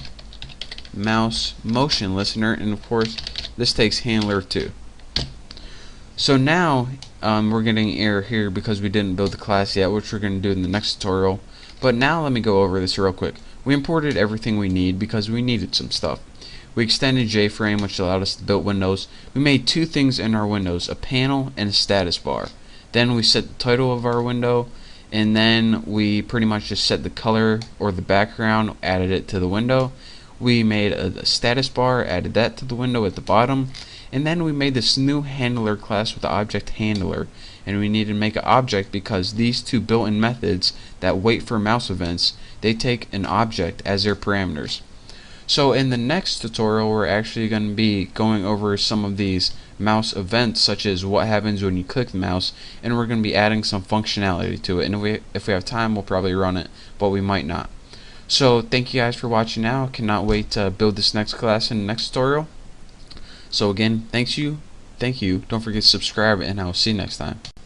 What is going on, guys? Welcome to your 75th Java tutorial, and in this tutorial we're going to be going over how to handle those mouse events. So in the first tutorial we built a window. So let's go ahead and go outside our constructor right here, and we want to make a new class. And let's go ahead and make it private class, and you got to name it whatever you named it up here. So I named mine handler class, and then what we want to do is implement from 2 other classes. So implements mouse listener, and it also implements mouse motion listener. So hopefully those errors go away, and they did. So now what implement means is we have to use every method that was in the class mouse listener, and there are 5 methods in this, and mouse motion listener, and there are 2 methods in this. So what Java did is they put methods inside mouse listener and mouse motion listener to automatically detect mouse events. So whenever you move your mouse, it's going to be registered in an object called an event. So let's go ahead and I'll just start building these methods, and you'll see exactly what happens. So the first methods we need to implement are those 5 methods from mouse listener, and these are mouse press, mouse clicked, mouse released, mouse entered, and mouse exited. And I'm going to tell you guys what these do when I go through them, but for now let's go ahead and build our first one. So public void mouse clicked, and what this does, it is whenever you click down the mouse. And what this means, and I know you guys probably saying, alright, I know what click means. When you press and release the mouse really quick, wow, embarrassing, that is a click. Now a mouse press and a mouse release are 2 different things, so you know, maybe you guys didn't know what click meant after all. But this is what Java defines a click as. So and all of these parameters are going to take something called this mouse event. So you might as well just go ahead and copy that and copy that like that, because we're going to be using it a lot later on. So now whatever we type in here is finally what we want to happen when the mouse gets clicked. So let's go ahead and take that status bar, and we want to change the text on it. So status bar dot set text, and what do we want to set the text equal to? Well, let's just go ahead and put let's put string format, and in our format parameters it takes two parameters itself, and the first one is clicked at %d, %d. So it's going to say clicked at two coordinates, and Java also has two coordinates based on this event right here. Why do you have this event? Because it registers the event. Like when you click, it decides where it clicked, and you can get to the locations by clicking event get x, and also, you guys probably can't see this. Is that a little better? And also event dot get y with empty parameters. So now whenever you click this, you get the x coordinate and the y coordinate of where the event happened, and you guys can see this later on, but for now let's go to the next event. The next ones will be a lot easier. I just want to demonstrate that you can get the x coordinate and get the y coordinate in one of them, but in the rest of the methods I'm going to make them real simple. So we made something that happens when the mouse is clicked, but we need to implement the rest of the functionality. And the second one that we need to implement is public void mouse released. And this is what happens when you release that mouse button. So actually, let's go, the second one is mouse pressed, that people usually do. So let's go ahead, and mouse pressed is what happens when you press down that mouse button. So go ahead and throw your mouse event parameters in there. And for the body, let's just go ahead and put something like status bar dot set text. This is going to change the text on our status bar to like you pressed down the mouse. So now this is what happens, the status bar is going to pop up this text whenever we press down the mouse. And now we can get the public void mouse released. And this is the event of when the mouse releases, or after you press it down you let go of the button. So this is a lot easier to see with our program actually. So let's just go ahead and copy this now because we are too lazy, and it's going to say mouse release, so you release the button. So now we have three methods that we implemented. What happens when you click the mouse, what happens when you press and release the mouse, and believe it or not, these are actually three separate things. I know you think press and release is the same thing as clicking, but trust me, to Java it isn't. So now in this class there are two other methods that we need to implement. Public void mouse entered, and what this is going to take is of course our mouse event. First of all, can't forget that. Paste that baby right there. That's what I'm talking about. And what mouse entered means is this is the event when the mouse enters the area, and our area is of course where are you? Mouse panel right here. So this is what's going to happen whenever the mouse enters the mouse panel. So remember, up here we put it at white by default. So now let's go ahead and change that. Actually, the first thing we can do is put status bar dot set the text to something like you enter the area. Not bad. And now let's go ahead and change the color of our mouse panel. So mouse panel dot set background, not background, set background. And what do we want to set it to when the mouse enters? Just put something noticeable, color dot red or something like that. I mean, red's pretty noticeable, come on. So of course you're wondering, alright, you have a mouse entered method. Something tells me that you're probably going to have a mouse exited method as well. Well, if you guessed that, then you would be correct. So public void mouse exited. Make sure I didn't spell excited. I do that sometimes because I myself get excited about this method sometimes. So you know, it happens. So go ahead and type mouse event, nothing new. So what this happens whenever the mouse exits the window, pretty much, in essence. So the first thing we want to do is set status bar, set text, and put the mouse has left the window. Bam, pretty much. Make sure you spell the wrong. Make sure you put he instead, because I'm too lazy to fix it. Although I easily could have just fixed it right there. Anyways, enough of that.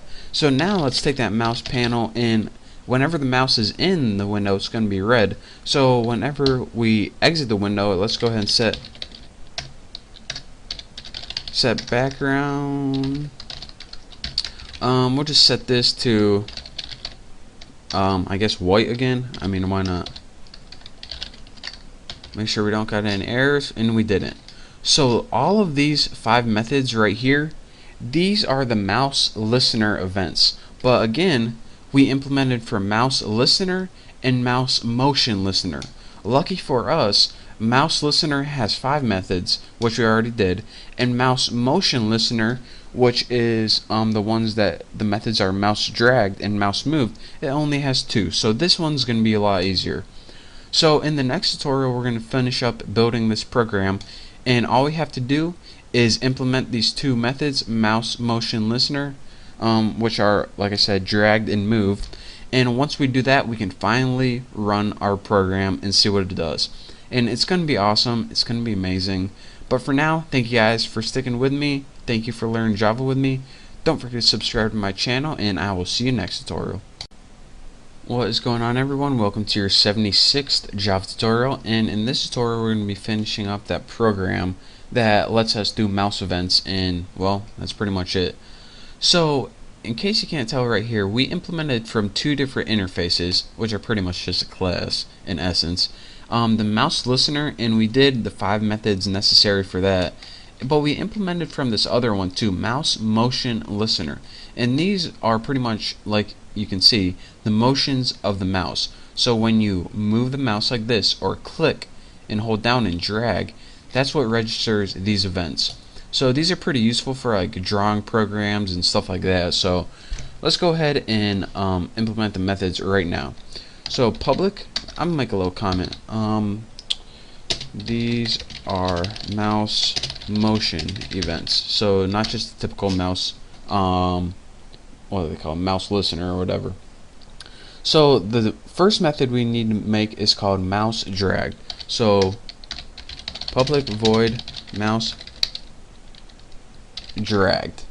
I always heard it was drug, like dig, dug, drag. Anyways, just talking to myself here. So let's go ahead and put mouse event, nothing new here. And for the body, what do we want to do when they drag the mouse? Well, let's go ahead and there's nothing really we can do except change the status bar dot set text, and we'll set it equal to something like, put that back, come on Haas, you are dragging the mouse. How original is that? I know, it's the most creative thing I can come up with, but hey, I'm not that creative. That's what my therapist told me, so I'm just gonna go with that.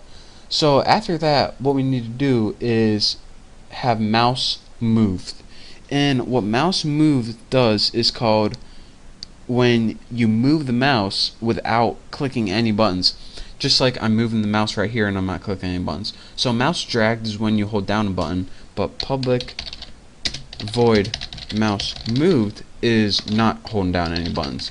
So let's go ahead and type mouse event, and in our body, what do we want to put?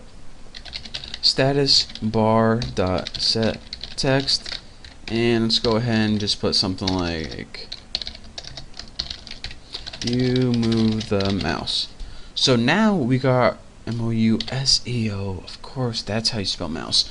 So now we got all of our methods that we needed to implement, since we implemented from mouse listener and mouse motion listener.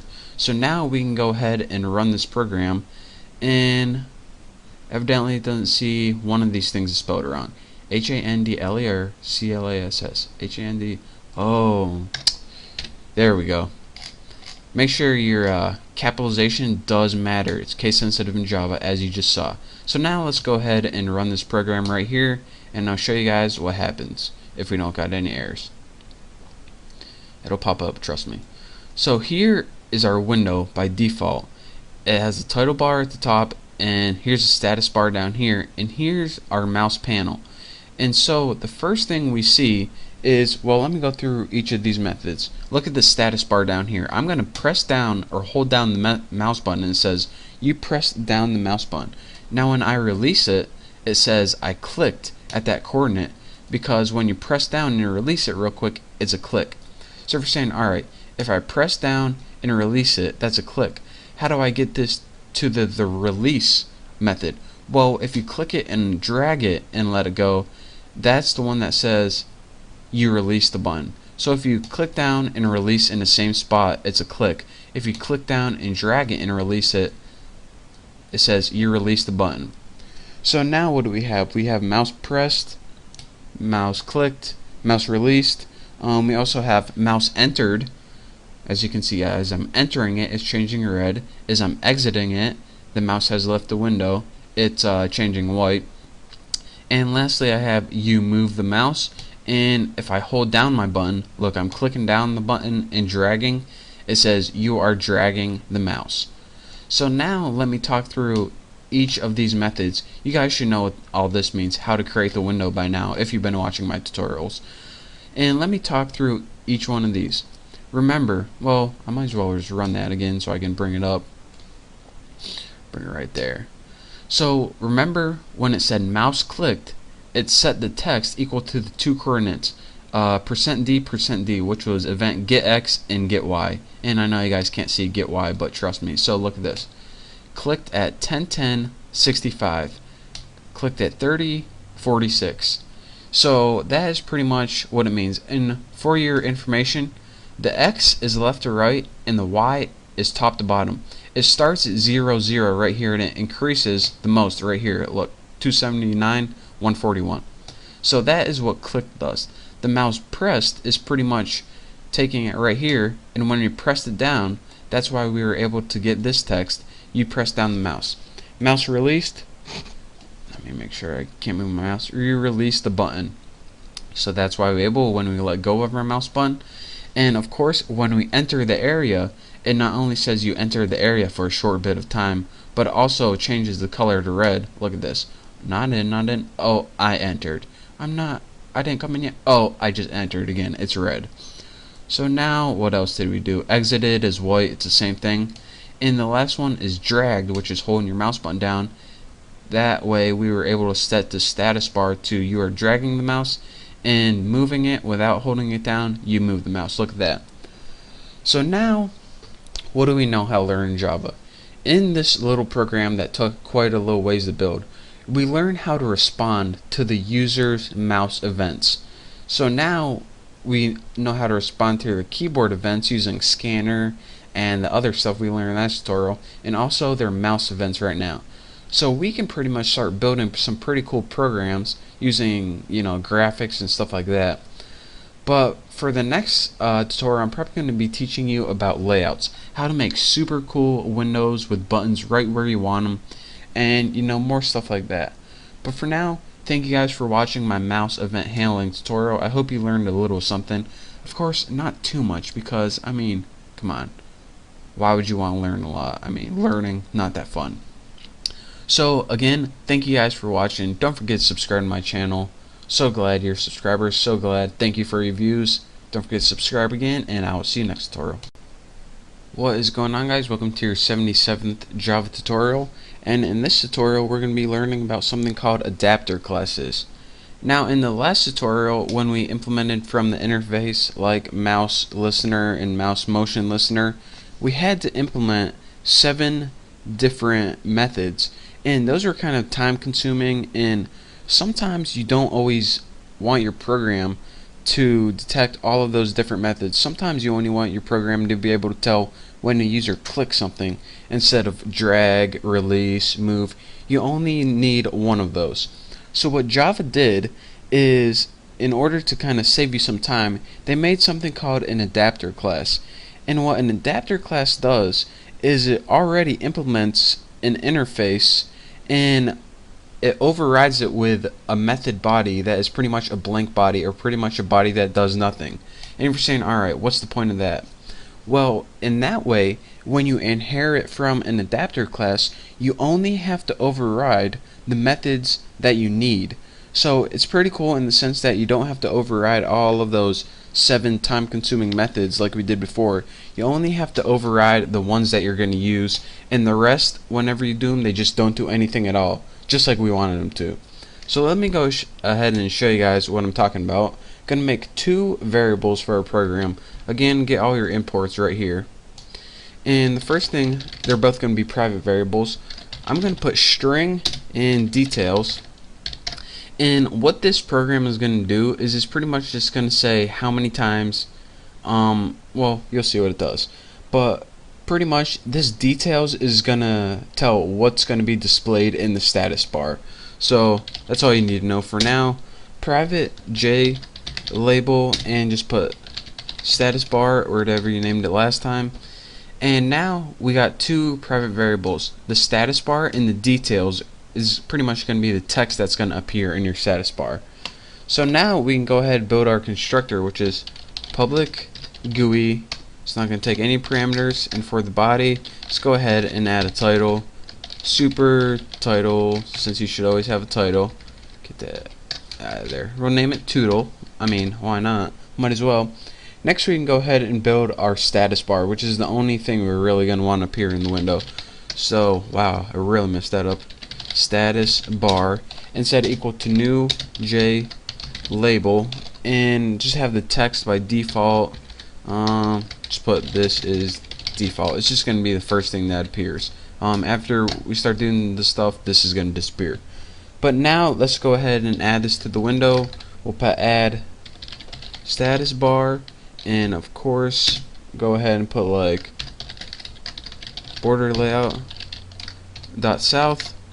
And now, there we go. It'll appear at the bottom of the screen if you put south. We'll be going over that later. And now we need to add, of course, the mouse listener. Just like that, add mouse listener. And the parameter it takes here is an object of the class we're going to build. And we're going to be building a new class called new mouse class. And don't forget your empty parameters for that. So make sure we didn't mess. Oh, I know we're getting an error because we didn't build the class yet. So let's go ahead and create a class called mouse class. And what this mouse class is, well, let's just go ahead and private class mouse class extends. So we need to build a mouse class because that's what the parameter it took. In our class, we're going to pretty much define how to handle these mouse events, and we want it to extend mouse adapter. In this adapter class that we're extending from, this is the class that's built into Java already. So this can be custom whatever you named, but this has to mean mouse adapter. You have to type it just like that. And again, this adapter class is going to allow you to overwrite only the methods that you need to overwrite. So let's go ahead and first, the only thing we're going to want to be working with is public void mouse clicked. That's the only thing we care about when they click. We don't care when they drag or anything else like that. So put mouse event. Oh my god, can I not type? I mean, seriously. Mouse event. And let's go ahead and type what do we want to happen when they click the mouse. Well, let's go ahead and take those details right up here that we're going to have and put details, set it equal to string dot format. And let's go ahead and put something that takes 2 arguments.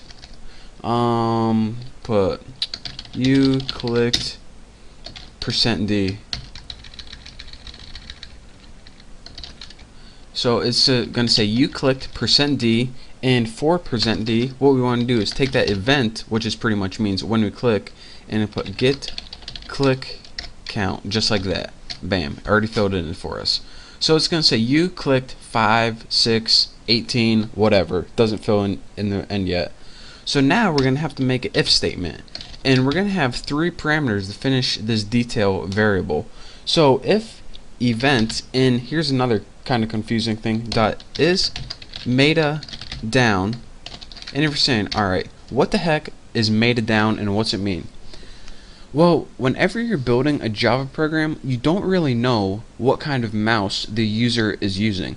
There's three kind of main mouses. There's a one button mouse like on the Mac, a two button which is like old classic, or a three button mouse, and the third button is that scroll wheel. So in order to distinguish the types of buttons that they have, you just can't assume that all your users are using the same one. So if you ever use the Mac, then how they make up for this the right mouse button is they have something called meta, which is called the command or Apple key that they can hold down, and when they click the mouse it simulates the right mouse button, or they can hold the alt key, and when they click the alt key and click their mouse it simulates what is it? The alt is the center mouse button. So that is how you can tell. For now, when we click the right mouse button, it's going to work perfectly. But this pretty much is just for people who use special, like one button or two button mouses. If you have a three button mouse, then this is pretty much what it does. So if meta button is down, or is meta down, take your details, and I know I'm probably just going to explain it a lot easier just by showing you what the program is, but add to the end of that details variable. So you clicked 5, we'll say for example, and then go ahead and what do we want to append? Alright, there we go. With right mouse button. So if meta is down, which is mean if they click the right mouse button or if they hold down that meta key, it's going to say with the right mouse button.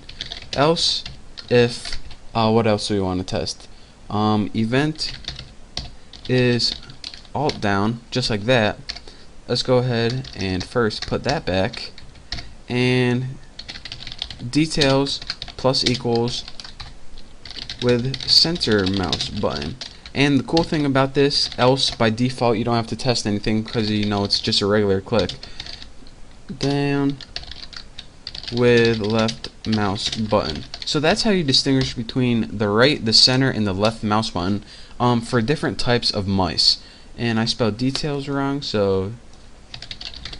and now I spelled it right.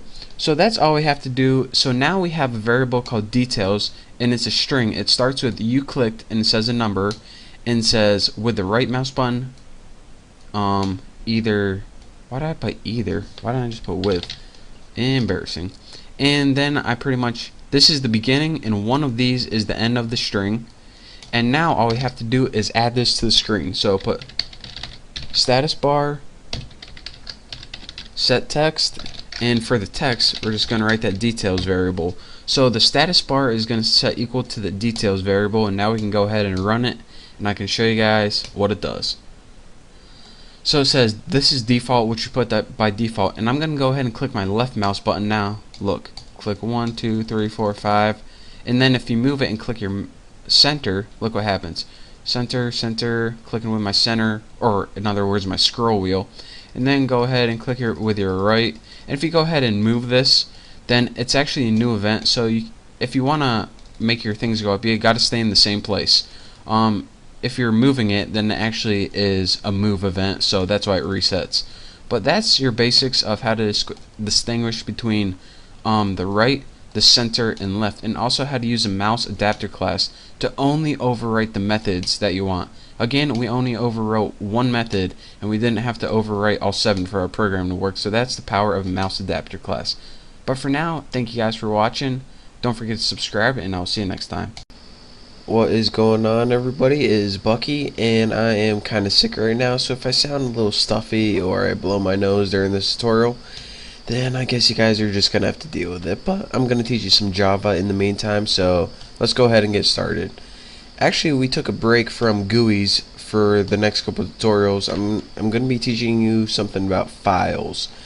Now, you can create and modify files in Java just like most other programming languages.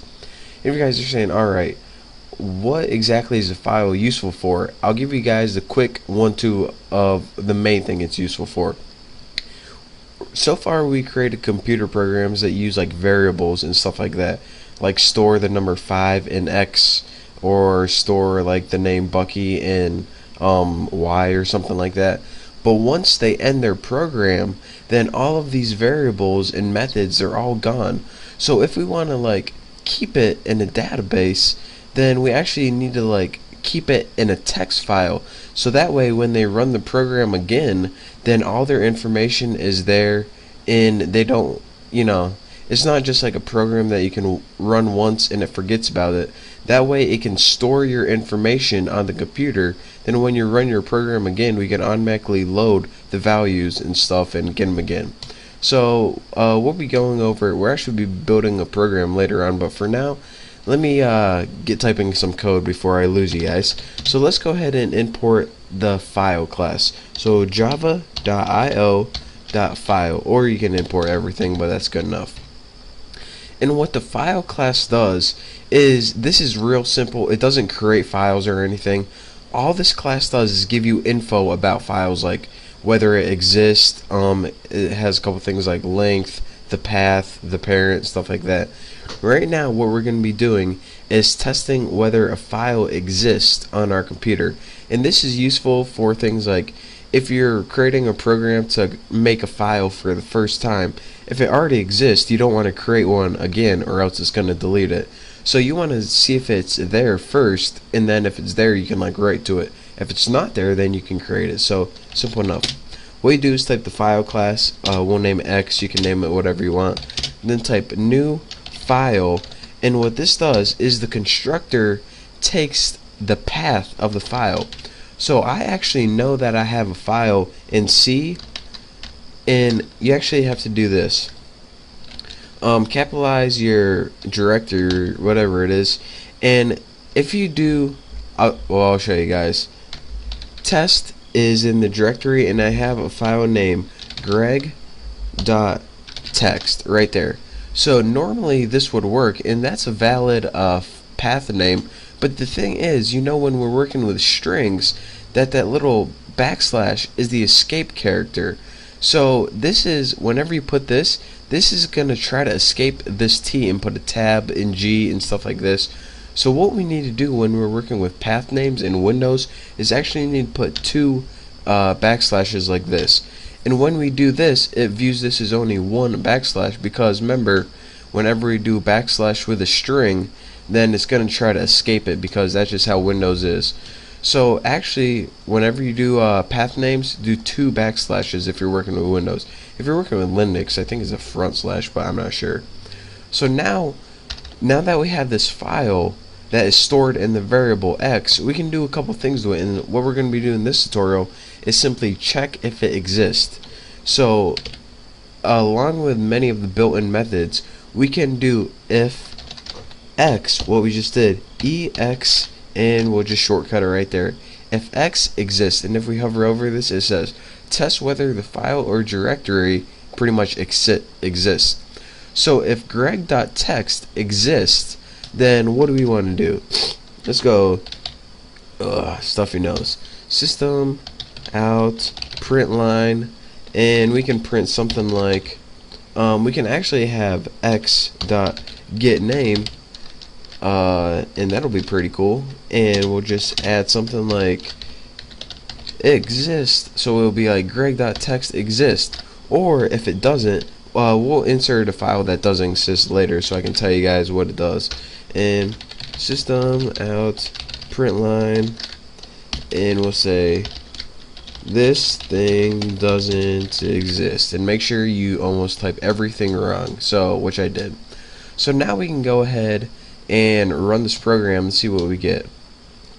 It says greg.txt exists, and I probably should put a space right there, but I didn't.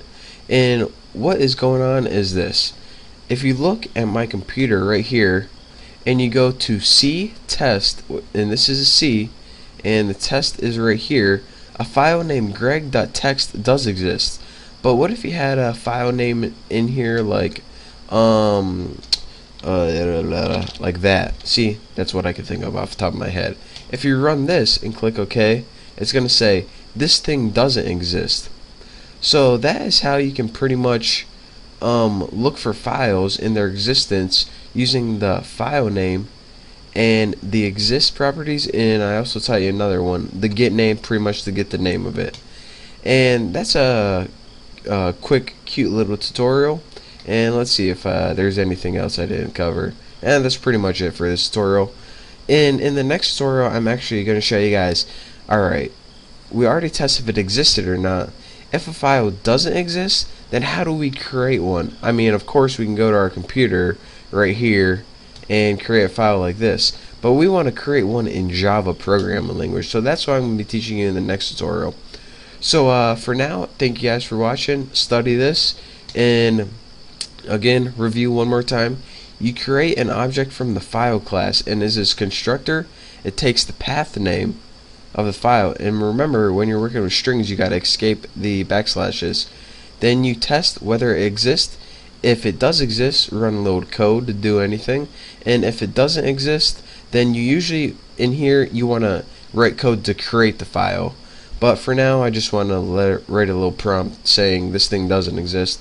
So thank you guys for watching. I hope you learned a little something. Don't forget to subscribe, and I will see you next time. What is going on, everyone? Welcome to your 79th Java tutorial.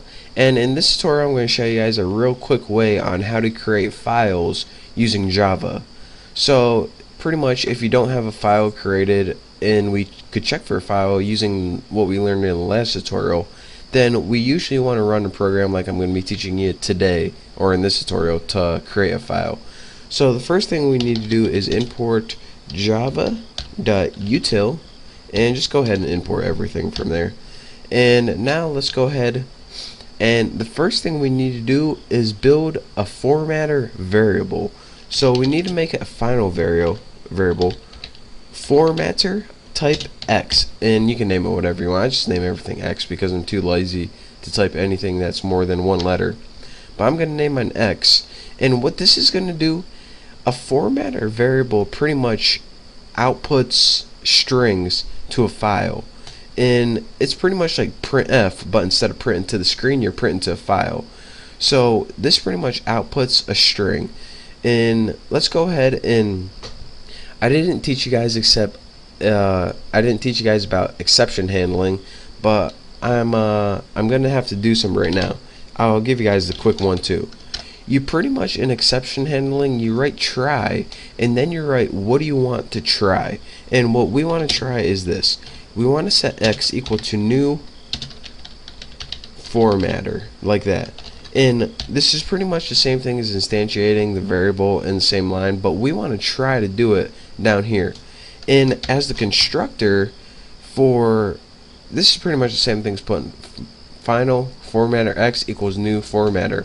And again, as a constructor, it takes the path of the file. So what file do we want to output to? Well, I'm gonna make a file called like fred.txt. And here's the thing, if there is no file to output to, then it automatically creates a file on your computer for you.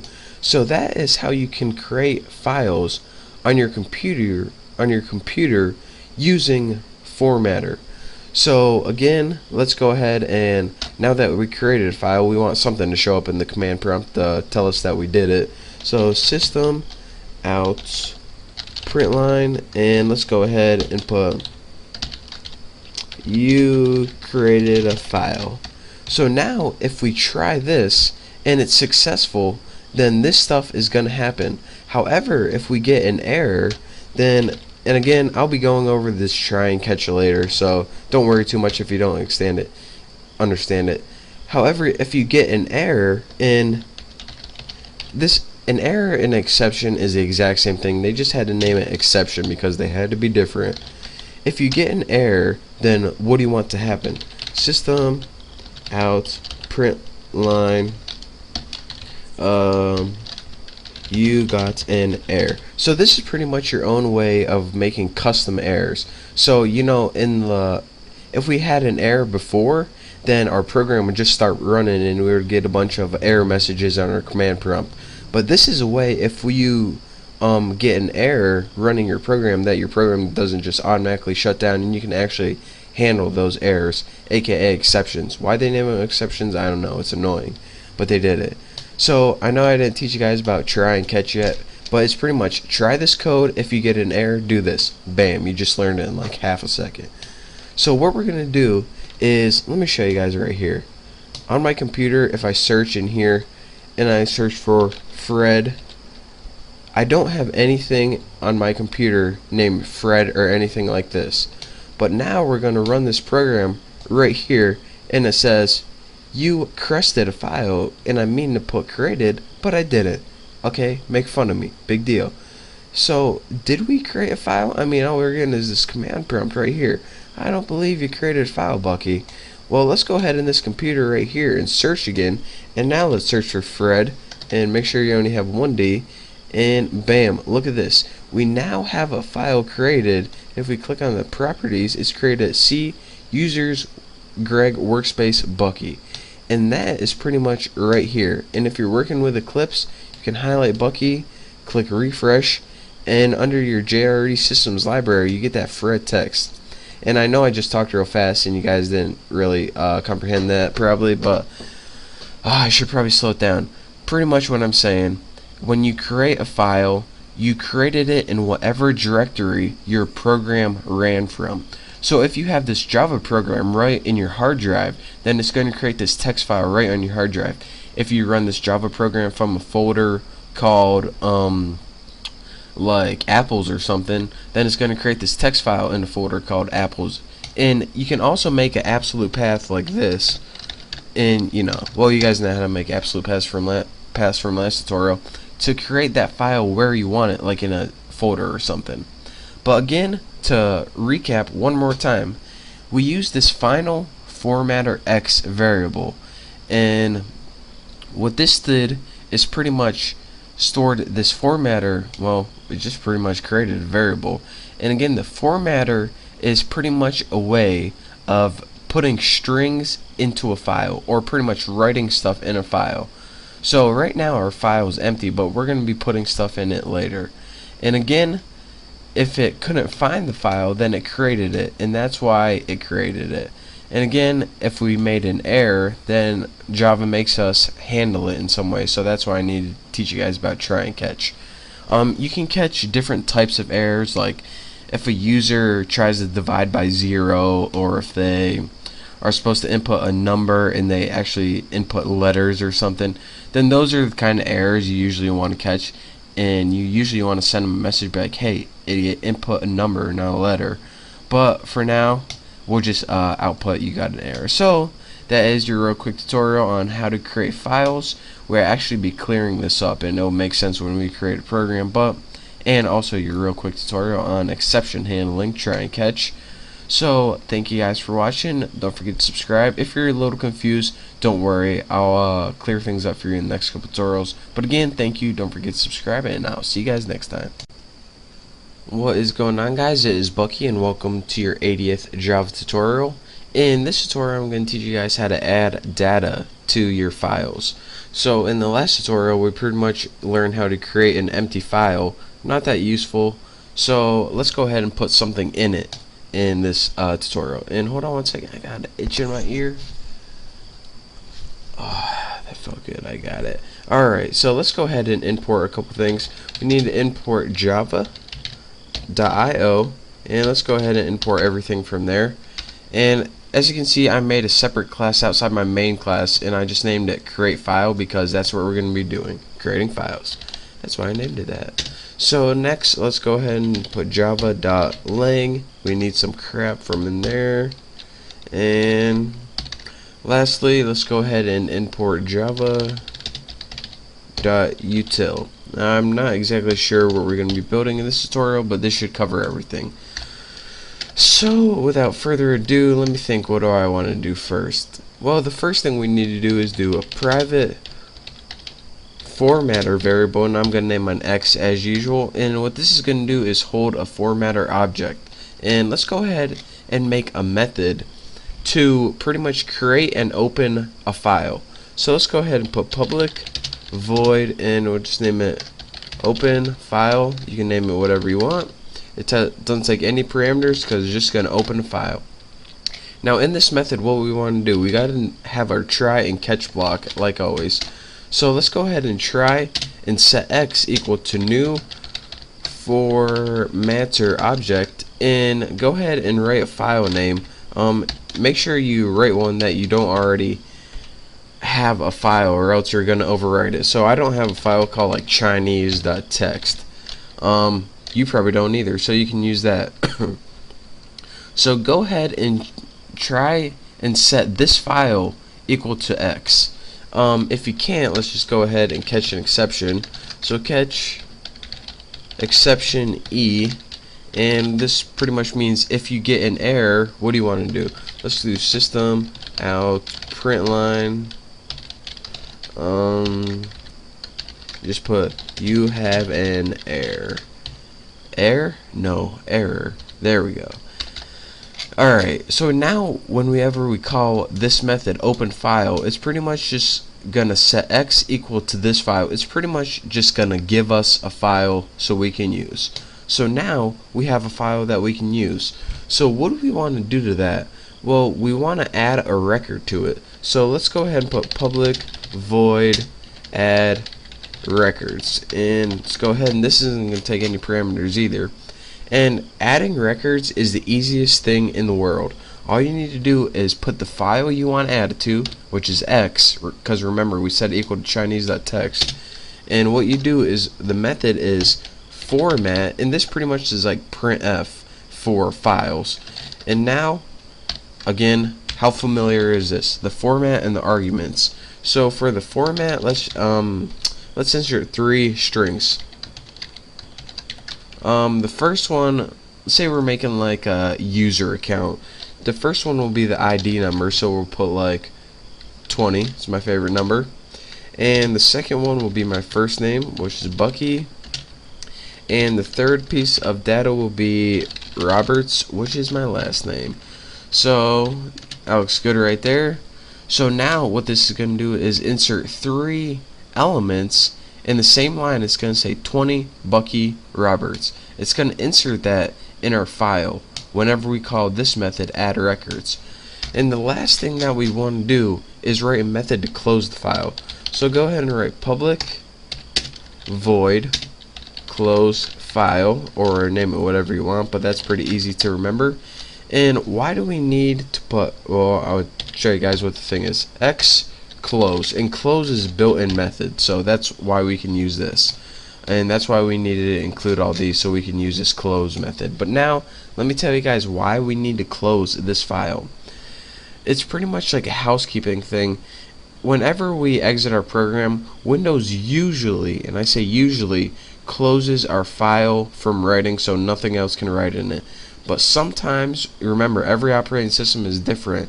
Sometimes, depending on your program, it can leave the file open, it can lead to some errors. So you always want to close your files. It's good programming, you always want to do it. I mean, you can probably get away with not doing it, but if you ever get a job as a Java programmer, they are going to be PO'd at you if you forget to close your files. It's probably going to cause some errors later down the road. So we're pretty much, recap, talking about something different now. We pretty much got 3 methods in here. We need to open the file, we need to add some records into it, and then we need to close the file because we're done with it. We don't want anyone else messing with it. So go ahead and in your main, or whatever your main method is, just go ahead and, well, we don't need to include anything. But what we do need is to create an object, and I name my class create file. So create file, I'm just gonna name it like G or something. New create file, doesn't take any parameters, we didn't make a constructor. And remember, we have 3 methods we built. Open file right there. G, what do we name it?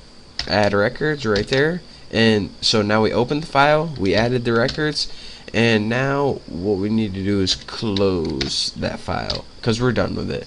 And now once we go ahead and run this program, nothing happens, but what it did is created a file on our computer. So if we highlight source, or actually Bucky, and put file refresh, it's pretty much going to refresh our computer.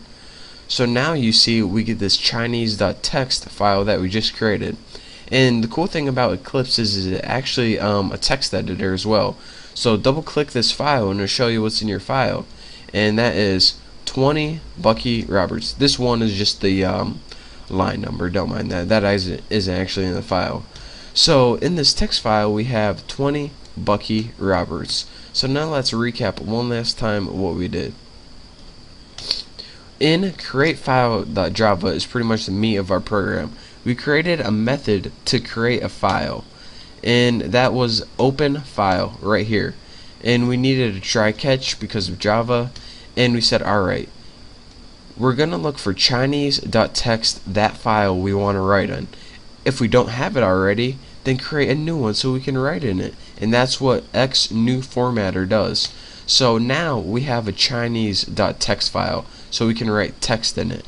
So what did we want to write in it? Well, we just wanted to add a record. We gave myself like an ID number, Bucky Roberts.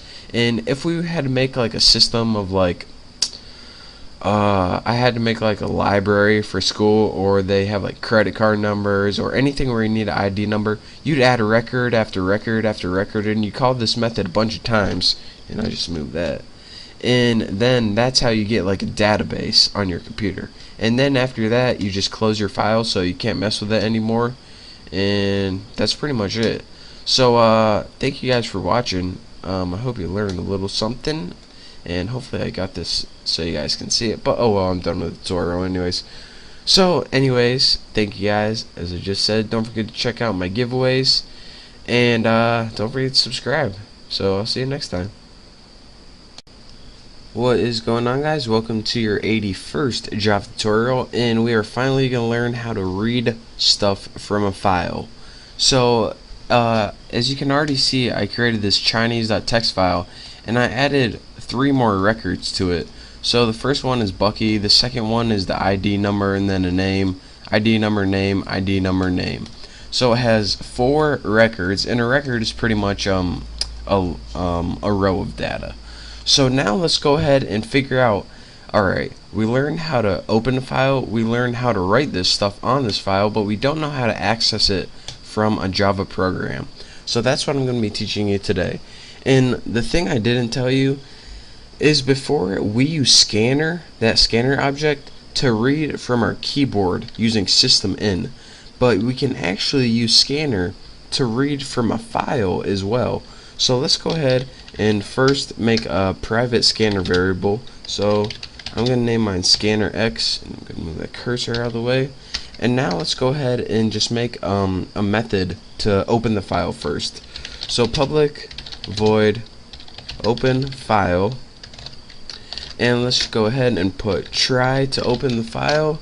So we're going to set X, and again here's where we're going to put new scanner, and instead of putting system in here, which would be the keyboard, just put new file and put that Chinese.txt. Did I spell it right? Yep. And now instead of reading from your keyboard, it's actually going to read from this Chinese.txt file right here. So that's a neat little trick that you can do.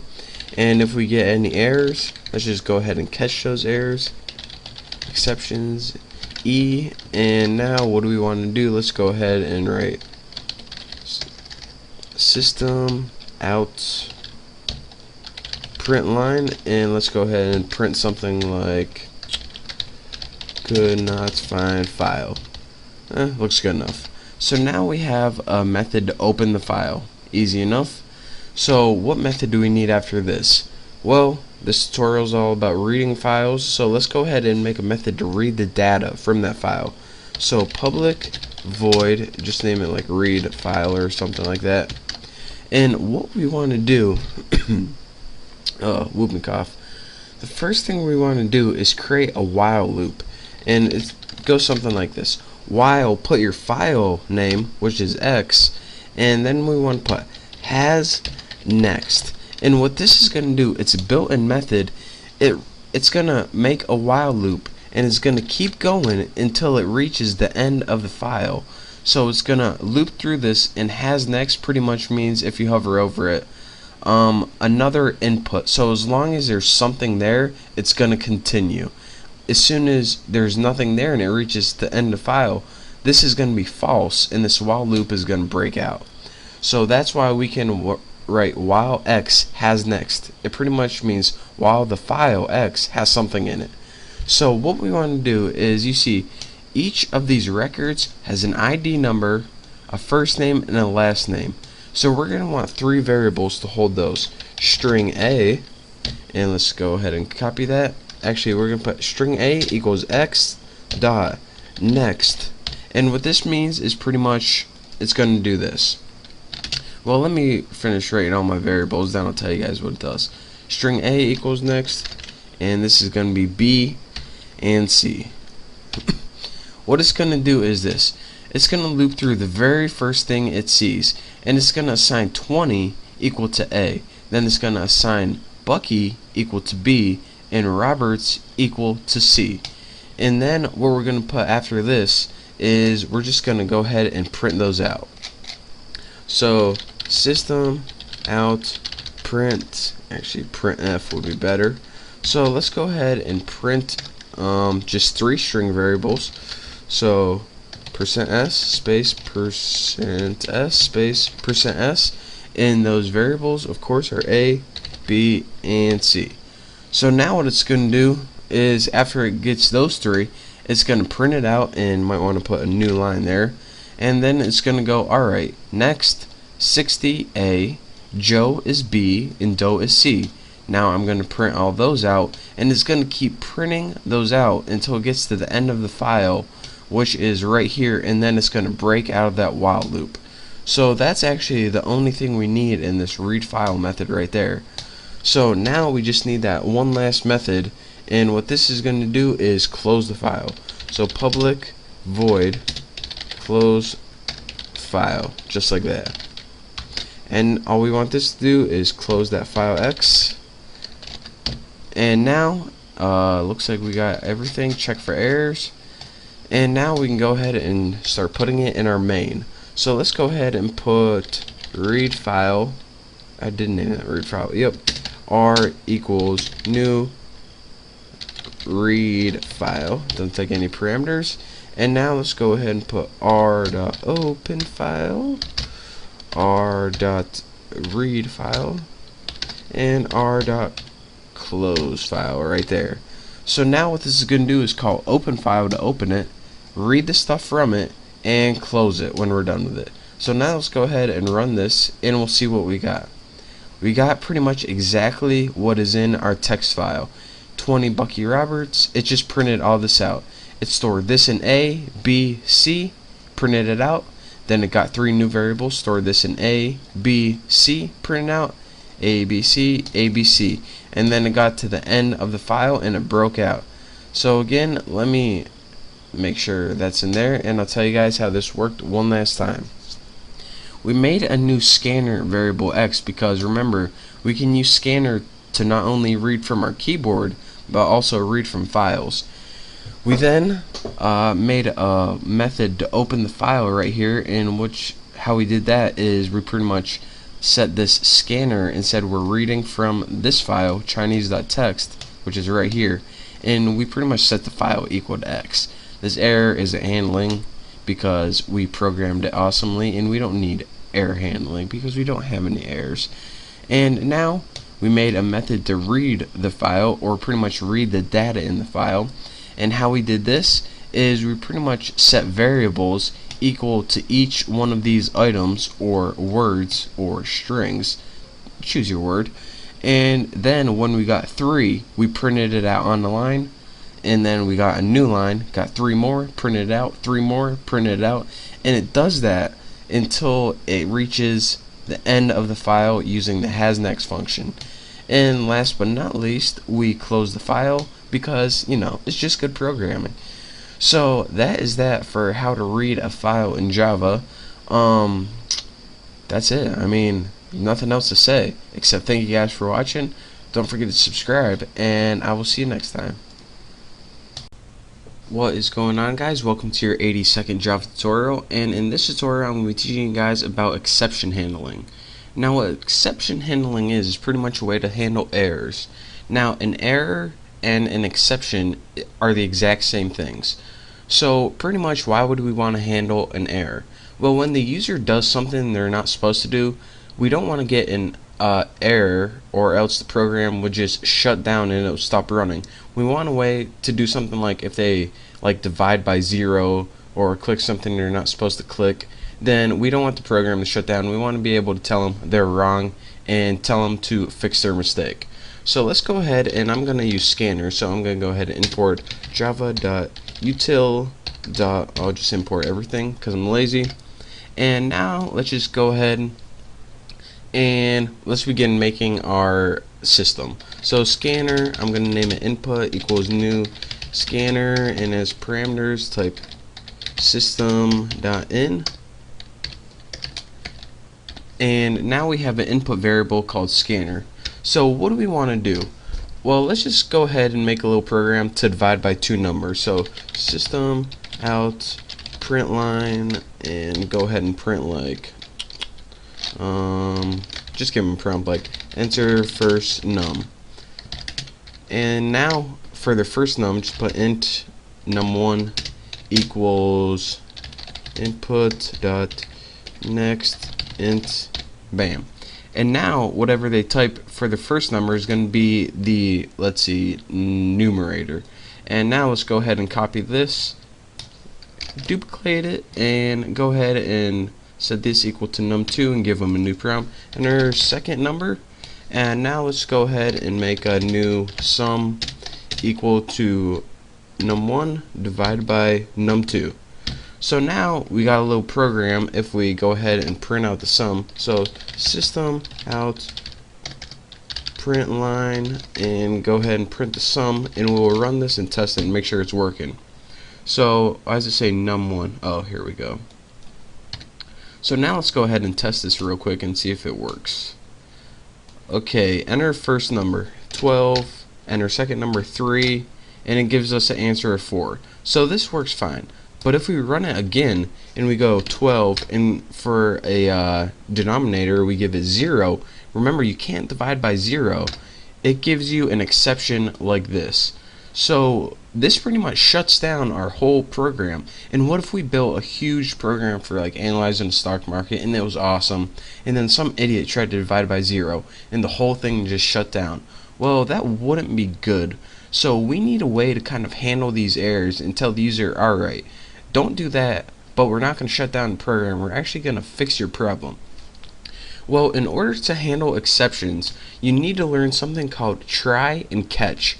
What try and catch means is pretty much just like it is. You try a bit of code, and if you have an error, instead of shutting down your program, you're going to catch that error and do something with it. So here's how you do this. Go ahead and put try, and that's a keyword, and in your curly brackets fill in the code that you want to try. So I'm going to try this. So in my try block right here, I'm going to write the code that I want to try. So I'm going to go ahead and try this. And what this try means and what this code block means, if you have an error anywhere in here, what we want to do is catch this error. So go ahead and write catch after this, and there always needs to be a catch after a try.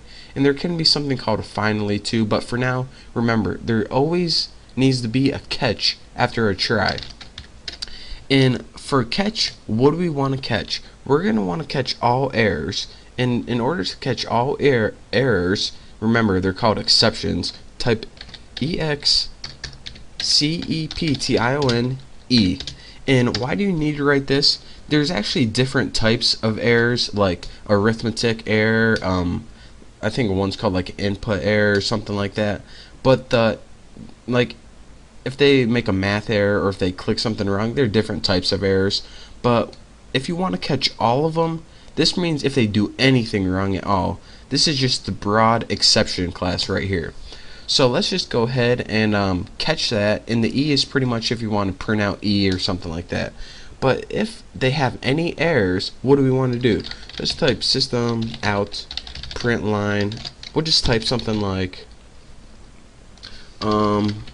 you can't do that, and let me fix this. So what this pretty much means is try this. If you have an error, do this. If not, if you try this and it works good, then this is never gonna run at all. So let me show you that. I'm gonna try this, and I'm gonna enter 12, 3, bam, 4. This catch right here never runs at all. But if I run this again and I get an error and it says 12, 0, it says you can't do that. In my rest of my program, if I had any more code down here, it would continue to run normally. So what if I actually wanted to build a program so if they entered the wrong thing, then I could pretty much have them do it again over and over again until they enter the right thing. Well, let's go ahead, and this is really simple. Put int x equals 1. So I'm going to pretty much have a do while loop, and I'm going to do this, do the pretty much the whole try and catch. So catch this, and I want to catch that too. I want to do the whole try and catch while x that we just made, that's equal to 1, is equal to 1. So I'm going to do that over and over again while this is equal to 1. But the thing is, if it continues to execute successfully, and I'm going to set this equal, the x equals 2.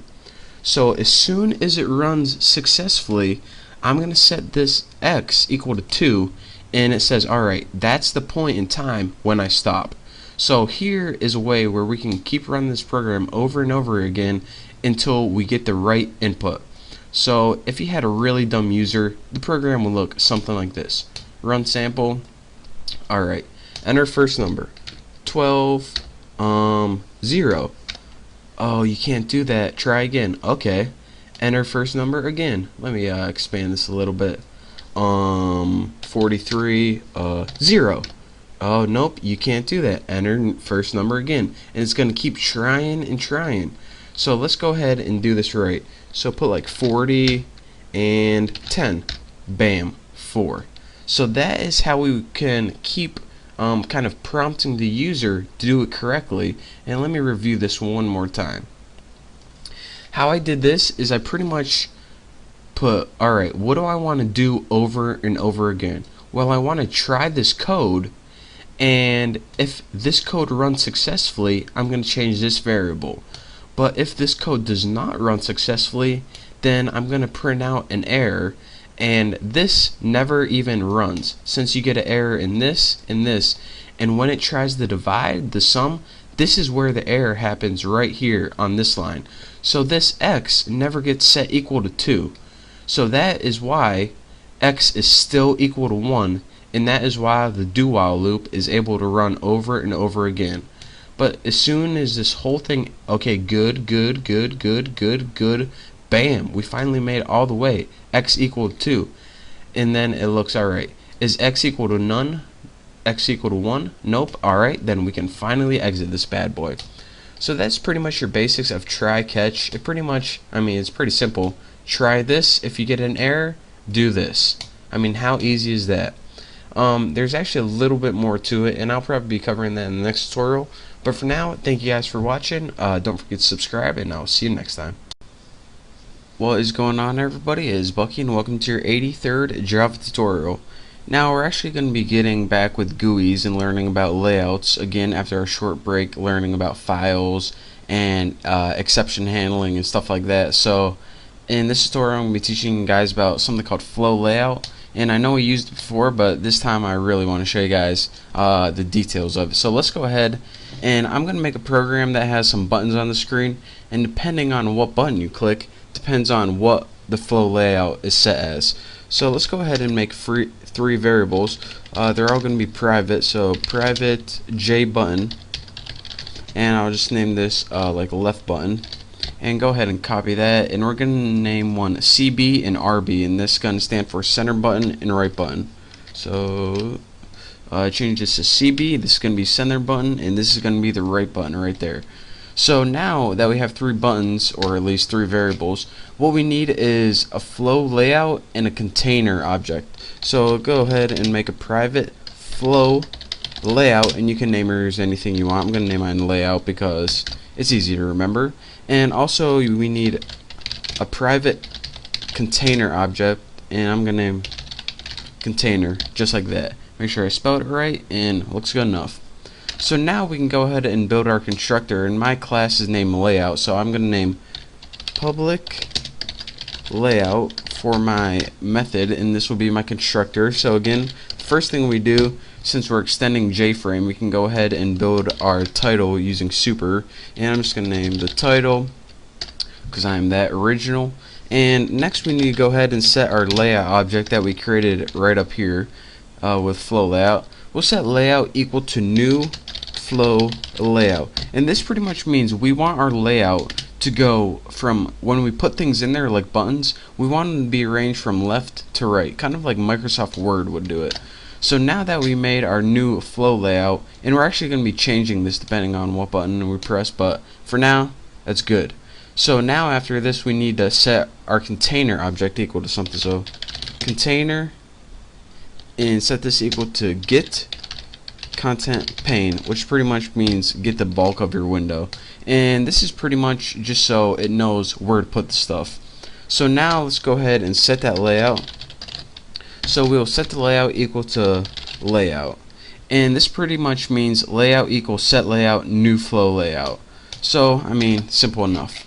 Now let's go ahead and we can finally do stuff with our buttons. This is pretty much creating a window. Now let's add some stuff in it. So first thing we need is equal left button, set that equal to new J button, and give it something to put in the button.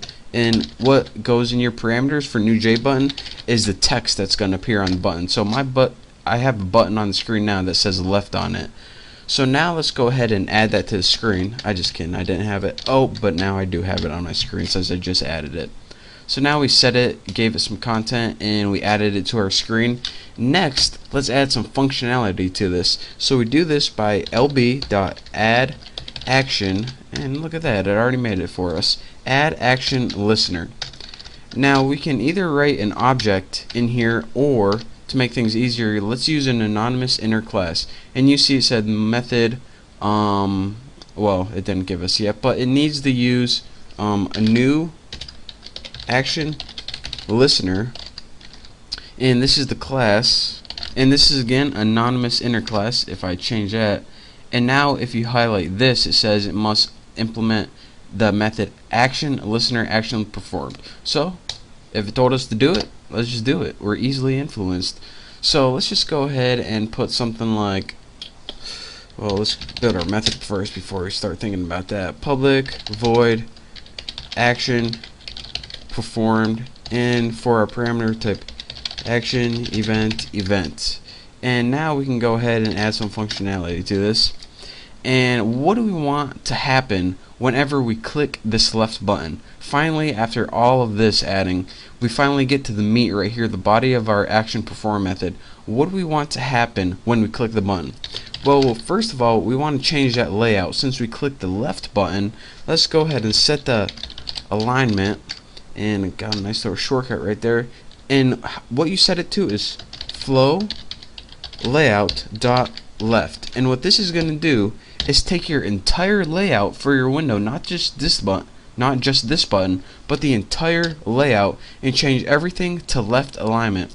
So by default it's going to be in the center of the screen, and when you click this it's going to be on the left. So next, the only thing we need to do is put layout that we just changed, put layout container, which is pretty much our container, and go ahead and pass container into this, and this pretty much means rearrange everything depending on what our layout is. So now we did this for the left. Now we can just go ahead and do this 2 more times and make it real easy to copy it. So I'm actually going to add a comment so I don't get confused. Just put left stuff in here. So now let's go ahead and copy everything including that comment, and put center stuff in here, and change this to center button, add center button to the screen, add action listener for center button, and change the flow layout to center, which is the default, but again we need to do that.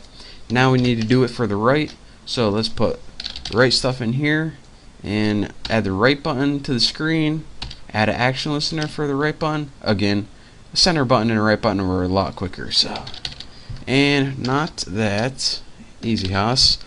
And now let's go ahead and run this program. So I'll tell you guys what I did after I run it. I know you guys are probably getting antsy, so let's go ahead and run this baby. And here's what I got. Whoa, forgot to change my text on my button. Quite embarrassing. So this is left stuff, and I put left center. Again, don't forget when you create your buttons to do that. Embarrassing.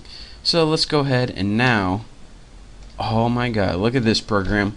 Here is my window that I just created right here, and as you can see, it doesn't matter if it resizes it or not, it automatically rearranges from left to right, and if you run out of room, it stacks it under each other. So now if you see, if I click left, it changes it to left, right changes it to right, and center changes it to center. And you can see even if we do this, then we get right, left, center. So it doesn't really matter how big your window is, it just knows the flow layout depending on the size, where do I want stuff arranged. So that's pretty much the basics of flow layout. And one more time, let's see how much time I have on my tutorial, about 2 minutes. So let me go ahead and walk you guys through this. We created 3 variables for the buttons, and we actually created a flow layout and container object because we needed them. This is just housekeeping stuff for creating a window in your constructor. And let's just go over one of these. We added pretty much we set the left button variable equal to a button, since, you know, why not? Then we added that button to the screen, and then all of this pretty much is just saying, alright, what do you want to happen when you click this button? And what did we want to happen? We wanted to change the layout, and then we wanted just to reset the container using that. So, and then we just did it for the center and right button. And here's my main, in case you forgot. I included JavaX Swing because that's the window. And, well, you can see all that. You guys already know what this does already, hopefully, if you watch my tutorials. So, that is that for this tutorial. Thank you guys for watching. Don't forget to subscribe, and I will see you next time. Oh, by the way, we're going to be creating games soon, so, you know, just thought I'd let you guys know. But anyways, thank you guys for watching, and don't forget to subscribe. What is going on, guys? It's Bucky, and welcome to your 84th Java tutorial. In this tutorial, I'm going to be going over graphics because, well, my ultimate goal of these tutorials is pretty much to make computer games, and we can't make a computer game without sweet graphics. So I'm finally getting into graphics. I decided to abandon flow layout and stuff for now because, you know, this is just much more exciting. If we need any other layouts, we'll go back to them, but for now, I want to start making some sweet graphics on the screen. So let's go ahead and do that. As you can see, I made a new class called Peach because, well, to be quite honest, just because I like peaches, and it needs to extend JPanel because we're going to be using that. So don't forget to have all your imports. Now let's go ahead and get started with making graphics on the screen.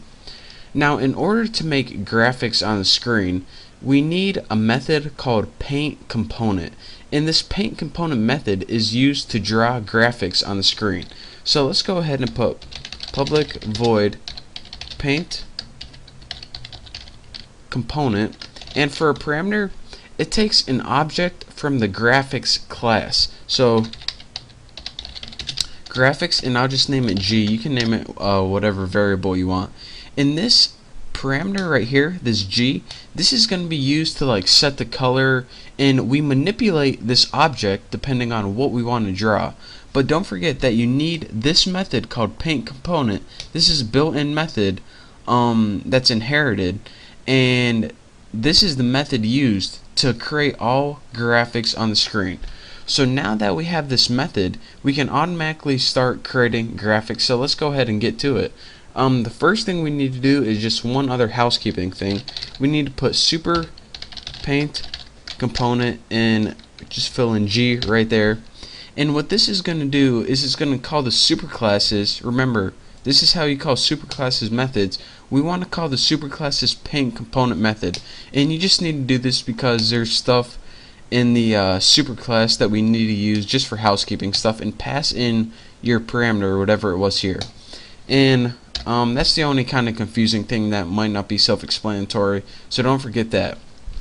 So now let's go ahead and get started. The first thing we want to do is set the background color for our screen. So go ahead and write this, which means this object, set background, and bam, look at that. Now, as a parameter for your background color, you just take a color. Now, Java already has built-in constants of colors, which is pretty much all your basic colors. But for now, in order to get constant, just put color dot white because we just want a plain white background. So now we pretty much have on our screen a white background. Not very exciting, but we're going to change that soon. In order to draw objects on the screen, you first need to tell your object or your graphic object what color you want to use to draw with. So let's go ahead and put G set color, and as a parameter, just like set background, it takes a color constant. Now let's go ahead and set our color to color.blue, and make sure blue is in all caps, and that means constant in Java. So now that we have a color for our graphics object, we can begin drawing a rectangle on our screen. So the first thing I'm going to tell you guys is how to draw a rectangle, and to do that it's fill rect. And what this is going to do is it's going to give you 4 parameters, and this is going to draw a rectangle, a solid rectangle on the screen. So the first parameter it takes is the X parameter and Y. Now this top left corner of your window is 0, 0. And from left to right, this is the X from left to right, and Y is up and down. So let's go ahead and make the coordinates X and Y. And you should know this if you ever took a math class in your life. So at 25, 25, which would be somewhere around here, 25 over and 25 down, that is where we want the top left of the rectangle to be. Now how wide do we want the rectangle to be? Let's just go ahead and put 100 pixels wide by 30 pixels high. So now we got our color and our coordinates of our rectangle right here. So now we just have a blue rectangle chilling on our screen. But I want to tell you guys something else you can do. Next we can go ahead and put set color, and we can set the color again, or pretty much reset the color. And if we want to have a custom color that's not a constant, like our own RGB values, and RGB means red, green, and blue, just go ahead and put new color, and as our parameters you type in the RGB value you want. So let's put like 190 comma 81 comma 215. Make sure none of these values go above 255, and this pretty much means, alright, how much red do we want it? 190 red, 81 green, and 215 blue. What color this is, I'm not sure, but I know that it's going to be some weird color. But again, if you want custom colors, then that's how you create it. What I usually do is I go in Photoshop and mess around with the RGB value, but you know, that's not important right now. So now let's go ahead and put this rectangle, or draw a rectangle. So G fill rect, and again we have to fill in all our parameters. So where do we want to, we can't have it start in the same place, so let's have it like start at 25 over, but we'll have this one go 65 down, since this one ends at 55. So again, this is the Y and this is the height, so this will give us 10 pixels of padding, and you can mess around with this on your own, and we'll make it the same width and height for, you know, it's just nice to be constant. Get it? Constant? I just made it up. It's not even a joke really, but anyways, now we have 2 rectangles chilling on the screen. So the last thing I want to show you guys is that not only rectangles, but you can actually draw text on the screen. So let's go ahead and change our color one more time, just because we don't want everything the same color on the screen. It's going to be boring. Set color, and we'll just change this color to like red or something using color.red is our constant. And now let's just go ahead, and this is how you draw strings or text on the screen. G.draw string. How easy is that? Now your iterator is pretty much what do you want the string to say, and this is some text, and make sure you spell text wrong or else it won't work. I'm just kidding. And now where do you want it to appear? Well, let's make an X25, and let's see, 120. That should be below everything. So now we have a rectangle right here, a rectangle under it, and some text under that. So now I already did this all. I forgot I already did this all, but pretty much make a new frame with your title, set the close operation, don't forget to do that, and then make an object of your class, whatever you named it. I had a peach class, so I named it P. Add it to the frame, set the size of your window, and make sure you set the visible to true so it actually appears. And now if we go ahead and run this program, you see that we created 2 rectangles that were filled in because we used the method fill rectangle. And again, if I do this, you can see that the coordinates for the first one, the blue one, were 25 over, 25 down. This is 100 wide, and 30 pixels tall. And next we set the color again, and we gave it our custom color. Evidently this is some kind of purple color, and this has RGB value of 190, 81, 215, and this is 25 over, 65 down, and that's your top left point right there, 100 wide and 30 tall. And next we just pretty much made some text on our screen, and this text started at 25 over and 120 pixels down. That's where your text started, and then you pretty much just drew a string on the screen using the current color of your G object. So that is pretty much the basics of how do you make simple rectangles. Of course there's more stuff we can do, but for now just sticking with the basics. In the next tutorial I'm going to show you guys how to draw some sweet graphics, and well, they're not going to be that sweet, but they're going to be a little better than this one. So thank you guys for watching. Now don't forget to subscribe, and hopefully I will see you next tutorial. What is going on, guys? Welcome to your 85th Java tutorial, and in this tutorial I'm going to be teaching you guys about something called J Color Chooser. Now we're going to be building a program to make a box pop up and allow the user to pick their own colors, and we're going to set this color equal to a variable and just going to be doing some cool stuff with it. But this is a really useful application, and we're going to be using this a lot from now on, so you know, it's going to be good. So what we're going to have pretty much on the screen is a button, and when they click the button they're going to be able to choose their color. So let's go ahead and make a private variable for J button, and now just name it B for button since I'm lazy. And next we need a color variable, so private color, let's just name it color variable named color, and we'll set it equal to the constant white. If I can type, it takes a little bit, but I'll get there eventually. So now we have this color variable set to white, and the last thing we need is pretty much a panel. So private J panel and panel, we'll just name it that for simplicity. So we have three variables, so let's start doing some stuff with it.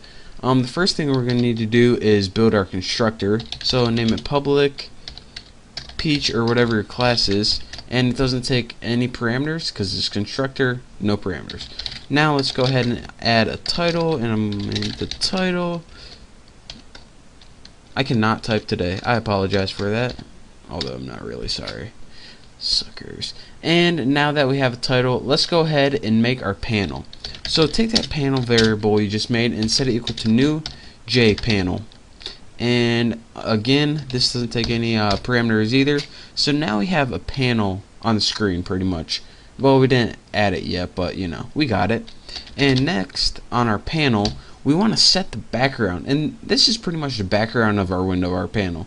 So next we need to set a background color for it. So set back, bam, look at that, too easy, didn't have to type anything.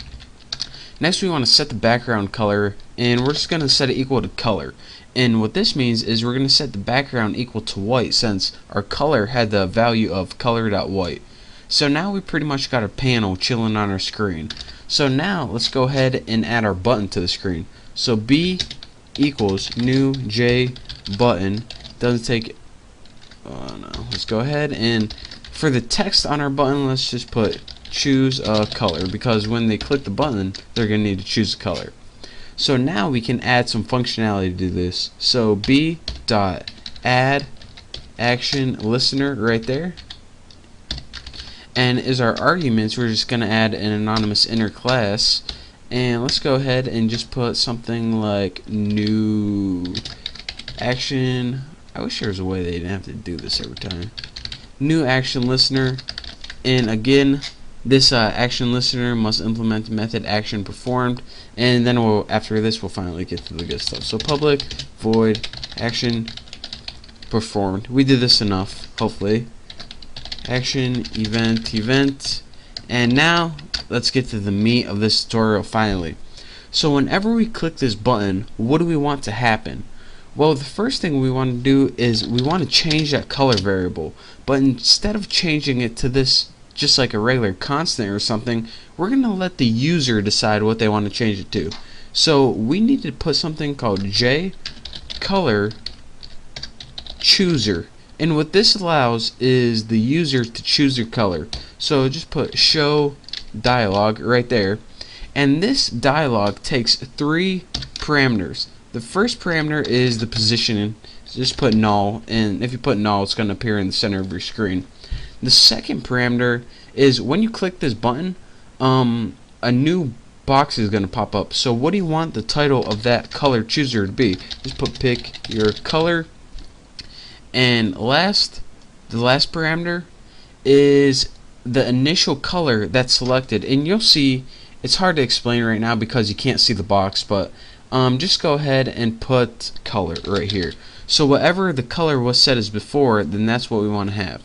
So let's go ahead and change that, and let me move this over just like that, and now we're good to go.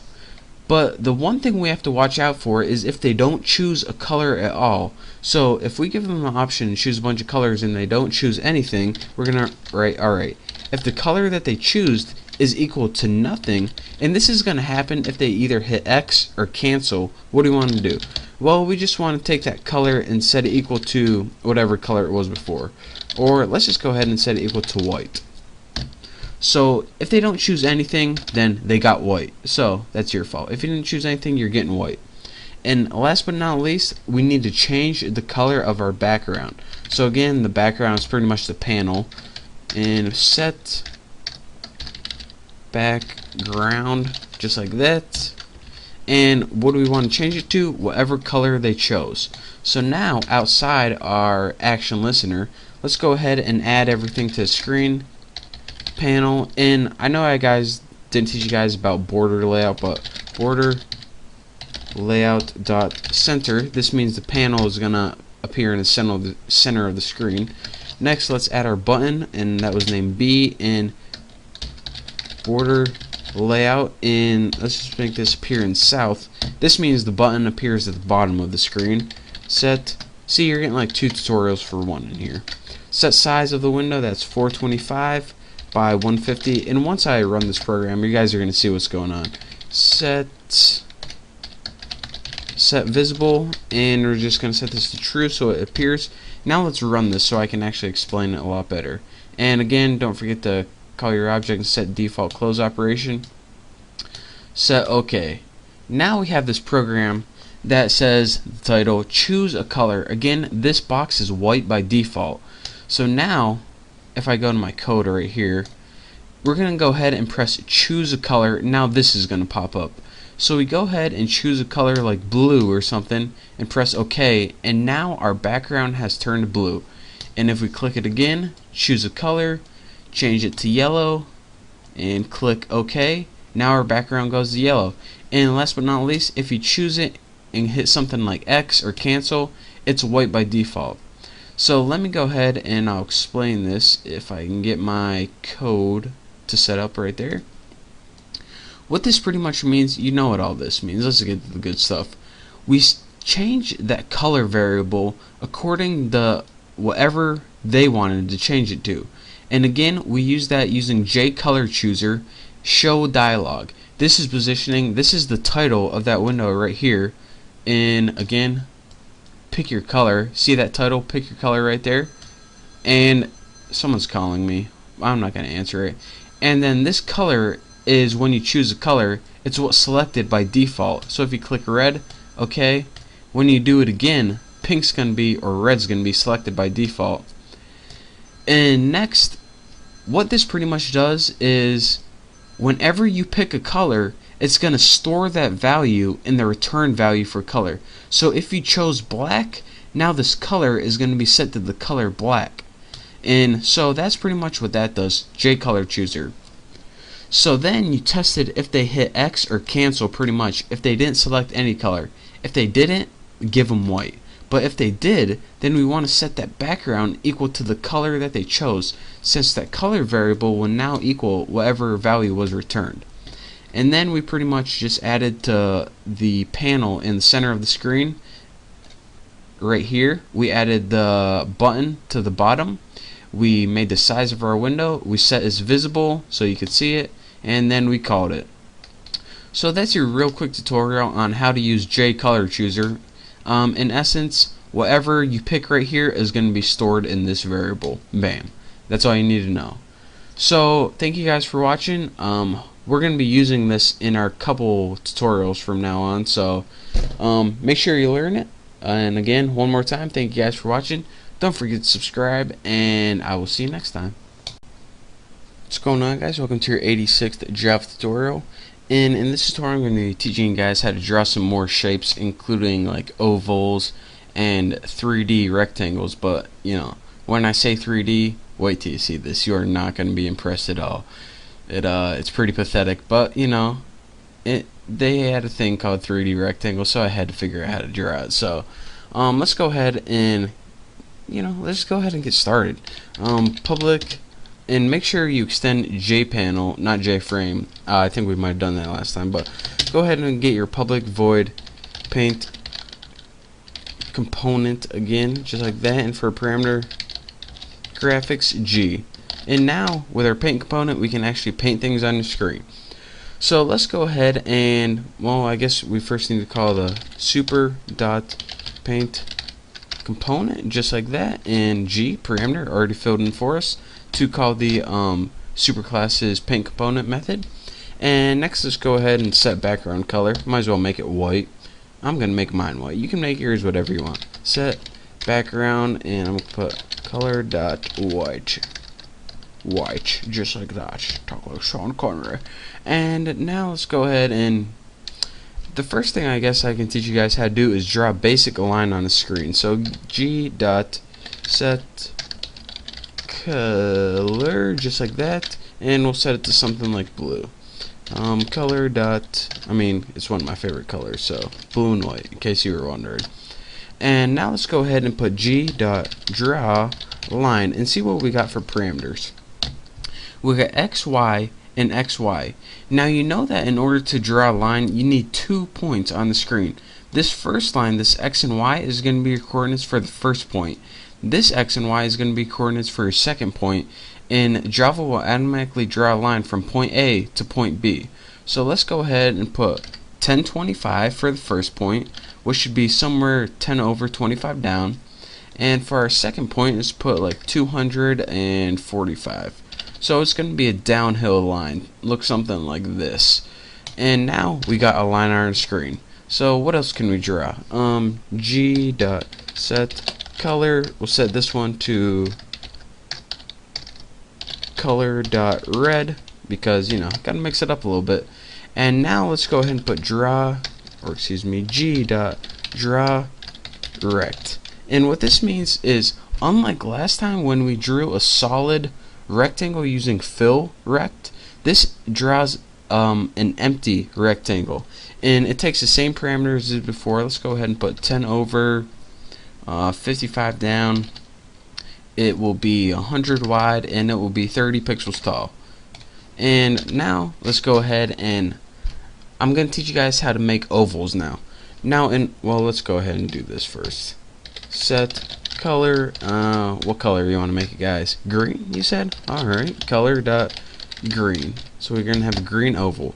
G dot, we'll make this one solid. Fill, oval, and anytime you have fill and draw, they're pretty much interchangeable, depending on personal preference. Now, this fill oval parameters, it takes the exact same parameters as the rectangle, but what it's going to automatically do is round your corners for you. So if we want to make an oval that's the same size as this, let's go ahead and move it down a little bit. So we'll do 10, let's see, 50, 85. So we'll put it in 95. That should give us 10 pixels padding. And we'll make it 100 wide by 30 tall. Now this is going to be the same size as this rectangle right here, but instead of a rectangle, it's going to be rounded off at the corners, aka an oval. So now we got a line, a rectangle, and an oval. Not an ovary, I apologize. So the last thing I'm going to teach you guys is something called a 3D rectangle. And what this does is it's pretty much a rectangle that's filled in, but it has a little bevel on one of the sides to give it a slight appearance that it's like pushed out a little bit. So put G.set color, and what do you want to change the color to? Let's pick a good one. Color dot, let's see, that one's kind of good one. Orange, bam, that's what I'm looking for. Orange. And now let's go ahead and put G dot fill, bam, 3D rectangle just like this. Now our parameters, this is a little too easy. Let's put it at 10 over, 160 down. That's positioning. The width can be 100 just like everything else. The height, make this one a little bigger, 50. Now what this raised means, since it's a 3D rectangle, it has the option of being raised. Pretty much means, do you want to give it 3D look or not? And of course we do, true, because 3D is awesome. You can also put false to give it not a 3D look, but we want this baby looking 3D.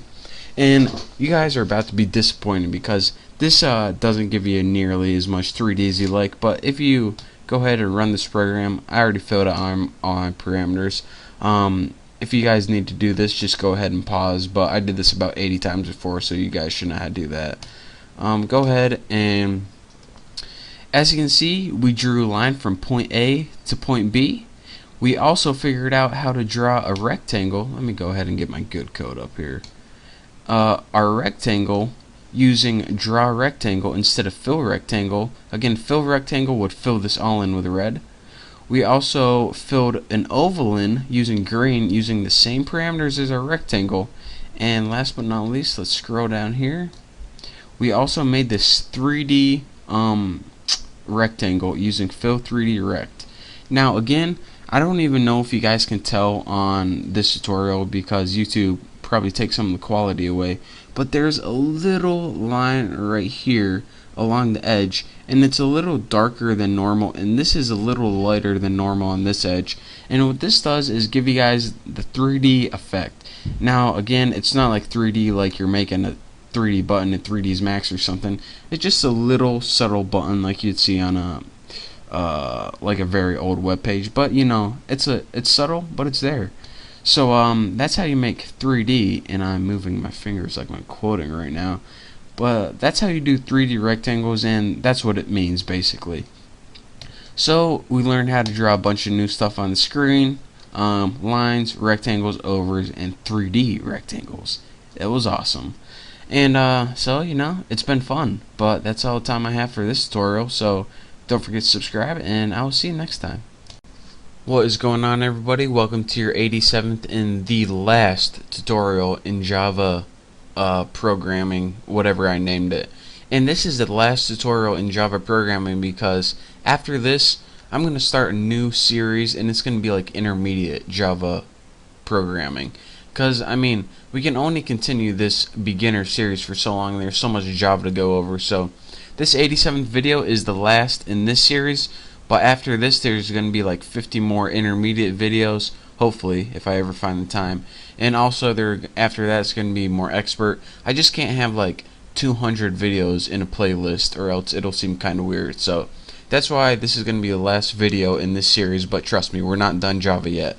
And aside from this, my hardcore Java followers are probably like, alright, what happened to Java game development? I thought we were like halfway through that. Well, we're going to be continuing Java game development, but in the meantime we need to go over some basics because we're going to be using that in our game programming. So if you're wondering and worried about, alright, I want to get back to game development, trust me guys, we will build games in Java, but first we need to learn some more basics. So what we're going to be going over in this tutorial is a couple things about strings. And I know we talked about strings before, but we never really talked about all the things that we can do with strings. So let's go ahead and make a couple more strings right now.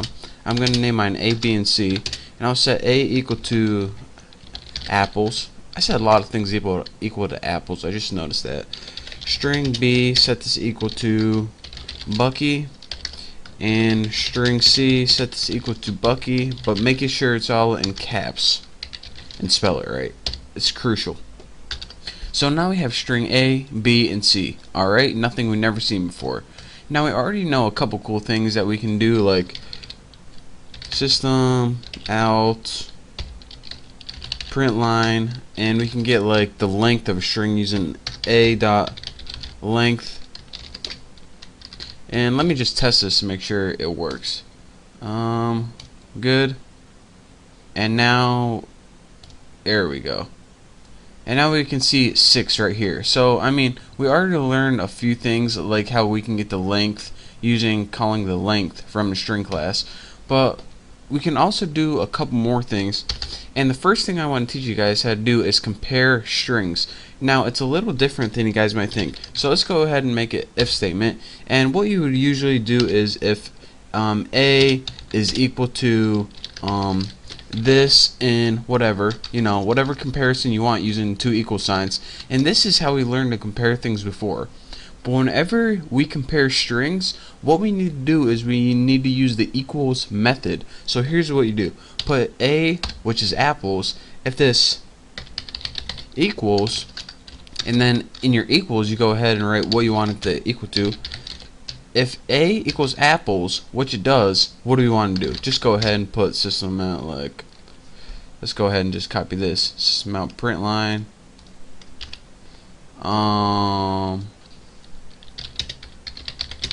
It equals apples. Put that in a string. So let's run this and see what we get after we get rid of that. There we go. Run it and see what we get. And it says an error because I didn't use these two things yet, B or C, so that's why we're getting that. It equals apples, bam, so this worked. And if you're wondering, alright, you just told me to do that, but why can't I use the two equal sign? Well, here's the background for you guys who are just so curious. When you use the two equal signs, how do I say this? If two objects are identical, which means they have the same contents, but they're two separate objects themselves, then it's going to be false. And this happens a lot in strings. It wouldn't happen in this case, but it just can cause a lot of confusion. So with the two equal sign, just remember, if you try to compare with two equal signs and you kept getting an error, that means that you have, they could be the same object, could be both set to apples, but if they aren't the same object, then it's going to be false. So that's why you always need to use the equals method, and that's why they built this method for only strings. If you're wondering, alright, why isn't this in any other class? Because no other class causes problems. What the equals method does is it compares the contents of it, and that's what you always want to do when you're comparing strings. So bam, that's that. And why did I have these two little things right here? Well, we can go ahead and compare these by just doing a little quick copy paste, and we'll put like if B equals C.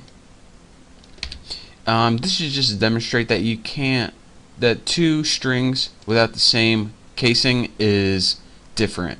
So what do we want to write? Bucky's match.